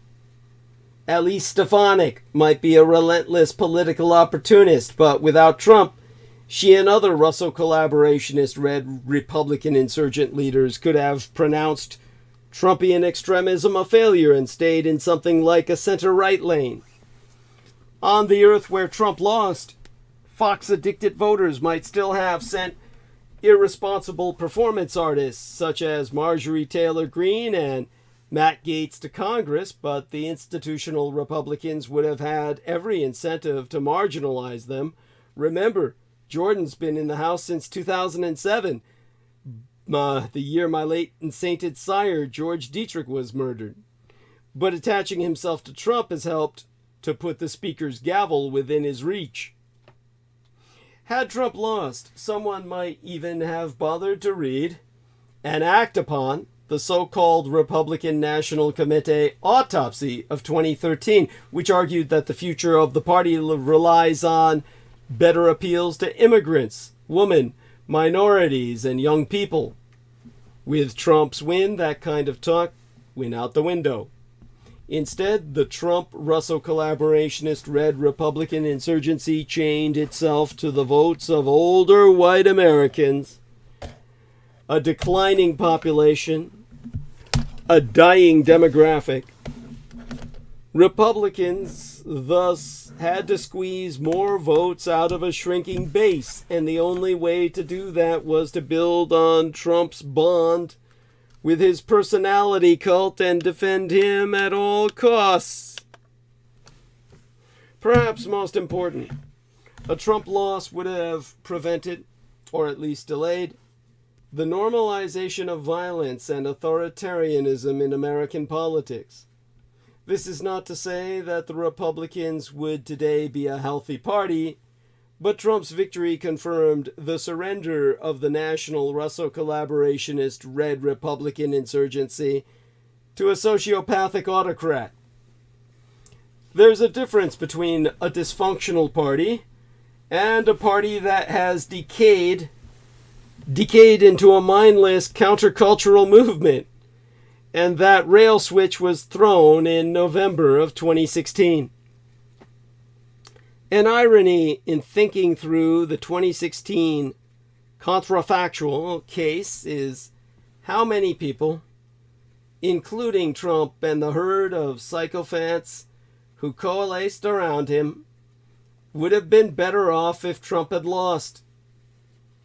Excellent books by the Washington Post reporter Ben Terrace and by the Atlantic magazine columnist Mark Leibovich have described the kind of people who formed up behind Trump, and it is striking how many of them are now facing personal and political ruin.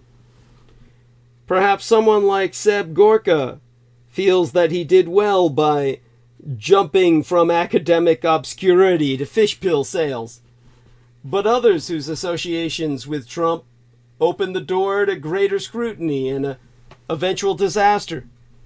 Think of Matt Schlapp, Peter Navarro, or even the pathetic Rudy Giuliani, would all have been better off if had Trump had flamed out. But no one should wish for the guardian of forever to open a gate back to 2016 more than Trump himself.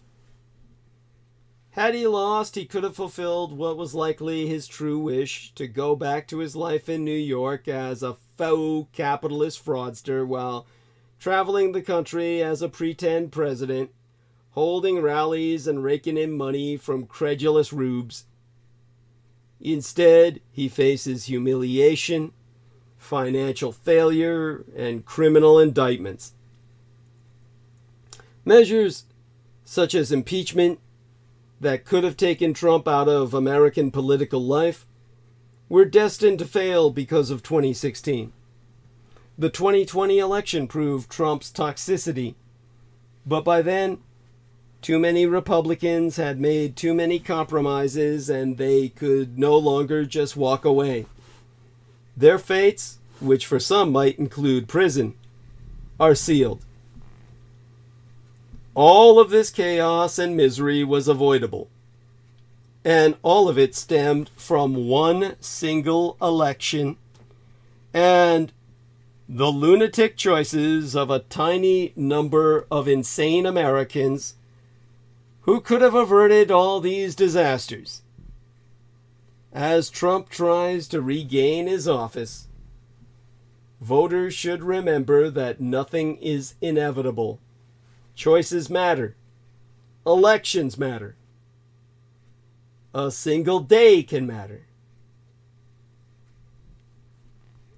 It is in this context that, as Israel fights on trois fronts, the risks for American entanglement grow. Now, of course, let me decide if I want to go into the Middle East again at all. 9 to 10, 10 to 11, 11 to 12. 3 hours. Good Lord. I don't know if I can do 3 hours. Jesus Christ. Isn't there, aren't there people willing to jump on the call, help me, make it through till morning? I don't know if anyone's willing to talk for 3 hours, but you're more than welcome to join me and we can just hold driveling conversation together. Otherwise, I might cut out early because, well, I mean, it's been a hell of a few weeks. Though I do want to encourage you all. I need some money pumped into my PayPal, so please, by all means, help me make my prescriptions. Like I said, Protonics to prevent acid reflux disorder, Proscar for basically maintaining my hair growth, really, far more than my prostate. Talk about the vanity pill. Sudafed. Yeah.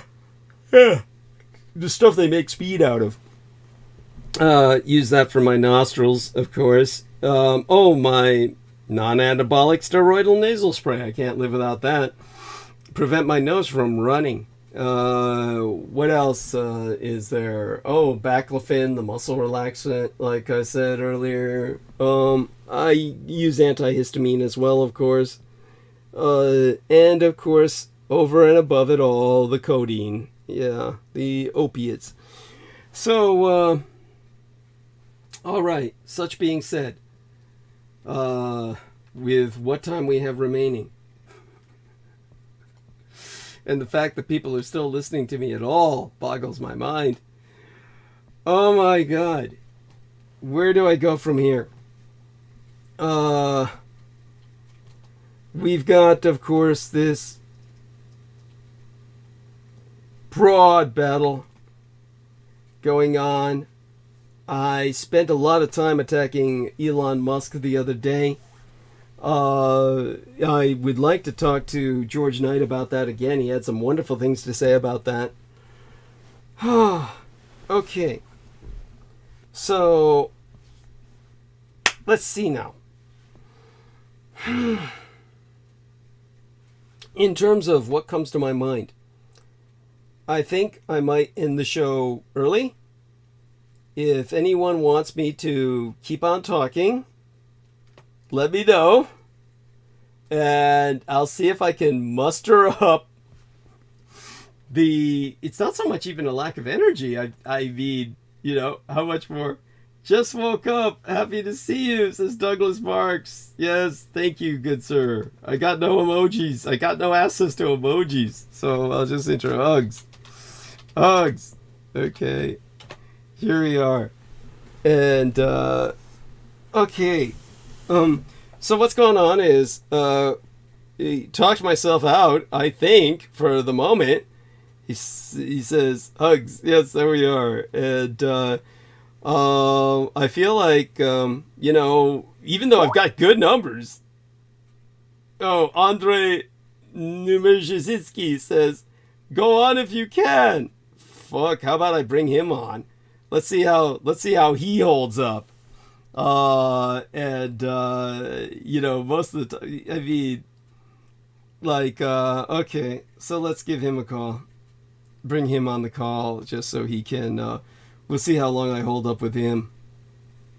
And Jesus Christ, where is he on this thing? He's not on my list. So I gotta add him. Andre. Okay.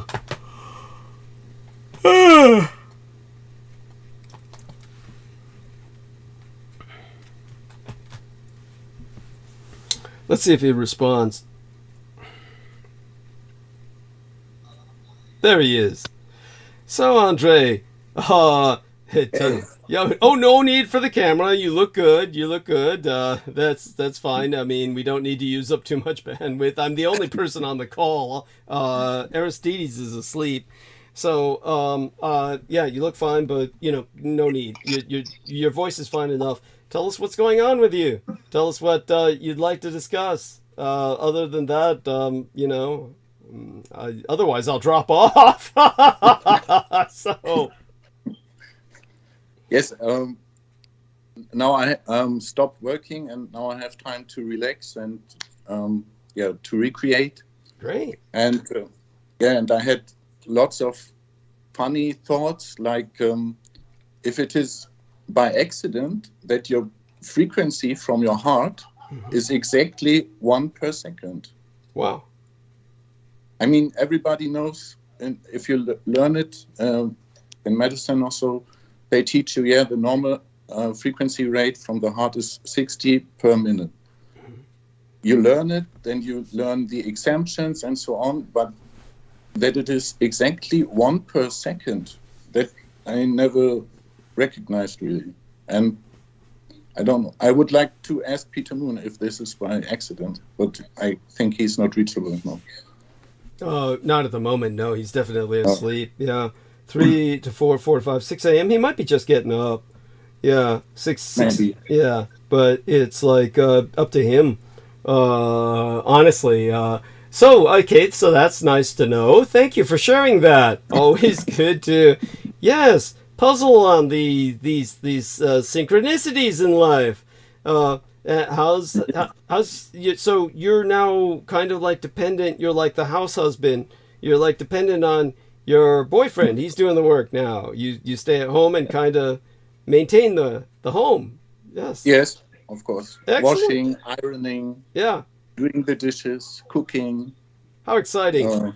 Shopping, everything, yeah. Yeah. Well, I mean, yeah. So doesn't he work out of the home? No, I'm in the moment I'm unemployed, but I will get my social welfare. So. Excellent. No, I mean your boyfriend doesn't he work out of the home? Yes. Yeah. Now he's in his home office working. Yeah. Oh, you mean he has to go to work now? He has to go to an office. Oh no, he's in his home office.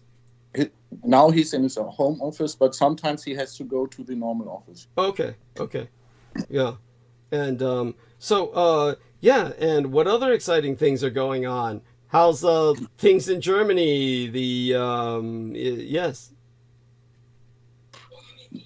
I'm not going out that much because it's a bit dangerous, because lots of really crazy people are on the streets, and something is going on. I don't know what exactly, but the atmosphere on the streets, it's getting really very aggressive.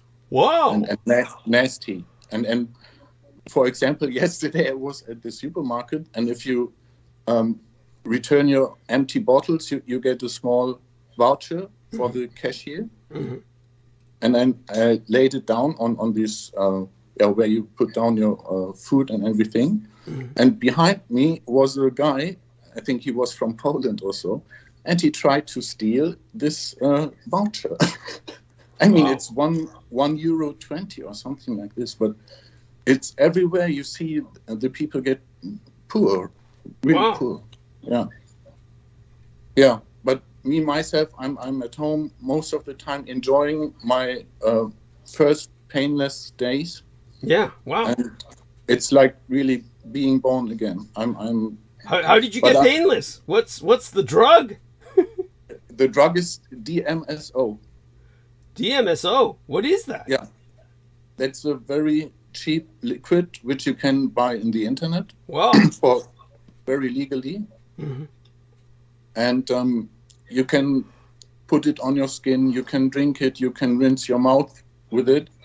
And it kills your pain, and it makes the tissue more productive somehow. It heals more faster, much more faster than without. Yeah.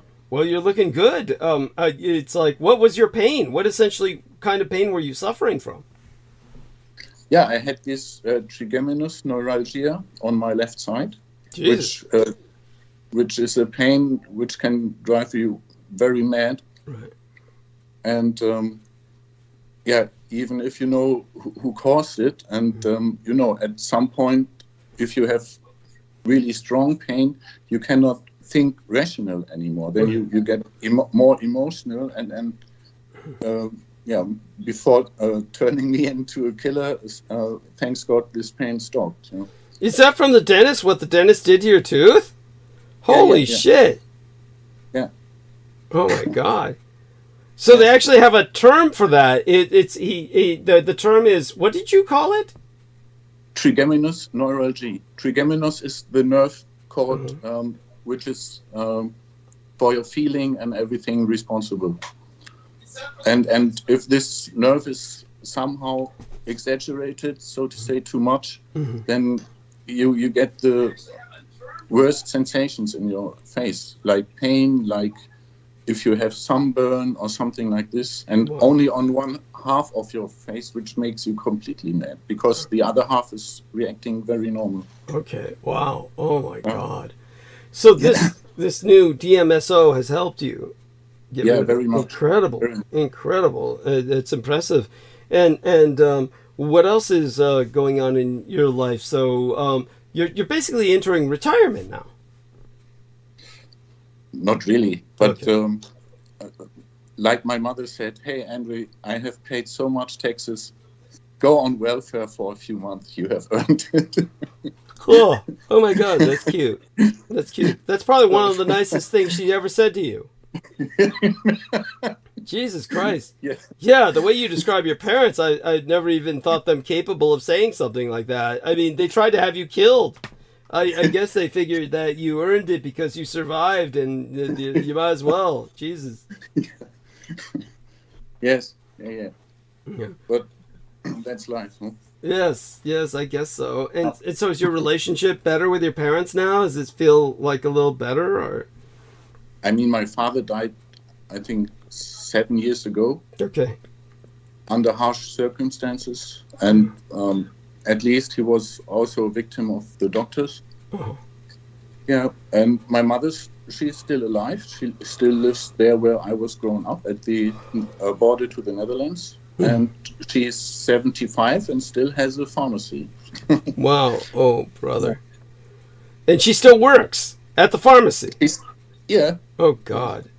That reminds me of Amy Como. Because the financial situation in Germany is so bad, she has to work, because otherwise she would get very less money. So she's somehow even forced to work with 75 to keep it upright. The house and her lifestyle, the car, everything, the pool. Yeah. You said she has a pool? Yes. Oh my goodness. Jesus Christ. Does she? I hope she goes swimming every day if she has her own pool. Jesus Christ. Yeah, she does. And she enjoys it, and she says, I need it. And okay. I believe it. And I mean, I do not use it very much, but so for example, our Gambian house guest, so to say, he uses it also frequently because of his bad back. So, yeah. And we have it since, I don't know, 20 years or so. Wow. Yeah. And I enjoy it also sometimes, but I'm not that very often at home, so for me it's not very interesting. Yes. But for my mother it's very important. Yes. Interesting. So in terms of the economic situation in Germany being bad, what's causing the problems? Is it the war, the natural gas being cut off? What, just everything? Yeah. After COVID, everything was totally chaotic. Mm-hmm. And the bureaucracy in Germany, it takes over. Mm-hmm. And in the bureaucracy, nothing works, really. So if you have to rely on the government, mm-hmm. you have to have good nerves, really. Mm-hmm. And they do not pay on time, and the prices are getting so fast, so high. If I'm in the supermarket, I mean, I still can afford me everyday a steak, yeah, this that I can afford. And because of that, I'm on this Frischartikel where you buy fresh meat every day, and from day to day you see less people. And it's a region here in Heidelberg where people really have money. And if you see the offers, how much food they have to offer, how much fish, yeah, you think you live in paradise, really, but no one's there who buys it. Wow, holy shit.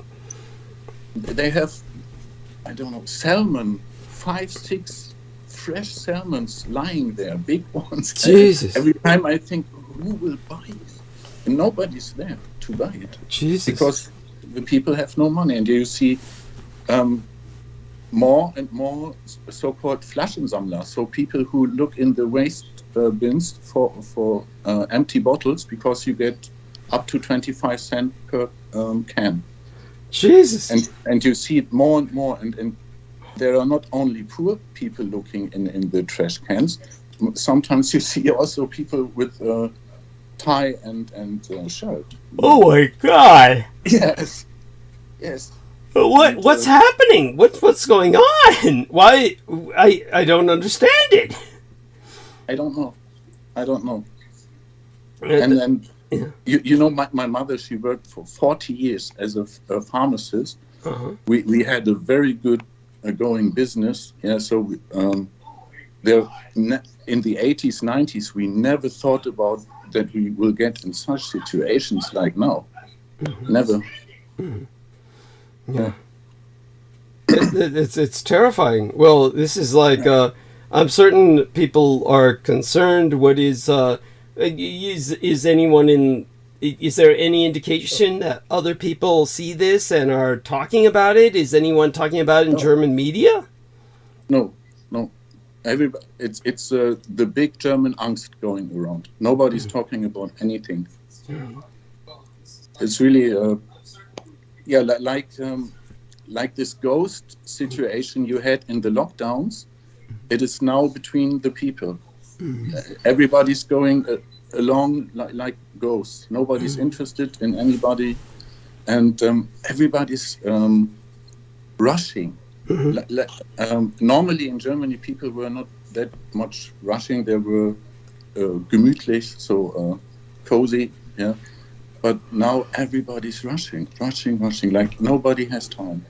So where are they rushing to if none of them have work? If they don't have work, where are they rushing to? I don't know. That's everybody's topsy-turvy. I don't understand Germany anymore. It's somehow going into solution. I don't know. And it's getting more and more like I know it from the German Democratic Republic. All the behaviors they had in the GDR, now they have it here. Now here the people also lie without any scruple. And this is typical for this GDR behavior. Right. That's right. And the pharmaceutical situation is that if you want to have antibiotics now in Germany, you cannot get it. Even my mother, she said to me, if patients come to me in the pharmacy, I cannot deliver them antibiotics because I cannot get them. Good this Lord. is typical for GDR, that you cannot get your basic medications, that you have to wait for your things till they come, like you had to wait for your car 10 years. Mm-hmm. And now it's, if you want to buy now a car, especially an electric car, you also have to wait. What is this waiting list for? Why are people waiting? Why? I don't know. They say, of course, because of COVID, they have difficulties in the productions and so on, which may be true. And you have sabotage acts, like this train near Wolfsburg, which was attacked by maybe Soviet agents. I don't know. It was shortly after I left Wolfsburg, so I did not see it live, but I heard it in the news. So they somehow deconstructed a train with gas, and because the gas could not be delivered to the power supply of Volkswagen, they had to stop the production. Oh my God! Yeah, and they still have problems like this, and now the situation is that they think about to shorten their work power, so to say, so that lots of people will get workless in the next time. Oh my God! Yeah, and then they have this asylum problem. There are coming asylum seekers, lots and lots and lots, and they have no plan how to integrate them. And I ask myself also, where are they all staying? Because you see them on the streets, but the turnover is very fast, and I don't know where they vanish. And sometimes I have this slight idea that integration in Germany, meanwhile, is organ transplantation.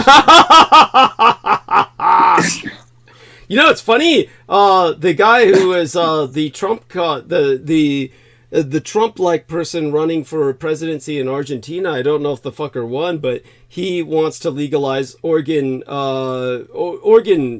harvesting, and so that's in Argentina, and maybe something like that's going on in Germany. Yes, I mean, they bring these people over, the organ harvesting. I mean, hell, it would be sensible in a certain way. I mean, holy shit.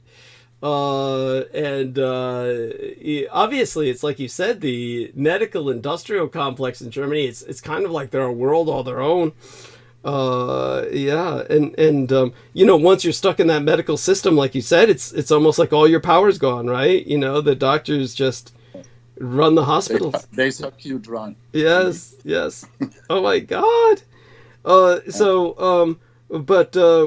that going on, what about the I'm certainly glad you're sharing this with me. I mean, this is astonishing. I mean, I'm just saddened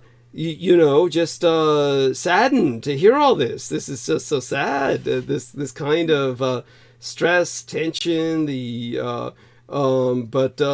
overall, but compared to other countries in Europe, Germany's economy is still the largest, right? Yes. Yeah. Yes. Yeah.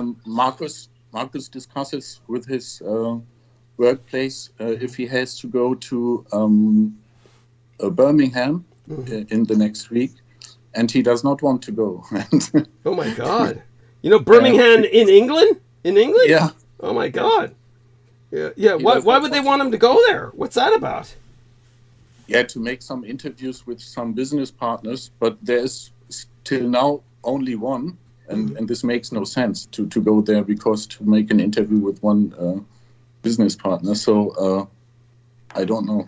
And the situation in England is horrible. Yes. It's much worse than here. And here it is already bad. Yeah. Really. Yeah, no, England is terrible. I mean, you've heard our man George Knight describe it. Of course, Brendan Zogid, he visited England for a while and he enjoyed himself there. He really liked it, but, visiting it is not like living there, really. Living there has got to be hard. So when it comes to just so you're not retiring, you're just kind of taking a break? Is that what's going on? So to say, yeah. Okay. But I'm so glad. I have my time now. I can do whatever I want the whole day. Excellent. And I'm so glad Yeah. you're not in pain. That's incredible that you're not in pain. Wonderful, wonderful. Yes. And so, do you? What are your hobbies? What are you doing for like hobbies, keeping yourself occupied when you're not, doing housework? Yeah, I'm reading. Like I try to read your book, but that time is very short to read now. Okay. And I like to ride the bike or to go for a walk. I mean, I have really nice nature here, directly in front of my door. Mm-hmm. But what you told about with the water supplies, we had a very, very rainy summer, very rainy. Okay. And the whole summer over, the trees were very dry, very dry. Mm-hmm. And they lost their leaves very early. Mm-hmm. And we have here also a water problem in Germany. Wow. But of course, like it is the usage in Germany, nobody talks even about that. Okay. But another example, when I'm at my mother's place, we have a pump where we can pump our own water, so to say, from our own water supply. We don't drink it, but you can use it for the garden and so on. And normally, if I turn on the pump, the water's there immediately. But now, if I turn on the pump, it sucks for sometimes a minute till there's water. And it's a region where it always rains because it's near the Netherlands. And normally we never had any water problems there. Right. We had a very flourishing countryside. The farmers were very happy because for them rain is the best which can happen. Yeah. But now the rain is nearly gone, the water is gone, and I talked with a farmer maybe 2 months ago, and he said, "Yeah, the next wars will be because of water supply." Yeah. And when I heard this earlier, of course, that there will be wars because of water, I always thought of regions like Mexico or whatever. Yeah. But I never thought that we have in Germany, we will have problems with water supply. Interesting. Yes. Yeah. But it makes sense. It's the climate change. The climate change, of course, is causing all of this. And, hopefully Germany remilitarizes. I like what you said about their uniforms looking like the Martian Chronicles uniforms for the Wehrmacht now. That's great. But you don't see them anymore. They're gone. Oh, okay. You don't see them anymore. How come? Where are they? I don't know. It was the time where the Ukrainian invasion was. Yeah. And I think there was a heavy traffic. But if you go by train, there are nearly no soldiers anymore. Interesting. Okay. Yeah. And so their uniforms were still classical Wehrmacht gray, right? Wehrmacht gray uniforms, field gray. No. Gray. Only the very high ups are allowed to use. Oh, okay. The gray is a very, very high color, so to say, in their hierarchy. I think the highest. Okay. So, yeah. Okay. But normally they have normal camouflage. Okay. In various colors. Yeah. Okay. Okay. Thank you. Yeah. Go on. Yeah. And I was thinking about when you told about Trump. Yeah. Is Trump a human or is he also a vampire? Oh God, he's definitely a human being. Vampires don't get fat like that. Jesus Christ, he's too Jesus. There's no such thing as a fat vampire. No, he's fat as a cow. And Trump is he's just a corrupt human being. But Putin on the other hand, there's someone who is like he's just some kind of he was really sick, and so was Kim Jong-un, so was Xi Jinping, and a number of these other world leaders, and yet somehow they have clones or something. I mean, really, I begin to wonder whether they have clones or something, because we hear that they're deathly sick, and then they come back as if they had nothing wrong with them. So God knows what's going on with all these people. Like with Angela Merkel also. Yeah. She had pancreatic cancer. Mm-hmm. Nobody really was informed, and somehow she survived it without any compliances. I don't know. And I mean, they have to be in different official places every day, so you cannot just vanish for half a year and nobody recognize it. Right. You know, they must work with clones, because you cannot be healthy 20 years continuously. And they have to be on stage every day, everywhere. Yeah. It's not possible. It's an interesting point. I mean, you know, honestly, I'm beginning to take that more and more seriously. And so, how about what's on? And now she has vanished. Yeah. From Mrs. Merkel, there's no talk anywhere. Good riddance. Good riddance. I mean, you know, she will not be missed. Yeah. And so, what about television? What's on German television? Is there anything interesting that you watch on German television? Any shows or dramas? I mean, what do German people watch? I do not watch television. Last time when I was at my mother's place and just watching for 5 minutes, I saw the old Chancellor, Gerhard Schröder. Uh-huh. He was shown in a church where they put in a new window. Uh-huh. I mean, the world is on fire, but he has to assist. Yeah, something stupid. Yes, yeah, well, like an idiot. Yes, I know. Yeah. And maybe it's interesting because when I went home here to Heidelberg, we also had to put in a new window. Synchronicities, yes. Yeah, maybe. But he looks old now. Man.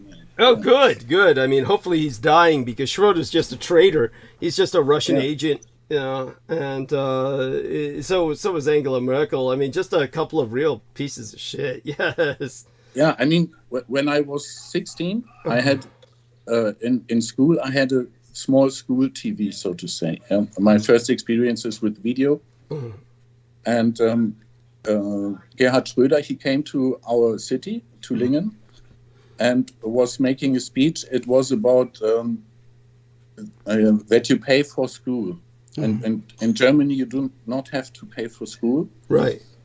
And then in this speech, where I was spontaneously going with my camera next to him, which was a very interesting experience, he told the big lie that they will not make this school fee, so to say. Mm-hmm. I have this still on video. And on the next day, he said, "Oh, sorry, but we have to invent now the school fee." Wow. So, and there he was some minister or something like this, not the chancellor or something. Yeah? Right. But I knew, okay, when he was making this candidature for to be chancellor, he was making promises like, yeah, I will forgive the whole third nation their debts, and really fantastic lies. Right. Forgive third world nations their debt. Yeah, go on. Yeah. And people were believing it, and they were. Why would anyone want that? Why would anyone want him to forgive third world nations of their debt? I mean, why would anyone want that? What advantage would that have for Germany? I don't know. But people loved it, and they voted for him.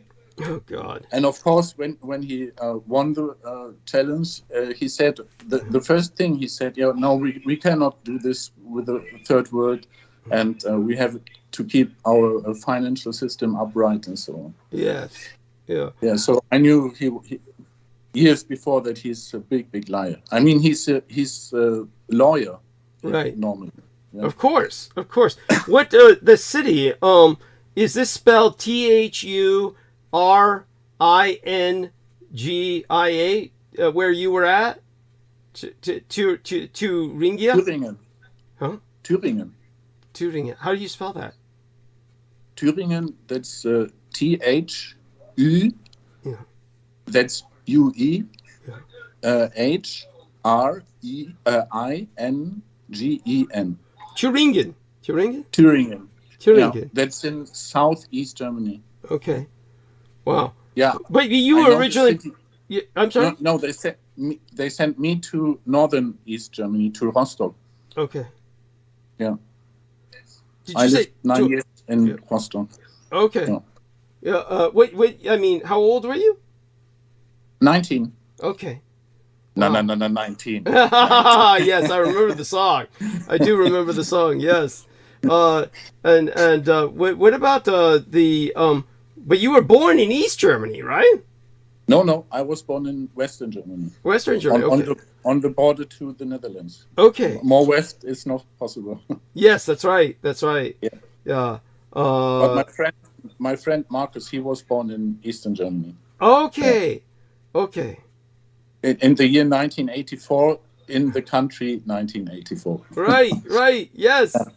That excellent point. Yes, I love it. That's so funny. And very appropriate. I was just graduating from high school at that time, or I should have graduated. I graduated early because of a GED in 1982. So yeah, I would have graduated in 84. But such being said, that's incredible. And so have you had any chance to talk to Dan van der Meulen at any time? Oh yeah. Yes, he invited me. Next time when I'm in Netherlands, I will see him, I think. Excellent. He helped me with that little salt recipe of his. It actually works. It's a lot of energy from just a little pinch of salt and the lime. Yes. Yeah. I also ordered it immediately, and I also think it helps very much. Yes. It's this Celtic sea salt you talk about. Yes. Yes, it's wonderful. Really. Yes. Wonderful. I'm glad that it's helped us both. Yeah. Yes. And okay, well, I'm glad you came on to speak. I think what I'll do is I'll close transmission and go to sleep myself, or stay up a little while and then go to sleep. I feel like we accomplished quite a bit. We got things done today, and I think you're looking great. You're looking good. You look relaxed. You're not in pain. You're just doing what you want around the house. Yeah. Mm-hmm. I'm happy for you. Yeah. But I'm also very it changes between being happy about being painless and the aggression that that the last 7 years could have been also very in another manner, I know what you mean. Believe me, I had something similar done to my tooth. It was nowhere near as bad as what happened to you, but it was bad enough. It was in pain for years, a good, probably around 7 years as well. Not painful as yours, but it was painful because of this stupid dentist and what he had done. And they're criminals. Many of these dentists are criminals. It's just horrible. All of them. I have studied it. Really. Yeah. Yes. They are all criminals. Yes. It's very bad. So sad. Hard to find any good care. So in terms of so you don't watch TV much. You just you cycle. You read when you can. It sounds okay. Yeah, I mean you got the right idea.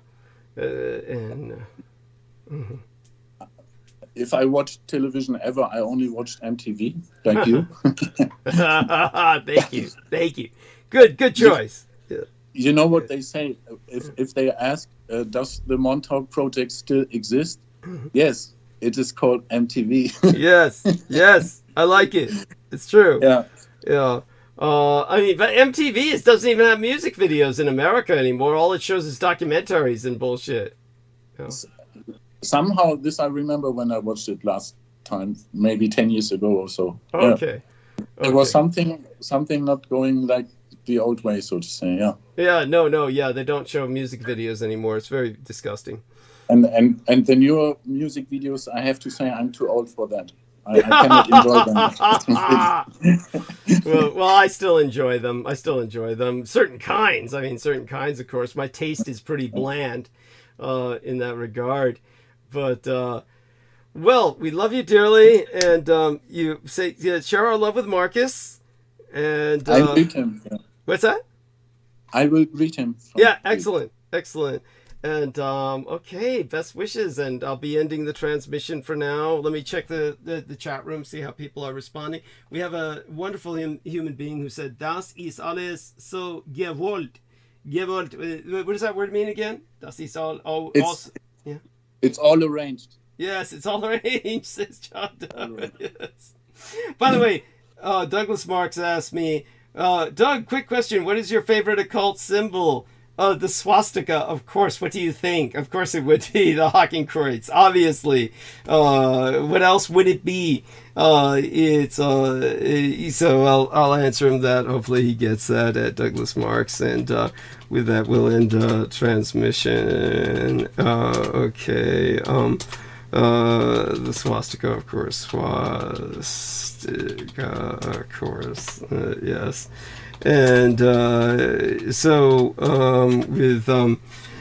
okay then, all right, we held good numbers and we made it till, about 10 to 11, 11 to 12. We have a little over 2 hours left, but let's just put it this way. It was a hell of a week, been through a lot.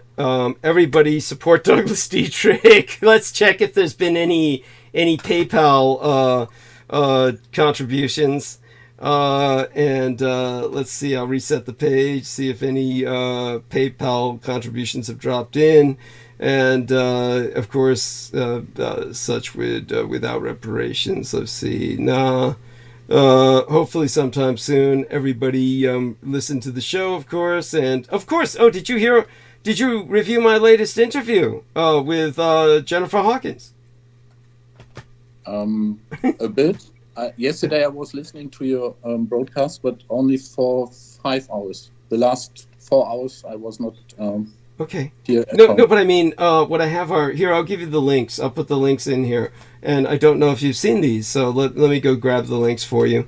And okay, so let me go to the home page and grab the share button.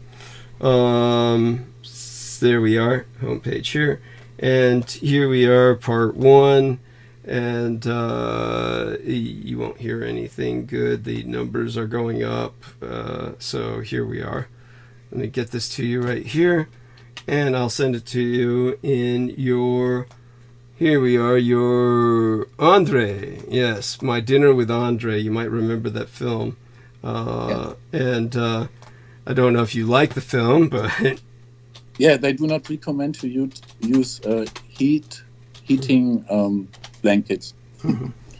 If maybe you remember. Oh, that's right. Why do they say that? Why did they say that? Because lots of people electrocute themselves with their heating blankets. Oh, yeah, that's nonsense. Yeah, I mean, maybe in the old days, nobody does that anymore. It's one of those things where you'd have to really be trying. Not to say that I don't try in my own way. Okay, here's the second share button. And let's try this. Here we are. And okay, get this over to you. Here we are. So do you see these in your private message box here in Skype? Do you see this in your Skype? Yes. One second. So they're in your private message box in Skype. These are 2 links to my latest interview with Jennifer Hawkins. So feel free to review those. Those are videos, so you can actually see me. So yeah, and there we have that. And other than that, okay. So I think we did good. We did as best as we could. Held out for as long as possible. Thank you for catching me up on how Germany is kind of turning into a ghost country. full of people in lockdown. It's like everybody's staying in lockdown. Like they're all going into a kind of lockdown almost. A mental lockdown. Yeah. So, yeah. Yeah. Maybe I can make additional comment. Last time you said, I'm thinking we're living in a fascist state. I thought about the word fascism because I think most people do not even know where it is generated from. It is from the Latin word fasces. Yeah. That is in Deutsch the Routenbündel, that means the whip. Yeah. Ooh. And if you think about the whip is the most cheap instrument for production in any way. Yes. Yes. And how often do we get whipped? I mean, not physically, but it starts when your alarm clock goes on in the morning at 6 o'clock. Whoosh. Yes. The Yes. first thing. Yeah, you have to wear clean clothes, good shoes. Yeah, this is also, we get whipped all the time. So I think we live in a fascist state. and, and if you go to the office for whatever, for your social money also and anything else, they whip you also with their papers because there is something missing and you don't have this paper and whatever they invent to whip you mentally, you know. And this is, for me, it's clearly fascistic. Okay. Because they always get their aims by giving you pain. Yes. In some way. Yeah. Your bank account is a big whip. Yeah. It is. It is. Yeah. Yes. So this is really my point of view of it. Well, I can see where you're coming from. It's of course a matter of degree. There's always a matter of degree, but it's it also but isn't that social contract kind of universal? Isn't that like all modern developed societies like that, isn't it? Yes, yes, of course. And I mean, all the important houses where the government sits. Yeah. I mean, the idea was from David Icke when I read one of his books. It is like this. Every important building looks like from old Rome. Yes. Why is it? Yes. I mean, the White House looks like a temple, but it was definitely not built in AD time. Yeah? Yes, that's right. Or BC time. Yeah. Yeah. It is 100, 200 years old. So, but why do they keep this imperialistic style upright everywhere?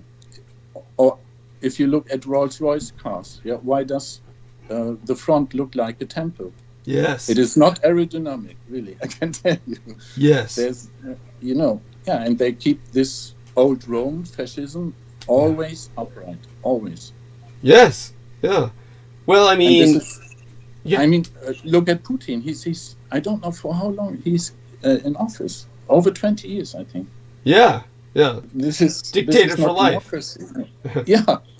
Yeah. This is not democracy. Sorry. Well, I mean, Angela Merkel also nearly 20 years. I mean, that's nothing to do with the democracy. And before her, in Germany, Helmut Kohl also was for 18 years or so chancellor. Yes, that's right. Yeah, he was the longest. He was the longest ruling German leader in history up until Angela Merkel. Yeah, it was Helmut Schroeder. I mean, excuse me, Helmut Kohl. Helmut Kohl, and then and then Angela Merkel. Schröder. Over what's that? 3 years between was Gerhard Schröder. Yeah, that's right. And it all went downhill after Helmut Kohl. After Helmut Kohl, it all went downhill. That was too bad. He was really the person who should have led Europe. Really, he helped make it possible. But his wife. Yeah, what's that? He failed. Yeah. His wife. He succeeded in uniting Germany. His wife was a vampire. Kohl. She couldn't handle sunlight. She had to lock herself in. Yeah. That's right. Yeah. She killed her because of sun allergy. Yes, that's what they said. Yes, that's what they said. People couldn't see her. She was always locked inside the house. She had the quote unquote sun allergy. Yeah. There you have that. I'm glad you remember that. Very few people remember that. Yeah. It was about 2001, something like this, when it happened. Yeah. Did she die? Did Helmut Kohl die, or is he still alive? A few years ago, he died. Oh, okay. Yeah. Okay. He was in coma for a long time, and then he died. Really? How long? Yeah. It was the time when they were putting me to the lunacy hospital. And it was even in the region. I was living maybe 20 kilometers from his bungalow in Ludwigshafen. Jesus, holy shit! But I was not really recognizing what was going on. So I just heard he's in coma, and then I heard he's dead, and then they made a movie, and then everything was gone with the Deutsche Einheit, because he was the Einheitskanzler, and and since he's dead, nobody talks about the German reunion. Right. Yeah, understood. Yeah, it's like you point that out before. I'm the only one who uses that term. I always use the term United Germany. I'm always very positively surprised how good informed you are about Germany and the world, especially about Germany. Even if you're not here, you know exactly very few things, very much things, which even not German people know. That really surprises me a lot. Yeah. Thank you. Well, I love you dearly, and I appreciate that profoundly. My heart's always in Das Vaterland, of course, the fatherland. And yes, all right then. We will speak soon, and you take care, Andre. Stay safe and be well. Okay. You also. All right. Bye for now. Okay. So we're going to end stream. I am going to just basically go over to Livestream, do a check. John Doe says good night. Douglas Marks, yeah, everybody says good night. Yes, so let's do that. I give everybody the good morning, really, because it's actually morning. Good morning. Oops, there we are. Good morning, unto all. There we are. And so glad all of you wonderful people could provide me moral support throughout the night. And okay, and do remind everybody listening to this, financial support, please, into the PayPal account. Need that so I can fill my prescriptions. And with that, all of you have a blessed day. Stay safe and be well. Join us on Sunday. And thanks to our dear friend in Germany, we made it to this point, dear Andre Nemezhizinski. And okay, I will now press the buttons to end transmission. Join us Sunday, and we'll take it from there. Okay, ending stream.